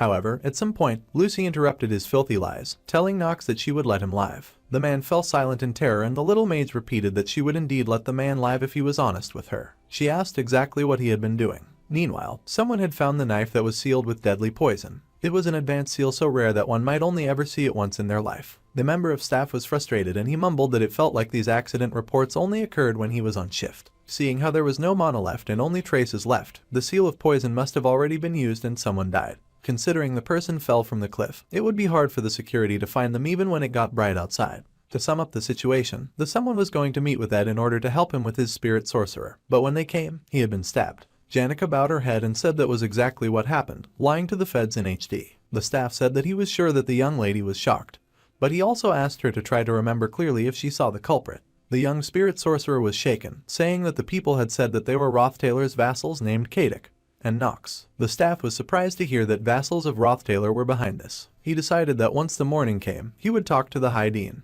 But then he paused. He noticed a student approaching, a little girl with a tall hat on her head. They were surprised when she vanished from view and suddenly appeared before them. It was Lucy, of course, and they were both surprised to see the little genius. The spirit sorcerer realized that things could get dangerous, and she said that she would explain everything back at the camp. However, the young mage announced that she had caught them, the murderers that killed their dear Ed. The Roth Taylor vassals, Kadik and Knox. The little girl marched forward and grabbed a bow, charging it with magic as it was definitely Ed's. Janica tried to cry out, but Lucy would not be reasoned with, and purple magic sparked from her in waves. Then it exploded before the onlookers, and they barely kept from getting blasted away by her sorrow and heartache. The staff was shocked at the wild display of magic, but the spirit sorcerer quickly said that they needed to chase the young girl immediately. The teacher wanted to ask questions, but they did not have time for anything like that. They had to move quickly before things escalated to worse degrees. Currently, the two vassals were being severely tortured by Lucy, who had returned to them. The vassals had been around under the pretense of helping with work. They loyally served the Roth Taylor family, and just thinking about her got her boiling with rage. With the bow in her hand, she recalled how the vassals had yelled that they were not suspicious and that they had come to assist the young Tanya legally with permission from the academy. That information sent Lucy into a new flavor of rage as she recalled the little Roth Taylor girl, thinking that she had something to do with this. The maid's hand curled into an angry fist that radiated with power, and she punched a hole through a building wall. The uninvited, very angry, and very powerful guest entered into the broken room, an intimidating and dominating presence, and she asked where Tanya Roth Taylor was. The walls came crumbling down once Lucy showed up, burning with anger and a thirst for vengeance. The world had taken away the one thing that she had come to hold dear, and she demanded the location of Tanya Roth Taylor. Someone called to the talented mage, and she turned with fire burning in her eyes. It was the maids of the hostel, and they were in the rain, asking what was going on with her. Their sweet lazy cutie pie had never acted like this before. A magic box was activated, and it shone with blue light burning from inside of the box. Magic circles surrounded Lucy and the two prisoners that she kept hostage, attempting to subdue her. The head maid Belle could not understand this behavior and asked the talented mage why she had embarked on a rampage. However, the girl looked at the maid with the kind of malice that had never been seen in Lucy ever before. A flash of magic, and the blue box that tried to contain her got zapped right out of Belle's hands. The maid's eyes widened when, instead of heeding their plea, the little mage made a demand. The talented, lazy mage demanded that they bring Tanya Roth Taylor to her. With darkness in her eyes, Lucy would not rest until she had seen the young Roth Taylor lady. There was a huge thunderous explosion, and the dust settled as it was acknowledged that the brief skirmish had been a good fight. However, the redhead was dissatisfied with the results, since she was currently on her knees. She muttered that her opponent sure acted arrogant just because he beat the second-year seniors. However, the silver-haired junior just smiled and praised Elvira for her hard work. Regardless, he could not yet say that he had beaten the second years. After all, he was yet to fight Ziggs. The wolf boy was not interested, and he just sighed, ignoring the big strong junior. Even if the 1-versus-1 battles were his speciality, it was still amazing that the young junior had beat Elvira, the top alchemy student. The genius Joseph was well known in the first-year magic faculty, but the silver-haired fighter was still somehow the year's top student. The heir of the renowned swordsman family of Callermore, Wade Callermore. The first years had started to believe that the fighting giant just might be able to beat Ziggs. Suddenly, the wolfman's eyes widened, and they all sensed a tremor hit the building. The students were surprised and wondered what it was. They considered that it could be an attack, and they wondered if they ought to run. The explosion was of course Lucy breaking down a part of the wall. The students immediately stopped their petty rivalry and rushed out. The top of the first years said that they had to find the head maid. However, the wolf boy immediately shut that idea down. It was already too late, and they all saw the head maid and the others frozen into stone. The time type of spectral magic, time prison, had come upon all of the maid's staff, freezing them into what seemed like solid rock. In this world, there existed a genius who could witness the spectral magic that someone spent their entire life researching. This genius could also copy a spectral magic after just one look. The genius of course was the little lazy mage.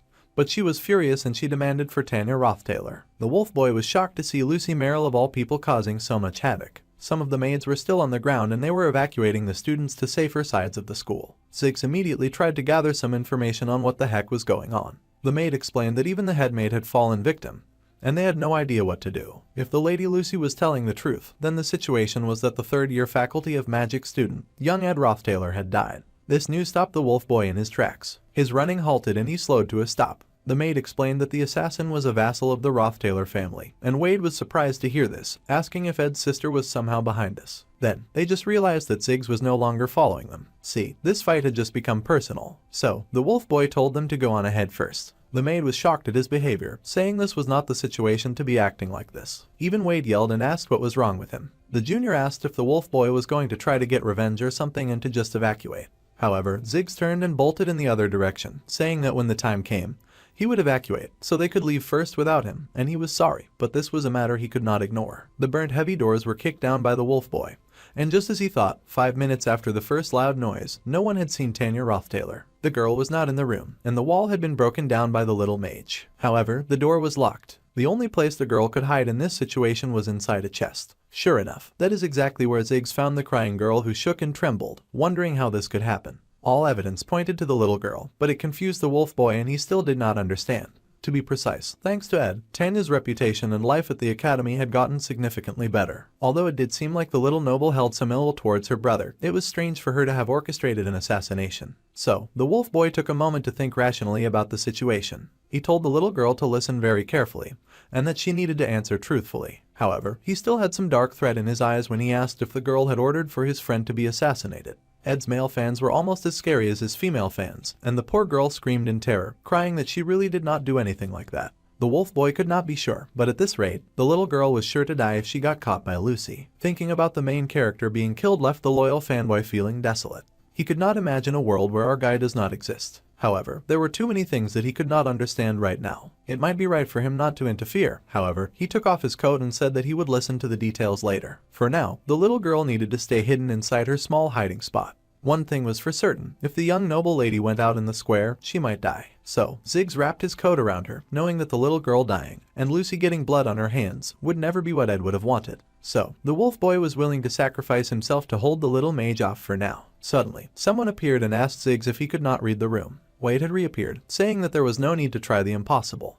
Right now, the right thing for them to do was to listen to Lucy. No one knew what would happen if they kept protecting the little girl, so it was best for them to send the shivering noble to the talented mage. However, the wolf boy was having none of that, and he insisted on making his own judgment concerning the situation. The little girl had tears in her eyes as she watched her senior fight for her, while her classmate was ready to leave her to die. Oddly enough, her classmate was being very insistent, telling Ziggs that he was making an unreasonable decision. If the wolf man persisted, then Wade would need to achieve his goal even if by force, and he drew his sword. The swordsman insisted on taking the little Tanya. Magic battles against magic, purple meeting gold. The little mage was nearly invincible, and nothing they threw at her could permanently hold her down. She blasted various buildings in the school in her wild hunt for Ed Roth Taylor, even turning certain students to stone and freezing them in her time cage. Clebius was absolutely horrified to see her, and he gasped in horror at the stone statue in front of him. It was Dorothy, who was from the third-year faculty of alchemy students. She was a top student too, but even she had fallen victim to the talented mage. The combat specialist was terrified, and he looked up to catch sight of Lucy just hovering with her two prisoners. The little mage had never looked more alert and darker, just looking at terrified Clebius so much that he took off running.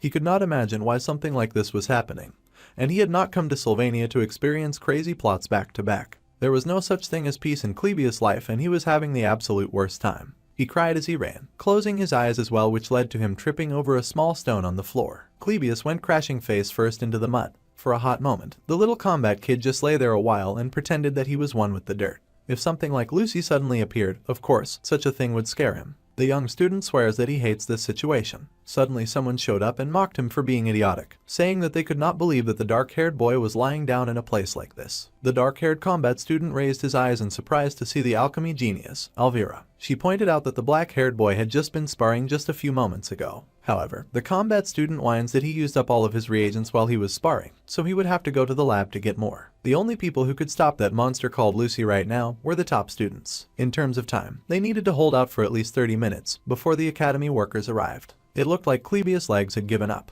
Once the cowardly warrior had regained his strength, they would escape to the faculty building. If there were any academy workers over there, then they would call them over. Underneath, the sky is dominated by Lucy's magic. Elvira strolled away with confidence. The black-haired boy stared at her, feeling a little inspired. He considered his current situation, and then he cursed at himself, calling himself a lot of very mean things to say. Clebius cursed and covered his face as he cried, and the howling of the wind and rain grew even darker. Meanwhile, Janica was keeping our dude updated, and things had gotten really bad. The academy workers were on their way, and Merylda was also going to help. But Lucy ended up finding out before she had gotten the chance to explain everything. The spirit sorcerer nervously admitted that she might not know what might happen. Then, our guy asked about Lucy and was informed that she went to Ophelie's hall to find Tanya. The main character paused at this news, and then suddenly he shot to his feet and stretched out his bandages. Ed said okay, and then declared that he would have to go himself. The heavy downpour continued on, raining in large showers on Ed's hut. It reminded Lucy of the time she lay in bed sick and her grandfather had scolded her severely for rolling around in the rain. Of course, she ended up falling sick. He scolded her and told her to make sure to remember that feeling. And the tired girl looked at her grandpa in confusion. Slowly, the number of times where she would lie down with a fever or get injuries on her body would become less and less. She would meet weak people, and those who could spend their entire lives just barely managing to do the things that she could easily do. Those people gathered in the square and fired magic at Lucy in an attempt to bring her down. However, the irritated mage just responded, realizing that the members of the campus were not going to bring her target to her. If that was the case, then the lazy mage was tired of asking nicely. It would not be long before she found her target herself. Her grandpa had warned her that the little girl would one day become such a powerful mage that no one would be able to rival her. The magic that whipped around her was like a storm, a giant tornado of purple that no one could breach. All those who came against her were swept in a wave of her magic and immediately frozen in time and turned to stone. The little mage landed as she recalled her grandpa had warned that life may get tedious because of her innate talent, and everything may end up seeming meaningless. Even the feeling of pain would eventually become a distant memory, and Lucy trudged on in the rain, the pain in her heart threatening to rip her apart. She called her old man a liar because tears were running down her eyes. She had just lost her best friend.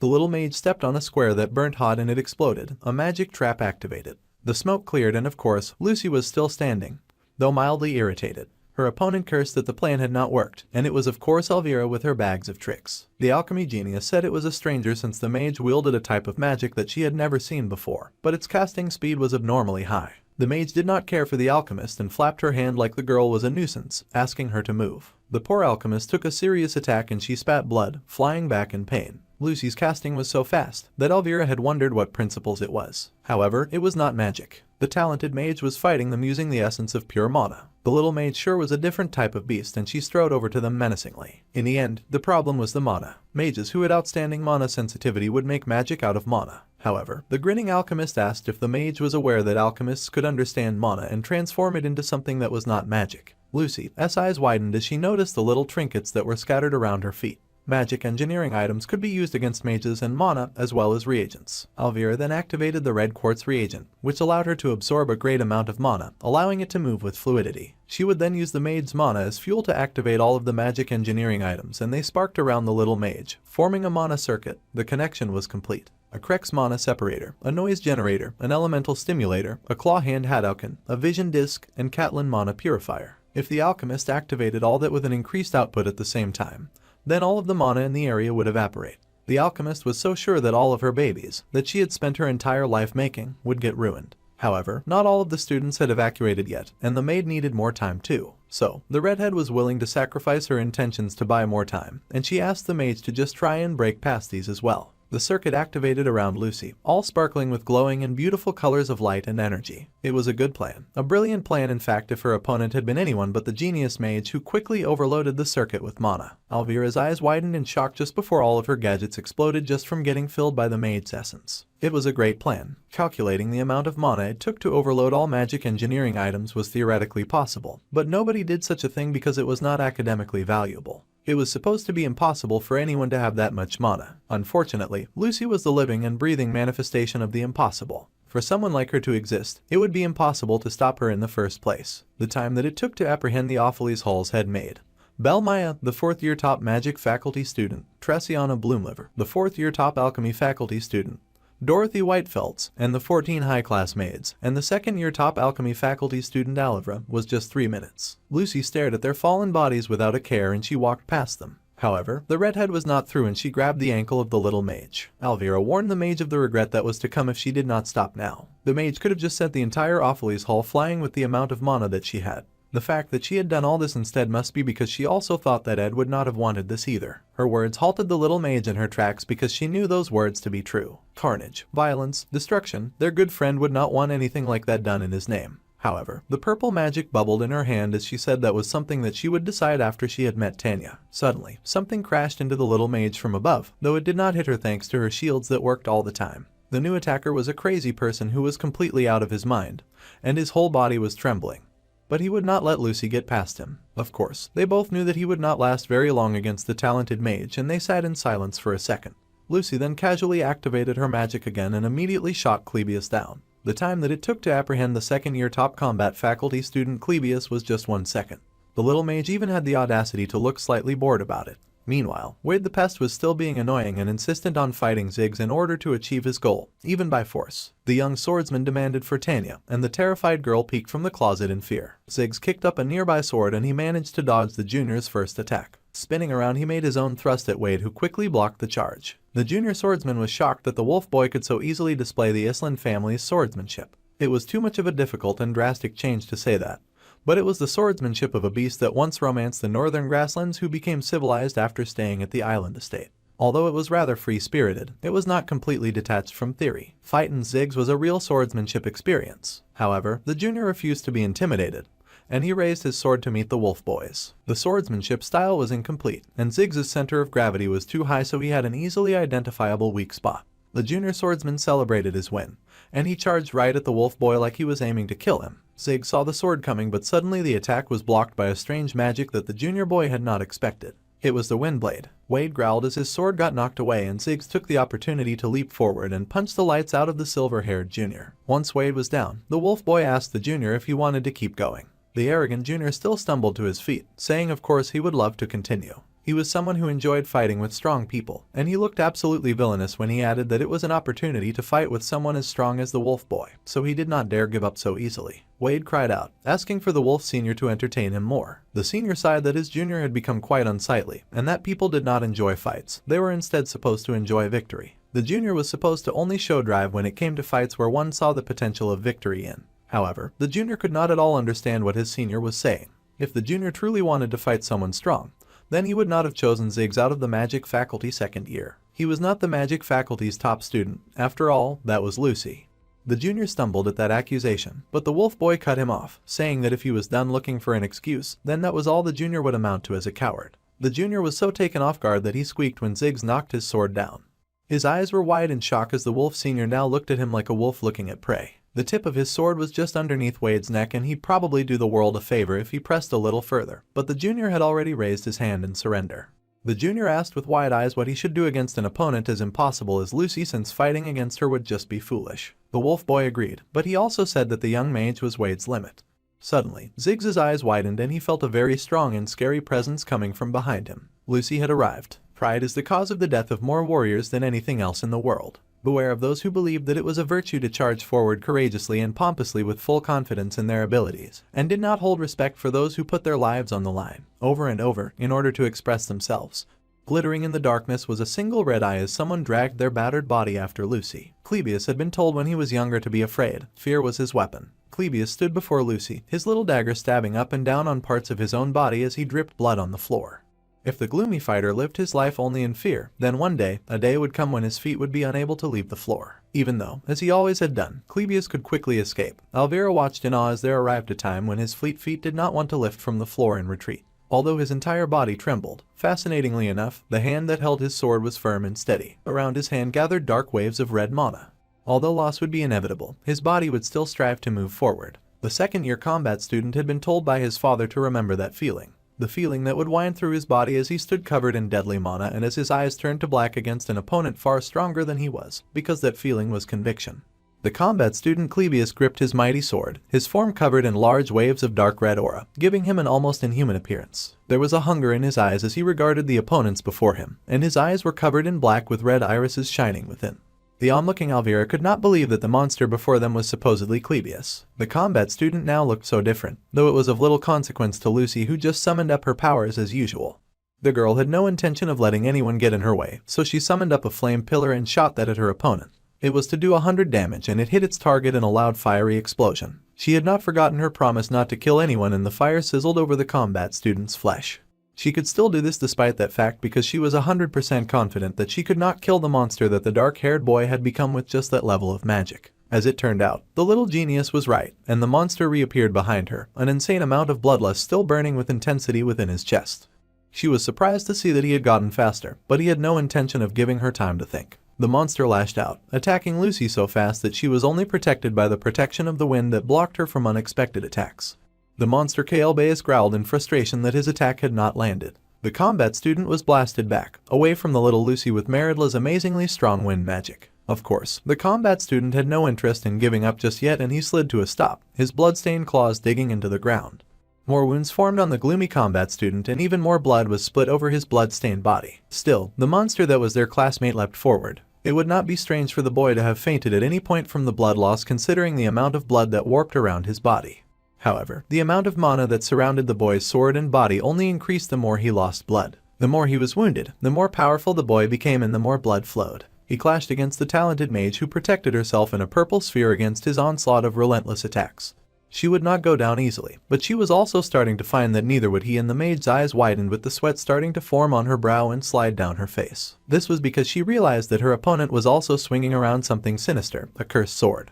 The Nortendale family's taboo, the blood swordsmanship. This was what Clebius wielded against her, and the little mage found herself feeling the slightest of fear for the first time, and the monster descended on her yet again. The monster roared in the night, spitting out its determination as mana and blood carried it through. A hand raised with a purple attack brewing like lightning, and the genius mage found herself able to block the monster's attack. Multiple magical circles manifested around the struggling boy, and Lucy knew she could no longer take it easy on her opponent. Her hand closed into a lightning-charged fist, and Clebius knew pain like no other, as a lightning strike was unleashed on him by all the purple magic circles that he controlled. The boy was zapped, and yet the genius mage found her eyes widening in horror when she realized that for some reason, not only was he the opponent still standing, but he had become even more ferocious than before. The gloomy combat student roared, looking more monster than a man with each passing second. The maid's lips wobbled as she charged her hand with even more power. She was desperately trying not to kill her schoolmate as she raised the intensity of each attack. Still, the combat genius attempted to cut through the attack, fighting with a swing of his blood sword at the attack. The blast was increased in intensity, and once again the genius mage's attack hit the combat student full force. A large display of purple power engulfed him. It was a terrifying sight, an attack that very few would survive. Clebius fell to the ground, his hair soaked and fell over his face. His body was beaten and damn near broken. Blood swordsmanship was the kind that used the blood flowing from a person's body as a new mana source. It was a taboo among taboos. As long as the blood bubbled within Clebius' body, his swordsmanship would rise again. The family had called the little boy the sword demon, saying that he had killed another person. They had called the poor student a demon and a monster, even insulting his heritage and legitimacy. Some wondered aloud to the boys hearing why a monster like that was even in their family in the first place. The boy endured all those insults. Even the Nortendale family itself forbade the young boy from ever inheriting that combat style. However, a gentle hand on his shoulder would always remind him that he was not a monster, and would smile at the young lad with pride on his face. Now, blood dripped from the combat student's hands, and they dripped in waves. Slowly, the boy managed to crack his eyes open, a bit of red in a sea of dark. The monster that learned the taboo of blood swordsmanship on his own was the sword demon, Clebius Nortendale. The young tenacious boy recalled his brother in the moment that he fought with all of his power and might, but even he had to acknowledge the situation. The dark sword demon was a worthy, formidable, and downright terrifying opponent. But the real monster here was the mage who lifted her hands again, shiny purple light dancing at the tip. Lucy stared at her manic opponent with determination in her eyes as she once again charged up for another strike against him. She fought like she wanted him dead, but she just wanted him to stop moving. The genius mage summoned divine punishment, and her opponent could only brace for impact. Meanwhile, Siggs was running ahead, dragging the exhausted Tanya along with him. The little noble girl huffed and panted in fear as she raced after him, and he reminded her that they were almost there. Suddenly, the wolf boy paused as he noticed something. There was someone standing at the door, smiling smugly as she informed the two that if they went through the door at the end of this hallway, they could escape. It was Lortell, the foxy merchant. She had popped out during all of the commotions, and Ziggs had to pause with his sword drawn and hesitant and distressed. Foxy went on to say that there were a lot of blocked roads, so the little blonde was lucky and she should make sure to thank the wolf boy for coming with her. Then, someone called out to Lortell, knowing that she had surely heard the news about Ed, and they already knew how fond she was of him. However, the foxy redhead just smiled and said that he was not sure. The wolf boy was apprehensive, asking the redhead what he would do if the little blonde had shown up here by herself. The redhead was silent for a moment, before finally confessing that she would definitely have ripped the little girl to shreds, with a murderous look in her eyes. Siggs reminded the merchant that much would be too rash a behavior, and the redhead agreed that he was right. Instead of killing the little noble, she would happily start instead with ripping the girl's fingernails. Foxy was not sure that was enough to make the little girl confess, nor what she would confess. Horrified by the many stages of Ed's crazy girlfriends that she had to go through, the little blonde cried and squeaked that it was not her. She was not responsible for her brother's death. However, her guardian wolf boy assured her that it was fine. The redhead was going to let them go simply because she could not beat Ziggs in a battle anyway. However, even the wolf boy found that very suspicious, and on instinct his body froze. See, everyone in Sylvania knew that making an enemy of Lortell Ketchelm was a very foolish choice. The moment that girl began to show hostility to a person, that was the moment a person could never tell what might be waiting for them behind the next door. The wolf boy was hesitant, and he had no idea what he was supposed to do in this situation. Tanya's guardian was frozen and was now deep in thought on what would be the wisest course of action here. However, he had not caught on yet as to why he and the girl he was protecting were still safe. He had no idea how it was possible that he could spend this time frozen in thought. The wolf boy had no idea of the sacrifice that Clebius was making for his sake, and it brought Alvira to tears. The alchemist begged her friend to stop, asking just how many times he was going to get hit by this high-level magic. The sword demon had fallen to his knees yet again, barely keeping himself upright by leaning on his sword.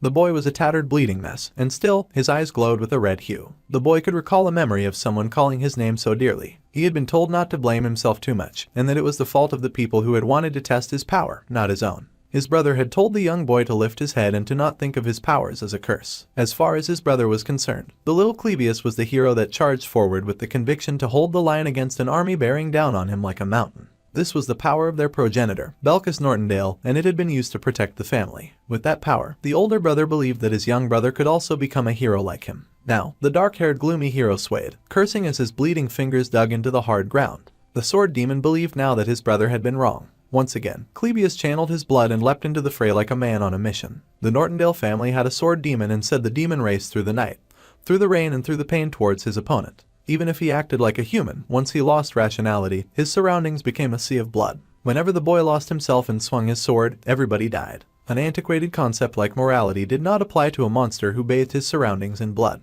Once again, lightning shot at the crazed fighter, this time shining blue with a sharp electric charge as it tore through the air and tore through the sword demon as well. The boy spat blood and all his wounds bled simultaneously as he was once again hit with a strong attack. Despite that, the boy flew forward, bursting towards the genius mage and once again raising his sword. The girl found herself so focused on the monster boy that he worked hard to buy time. Once again, the monster fighter was zapped, the charge tearing through his skin and worsening his wounds. As they fought, Lucy found herself watching the boy with an unreadable expression on her face. Suddenly, her eyes widened, and her shock grew when a blade swiped close to her neck. It was the closest that anyone had ever come to her, not counting the one time that Taylor almost struck her. The combat student sliced towards the mage, displaying power that dared to defy the impossible as well as achieve the improbable. With determination shining in those red eyes, he was determined to become a hero with his power. However, those red eyes and a face stained with blood had once regarded the brother that he so dearly loved, coughing out blood. The taller boy had held his younger brother's blood-stained sword and said that it was a relief. The brother was relieved that his little brother had been the one to kill him and not someone else, since he could at least forgive Clebius. So, the brother had clutched his little boy and told his younger sibling not to blame himself for what had occurred.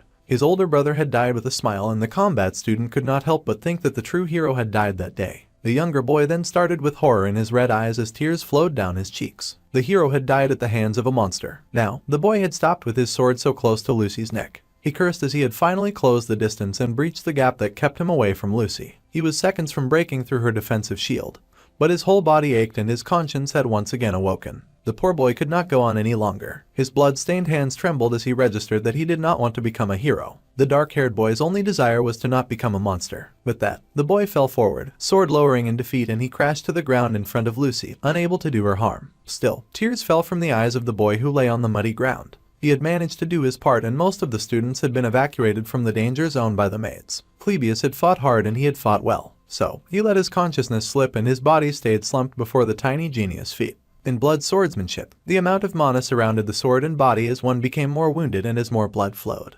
Ironically, the closer a person was to death, the more power they would possess. However, even that great power was insignificant in the face of Lucy. Perhaps due to the complacency of the strong, or the determination of the weak, a moment occurred that could never be repeated, and for the first time ever the little mage had been cut by an opponent in battle, a small slice on her neck. For the first time in her life, the little mage definitely could have died against an opponent. The little girl had lived her entire life as part of the strong, and her hand brushed her wound as she could never get used to the feeling of being weak. The fear of death that she had experienced for the first time made her determine that she had to kill the weak who no longer had the ability or will to fight. She feared the repeat of such an incident ever occurring again, and so she gathered a storm of power in her hands and prepared to strike the fallen sword demon. However, an arrow fired just in front of the fallen Clebius, and the broken boy groaned, cursing in surprise, taking the words right out of the tiny mage's lips. Just as he had thought, the mage found a figure standing before them both, cloaked in a hood that was tugged by the wind and the rain. The figure was an archer that they recognized well, and the dark-haired combat student cursed as something he suspected was confirmed. The cause of all this chaos was alive after all, and he looked pissed. Meanwhile, the wolfhound of the school still found himself frozen in the hallway with Tanya behind him and Lortell in his path.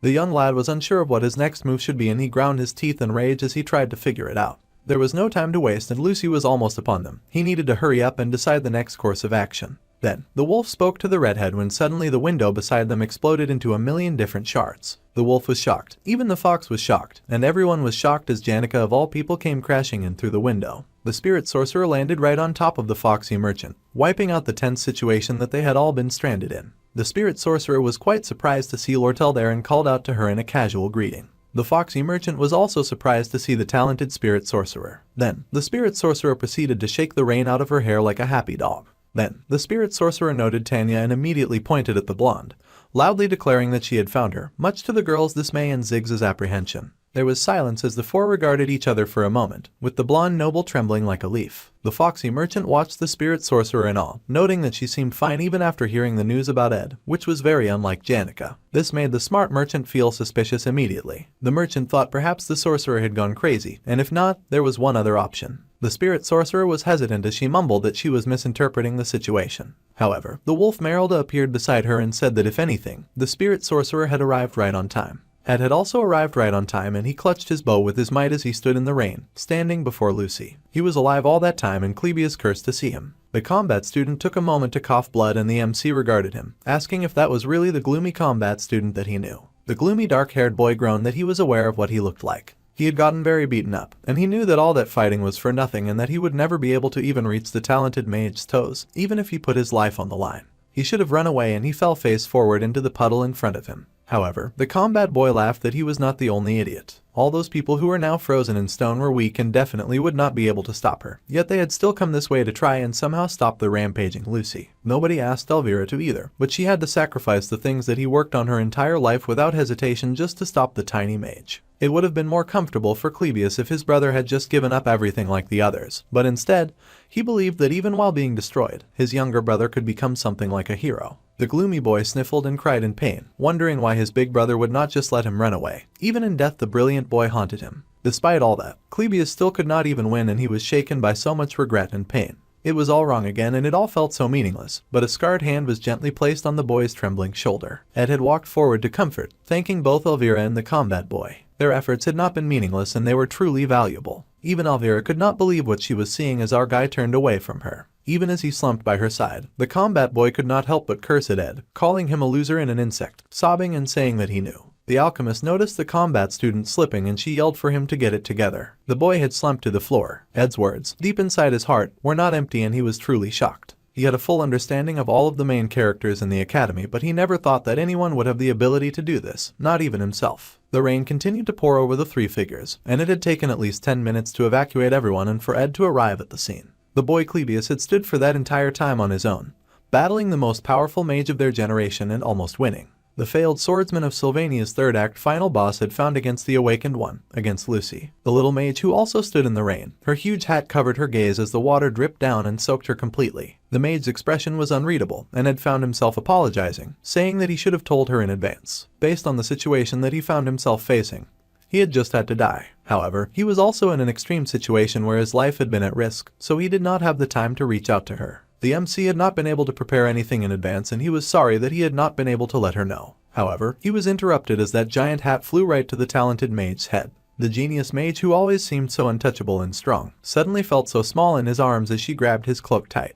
The little girl shook as she held him, telling him that he had thought that he was dead. However, he reassured her that he was still there. His scarred hands held her little shoulders as he told her to look clearly at him. He was right there, and he held her tight in his arms. The two embraced in the rain as few onlookers watched, and all was well once more. After entering civilization, Ziggs was confident that nothing would ever cause him to feel fear again. However, facing the spirit Merylda, who regarded them and announced that she had found Tanya, and that she had been looking for the little girl, along with Janica and Lortell, was a whole different ballgame. Ziggs had found himself in a very difficult situation, and these two already were not in their right minds because of the news of Ed's death. If so, he was not sure how the situation would end. However, Janica suddenly said that she had something that she wanted to say about their guy. Before she could speak, Ziggs fired a barrage of magic at her because Janica had looked a little demonic while speaking. The little blonde coughed when the wolf boy told her to think clearly. If she followed the path this way and ran forward, she would eventually come to a forked road. From there, she could go west, and if she kept running like crazy, she would eventually reach the life buildings. Once she had lost them, she was to find a place where she could ask for help. The young noble was now the heir of the Roth Taylor family, so it would be ideal if she could find imperial forces or a noble family that she had a good relationship with. The girl stammered and asked what about the wolf boy, but he just promised to block their opponents to the best of his ability so that they could not go after her. He kept up his magical green wall and told the girl that it might not be possible for him to hold them off. The girl was shocked and asked why her senior would even go this far to protect her when he barely knew her. However, he would not go this far if she was not Ed's younger sister. The little girl was to consider herself lucky and to run away. So, the little blonde dashed away, and Ziggs prepared for battle. The fire wall fell before his two supposed enemies, and the wolf boy prepared. He was sure that the two would not hear him out no matter what he said now, and he completely understood why they were upset. After all, he also had someone that he loved so greatly, and the girls sighed as they regarded him. Janica had just finished briefing Lortell, and she was confused at the wolf boy's words. The wolf boy knew that just the thought of losing the person that he loved hurt so much that he could not stand it. He was sure that the spirit sorcerer's entire body was burning in fury, and she had no choice but to feel that way. After all, Ed was the person that she loved, and she loved him more than anyone else. Janica had never been more exposed as he went on to say that he knew how serious and precious her love towards the MC was. He knew all about the passionate love and feelings that she had towards their guy who lived in the woods, and that he would remain in her heart in whatever way and become a part of her. However, his tirade ended when she blasted him with embarrassing magic. The magic was so intense it blew out of the building wall. The smoke lingered after the fire had died out, and Ziggs lay fallen to the floor, smoking and everything. Suddenly someone poked him with a stick and yelled that he was not dead. It was Janica, and she had just been trying to tell the stubborn and stupid wolf that Ed was not dead. Their beloved third year was alive, and the poor wolf groaned for her to stop assaulting him with the stick. The moon was high in the sky and someone stood in the rain. Spring rain was falling as blood coated the ground. The petals on the street and the flowers that were left in the gardens often got swept away by the spring rains, and the seasons would take on a new image. Emotions were of course the same, and once it was all released and a person regained their composure, then even stable relationships could enter new conditions. The little mage Lucy had believed that the way she felt about Glocht, her grandfather, was the same way that she felt about Ed. However, those overlapping feelings were similar and yet slightly different, and she realized this as he held her in his arms. The difference between the two was in fact suddenly realized, and the little girl had to push the other boy away, which surprised the MC. However, the girl now had her face painted red and a serious blush as a realization dawned on her. He called out to her, unaware of the blooming electric charge that had taken over her heart and made it beat faster, an embarrassing realization. Although her friend had only said her name as he normally did, her heart felt like it was burning. The little mage finally realized what this emotion was as embarrassed tears filled her eyes and she was horrified by it. Finally, resuming the story, we start with our girl Lucy, staring blankly ahead with no emotion in her eyes. The poor girl laid flat on her bed as she had been under house arrest for so long that she felt like she was starting to become one with the furniture. The girl asked for death. It was 29 days until the end of the probation and she already could not take it anymore. It was 3 hours before Lortell and Princess Phonia had met. Water crashed along the shore and a giant water jaguar leapt out and roared. A knife was raised to counter the jaguar's razor-sharp teeth, and Ed, with his shirt open for some lean muscular view, was in wet combat with the wild spirit animal. Water danced around them as they fought, hitting the ground with a loud splash. The two were locked in a vicious battle, spirit's water clashing against Ed's combat skills, and he danced and whirled as he blocked the spirit's attacks. He fought not just one wild tiger but two coming at him at the same time. It was a battle of the century. Water splashed and the battle waged on for quite a while. Finally, it got to the point where our guy could finally lower his weapon. The fiery bat spirit flew over with tears of adoration in his eyes as he sang the praises of his master, praising his incredible reaction time and ability. Mug the fire spirit was so touched, and he added that it would be great if his master ended things there for that day. Another nearby water jaguar praised that the young lad's close combat skills were outstanding for a mage, and he must have been training for a while to grow so much. She was the mid-rank water spirit, Leisha. The boy thanked the water spirit as it was with her aid that he had grown so much. She was the perfect opponent for him to duel. Mug was way too small to handle intense battles like the one that he just fought.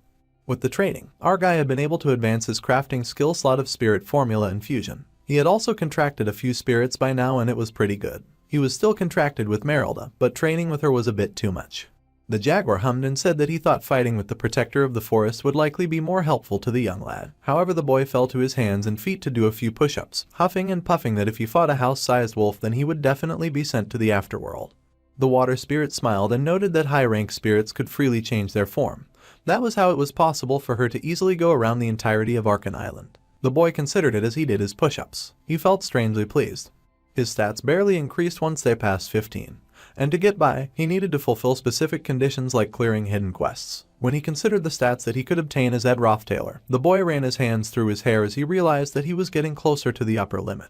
He sat on the floor with a breath of relief. Once his long-term goal of mid-rank magic was achieved, he wondered if he should think of a special ability to develop. The boy could not get complacent here and stop growing. He was ready to stand and keep exercising, but he paused in surprise. He had been sitting there relaxing and had not expected Lortell to suddenly show up and get a great view of his open sculpted chest. The redhead blushed in surprise, saying that she had just been enjoying the view. She knew that it was frustrating to live in seclusion, but her friend needed to develop healthier habits and to start resting when he could. The boy asked if that was so, as to be honest, he felt more at ease just living in isolation than he had felt in the forest. His food, his clothing, and shelter were all provided for by the help of others. The foxy merchant asked if he meant Janica, and he admitted that she offered the most help around. Then, she noted that he must have been training with the spirits who were not particularly happy to see her. They knew she wanted to snatch Janica's crush. The redhead blushed and said that the spirits must surely be watching all of this, and she curled in close, hugging Ed's arm close to her bosom. The spirits immediately set off the emergency alarm, disapproving of her behavior at once. The redhead laughed in amusement. The young lad asked what she was trying to do, and the redhead replied that she would be going to visit the Princess Phonia soon, and she thought of a few things that she could make some off of regarding the upcoming elections.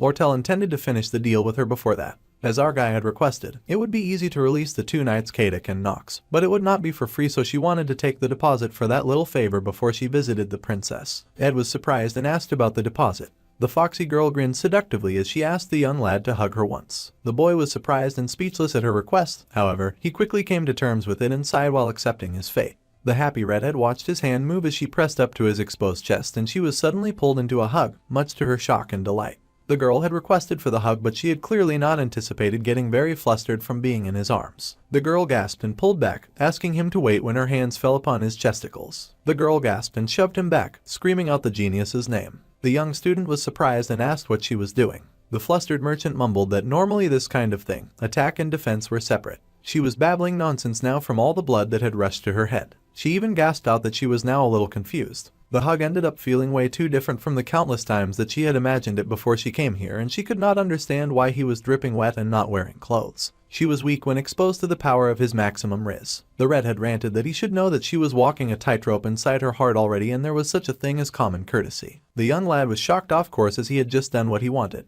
The girl admitted that was true, but she rested her head against his chest and asked that he hug her a bit more slowly this time. To be honest, she had come because she wanted a response in advance. She asked if he remembered what she had asked. Lortell had once asked Ed to take her side, and she knew that he was up to something, so she tightened her hold around him. She worried that she would have a lot of enemies soon, but even if the entire school became her enemy, she wanted the main character at least to remain her ally. It was her one request that she made while hiding her face away from him and the world in the darkness of a cave. Later that evening, the princess asked why the sneaky fox girl had come looking for her. Smirking, Lortell replied that she had just wanted to ask why the princess was hiding the little Roth Taylor noble. She recalled Ziggs had given the girl guidelines on how to find a place where she could ask for help. After Ed's death and disownment, Tanya was now the Roth Taylor heir, so it would be ideal if she could find imperial forces or a noble family that she had a relationship with to help her. Tanya, who headed towards the life buildings, would most likely end up in the princess' care. The fact that the academy did not know her whereabouts made it clear. The princess then scowled and asked the merchant why she had come out to find Tanya in the first place, and although the princess is good at masking her expressions, the merchant giggled because the royal lady was right in her palms. The foxy redhead smiled and asked what the princess would do if she told her that she had business with the little noble. As the princess was aware, the redhead was opportunistic and petty. Although the fox merchant acted weak to those who she could not dare touch, she was cruel to those weaker than she was. The princess knew this all very well. The Roth Taylor family had enough power that even the royal family could not recklessly touch them, so the princess was not sure whether their heir, Tanya, was truly weaker than the merchant. It was an issue that the princess felt like Lortell should consider a bit more. The redhead agreed that she could not touch the Roth Taylor family, but she also happened to have the economy of the life buildings in her hands, and in such a situation, Tanya was considered much weaker. Of course, the redhead added that if the princess tried to take the young noble's side, it would be hard for the foxy merchant to get to her. Then again, Foxy added that she had known that the princess would come out like this, so she had been properly preparing. The redhead then wickedly announced that she was going to run for student council president, and if she was the student council president as well as the association leader, then Tanya would have to come to her. Then, Lortell would have the higher power. It was a situation where Phonia could not keep hiding the Roth Taylor heiress forever. The noble family's vassals had already been arrested and all routes outside of Arkan Island were within Lortell's hands. Lortell Ketchon's feelings towards Ed Roth Taylor had always appeared to the princes as special feelings. Based on the circumstantial evidence, she must think that poor Tanya was the culprit behind her brother's unfortunate demise. It was not a great situation, and the two blondes sat together to ponder their next step. The girl thanked the princess for telling her about it as she hugged her knees. The princess had no choice but to finally ask the noble girl if she was not the one to kill her brother, then did she have an idea who might have done it. The little noble girl stared at the floor, and then she suddenly announced that it was her, much to the princess' bewildered shock. The reason Kadik and Nox came to Sylvania in the first place was under the pretext to assist her with the elections, and the one who gave the order was the patriarch of Roth Taylor, Crepin Roth Taylor. The little girl knew that their father did not care about Ed, and the reason he suddenly made this extreme choice was probably because she mentioned her brother within her letter to him. The one who had ended up causing her brother's dreadful ending ended up being her after all, and the little girl began to cry once more. The princess told the sobbing girl that it was not a crime, but the Roth Taylor noble sobbed that she could not just stay like this. Once again, Phonia was surprised to hear this, and she asked if the girl had some kind of plan. In the land of learning, Sylvania, Ed did not give up and showed her how much a person can change as long as they are alive. There was only one way for the little noble to survive, and she wiped the tears from her eyes. She needed to find out the truth behind her brother's murder. The little girl was determined to run in the student council president election. The princess reminded the young girl that it would not be easy, as she was already currently a suspect in the murder of her own family member. The little girl knew that it would not be easy, but when considering those who had helped her while she had been backed into this corner, and for her brother's sake, she could not continue to sit and do nothing. So, the princess made the decision to publicly support the girl, much to her surprise. Tanya turned to the princess, asking why Phonia would go so far. Even the princess was unsure why she was fighting so hard for the little noble girl. Well, the princess patted the girl's hands and explained that she also had a debt that he could not pay back to Ed Roth Taylor. With a dazzling smile, the princess made her pledge. The next day, the sun shone bright over the town and the assistants in the Merchants Guild informed Lortell that they had gathered all of the related submitted documents. The worker asked the redhead if she truly was going to run in the elections. They had obtained information that Tanya would also be running, and there were rumors that the Princess Phonia would be supporting her too. This news made the foxy girl smile. Since the little noble girl was suspected to have murdered her brother, many did not think that she would receive much support. However, the association leader Lortell was doing most of the work herself and she was losing a lot of sleep. Her workers were worried about her. The association leader's secretary Liema was especially very worried. She asked if her boss truly thought it was possible to be the association leader and the student council president. The redhead reminded her secretary to only ask necessary questions, and the girl panicked and apologized, saying that she would submit the documents to the academy immediately. The redhead took a deep breath after her secretary left. The student council president elections at Sylvania Academy would begin with Ed Roth Taylor dead. Lortell laughed at the silly question that her secretary had asked, and the secretary would find out very soon about the twisted scenario that was urgently passing by with every minute and second in Lortell's hands. Meanwhile, deep inside of the dungeons, the Roth Taylor vassals were locked away, and one of them cursed in regret of their very pathetic fate. The man guessed that Duke Crepin's judgment was indeed correct. Even though he was not fully developed on a technical level, to have that ability to respond and that level of battle proficiency meant that if the young Ed had lived, he could have been a great threat to the Roth Taylor family. That was something that could not go unchecked. The other vassal agreed that this judgment was true, and it was not just the boy's abilities that were outstanding. The spirit sorcerer who summoned a spirit with the resolve to burn through all of her mana, and the mage who resolved to take revenge without hesitation in the name of the disowned boy. Judging from how the orange-haired boy was able to build deep relationships with such powerful people, the young boy's potential could not have been predicted. They were aware of what a terrible human the delinquent heir of the Roth Taylor family was, but still, they were curious about why the patriarch would order them to assassinate him. However, they could now make a cautious guess about why. It was now a possibility that the young lad, with that much ability, had thought of opposing the patriarch and feigned lunacy after being named heir in order to run away to Sylvania. The child could have been raising his forces within the school, but it was pointless to think of that possibility now. A guard then stood and said that was correct. The most important thing now was that the two vassals left this place and reported to their patriarch. The two were shocked, but the guard told them not to worry. It was just that there were those who would benefit from the confusion of the two vassals escaping. That is why the figure in armor was helping them out. The two men were speechless, but the guard just smiled and introduced himself as Dune with jangling keys in his hands. He was a mere decoy of the Alt Trading Company. Meanwhile, still stuck in confinement, thoughts of Ed and Jerky kept swimming around in little Lucy's head. She sighed and mumbled to Belle. However, the maid reminded the little that she had 24 days and 3 hours left in confinement. The tiny mage was speechless for a moment at this announcement. Then she cried for the maid to kill her, and the maid sparkled as she said that she still could not do that. She even apologized to the poor wailing girl who was forced to stay put as the construction around the broken hostel went on. A beautiful lady with long silvery hair walked past everyone, her hair dancing as she walked. All who saw her thought she was gorgeous and that she had a very fascinating aura. Her shiny silver hair that glowed in the light was attractive to everyone. Suddenly, the girl disappeared right before their eyes. She seemed to be around the age of a student, but she was not in uniform, so the saintess in disguise really wondered who that beautiful damsel was. There was still so much that the brunette did not know, and since there was lots to learn, she was determined to live each day to its fullest. The girl got all pumped and excited, as she knew there would never be another time like this in her whole life. The girl fell silent for a moment at those very depressing words. Then, she sighed heavily as she stared at the pamphlet in her hands. She had thought that she would be able to meet Tanya immediately after Opheles Hall was retaken, but the noble's whereabouts were still largely unknown by most of the students and staff. However, the saintess had been surprised to hear that the blonde was one of the student council president candidates in the academy newsletter. However, it was indeed a very immense relief that the girl was at least safe if she was running for a position. What was really shocking to the brunette was the news of the third-year student passing away. The vassals of the Roth Taylor family that excommunicated him were the likely culprits. The scenery of that hut during the winter blizzard and the sight of the boy who made her think of the meaning of freedom. It was a feeling that the girl could still recall like it had just happened. However, the blonde noble girl had been her first friend at the academy, and Tanya was now being named as one of the culprits who had a hand in his murder. The brunette strongly believed in her friend, but with the news that the vassals escaped prison, the opinion of the blonde girl within the academy was getting worse as people were horrified that she would kill her own brother. The atmosphere of the academy after the loss of Ed was tense, dark, and quite uncomfortable. It was all very gloomy. Meanwhile, the principal hummed and said that it was an incredible amount of work, but in the end, it was related to Ed Roth Taylor's death. The principal would like one professor to take on the responsibility of getting the work done. It of course had to be someone who knew a bit about the boy who had been murdered and who had interacted with Clebius and Lucy. The principal then asked if there was no magic faculty professor like that. However, there was one assistant professor available for the job. So it was that the poor assistant professor Claire was chosen for this duty,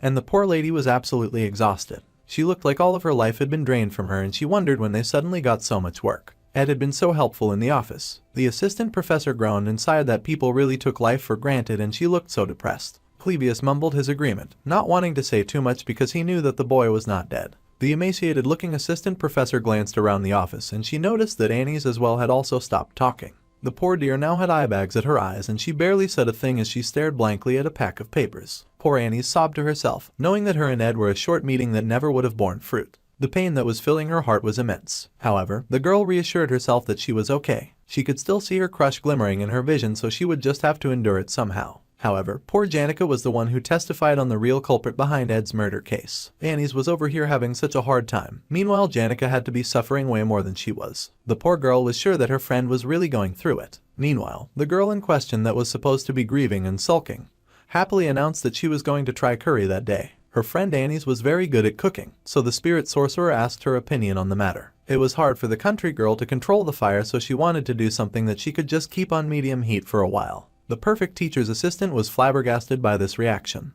Janica went on babbling about how she was used to cutting up ingredients, but she was scared to try a new dish. Then again, she thought otherwise as they had only eaten hot food recently. However, it was not good to decrease vegetable consumption, so the girl started thinking of making a salad as well. Then, her friend pushed to her feet and grabbed her friend in a tight and all-consuming hug, surprising the spirit sorcerer. The teacher's assistant cried for her friend to wake up from the dream that she was stuck in, telling her to let go of the memory of Ed. He was dead, and the spirit sorcerer had to accept it now. The spirit sorcerer was stunned as she patted the girl's head. Then she recalled she had to pretend that Ed was dead, so she just comforted her friend and shushed the spirit that called her out on her behavior. Meanwhile, Ed was busy fetching some water back at the cave. He was fully clothed this time. Tanya had finally returned to the academy on her own, and she had apparently been hiding at the royal dorms. However, it seemed that she was actively cooperating with the investigation to prove her innocence. Princess Phonia had also decided to officially support Tanya, so some of the girls' support had returned because they trusted the princess. Janica happily gave Ed an update on all that had happened while happily washing his clothes. There were way more people from the academy who were supporting Lortell, of course. Lots of people energetically cheered her on as the economic president,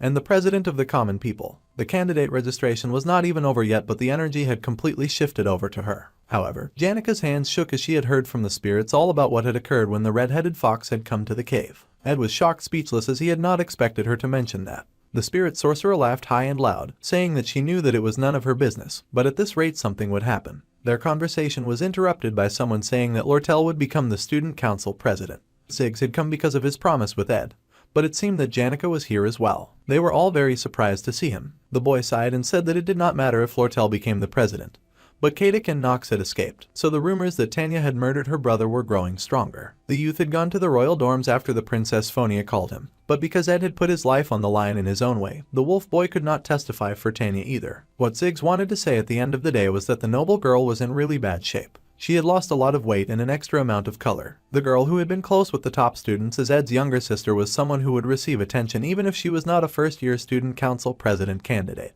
However, now that she was being framed as someone who killed a family member, she was currently being suspected by all students in the academy. The girl would soon stand in front of everyone once the student council president candidate registration period was over, but it did not look like she would be able to handle it any longer. So, Ziggs had come to make a plea to Ed. However, the smart student did not need the wolf boy to complete his sentence. He already knew what he had to do. Right now was Act 3 Scene 2, right before the election. In the game, The Failed Swordsman of Sylvania, according to the students' memories, this act did not have a single fight scene and is a scenario to clearly show all of the relationships the protagonist had built up until this point at the academy. Normally, Taylor would actively support the Princess Phonia since she was the one who chased Ed Roth Taylor out at the beginning and saved him. Of course, it was not like he was meeting and persuading all the students one by one, because the top students in each year had a large influence on the students. So, in the game, Taylor would go to convince the top students who he already had a relationship with. Lucy did not vote because she was lazy. Janica wanted to give everyone a vote. The first year Wade remained on the princess side, and the fourth year Dorothy supported Tanya. Those four were the ones that could not be convinced. However, the ones who could be convinced were the two top students from each year, making a total of 8 people. In the elections, as long as a person can get 5 of these 8 on their side, then victory is possible. Winning the elections like this, Princess Phonia became the president and Taylor obtains the necessary power of the royal family.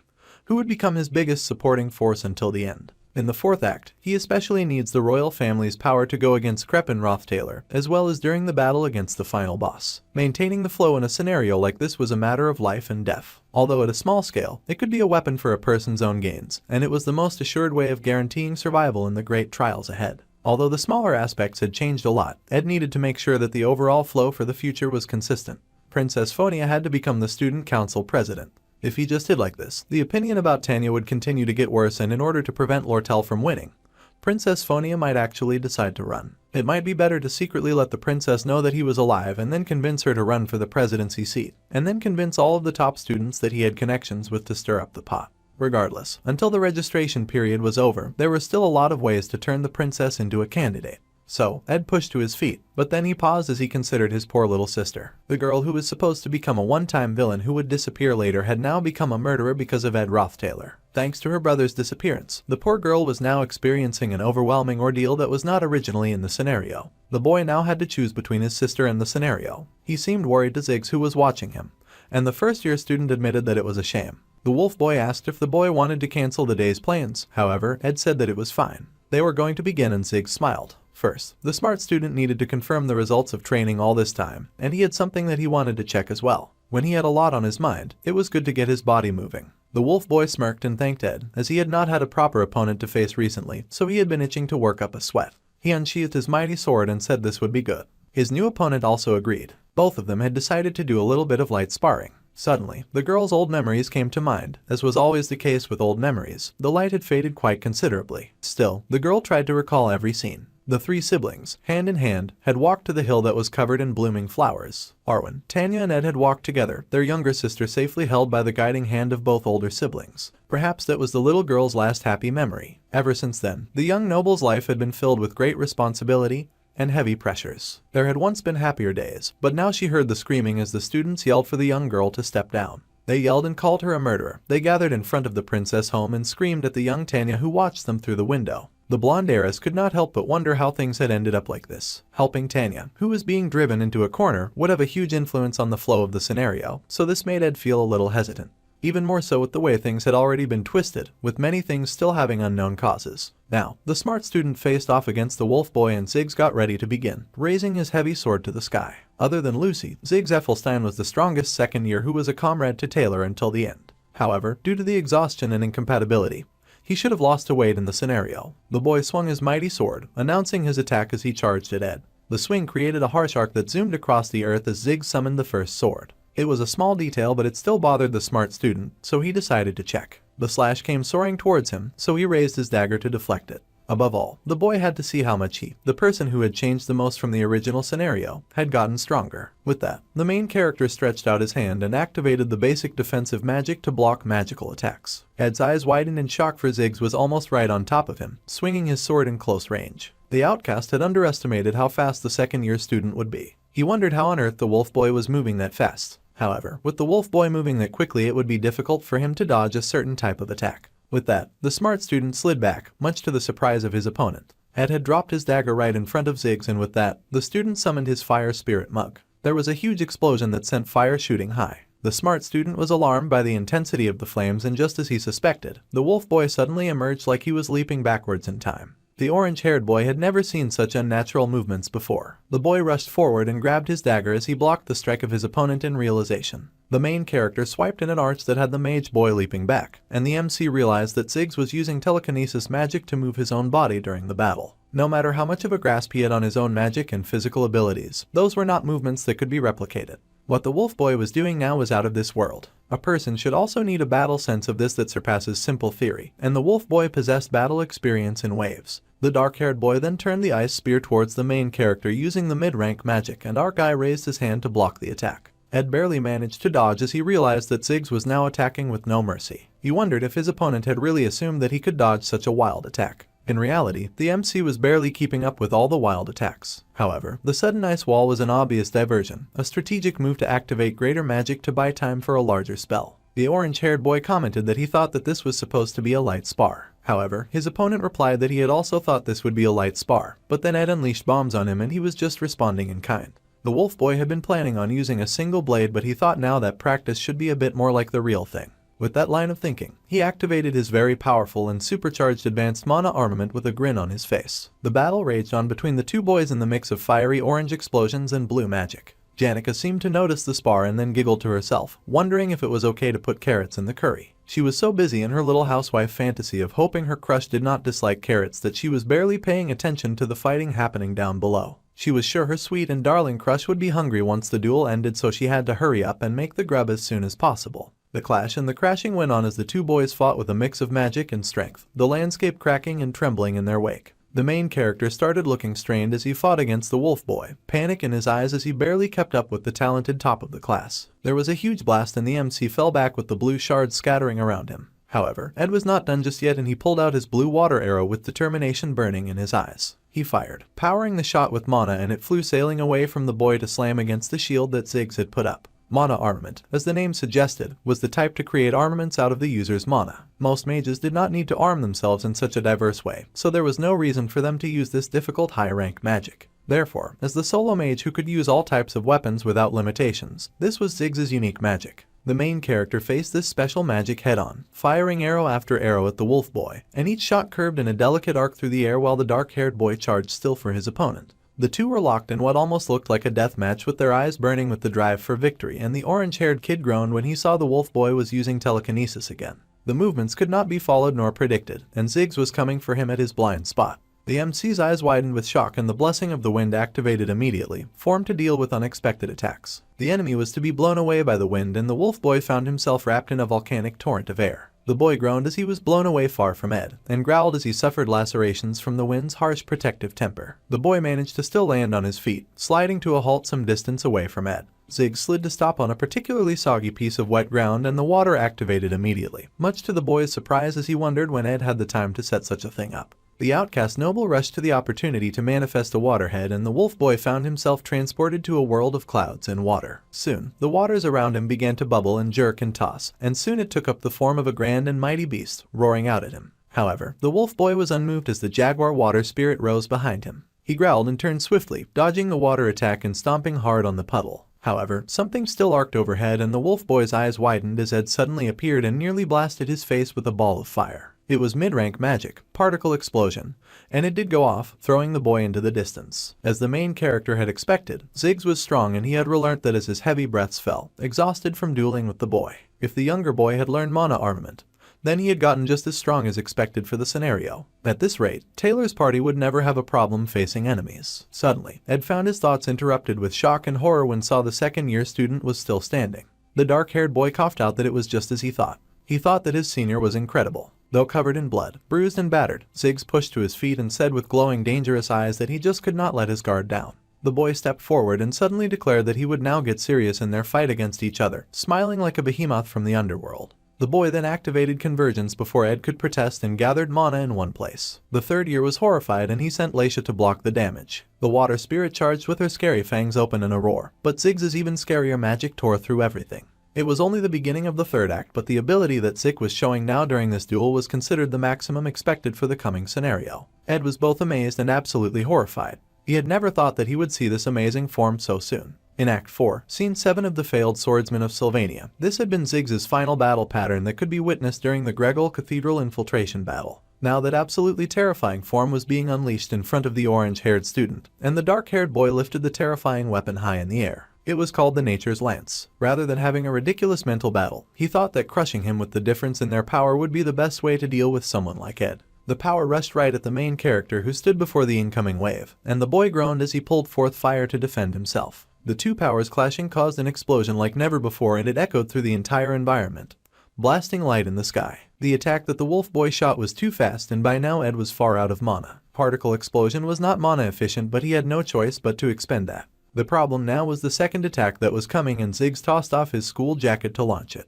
The fist of the main character hit the ground and light danced around his hand as he worked hard in this battle. The world around him was lit up in bright colors of blue and purple as the MC activated his last-ditch attack. The boy huffed and puffed as his magic just barely managed to block the second stream of the wolf boy's awesome power. The smart student had used the impact amplifying wave ball, which was a magic engineering tool. The wolf boy took note and declared that the fact that Ed was now utilizing a magic engineering tool in their battle could only mean that he was all out of mana. Instead of then ending the little sparring session like a normal person, Ziggs instead bellowed that this was the end and he attacked full force. He leapt with his lance right at the boy who could only face the incoming weapon without protection or guard. However, the wolf boy suddenly froze in frustrated surprise. His opponent refused to fall and was somehow now using wind magic. However, Ed was out of magic, so that could not be possible. The senior growled and pointed his fist at the junior and fired an attack. Since the dark-haired junior was going all out at full force, the senior had no choice but to do the same. So, the main character used the legendary rank magic engineering tool, Glass Golden Phoenix Ring, and he could not have it, rendering him unable to use mana for a long period like last time. He had to use the least amount of mana as possible, just enough to slightly manifest it. It was with great struggle that Ed somehow managed to achieve that, and he gritted his teeth as it summoned it forth. Someone then sighed in relief and Ed's eyes widened in surprise. Without the altar of substitution, Lucy or Janica's mana, the main character had finally summoned a strange-looking lady in white robes. The lady smiled, telling the smart student that this achievement was a very great stride. It was to the main character's shock that he realized that he had summoned the human personification of Merylda. The big golden speakers in the compound announced that was all, and the students gathered around threw their hands into the air and screamed their cheers. There was a huge gathering of students and one white-haired boy asked what was even the point of having 4 candidates. The result of the election was clear to see and the student council president was sure to be the red-headed merchant Lortell. The students yelled and cheered and her people admitted that it was easy to feel Lortell's sincerity when she spoke. With her leadership ability from running the trading companies, she would definitely do well as a president. The company leader seemed the best option for sure. One of the students asked worriedly what the member of the company would do if the merchant truly became the president, and the man replied that it just meant that nobody within Sylvania Academy would be able to stop their company leader. As the redhead walked away from the podium, many people cheered and delighted in her. She was a fan favorite among many of the students. Suddenly, the foxy lady stopped and gazed with disgust as she took a look at the little Tanya. The redhead said that the blonde did a good job with her nails and the little noble steeled herself despite the merchant's disapproval. The fox smirked, asking the shivering girl what was wrong as she seemed nervous. The girl was shaky but she said with pride that she did not kill her older brother. So, with confidence, the girl climbed those steps to face her accusers. The redhead smirked as she watched the girl stalk away and the little girl with her golden curls faced all the students who glared accusingly at her.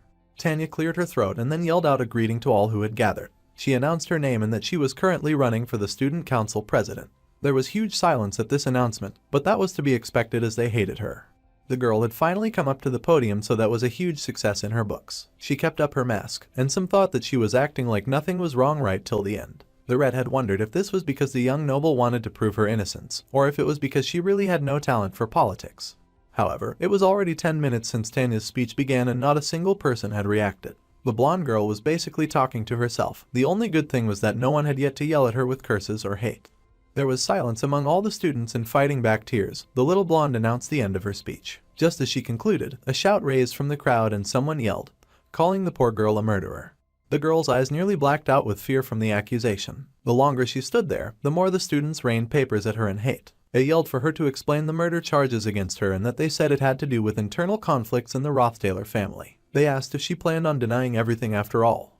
They yelled that they knew all the information in the student newspaper, and they asked if she was not going to say a single word about her murder charges. The girl tried to thank them for listening to her speech, but yet another paper hit her head and she flinched. The girl tripped on a bottle that had been thrown on stage and gracelessly the little girl fell to hit the floor. The students looked pointed and laughed mockingly, entertaining themselves with the little girl's downfall. They laughed and mocked her, saying they could not hold back their laughter.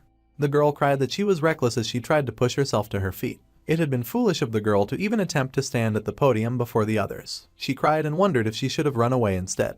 The students still yelled and cursed, their eyes now blazing a terrifying red as they scorned and mocked her. The girl cried that she had to run, but she could barely stand as they kept raining down dirt on her. Suddenly, there was a huge burst of wind that tossed aside the people who had gathered.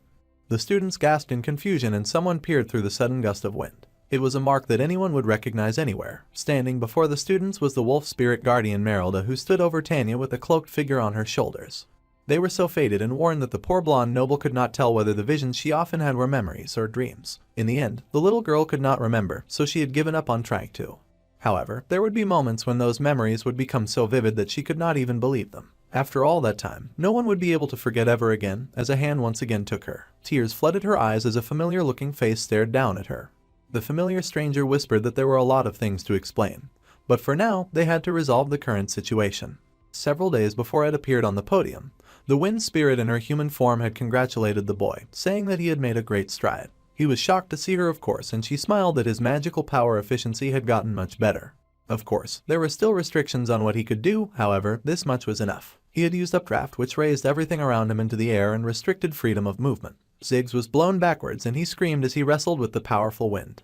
Ed thought that it was strange and watched as the poor magical student came crashing down to the floor. The smart student thought quickly, assuming that Ziggs's growth at this point in the plot was maxed out. The amount of magic power the main character had used was not a large amount by any means, but he had already completely exhausted his reserves.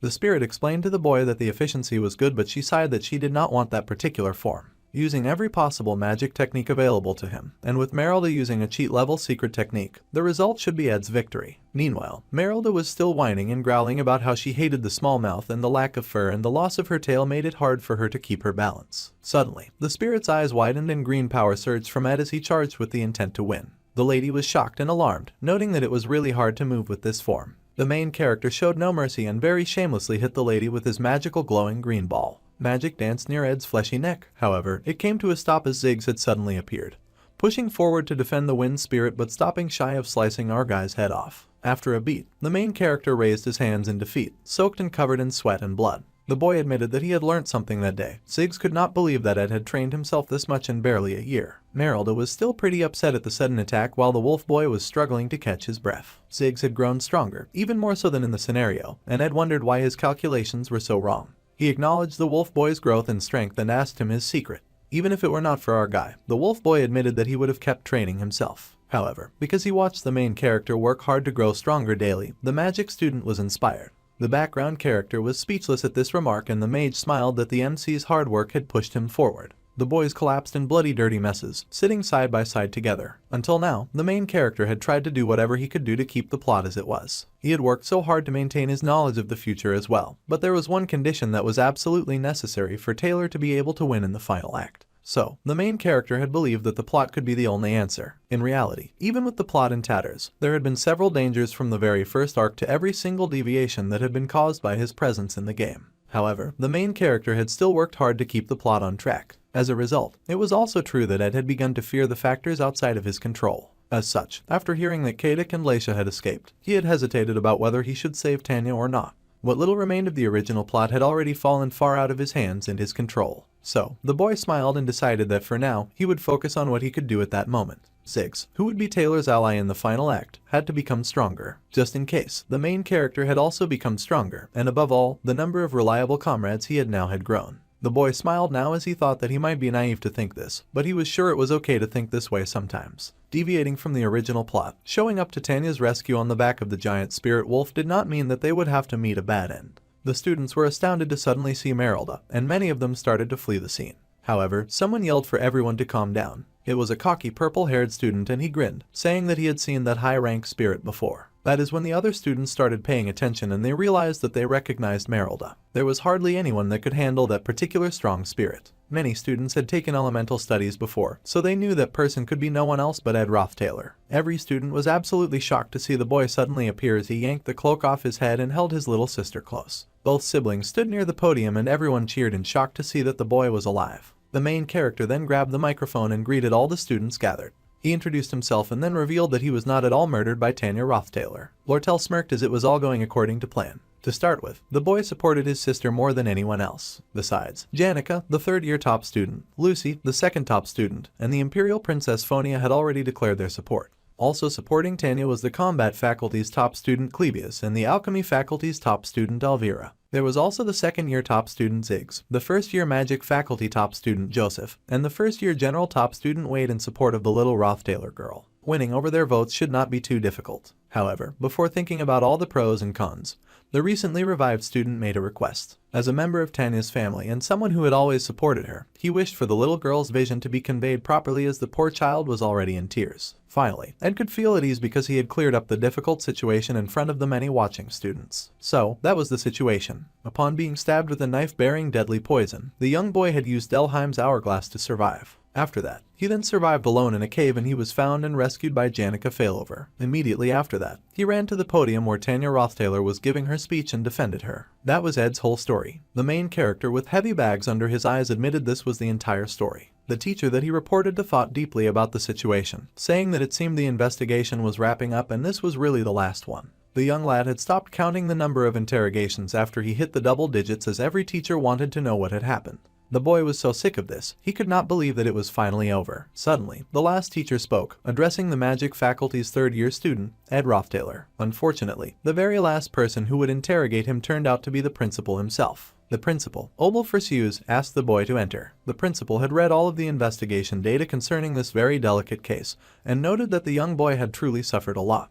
The principal would like to apologize for the academy's lack of security, which allowed these terrible things to happen to Ed and caused him to experience such hardships. The boy, however, assured the principal that the assassins had likely prepared this attack quite calculatedly and meticulously, so it would have been difficult to prevent, even with higher security measures. The principal thanked the boy for saying that and downed a cup of his tea like one would chug a cup of alcohol. It had been a very long day for the principal, and he slammed his cup on the table as he was not sure if all of what Ed had said was quite true. It all seemed very contrived. From the timing, it almost seemed as if the young boy had waited for Katic and Knox to escape before making his reappearance. There was no way the principal was buying Ed's excuse. He had not run this school for years for nothing. Plus, it seemed Ed had waited for the assassins to deliver the news of his death to the one who had sent them, before being relieved and revealing himself to the rest of the student population. The principal was too smart for his own good. The older man did not know how the internal conflicts within a noble family like the Roth Taylors worked, nor did he plan on looking into it. However, he was someone who managed the academy, and he needed to report to the royal family about everything that happened.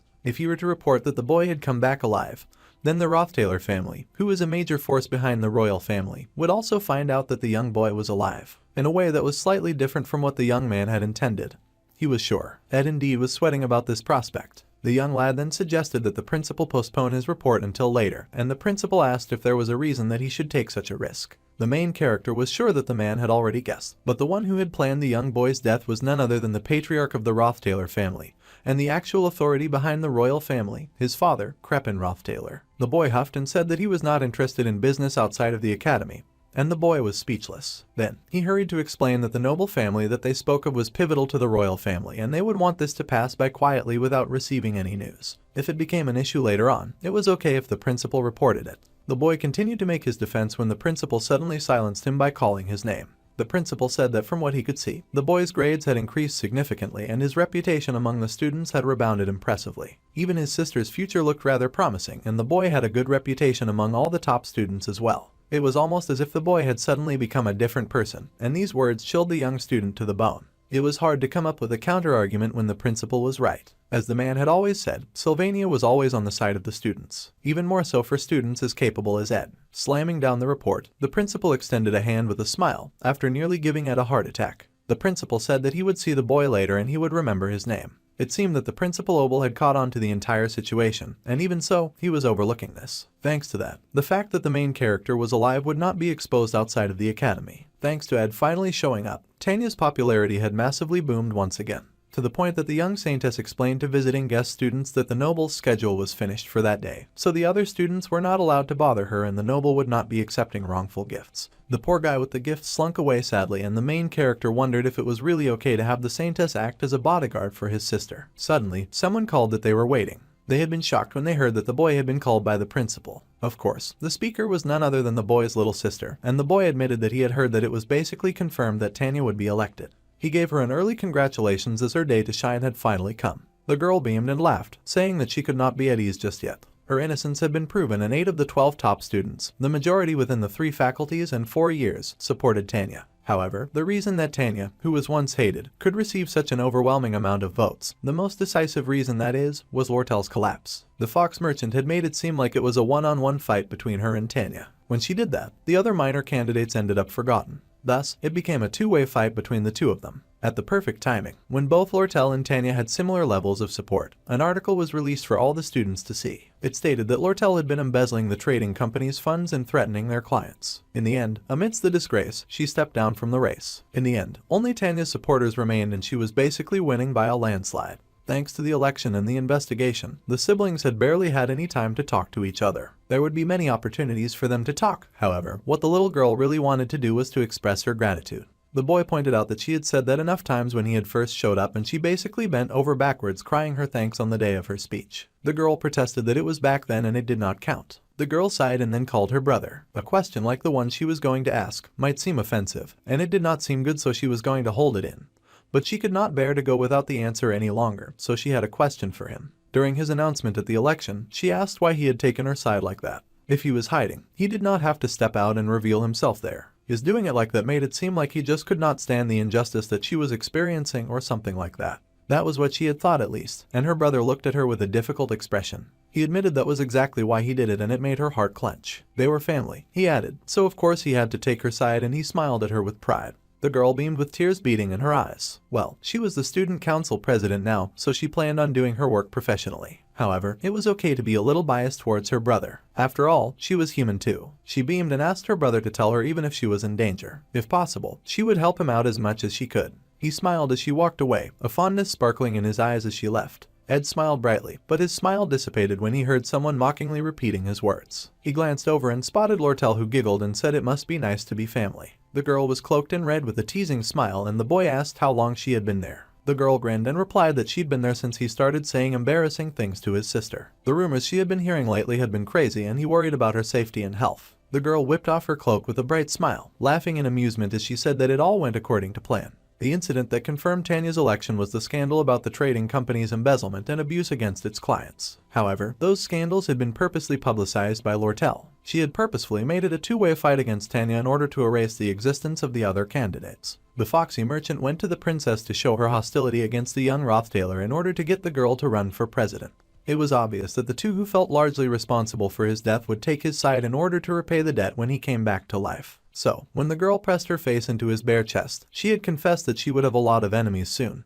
But even if the entire school went against her, she wanted him to at least remain her ally. The main character had of course already decided to save Tanya when the redhead told him her plan. It was his fight with Ziggs that got rid of any hesitation left in his mind. It was not a lie when he said that he saved his sister because she was family, but it would be a lie to say that he did not consider her usefulness. What would soon approach in the fourth act was the fight with the Roth Taylor family, and he was already an enemy of that family. Tanya, his sister, could work as an insider, and she was the best connection to have for obtaining information and launching smokescreen operations. However, the darkness within human relations was something that only those who knew had to have known. For example, a girl who had only lived while calculating gains and losses since she was young. The foxy girl laughed that she was quite notorious within the academy these days, and since Tanya also did not look upon her too favorably, she would have to leave things to the main character for a while. The boy sighed, mentioning that she seemed to have a bad habit of taking hold of and shaking up everything about her. The redhead was guilty as charged, but she laughed that it was just an occupational disease, and that she also got shaken at times. Then, the boy asked if the girl was really okay. She had to endure a lot just to help him, and he was worried about her. Lortell smiled, saying that it was not like the rumors would make her lose money or anything like that.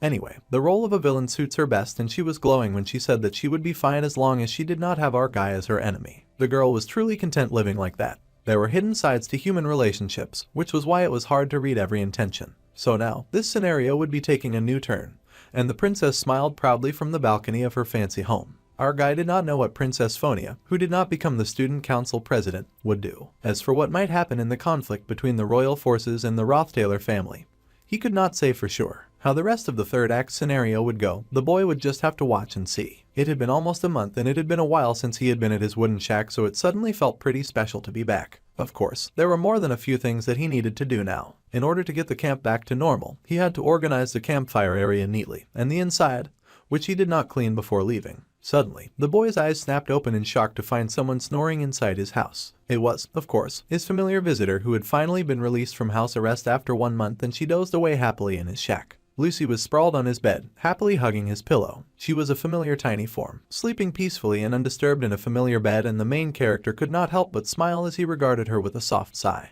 He dusted some books and settled on a chair, doing some light reading while the girl rested. It was best that he just rested for now, so he placed the book over his face and dozed off. Soon, he was snoring away, and he rested as he had finally returned to the camp. The news of Tanya's appointment as student council president was announced 3 days later. Meanwhile, the talented third-year spirit sorcerer was told that she would be graded, and a gorgeous teacher said that she would be happy to give the girl bonus marks. She was the spirit studies senior professor, Melina. Of course, on an academic level, they could not quite compare the young spirit sorcerer to a professor yet, but she could freely handle high-ranking spirits at her young age. When it came to the intuitive aspects, Janica was among the best even among currently active spirit sorcerers. Still, the humble girl was flustered and asked why she had been chosen. There would soon be joint combat training. As the senior, she was to show some dignity. The girl admitted that she did not particularly have a desire to show dignity. The professor sighed, saying that she did not really expect something like dignity from the humble girl, but she was still the top student in the year and the greatest spirit sorcerer in the academy. Yet, she was always smiling around in lessons as if she was the happiest person in the world.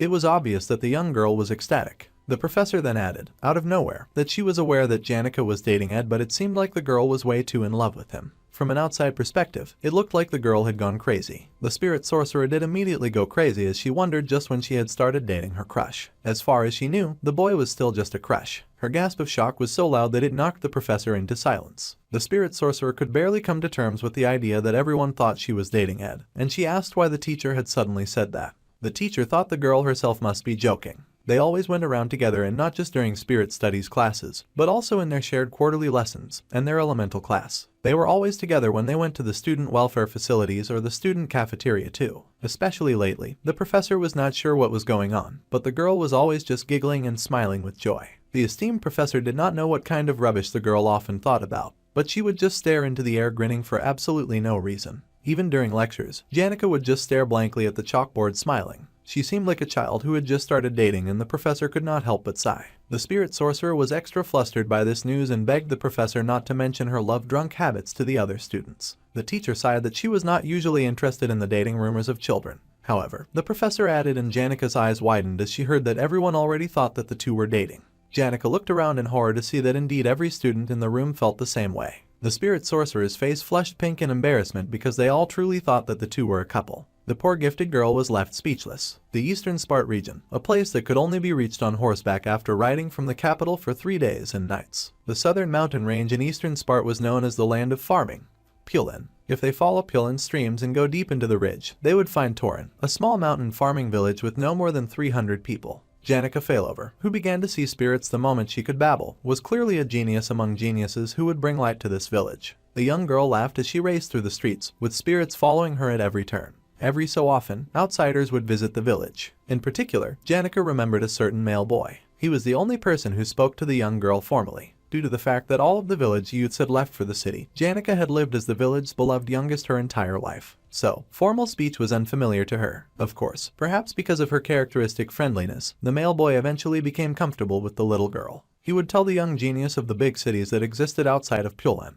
In the imperial holy city, the beautiful girl was the pride of the village and had grown up with lots of love, never lacking anything. The young girl was loved by everyone, and she lived a life of joy and laughter. As for the male boy who occasionally visited the village, he eventually confessed his love for Janica with a large bouquet of flowers. Perhaps it was inevitable for him to fall for her as well. She was a girl who did not know how to say no. However, the young girl knew nothing of romance, and she bowed her head in apology to the boy. The bouquet of flowers fell to the ground when she rejected his heart. The young boy, who left as if running away, did not visit the village again for a long time. Then, what he brought after finally returning was unexpected. The boy brought with him a letter of admission from Sylvania and handed it to Janica. With formal speech, he greeted her goodbye and turned away without looking back. It had been 3 years since the girl entered Sylvania, and now she could barely even remember his face. However, Janica Failover was still scared of rejection and unfamiliar with formal speech. She stared now at the letter in her hands and flinched when someone greeted her formally. They did not know how many days it had been, but if she had any requests or questions, she would not hesitate to tell them. The administration office of Trix Hall said that after checking, they could quickly deal with it if it was an administrative task. So, about that, the girl blushed nervously. She had received a leave request from the Trix dorms. The lady at the administrative office said that she did not know what the girl was torn up over, but if she really did not know, she could ask those around her for advice. There were a lot of people who would jump in and help her if she just asked for assistance. The lady was sure they would hear out the talented spirit sorcerer. The girl always had a lot of people around her in the past. However, as someone who found attention burdensome and wanted to run away because of it, bringing up a conversation was difficult, even if the people were her own close friends. Annie scolded the girl, saying that she should have caught on to the fact that he was alive when she saw Janica giggling all day long. The spirit sorcerer apologized that she had her reasons, and her friend's eyes widened in surprise. Annie's was sure that Janica had no choice, but now she wondered what was worrying Janica as her friend once again looked anxious and unsure. The spirit sorcerer struggled with bringing up her problems. As the teaching assistant was aware, the spirit sorcerer remained really bad at rejecting the requests of others. Receiving requests made it difficult for the one who got them to reject. The teaching assistant stood and yelled that it was because Janica went about accepting all of Ed's requests, that she had basically become that guy's maid. He could live in seclusion, so she had no reason to keep cooking for him and helping him with the housekeeping. Her friend was now concerned and asked just what Ed had asked for now and how hard it would be to grant his request. The spirit sorcerer hurried into the defensive, saying it was not like that, and she had only helped him out because she wanted to. This time, she had something to ask of him. Since they were so close with each other and so comfortable with each other, their relationship made it a little difficult for Janica to make her request. Annie's wondered what her friend was on about this time. Then, the teaching assistant suggested putting a bit of distance between herself and her crush. This suggestion surprised Janica, and the noble went on to say that doing this should make it easier for the spirit sorcerer to reject and make requests. It seemed there was a need for the two to be less intimate with each other, and if they were too conscious of each other for way too long, it might end with her heart ceasing to flutter as hard as it once did before. Even as she gave this advice, the teaching assistant wondered if it was even possible for Janica to put any distance between herself and Ed. In the first place, she felt she was asking for the impossible. However, if they became too distant, then the talented forest student would end up alone. Putting some distance might make the boy perk up a bit. The girl was barely finished talking when the spirit sorcerer suddenly energetically voiced her thanks, much to her friend's surprise. The sparkling girl thought that it was a good idea, so she would get going now. This was met with absolute shock from her friend. Before the teaching assistant could process what was happening, Janica was wishing her goodbye and skipping away, much to the girl's shock. Annie's finger dropped slowly in confusion, and now she panicked, worrying about if she had given her friend really bad advice. She panicked and wondered what she had done. Meanwhile, our guy was going over his skills as usual. His magical engineering crafting skill had once again improved significantly, and he had collected a lot of crafting formulas. Making all of them was physically impossible, but the item that he wanted the most was the thunderstruck 1,000-year-old wooden cane. The crafting formula for the item itself was pretty simple, but it was still a cane with a very high force rank. It had the ability to amplify the sensitivity of spirits of all attributes and amplify the mana efficiency of spirit magic. The reason the main character understood this cane was because the ingredients were very difficult to obtain. The branch needed for the cane was not just from a normal tree, and he needed a branch from a tree that had lived for over 1,000 years and had been struck by thunder. Even though it was an item that came into the protagonist's inventory as a quest reward for the final chapter of the third act, in reality, the material was not something that could be found or bought. The 1,000-year-old trees may not be common, but there were at least a few of them in the northern forest. The issue right now was thunder, and Ed glanced behind him with a bored expression on his face. The sun was shining so brightly that Lucy was dozing under the sun like a cat. There was no sign of thunder anywhere. Then the boy called Lucy, who grimaced slightly in her sleep. The girl cracked an eye open and looked toward the person who dared disturb her sleep. Ed's face was hovering over her all of a sudden, very up close and personal. The little mage was so shocked that she flew up into the tree like a frightened cat. The boy was a little surprised by this reaction, as it was not the first time he had woken her from sleep, so he did not know why she was acting so shocked. Then, he figured it was rude either way and apologized for surprising Lucy, who was blushing up a storm. The girl panted for her dear life, shocked by the sudden scare. Then she said it was fine for him to speak from there. It was okay, she could hear him. Still a little concerned, Ed said that it was fine and there was no rush, so they could talk much later. After all, it was time for him to get going. Once he was gone, the girl fell from the tree. Later that day, Janica popped into the woods, greeting Ed with a smile, and the boy greeted her, noting that she had arrived a bit late. The girl laughed and pointed out that she was just 10 minutes late. The boy had expected her to take the easy way and asked if something had happened during her journey to him. However, the girl just smiled proudly, beaming like a little lantern. She said she had no reason to be late and that she was just late because she wanted to be. This was what the girl believed putting distance was about. Ed saw nothing wrong with it and said that it was normal, especially considering how busy the other girl was. He thanked her for coming all that way to help him with sensitivity training. Then, he asked if she wanted some tea, which greatly surprised the girl. Then she beamed with joy, thanking him. Then she realized that even if she was putting distance, her talented crush was making no effort to put any distance between them. Later that evening, they focused on training, and the spirit sorcerer stared in awe that Ed was getting very skilled at handling spirits now. It had not even been that long, so she was very impressed. It would take some more time with Merylda, but now that his understanding of even Mug the fire spirit had increased, then it would barely take any mana. She was glad that Mug had such high compatibility with her crush. The fire spirit was also happy and cried from the barrage of compliments that he was getting. The little demon happily promised to work harder. Suddenly, someone greeted them, and the main character paused when he saw Elle had come to pick up Lucy as usual. The head maid greeted them, saying that the vice principal Rachel said that she needed the year's top student. The maid bowed, saying that she was fairly surprised to hear of the MC's death and she was relieved to see that he was alive and well. The boy apologized with a bow for making her worry. Unfortunately, with his circumstances, it could not be helped. Then the two exchanged a moment of electric glares that surprised the spirit sorcerer. The maid then asked the boy if he knew that it was a virtue for maids to always consider themselves from a lower position. The boy said that he still refused to speak to the head maid informally. Still glaring, the head maid mentioned that she would be going off now. After all, maids had to be thorough with their work after all, especially on the issue of speaking informally or formally. The boy said he understood, however, he would continue to speak to her formally. The maid glared with the heat of 1,000 suns, and the spirit sorcerer was shocked as she had never seen Belle look like that before. She did not know that Ed and the head maid often had a battle of wits. Then, the girl recalled that she was supposed to be putting a distance between herself and Ed to prevent their relationship from becoming something awkward that involved a battle of wits and formal speech. The head maid turned to the spirit sorcerer and said that she was also worried about the lady Janica after she went to Dex Hall, and it was great to see her in good health. The happy girl beamed and said that living alongside her friends was not bad at all. In any case, the maid had to go and prepare for her inspection, so she squished Lucy close to her chest and said that she had to make the talented mage more presentable. With that, Belle wished them goodbye. The two happily waved them goodbye, with the spirit sorcerer telling them to take good care of themselves. The head maid also wished them success with their studies. As the other two left, the humble girl called to her crush, and she asked if they should try formally speaking to each other as well. The boy was confused about this request and wondered why they suddenly had to speak formally with each other. The girl explained that rather than just speaking formally, since it had not been that long since they had met, even though an entire school year had passed, she suggested that it was not like it was awkward.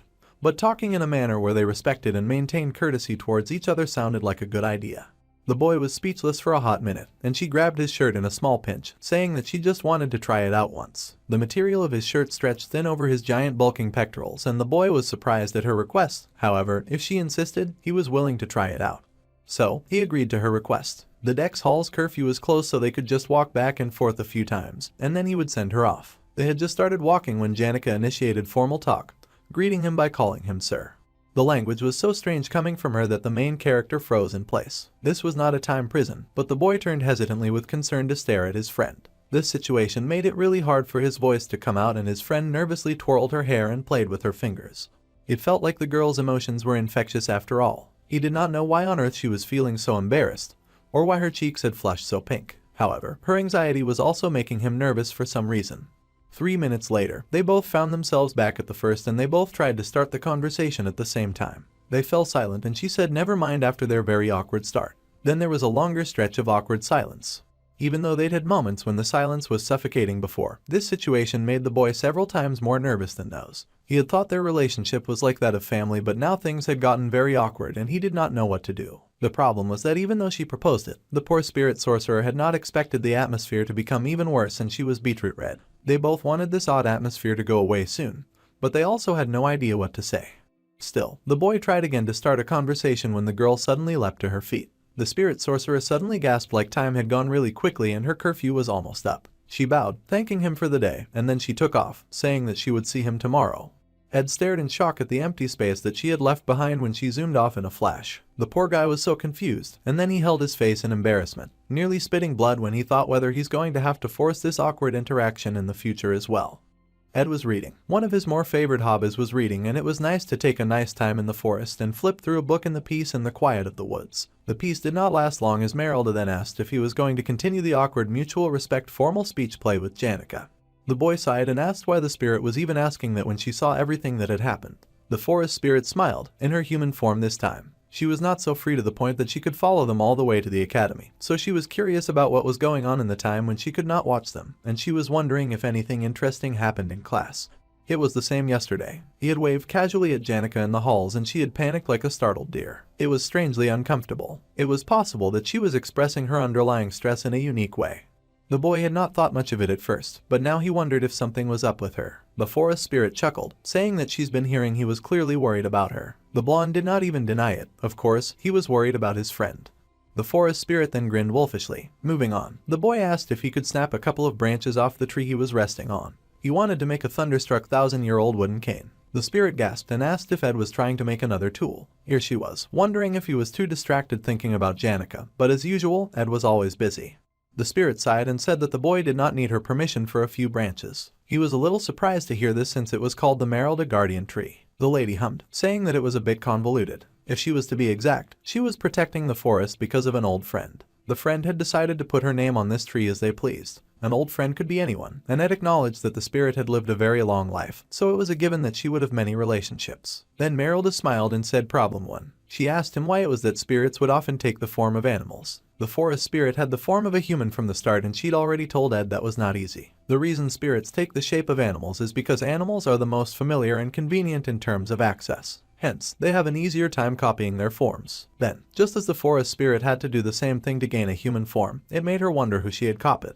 The boy figured who knew, and the spirit smirked, pointing out that she had made a contract with him so she could read his thoughts. Ed asked what that meant and she smirked. The girl smiled and said that she had taken on a form that was the closest to his ideal type. This was stunning news to Ed, who paused to consider his taste. It was very unexpected, as he had hardly taken the time to consider such things. The forest spirit giggled and said that of course, it was unexpected. After all, she had just lied. The student was speechless, then he asked if she was joking. The forest spirit giggled, saying that reading his thoughts was not plausible and transformation was a very difficult kind of magic, so she could not just copy anyone. Merylda had lived for a very long time, so long to the point that Sylvania Academy's rises and falls simply seemed cute to her. The beautiful spirit was ancient. She had met a child back when Arkan Island was uninhabited before the academy was established. The girl did not dress fancy and she was always easygoing. The appearance that the spirit wore now was designed after that girl. She was the most special and unique person that the spirit had ever met. The main character had started putting pieces together and he asked about the identity of the girl. Infusing mana into this guardian tree and using it as an energy source, the girl established the school and had Merylda protect the forest. That lady cloaked in white with power flowing off her in waves. This was not a relationship that could be learned in the game. Now, he knew how the forest spirit and the school were connected. The unparalleled mage and scholar, the great sage Sylvania. In the dark of the night, the light of the fire kept the circle of Ed's house warm. The young lad was peeling an apple when someone familiar greeted him. It was Janica, and she nervously said hello. He also politely greeted her with an internal sigh. He then asked if she wanted some apples, correcting his speech to be a bit more formal. They were still doing their dance of formal speech and keeping an awkward distance. They sat on separate logs by the fire, both saying nothing for a while. Then he asked her to pass her plate and the spirit sorcerer held it out without making any eye contact. It was awkward as they both ate their apples in silence, the sorcerer nibbling on hers while the main character went on saying nothing. Neither of them knew what to do about the situation. He would prefer that they either speak formally or not.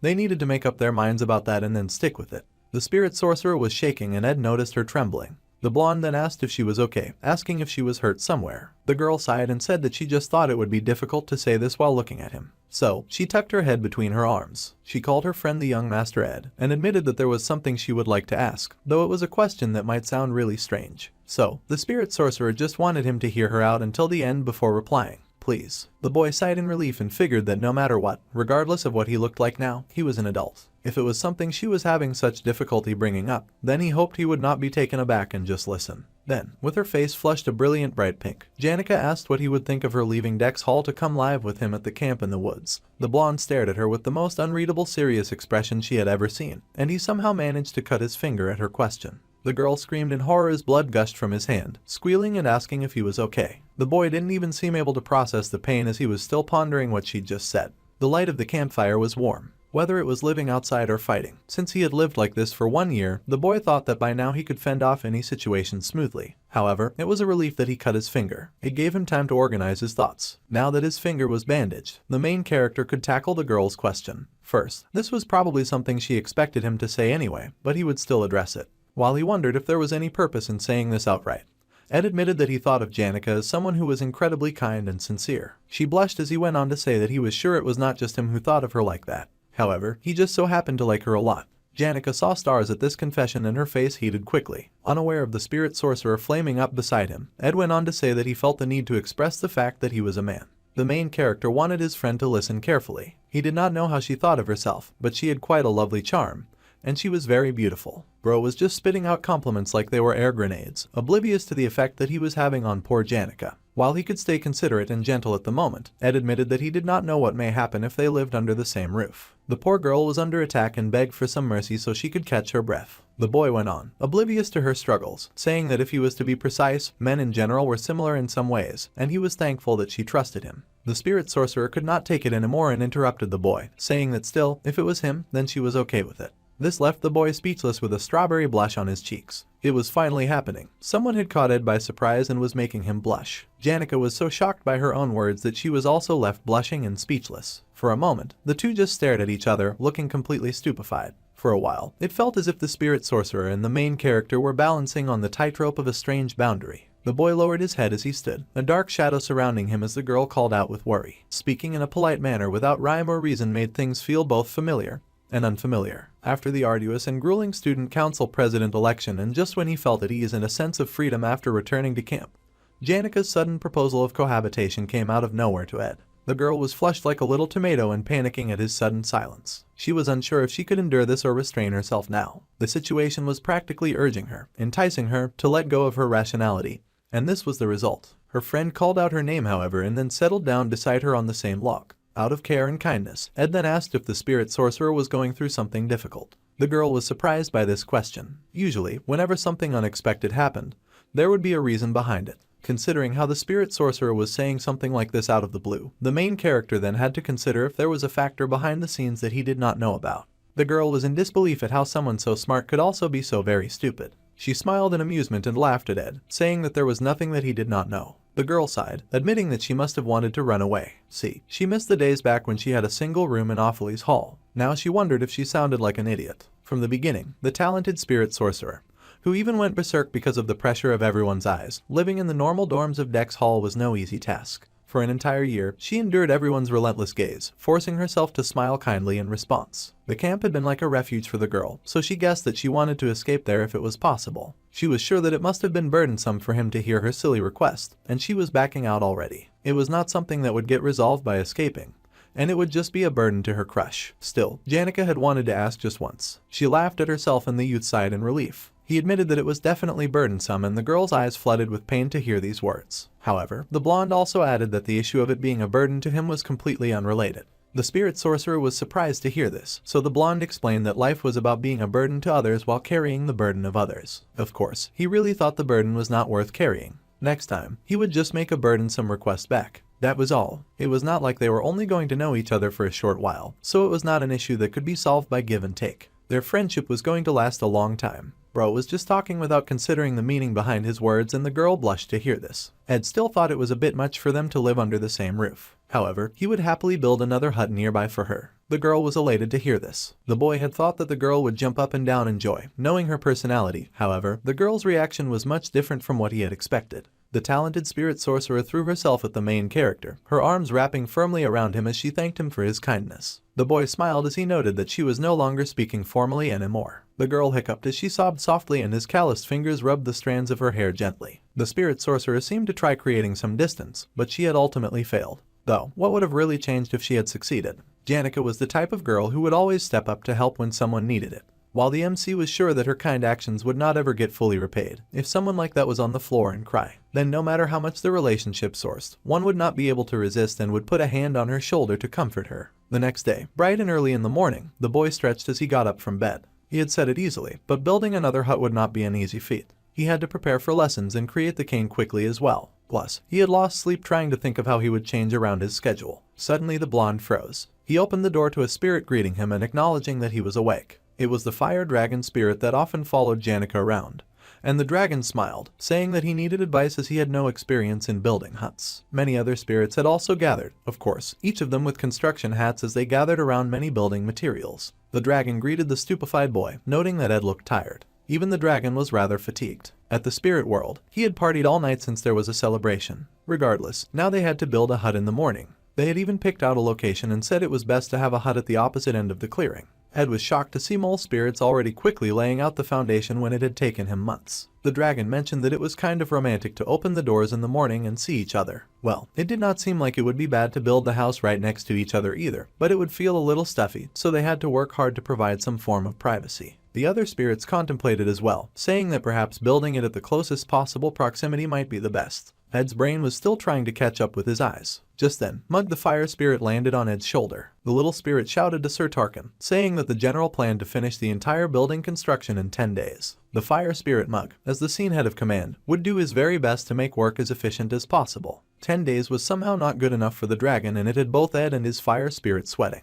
The little fire spirit explained that after considering the lower rank spirits' rotation shifts and breaks, that was the most plausible time frame. Of course, there was definitely a possibility of lessening that time, depending on the progress of the work. The dragon raged that back in his day, it was normal to carry the spirit sorcerer for 3 days straight, hiking through snowy mountains for a week, and battle the very next day without a problem. Now, in these days, there were even more spirit sorcerers, so it was easier to form contracts. He thought that the lower rank spirits were taking it easy, resting well, eating well, and working on their own comfortable terms. He asked just when they would have a phase shift and reach the mid-rank at this rate, sounding like a very disappointed grandparent. Mug panicked and said that he would have to adjust the plans as much as possible and finish it in 1 week. The dragon stormed off, saying that he had work to do and he would then be off to do the work. The little bat spirit cried out that the house would be done in 5 days, so the dragon should kindly endure it, even if things became a bit noisy. The main character then turned to his spirit and asked how he planned to erect a house in 5 days when it had taken him several months. Poor Mug said that if Tarkan asked them to speed up, then they just had to speed up. He didn't have a choice. Now Ed felt bad for getting Mug into this sort of awkward situation. The main character sighed as he fetched out his tools, but it was a relief that his busy schedule got resolved. Now, he had the time to make the thunderstruck 1,000-year-old wooden cane. There were a lot of things that made the youth want to repay the kind spirit sorcerer. Giving her a place in the camp was not enough. Despite her having many canes from her friends and family, and his own uncertainty about whether or not she would like it considering that she used an oak cane, Ed still hoped as he carved the branch that he had taken from the tree. He worked really hard with a smile on his face, hoping that Janice would like it. Meanwhile, Lucy could not sleep. The little talented mage stared ahead, angry at all of the ruckus that was going on at Ed's camp. The spirits marched all through the camp, making so much noise as they worked to complete their building project. The construction work that lasted all day long was a huge contributory factor to her lack of sleep. The girl gritted her teeth and glared at the workers, but the true cause of her dissatisfaction was Janica happily sitting on a pile of logs and kicking her feet in bliss. The spirit sorcerer noticed the little mage and happily called out to her with a smile on her face. Janica always greeted the talented mage warmly, but the two already had a battle of wits before. Although the spirit sorcerer was bad at expressing things that were unpleasant, she could not lose, and she smiled haughtily down at Lucy. The girl was practically glowing as she stared at her rival, her nose in the air in delight as she announced that she would be living in the woods now. That was unacceptable to the mage, who yanked at her hat with great displeasure. Meanwhile, Ed was oblivious to the battle of wits happening on his property. The boy had borrowed a bunch of elemental magic books, and he hefted the pile of them in his arms. This was because he thought that he should learn some new magic, and he'd taken some from the faculty building in the eastern square. The young lad wanted to learn more about particle explosion.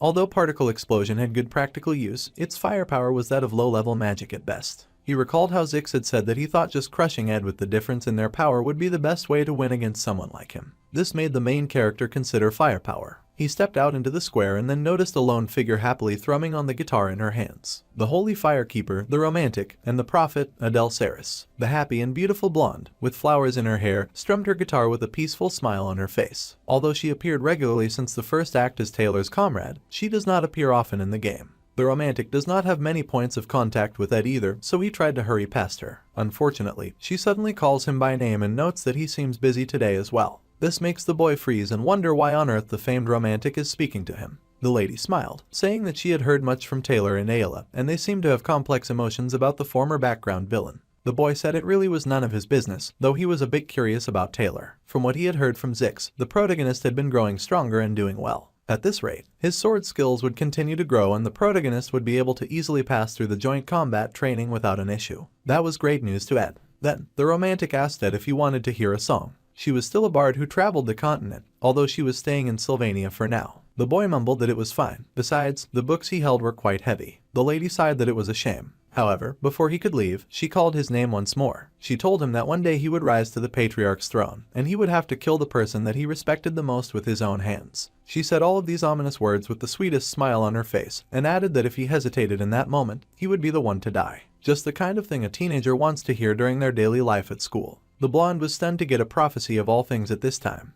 The reason that Adele could always calmly play the lute in any situation was because of her prophetic ability to see the future. However, because her prophecies did not always come true, the boy did not have to worry too much about them. However, the reason he felt unsettled, as he watched the girl walk away, was because the blonde knew of a more certain future. Based on the scenario, in the third act, the beautiful flowery romantic Adele would die. Meanwhile, someone gave Ed a firm no. The youth was unamused by this response and stared in confusion at what he saw before him. He had wanted to make 2 thunderstruck 1,000-year-old wooden sticks in order to make 2 canes, one for Janica and one for him. However, when he asked the little mage to make lightning for him, Lucy oddly pouted in anger and said that she would create it for only 1 cane. The boy was confused and pointed out that she only needed to use the magic once anyway for both canes. Still, the little white-haired girl pouted. The boy then sighed at her and said that he would just make one and then give that one to Janica. This was of course horrible news to the little mage, who looked like she was struggling not to crush someone. Since the cane's performance was good, the boy figured it would be the wisest to give it to someone who would use it best, further sending Lucy spiraling and groaning in agony. The girl then growled that she would create lightning for both of them, much to Ed's surprise. The girl then said that she had a condition, though it was nothing much. The boy was surprised, but he was ready to hear her out. Lucy's request was that Ed would go somewhere with her. The Archmage glocked, regardless of field, whether it was elements, monster ecology, herbology, mana management, sensitivity theory, spirit studies, or anything of the sort. The man was acknowledged in his research results, and he possessed two of the highest ranked spirits called Teorphas the Fire Spirit, and Fried the Water Spirit at the same time. After the great Archmage retired, he worked to develop the younger generations, and he invested all of his life savings into the education sector and Academy research funds. They say he barely used money on himself. When it comes to Sylvania Academy, it was Archmage Glock who advanced it to be the best educational facility in the world.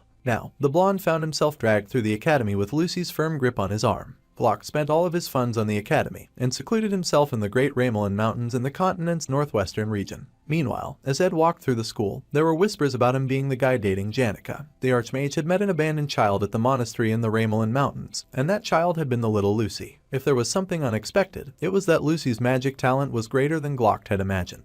It was a talent that was a precious gem of humanity. The twilight of the Archmage, who had left his mark in history, was spent polishing up this gem. He was a great man, and if a book were to be written about his life, it could be filled with epic tales and grand adventures. However, his latter years were a bit more sad. The man's wife, who he'd met when he was young, lost her life while subjugating Teorphas, and all of his colleagues had passed away before him. Eventually, the only people who remained around him were those who revered him, and those who wanted to use his fame, which was probably why he built a hut in the mountains to seclude himself. However, the true relief in his life was the little hand that would rest upon his shaky hands as he worked. There was someone beside him who could continue his will. On a rainy day and in a shabby hut, the Archmage Glock passed away with a smile on his face, knowing that he had Lucy. That was how Archmage Glock's journey ended and how the little girl's journey began, although it was over now. The boy was confused about that, so Lucy asked if he knew where the old man's hometown was. Ed was unsure, but from what he learned in history class, he guessed that it was the lawless area of Kohelton. The little girl said that the history books were wrong and that was just where the old man had spent his youth. In truth, the Archmage's real hometown was here in Arkan Island, the same place where he had built his school. Lucy took Ed to the beach and they stared out at the waters that glistened in the light of the setting sun. The little girl stared out at the waters and admitted that she did not know what was so entertaining. But whenever he talked about living in Arkan Island, he was so earnest, and even until the moment he died, he worried about this school. She said that the old man was such a fool. His heart's hometown was Arkan Island, there was no helping it. Lucy told Ed about the journey that she had no choice but to embark on. At the time, the young Lucy only had the shabby hut and the cold corpse of the old man left. She covered his corpse with a blanket and tied it up with leather ropes, before freezing him with ice magic. Although most mages would get tired of maintaining the ice magic for even just 1 hour, that was already possible for Lucy at this stage, as she tied a rope connecting her to the coffin, and floated the coffin after her as she walked through the woods. This was a story that sent goosebumps down a person's spine. Glock's hut was in the Ramelin Mountains in the northwest of the continent, so she had headed south of there. She passed the Urukal Forest, Great Lake Aka, the land of alchemy Crete. Lucy also passed the Malin Plains, the holy city Carpia, and the Denkan wetlands to finally reach the Klol Empire's borders. After that, she passed the Teldanil Viscounty, following the river downstream from there and took her past the merchant city Oldek, the Owlin County, the Island Barony, the Sale Viscounty, the Roth Taylor Duchy, the Feder Marquisy, and the Tiz County. Then she passed the Janet Mountains, Dres River, and Zahal Margrave's territory, and headed southwest, passing by Cranpel Forest. After opening a world map, you'd have to draw a straight line with a quill for some time before you could reach Mexus Bridge that connects to Arkan Island. That journey she set forth on while using magic to maintain her master's corpse, and even using it to move her own body, had taken her 3 months, and she had gotten a bit lost. It took the little mage a week to just find that. The boy was speechless as he stared forward. She was pointing to something that looked rather dark and shadowy. According to that old man's records, this was the place where the Archmage and the great sage taught each other and trained. This was where her journey ended. Before them was a makeshift grave with a long staff stuck out of it, with many flowers decorating the grave marker. Near the grave was a small collection of books, including the introduction to Spectral Magic written, of course, by Glock Elderveen. The boy was surprised to see the book. Glock's Travelogue of Southern Views, which included his thoughts of magic within the southern continent, sold for 7,000 golden coins. That was more money than the main character had ever had since coming to that world. That was not even one of history's greatest books. His posthumous book, which included his analysis of spectral magic, must have a worth that Ed could not even calculate. Lucy said that the main character could take the book. It was all things that she already knew how to do, so she did not need it. She remembered all of the words that her grandfather left behind. The little girl had not even lived half the life given to her, and she might begin a new journey. Or maybe she would go after living a half-assed life. Still, she planned on keeping the promise she made to her grandfather. If danger came to Sylvania, she would definitely protect it at least once. It was not a very happy story, and listening to it was not enjoyable either, and coming to a place like this was a hassle. However, she had just wanted to show this to Ed. The boy was speechless as he regarded the girl who had shyly turned her back to him. Although the first journey of her life had somewhat concluded, after coming to Arkan Island and buying her master, Lucy had not been able to escape her master's shadow yet, which was why she endlessly waited for danger to approach Sylvania, sometimes with excitement and sometimes with fear. No wonder she was so lazy. Ed settled down beside her and they stared at the waters together. Once the promised trial had passed, Lucy would then finally be able to leave on a new journey in order to lead her own life. Since the main character knew that time was not too far off, he decided to be lazy with Lucy for the day. The sound of the waves and the refreshing wind of late spring made it neither cold nor hot, even after sitting for a long time. Ed reached out and gently touched Lucy's hat, just like her grandfather had done many years ago. The boy smiled that the nice weather was a fortunate thing, and underneath her hat, Lucy smiled too. Janica stared in absolute awe. Her new cabin was basically sparkling. The wood was fresh and clean and very beautiful. The spirit sorcerer had not known that things could be built this fast. Meanwhile, the animal spirits were so exhausted that they were lying half dead on the floor. Janica scolded them for working so hard when she had told them to take it easy. The poor fire spirit mug tried to explain that Tarkin would in no way accept the work taking longer, but then he just gave up and mumbled about how he could ascend now. The exhausted fire spirit wished Janica to have a happy camp life, and he said that would be enough for them. That was all that the poor overworked spirits needed. They then proceeded to really ascend right before their eyes, and the girl happily waved as they wished away, thanking them for their help. It turned out that the spirits were just being unsummoned and it felt strange, but she was still very grateful for their assistance in these matters. Then, a stick was taken up and a line was drawn in the sand. It was Janica, and she had carved out a few characters that spelt out cohabitation. The girl beamed with joy with a bright flush on her face as she had taken one step closer to achieving her goal of living right beside the man that she loved. Suddenly the door behind her opened and her eyes widened. She thought it was Ed, but it was in fact Lucy, who casually strolled out of Ed's house with her clothes rumpled. The sleepy talented mage yawned and then locked eyes with the spirit sorcerer. They were neighbors now, and the smaller girl took note of the little carved letters that spelt out cohabitation. The mage then smiled rather smugly as she knew she was one step closer to that since she lived right inside her crush's house. Lucy stood in her rumpled glory with her hands at her waist as she beamed, letting it be known that sleeping together was far above cohabitation. Basic Aspectual Magic. A new article had been revealed. New Aspectual Magic. A level 1 manifestation was finally something that Ed had unlocked. He tried out the magic, playing with it on his fingers with awe. Even Merylda hovered near as he played with it, and she noted that it was another fail.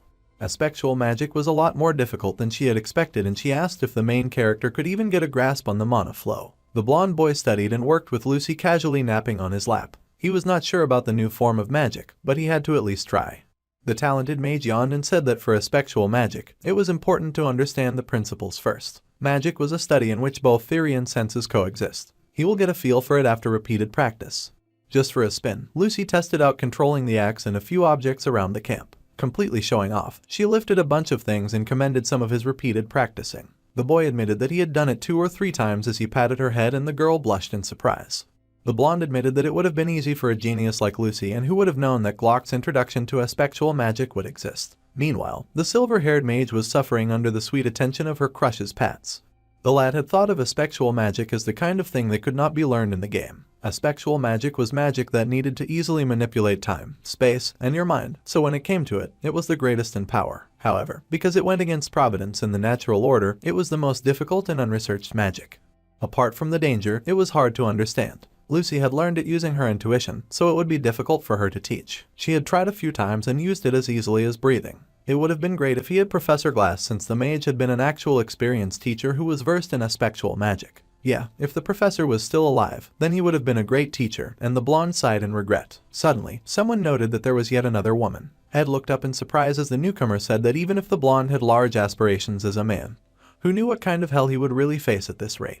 It was Ziggs, and the wolf boy was so shocked that he had dropped his present to the floor. The boy had noticed Merylda and had dismissed her immediately with a drab look on his face. The forest spirit wept as she was having so much fun reading. The wolf boy apologized then for jumping to conclusions. He had not realized that the other woman was the spirit from last time. Then the blonde asked why Ziggs had visited. The boy had brought the old magic books that had asked for that needed to be scrapped. The main character asked the wolf boy to pass on his thanks to Elka. He needed to start from the basics, so borrowing them each would be annoying. It must have been heavy, so the blonde thanked the boy once more. Ed was just thinking that he ought to do something to thank Ziggs, but the wolf boy insisted that it was fine. However, if the blonde really insisted, then he could help the wolf boy out with doing some student council work. The wolf boy was flattered, but because of the previous incident with Tanya, the student council president now trusted him a lot. She seemed to want to put other people she trusted near her. So, the boy was asking if the blonde would like to work as part of the student council. Ed wondered if it was okay to be so half-assed about its formation, and the wolf boy insisted that it was not half-assed. since this was the first time in Sylvanian history that a first year had become the student council president. Tanya was planning on making the cabinet the best that it could be. The lady from the Kirill County in the third year and fourth year top student Deke had already joined.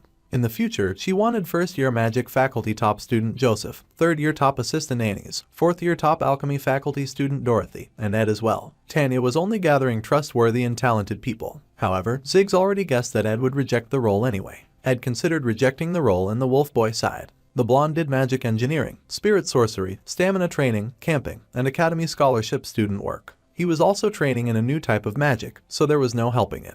The Wolf Boy sighed that he expected Ed to reject the role, but the student council president would be disappointed. Meanwhile, Ed had not even given a response and he was flabbergasted to hear that the Wolf Boy expected the rejection anyway. After saving Tanya and having the scenario turn into something unknown, small predictions felt meaningless. Ziggs joining the student council was unexpected in the first place, and the entire list he stated was also unexpected. According to the timeline, the joint combat training would be happening soon, and this was supposed to be the biggest event before the third act's final event, which was supposed to be Lucy's subjugation. This event, which happened again for the second 9-year seniors who were the generation of the protagonists, had an incident where first-year alchemy top student, Claude, loses in the final battle and drinks the forbidden drug called Evil God's Blood. The main character remembered that event well as one with an unpleasant ending. However, the scenario was now far out of Ed's hands, whether it flowed as he knew it or flowed in a completely new direction. It was all unknown. Meanwhile, a cart with intricately designed wheels rolled on the road. It was in fact a mighty chariot. Unless mages spent all night casting weight lightning magic, this was a giant carriage that could never move. The might of the forces guarding him was like that of an army, so the holy city's citizens saw this grand approaching carriage and called it the Wheeled Palace. Due to the resources being used becoming a waste, this palace did not often go far from the holy imperial capital, and it had just 2 people sitting at the top. It was further than one of the men expected, and he laughed that it was a relief that they could see the Saintess situation coming all this way. The first man was the Archbishop Verdio, and the second person thanked Verdio for planning a visit to the nearby noble territories as it made the planning perfect. The bigger man with the fancy garments was the Holy Pope Eldine. The Pope smiled, feeling quite pleased that they would be at Sylvania soon. Since the Holy Pope would be visiting, there must be no problems with the preparations. There was so much to do and everyone was working to make sure that everything would be spick and span. Tanya worried that the Holy Pope Eldine, who ruled the Holy City Carpia, and the Archbishop Verdio, who assisted the Holy Pope, would both be visiting at once. The goal of their visit was to spread the word about the grace of the god, Telos, and to perform new baptisms, but these were all just for appearances. The student council was in a state of panic as everyone rushed around to prepare. The really important part was the meeting request. They were worried about Saintess Clara since she was like the heart of the order. Then Tanya realized that there was one more meeting request. For some reason, the Holy Pope really wanted to meet the second-year student Adele. Anyway, they had to plan Tanya's schedule out such that she could also meet the Saintess. Today, the Holy Pope would be visiting them all the way from the Holy Imperial Capital, which was why instead of Kylie, the secret Saintess student had to set aside her disguise and let the maids comb her hair as she would be presented in her true face, and by her true name in front of the students for the first time in a while. Today was the day of the joint combat training as well, and it would unfortunately overlap with the Pope's visit, so Kylie would not be able to attend. The girl was a little sorrowful as she found it very unfortunate. She had been looking forward to interacting with the other grades after all. The sulky girl did not want to return to the Holy Imperial Capital, and student life was like a dream, and she had not even been able to meet the person that she was supposed to meet yet. The girl who was in charge of the holy fire and always stared off into the open world, the wandering minstrel Adele. The little Saintess had taken many walks on paths where she would bump into second years, but because Adele was such a person who was in and out of places, it was hard to see her even in the school. The Saintess really wanted to hurry and meet her. The stories of the exam that she had with her friend, and the hut that she went to find in the dead of the night during a storm. The Saintess, who had only ever listened, wanted so badly to share these stories with her friend now that she finally had stories to tell. The silver-haired girl was solemn as she knew that she could not tell the Archbishop about all of this. She could not speak of how the top students of the school had stormed through the dorms and destroyed them. She could also not speak about a fallen noble getting swept up in a murder case. If Verdio, who had always emphasized a pure life, heard about these incidents, the poor old man would be horrified. The girl was sure that he would make her leave the academy at once. It was always hard to refuse the words of the Archbishop, and it was not because he was the master of the mind reading. Then the silver-haired saint wondered if it was because mind reading was an ability that fell under the holy magic category, but it did not work on her. Ever since the girl was young, he had always been like a teacher to her, so that was why it was hard to refuse him. Done with dressing the saint, Belle, the head maid, then informed the saintess that she could eat comfortably. This made Clarice a little flustered as she had not realized that her nerves were obvious. Well, it was fine for now, as long as she kept the condition that once her identity got caught by another student, she would have to give up her student life. Suddenly, her eyes widened as she recalled that Ed Roth Taylor in fact knew her true identity, so that condition had technically already been met. Of course, it did not seem like he would spill the beans.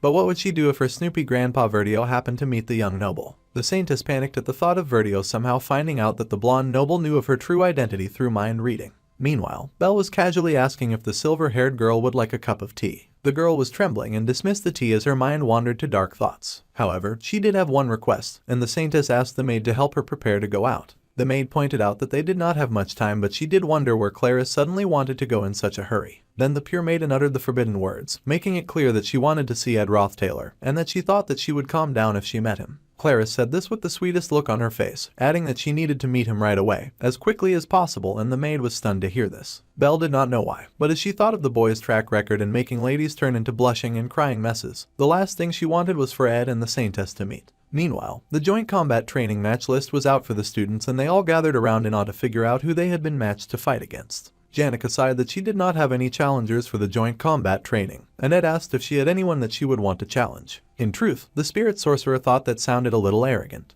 The joint combat training had begun like last year's. It was an exam where students fight each other and have the results reflected in their grades. The fact that lower grades fought with higher grades was also the same, and the only thing that had really changed from last year was the rule that a person could not challenge an opponent through a duel request. According to the current scenario, there were no first years in class at that moment. As a result, they were eager to somehow win against the second year. Since there were many strong characters in the protagonist's year, the first year and the second year matches would be worth watching. However, not many are interested in the third and fourth year matches, so the third and fourth years were busy lounging around and trying to figure out what to eat for dinner. Ed had some leftover meat that he had bought from Lortell in restaurant, so he wondered if they should just add some salt and cook that. Among the third years that Janica and he belonged to, there were not many strong people. Last year, other than Janica beating Lortell, there had been no other who had been able to defeat their junior. So, the fourth year should be able to challenge anyone and easily win. On the other hand, those that were strong often ended up not receiving any challenges. The spirit sorcerer was happily doting on her man, pointing out that he kept reading the book that Lucy had given him.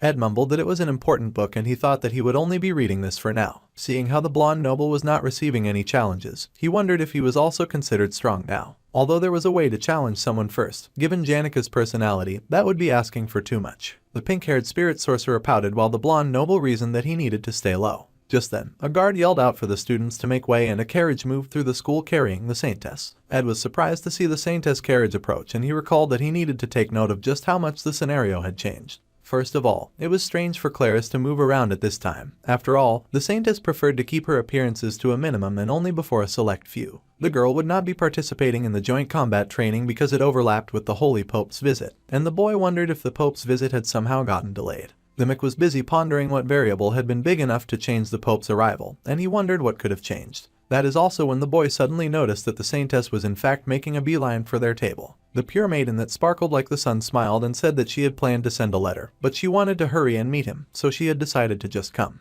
Then she smiled like a bright angel and greeted Ed by name. The saintess spoke quickly, saying that she could not stay long, but it would be great to share a short conversation with him. The boy was stunned and said that it was an honor. Meanwhile, Janica was over the moon at meeting the saint and she stuttered out her name with a red blush on her face, saying that it was an honor to meet the saintess up close. Even if she lived in the countryside, a quarter of the empire's population were believers of the Telos order, so that kind of reaction to meeting the saintess was entirely normal. And the main character was at a loss when Janica turned to him in a panic, silently asking what she should do. Meanwhile, seeing the pure maiden with her silvery hair and her perfect smile made it hard to believe that she was the same person as Kylie etched. Through a house of rigorous training, all of her movements had come to exude elegance with no disturbances in emotion. The young blonde had heard that the Holy Pope and the Archbishop were coming to visit soon, and he asked if it was really okay for the saintess to be with them. However, Clarice replied that the place the Holy Pope was visiting was called Trix Hall, so it was quite a relief that it coincided with where she was. It was time for the matches for the joint combat training to be announced, so she had thought that the boy would be in the area. The saintess had guessed correctly, and the boy now wondered why she had come to see him.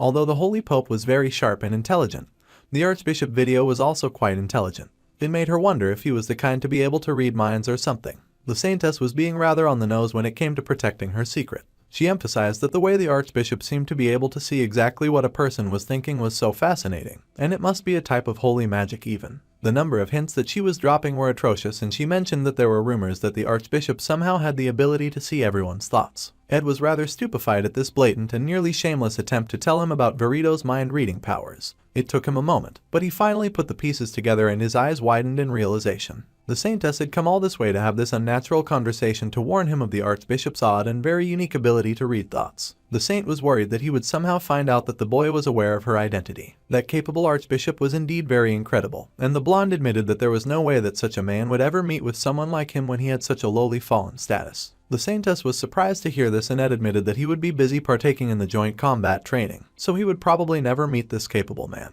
Clarice was beyond thrilled to hear this, and she found herself relaxing in relief that the one who knew her secret would never meet the Archbishop. Suddenly, Janica spoke up, nervously playing with her pigtails, and she asked if the Saintess had really come all this way just to see her man.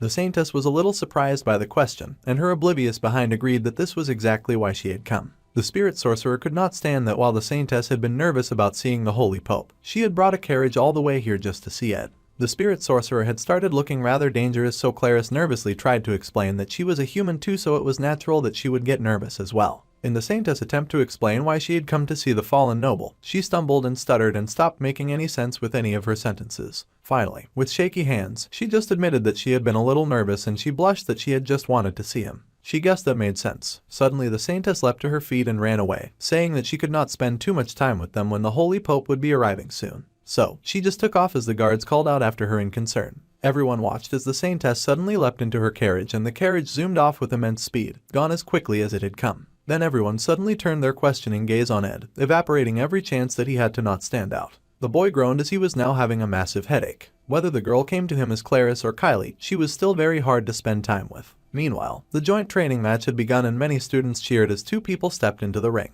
There was talk of how Ed had not sent any challenge requests either, but there were rumors about how the third year was pretty strong among some of the new students. Of course, they guessed that the blonde was just considered strong among those third-year weaklings. The blonde looked in great despair as he regarded his opponent's shining and dangerous weapon, a large battle axe. His opponent grinned, telling the lad to prepare himself. For the first and second year matches, there was a rule that they could not use mid-rank magic or sharpened blades. However, it was completely different for the upper grades. The giant of a student laughed like a pirate from the Grand Lion and said that he would make it clear before the match. The fourth-year combat student, and the rank 2 student in his faculty, was called Kordek, and he was a man who never let his guard down against his juniors. Kordek made it known that he was Kordek Valadirk. Some of the students were alarmed. They knew that people could not use sharpened weapons because they had the ability to kill, but a blunt weapon could cause so much serious damage. Lots of people were terrified at the very thought of having to go against the fourth-year combat student. So, the announcer made it known that the third-year Ed Roth Taylor would now be battling the fourth-year Kordek Valadirk, and the crowd went wild with cheers and excitement.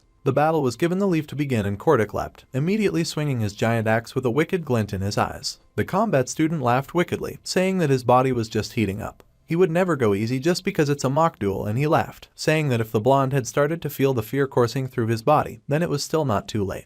However, the blonde just scoffed in major annoyance, and he raised his hand, blasting fire magic. The scorch hit the axe attack, blocking the axe from making contact with the third-year student. The main character used the mid-rank magic, particle explosion, and the fourth-year squealed as he took a face full of ire. The fourth-year coughed inside the cloud of smoke, wincing in pain as he wondered what kind of mage would react with that much speed. The fourth-year grit his teeth in pain as he considers the third year. Until last year, there had been nothing much, but now he sees his opponent summoning both fire and water spirits while he is still down. Kordek could not believe what he was facing, and he wondered just where a monster like Ed had even come from. The explosion of both fire and water was immense, nearly covering the whole stage as the combat fourth year was bombarded with attacks. The watching students gulped in awe and intimidation. It had taken about 5 seconds for the fallen blonde noble to thoroughly deal with the laughing and boasting fourth-year combat student. The main character had been careful to ensure that his opponent would not get seriously hurt. He mentally apologized if his opponent had wanted to fight some more, but the blonde had no intention of dragging out this fight, and he congratulated his spirits on the good work that they had done. Suddenly, the auditorium erupted in cheers and shouts. The main character sighed internally as he could not focus on the fight because he had been busy thinking about other things. After the Saintess's explosive visit, the boy had taken the directionally challenged Janica to the stadium, and on his way to fight Kordek at the other stadium, he had met someone completely unexpected. It was Adele, and the free musician happily played her little instrument while gleefully giggling about meeting Ed again. He had asked the girl what she was doing there in Glocked Hall when all the second years should be in Nail Hall. The girl just smiled and called it a coincidence. She had heard even the way the wind blows is fate, so they must be quite closely connected. The blonde did not know how to respond to that, as he was not crazy about connecting with any more strange women. He realized that Adele was in fact uncomfortable. Once the joint combat training was over, he knew that Adele Saris would die. The girl leapt off the window and bowed with a cheery greeting, saying that she had to go. Normally, the boy would weigh the scenarios and just let things play out as they should.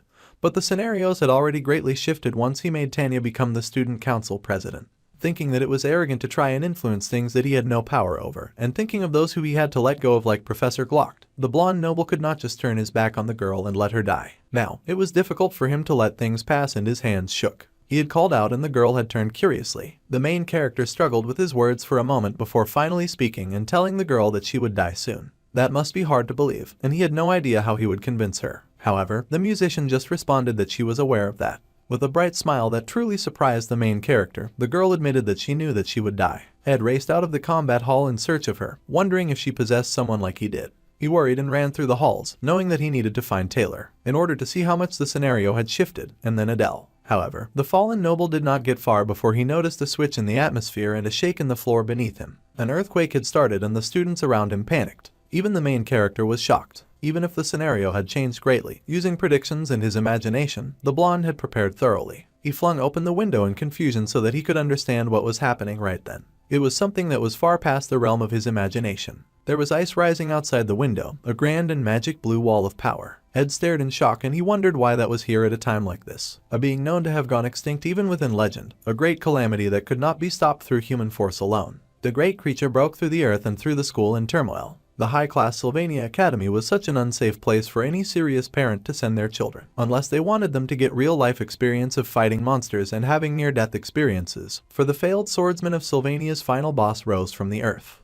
The sacred lance dragon had awoken and it towered over the school like a living mountain. The failed swordsman of Sylvania, the second joint combat training. In that scene, the protagonist Taylor would crush all the strongest freshmen. Then, finally, he would take down Claude of the Faculty of Alchemy, who drank the evil god's blood and exited the exam room, only to hear news of Adele's death. At the time, how Adele died was not well known, and the innocent and childlike Claris completely lost trust in the Order, becoming an entirely different person. The players of the game considered Claris's sudden change a complete destruction of her character and named her the Faithless Saintess. In order to contain the Faithless Saintess that now opposed them, the Order then dispatched troops to Arkan Island. In the end, the one that went berserk and single-handedly destroyed the Order's forces was the Act 3's final boss, an awakened Lucy. That was how Act 3 was originally meant to go. However, now a giant-scaled creature stretched forth its wings and roared. Thunder clapped, lightning slashed through the atmosphere, and a chill overtook the school as the sacred lance dragon arose. The creature was massive, and massive was an understatement as it dwarfed the entire school. The dragon was called Wellbrock. The creature was the boss of Act 5, and he was supposed to appear at the end of the main story of the failed swordsman of Sylvania. Ed was horrified to see him now, and the tides had shifted way more than they should. That great beast was a walking hazard and was way too big to even exist inside the school without causing damage. Even the very waters surrounding the school shifted each time that the beast lifted its foot. Students and structures went flying each time the monster so much as breathed in the wrong direction, and many of them shouted with pain.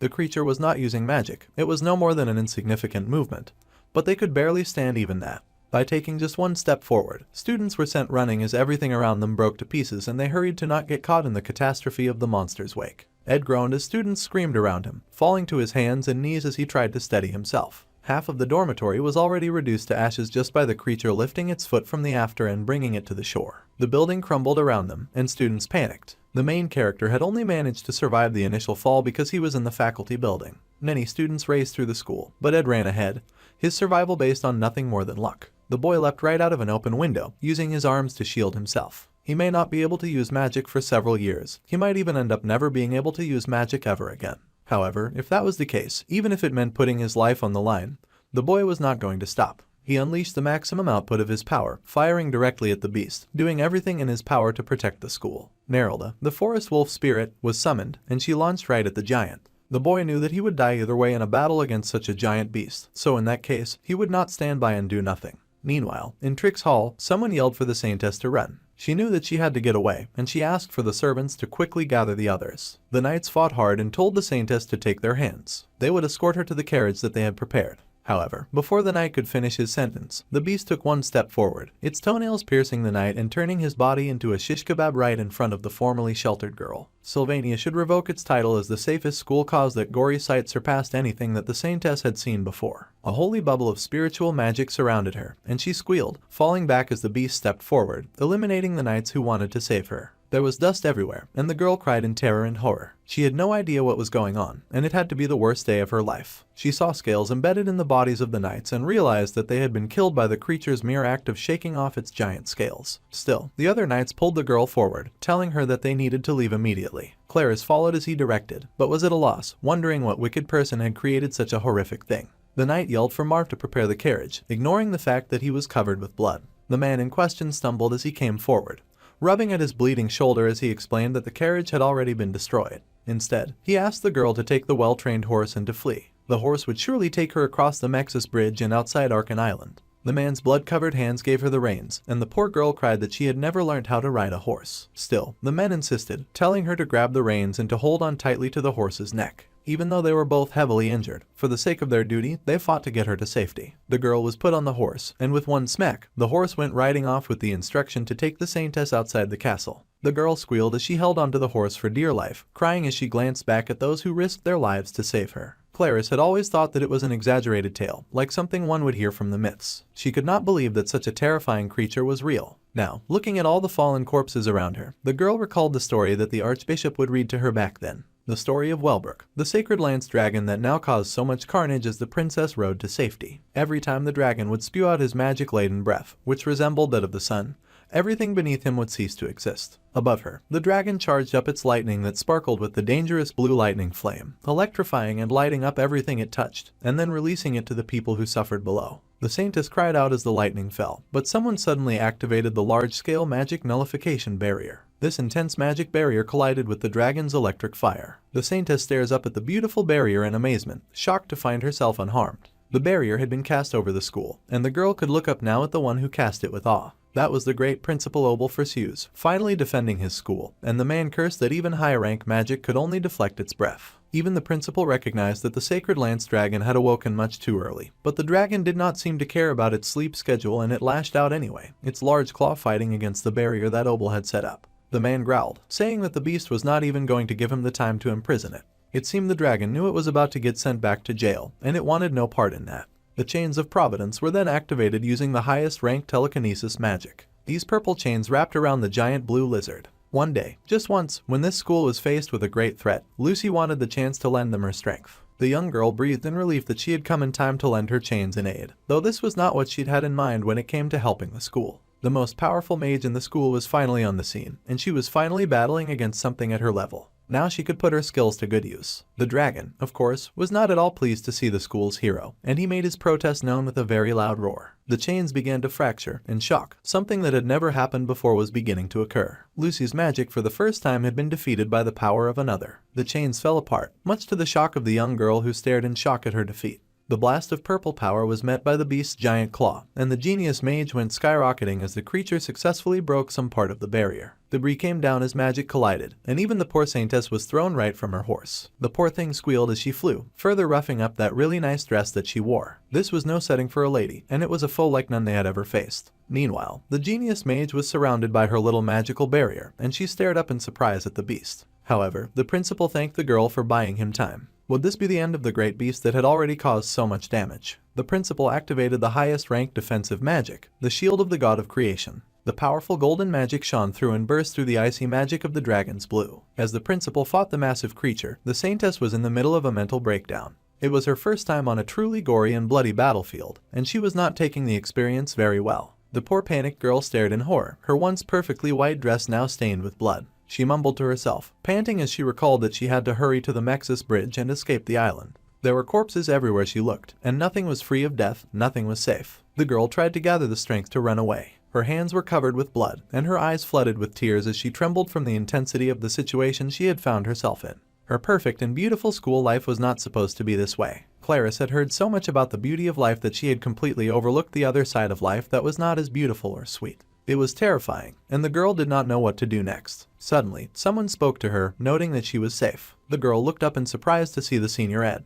The boy was also covered in blood, and his arm was painted in lines of magic that showed that he'd pushed himself a little too hard. However, the blonde was just relieved to find that the saintess was safe. He then asked if she was hurt, stretching out his battered hand to help her. The girl was stunned, asking how he had known that she was here. The boy then reminded her that she had planned on meeting important guests, so he had a feeling that she would be at the Trix Hall. The saintess shakily tried to explain that she was riding a horse to the Mexus Bridge. However, going over there was pointless. That area was too crowded, and even if she were to leave the island, she would not be able to escape the dragon's range, so she would have ended up dying in vain.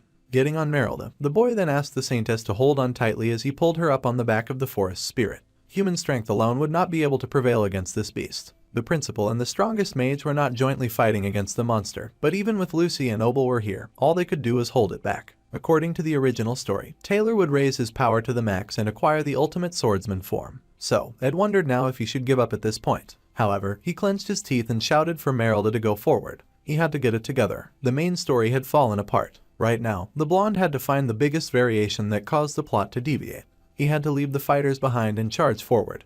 He was sure that would lead to a method to lure the sacred lance dragon back to slumber. At first, the boy had thought that this new variation was also somehow his fault. That was because up until now, if things had not gone according to the original plot, it was because he had something to do with it. However, even if the flap of a butterfly's wings could cause a tornado, the world ending was a bit too much. The finale of Act 5 should not be happening in Act 3, no matter what the fallen noble did. First, he needed to confirm who it was that summoned the sacred lance dragon. He had to acquire information about the major characters of Act 3 in order of importance. Adele, the Saintess Clarice, the hero Taylor, and the avenging Lucy. Lucy was currently fighting against the sacred lance dragon. Clarice did not seem to know anything, and she was really going through it right now. Meanwhile, Taylor, the protagonist, was an exception. The boy was likely running himself ragged trying to save people right now. That meant that the only other person besides him who could be changing the plot would be Adele, the traveling musician. That is when Ed made a connection that made his eyes widen. There was a lot of destruction in Nail Hall, and many students cried to each other, telling each other to run away. However, one pair of feet surged forward, seemingly unbothered by the chaos. Adele had come to the Nail Hall training room at 1 in the afternoon. She was to wait until her opponent for the next match was decided.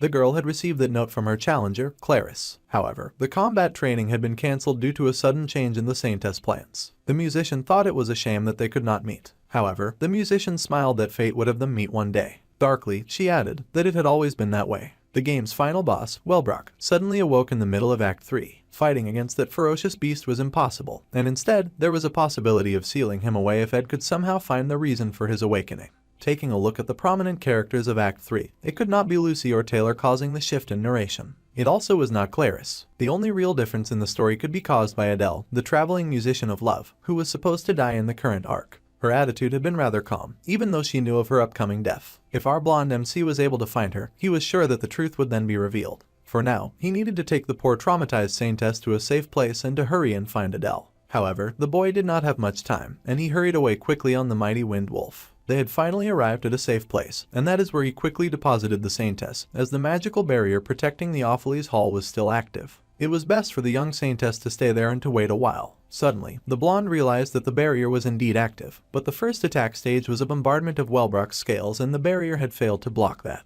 This created a terrible situation where everyone inside the Awfully's Hall was in danger, but fortunately, not everyone would have died from a fatal hit. The magical barrier was indeed still active, and the two hurried through the halls. There had to be someone maintaining the barrier spell inside the maintenance room on the top floor. They hurried to find the survivor on the top floor, and the young student was horrified to find the pierced form of Miss Bell, the head maid and manager of Awfully's Hall. The Saintess wanted to hurry to use holy magic and save the injured maiden. However, the situation was hopeless. The maid had already fallen victim to the first attack, and she had crawled to the top floor in that state, just in case there were other survivors. The maid did her duty to the students in the hall, sacrificing her life as she coughed up blood and pushed a golden key to Ed's burnt hand. In this moment, the injured maid would likely say something about simply doing what she had to do. A small tear slid down the maiden's eyes, and the Saintess sobbed in pain and horror, wondering how such a thing could happen. The ever-diligent and trustworthy Belle closed her eyes, and the main character's eyes darkened. Clarice was in denial. She could not accept that the head maid would not be all right, and the boy gritted his teeth, grabbing the girl and pulling her along. Belle was the first time that Ed had failed to save someone. They had to do what they had to do. First, since there was high-level magic active in her room, as long as it was not directly attacked, it should be safe. The Saintess had to keep a strong heart, and he would go out to figure out how to solve the situation. Clarice panicked, saying that it was too dangerous outside. However, he yelled at the sheltered girl to look out of the window. If they left things like this, then things would only get worse for everyone else. The boy's eyes then widened as he did indeed look outside the window, and he saw before him a marvelous sight. A spectral magic was being used, formed in a beautiful bright blue. It was no normal spectral magic circle either. The boy immediately raced to the shelves and started tossing books, surprising the saintess, who was still trying to keep up with everything happening around her. The boy was sure that what he searched for would be in this room, and he read through all the titles of the books as he tossed them aside.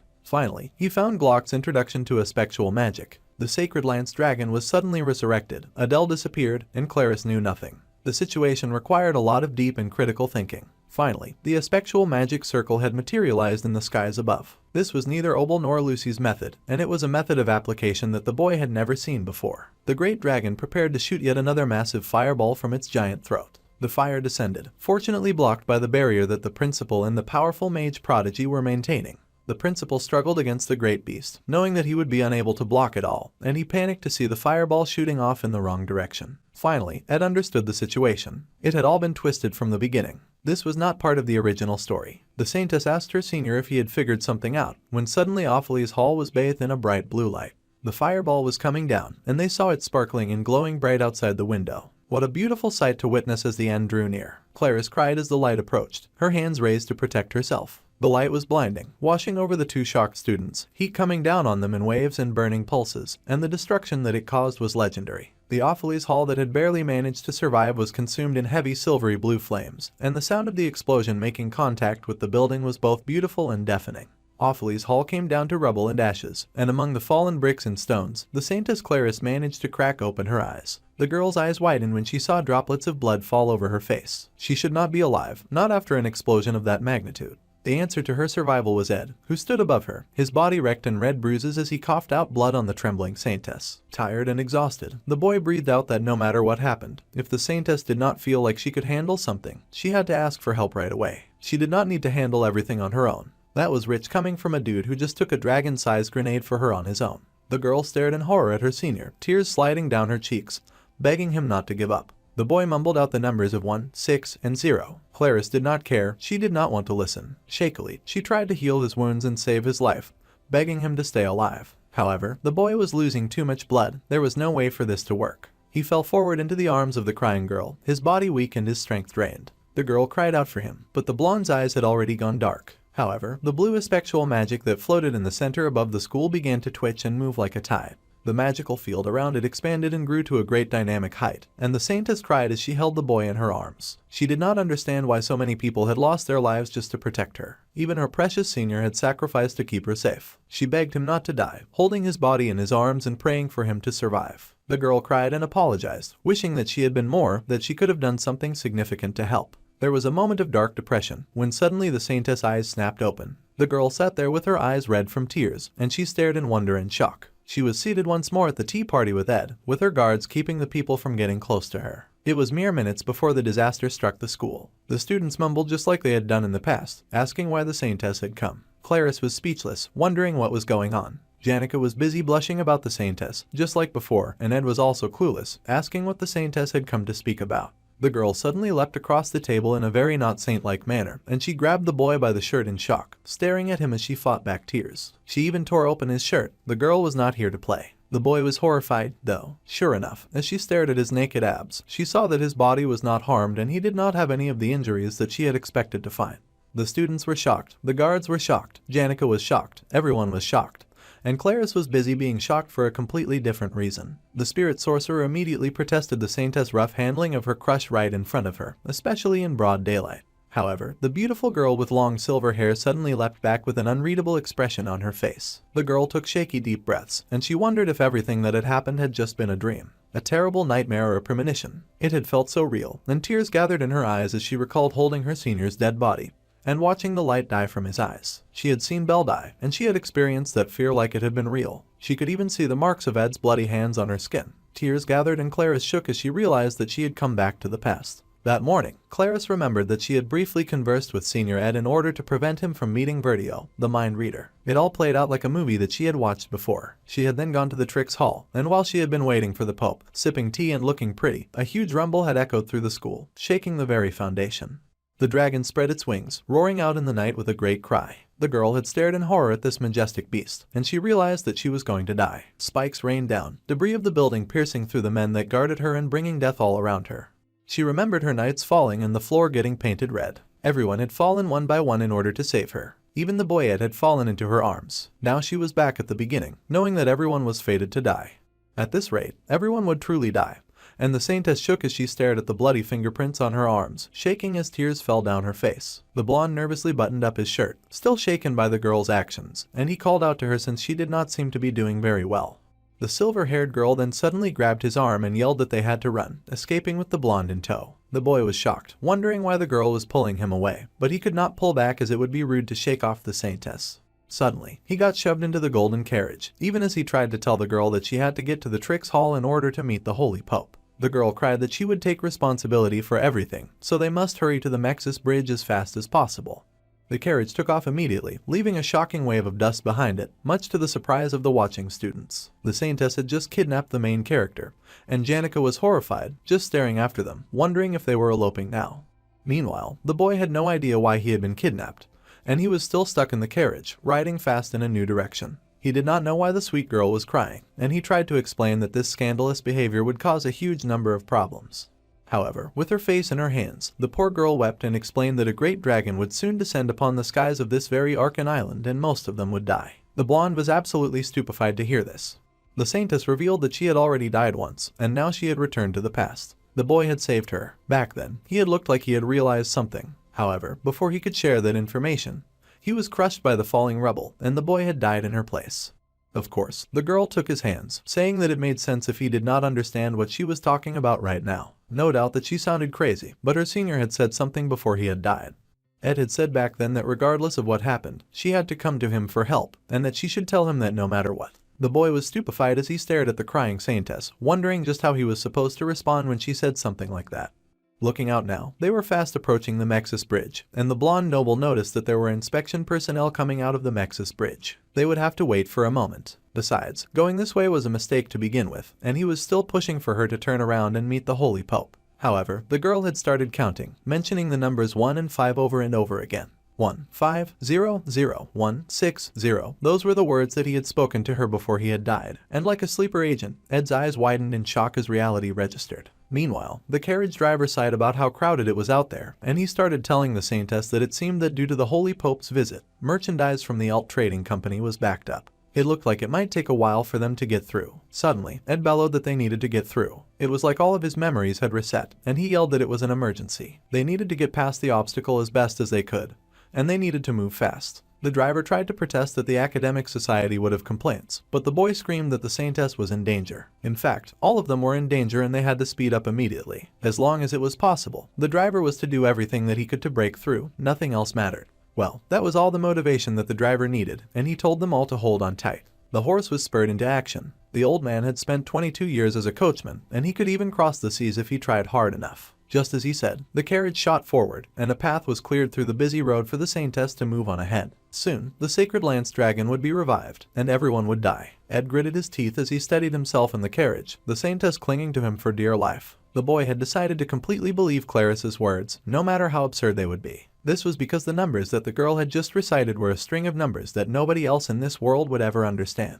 1, 5, 5, 0, 0, 1, 6, 0. Those had been the numbers on his tag. Yes, before the main character had been transported to this world, that had been his military service number. As the carriage moved with lightning speed through the forest path, Claris gave a quick recollection of everything that was going to happen. Even Ophelie's Hall would eventually fall, and there was no other safer place in the entirety of Arkan Island. That was why the girl had chosen to escape. Also, if time truly had been rewound, then spectral magic must have been involved. Among the magic theories that currently existed, only a spectral magic could interfere with the flow of time. The main character was starting to persevere, and he asked the saintess if she was even listening to a word that he said as she clung so desperately to him. The girl replied that she was listening, but she needed to stay in his arms for just a little while. He was talking about spectral magic. The blonde confirmed that in that turning back time on such a large scale should have been impossible with a human's magic power. However, if something like that did indeed happen, then it could only mean something very important. However, before Ed could complete that train of thought, there was a huge roar and something burst out from right in front of them. A giant blue dragon that surpassed the scale of the landscape. A monster of rage and power, and the girl put her hand over her head, crying out in fear as the monster from the nightmare returned. This time was different, though they had managed to escape from the school, and they should have left Arkan Island by now, so the girl desperately hoped that they would be fine. However, it happened again. The monster had popped up from nowhere, and it would wreak havoc all over the famous magical school. When the girl opened her eyes, she found herself once again safe inside a bubble of magic while the landscape around her was in ruins. The coachman had fallen, and she was once again stuck in a living nightmare. A voice called out to ask if she was alright, and the girl turned in relief to hear Ed's voice. She called out to him with happy tears in her eyes, but when she turned, she found the boy had also been heavily impaled by shards and was bleeding profusely. The boy told the girl not to give up and that she had to continue onward, even as she desperately tried to heal him. The saintess cried, begging him to be okay. She had put in all this effort to save his life. She cried and apologized that she was once again unable to help him or be of use to anyone. She was not able to do anything, just like last time. While her dear senior continued to risk his life for her over and over again, and once again he would die for her sake. Still, the girl sobbed that she had not done anything for him, while she kept depending on him. The poor thing was a mess with tears running in rivers down her face. However, the boy gently cradled her cheek, saying that there was no need to apologize. There was no reason to cry. The boy promised that he would definitely help her again if he was given the chance. So she had to stay strong and not give up. His hand fell in death, and the girl reached out with shaky hands, as if hoping that she could catch his soul and keep it from escaping. The girl called out to the boy who was slumped against the beautiful silver carriage, and her body began to shake as she stared at him, pained and horrified. Her cursed blessing had kept her safe and also made sure that she would witness the death of her friend once again. Instead of doing something like her, a brave boy had died once again. Clarice cried heavily, wishing again that she could change things, and blew magic bubbles around her as the giant dragon flapped its wings. The saintess wished that she could just return to the past once more, and a bright light covered the area, blindingly bright in its magnificence as it covered the landscape. Once again, the saintess' eyes snapped open in great surprise. The blonde called to her, looking as drab as ever, and he spoke to her, asking why she had come to speak with him. He wanted to know what she wanted to talk about, and again the silver-haired beauty was speechless for a moment. Grateful tears fell down her cheek as she leapt once more to hug him, much to the horror and surprise of everyone around her. It was scandalous, but Clarice did not care. The girl had already sworn to save the boy no matter what it cost her to achieve it.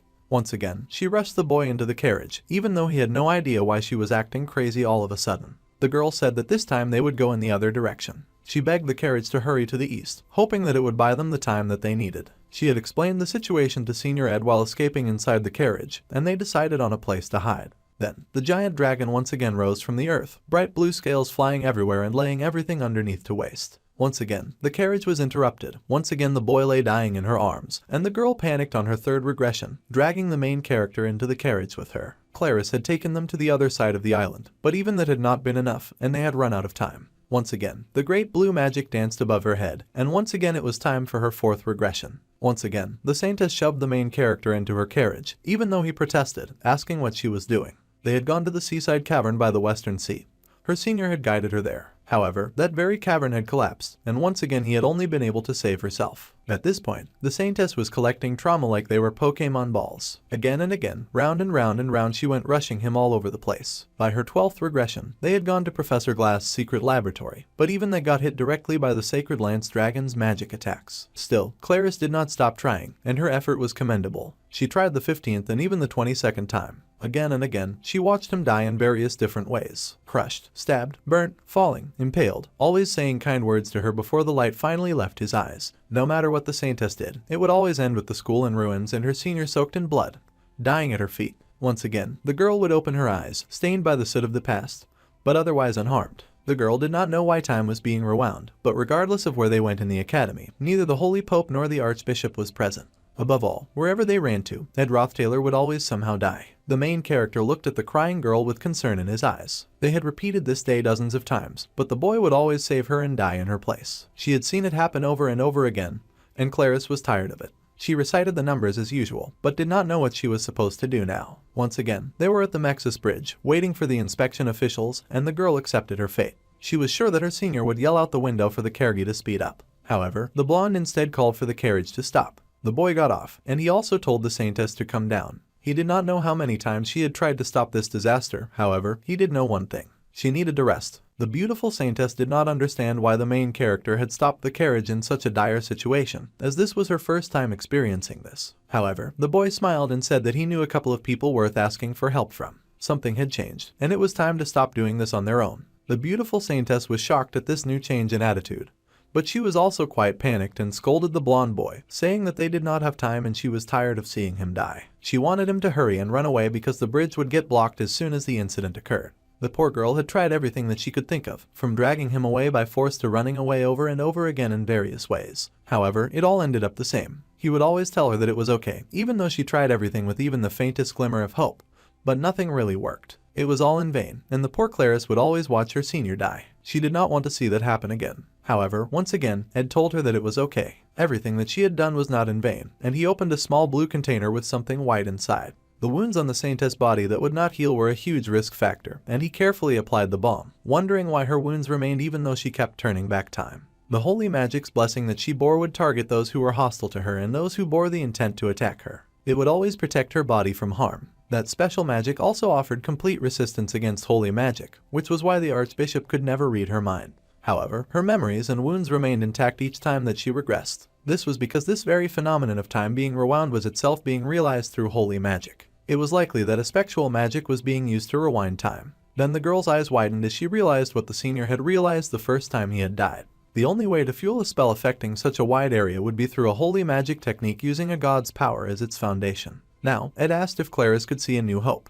He began to ask how many times she had repeated this day when she suddenly barreled into him with a hug. The girl cried that she did not know anymore. She had been counting at the start. But things had quickly become overwhelming after the 10th time. Tears fell in rivers down the silver-haired beauty's face, but the main character was kind. He placed a gentle hand on her head and told her that she had done well to come this far. First, she needed to calm herself so that she did not wear herself out. Whenever people found themselves repeatedly crashing against an insurmountable wall, they would always desire the same thing: a new hope. Clarice could see that hope before her now, shining in the form of Ed Roth Taylor. The blonde noble told her to leave everything to him. They had found the cause now, so running away was no longer the answer. Now, they had to remove the source of the problem. The main character admitted that he thought it was strange, even back when playing the game. Clarice had changed far too quickly after Adele's death. They had called her the Faithless Saint, and she had suddenly come to oppose the order in its entirety to the extent that it was taken as a destruction of her character. Now that Ed thought about it, it was as if she had experienced so much that her personality itself had changed. It was impossible to know through the game. But if Clarice had to experience this indescribable hell a countless number of times before learning that the order was behind it, then her shift into the Faithless Saint suddenly made perfect sense. If so, then Ed could easily conclude that nothing had changed from the original story. They were now at Nail Hull. Considering all the information that they had gathered so far, what Clarice must do now was also clear. Even if she ran away from the Holy Lance Dragon, time would turn back, and they could not eradicate the dragon itself either. So, the blonde asked the silver-haired beauty to listen closely. They would stop the resurrection of the Holy Lance Dragon. First, they had to find the Holy Pope and the Archbishop, as they would be capable of this level of holy magic. The Saintess had asked countless times while repeating this day, but no one seemed to know where they were. That was indeed quite strange. Given their high status, each and every move of theirs should draw plenty of ears and eyes. The blonde was so busy rushing through the school that he did not realize how scandalous it looked for the Saintess to be clutching at his giant chest as they ran everywhere. The Saintess and Ed Roth Taylor together, that was a shock for both Taylor and Wade, who had been in the middle of a sparring session. The scene in Act 3, Chapter 5, where the protagonist was to awaken his swordsman form and easily take victory. However, Taylor swiftly got bonked on the head by Wade for easily getting distracted by the weird pair canoodling in public. The Saintess absolutely refused to let go of the blonde. At any rate, Ed guessed that the story had changed a little, but he would not dwell on unimportant thoughts, and he covered the Saintess' head with his jacket. The Holy Lance Dragon would be resurrected soon, so he had to hurry. The most important thing right now was to find the Holy Pope and the Archbishop, whose whereabouts were lost at the Mexis Bridge. The person who would most likely know where they were would be Lortell. So, the main character raced to the Red Fox to beg her to sell them some juicy information. The girl aimed to please, especially when it came to her darling crush, and she thought it was quite a pleasure to see them. All information about Arkan Island passed through Lortell, and she even agreed to hear him out. If it were Lortell Ketchelm, she would definitely have an answer. However, the Red Fox had suddenly noticed the Saintess clinging to the arm of her man. Ed was busy thinking that the Merchant Guild would definitely be able to remain calm, no matter the situation. However, with eyes that shone with the light of jealous rage, she asked the blonde noble about all the studying that he had been doing on a daily basis, and if he had somehow picked up a hypnosis spell along the way. Cause why it was their universe's version of the Virgin Mary, clinging to him like he was a man of faith. Now Lortell thought that Ed was truly rotten for aiming for the Saintess of all people. He quickly cleared up the air in the conversation, saying that he needed to find someone at that moment. See, Ed needed to find them before the joint combat training at the latest. He would pay however much money that the merchant required for the information. The merchant was absolutely speechless and stupefied. She almost looked offended that he was willing to do anything to help that girl on his arm and wanted to know what was going on. Later, near the Mexis Bridge, at the carriage depot, Lortell, the acting company leader, was contacted. As she ordered, her worker had gathered all the witness information from near the Mexis Bridge, and now the redhead wanted to discuss the price. She even planned on charging a bit extra that day. First off, the boy had said that this was an emergency, so she had withdrawn from her last spar and accompanied him. She could understand him, since this is just how he was. However, seeing how the Saintess had changed so suddenly, to the point of nearly crying from separation anxiety just because he could not see him, Lortell failed to understand what exactly was going on. The redhead was waiting for her last spar, and it had taken quite a while for them to get to her. The joint combat training would be coming to an end soon, and the redhead asked what that was about. The main character admired the foxy merchant's ability to maintain a calm demeanor no matter the situation, and she excelled in making rational judgments and acting according to them. The lady was surprised and asked why the blonde was saying all of this all of a sudden. The main character figured that the foxy girl shone the most in emergency situations, so no matter what happened, he wanted her to stay calm and to believe in what he had to say. The redhead now recalled that the blonde had said that they were out of time, and the Saintess remained inside the carriage. They were out of time, which was why it was so important for Ed to say this now. The eyes of the foxy merchant widened, and the ground began to shake. The carriage shook and the horses were startled, screaming as the ground began to slip away beneath the people's feet. There was a large explosion like never before, and from the ground, a great blue dragon rose. People screamed as they were impaled with flying scales, crying out as they fell left and right. The main character wrapped his arms around the red-headed girl as the chaos resounded around them. The girl's eyes widened in shock and horror. The great lance dragon was forever an amazing sight, a wing that spanned even greater than the tallest building in the academy and a presence that shook the very earth as it pulled itself from the ground. Magic scales flung from the body and lightning sparked the sky in multiple colors of blues and purples. The great dragon was huge, powerful, terrifying, and very, very ugly, towering over the school like a living and breathing natural disaster. Just its existence uprooted the foundation of the academy, and many buildings collapsed like a pack of cards. The redhead winced, wondering what on earth was going on.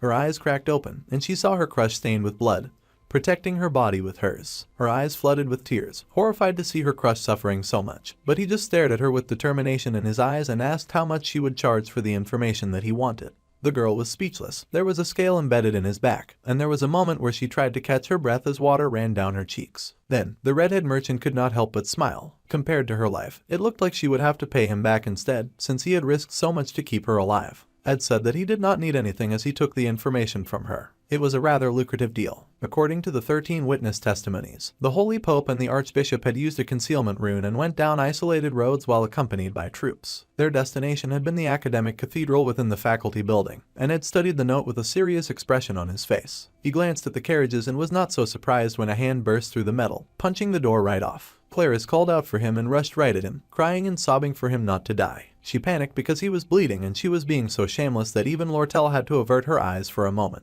Then, the redhead scolded the panicked Saintess, saying that they had to move immediately. It looked like at least one horse was still barely capable of moving. It was greatly wounded, but it would reach the faculty building with a stroke of luck. They had to hurry, so they quickly hopped onto the horse. Ed grabbed the reins, but the redhead noted that even with a saddle, carrying 2 people would be tough for the horse. Ed and the Saintess had to go, so the foxy merchant had to be left behind. She looked very conflicted, and the blonde tried to explain the situation. But Lortell just pushed the Saintess on the horse. The redhead was sure that her crush must have a reason, and she smiled, saying that she would believe in him. The boy thanked her, promising to repay her debt later. However, she would no longer wait for later, and the foxy merchant leapt to collect her debt in the form of a kiss. The Saintess was shocked to see them canoodling right in front of her, and then she flinched when she noticed the merchant was giving her eyes of threat and death. It seemed that their second kiss was initiated by her once again. Well, she did need to buy insurance after all. Ed wanted to say more to her, but the girl smacked the horse and sent them off. While they rode off, the redhead was sure to mention to Clarice that there was a proper order about things in the real world. If she continued to cling to a product that someone else had already claimed, then things would get quite messy. The redhead waved as they rode away, keeping up the appearance of confidence, before her arms slowly lowered. Around her were the bodies of the dead, and she reassured herself that she was not confusing things. The calamitous reign of the Holy Lance Dragon should have ended 300 years ago. So, the red-headed fox made herself put on a smile, even as the hooked fatal foot of the great dragon hovered over her head. With death approaching, Lortell reminded herself that he who laughed in the face of danger would find themselves the victor in the end. So, this panel unfortunately catches us up with the latest chapter once again. I know it's hard to wait on new episodes for this manhwa every time, but it's the price we pay for peak storytelling. As usual, I'm waiting with my breath drawn for more chapters to get released, so I can quickly get down to narrating it for you guys. So until then, be sure to watch some of my other series if you enjoy my content, and if you want to stay notified for future uploads, definitely consider subscribing to the channel. Until next time.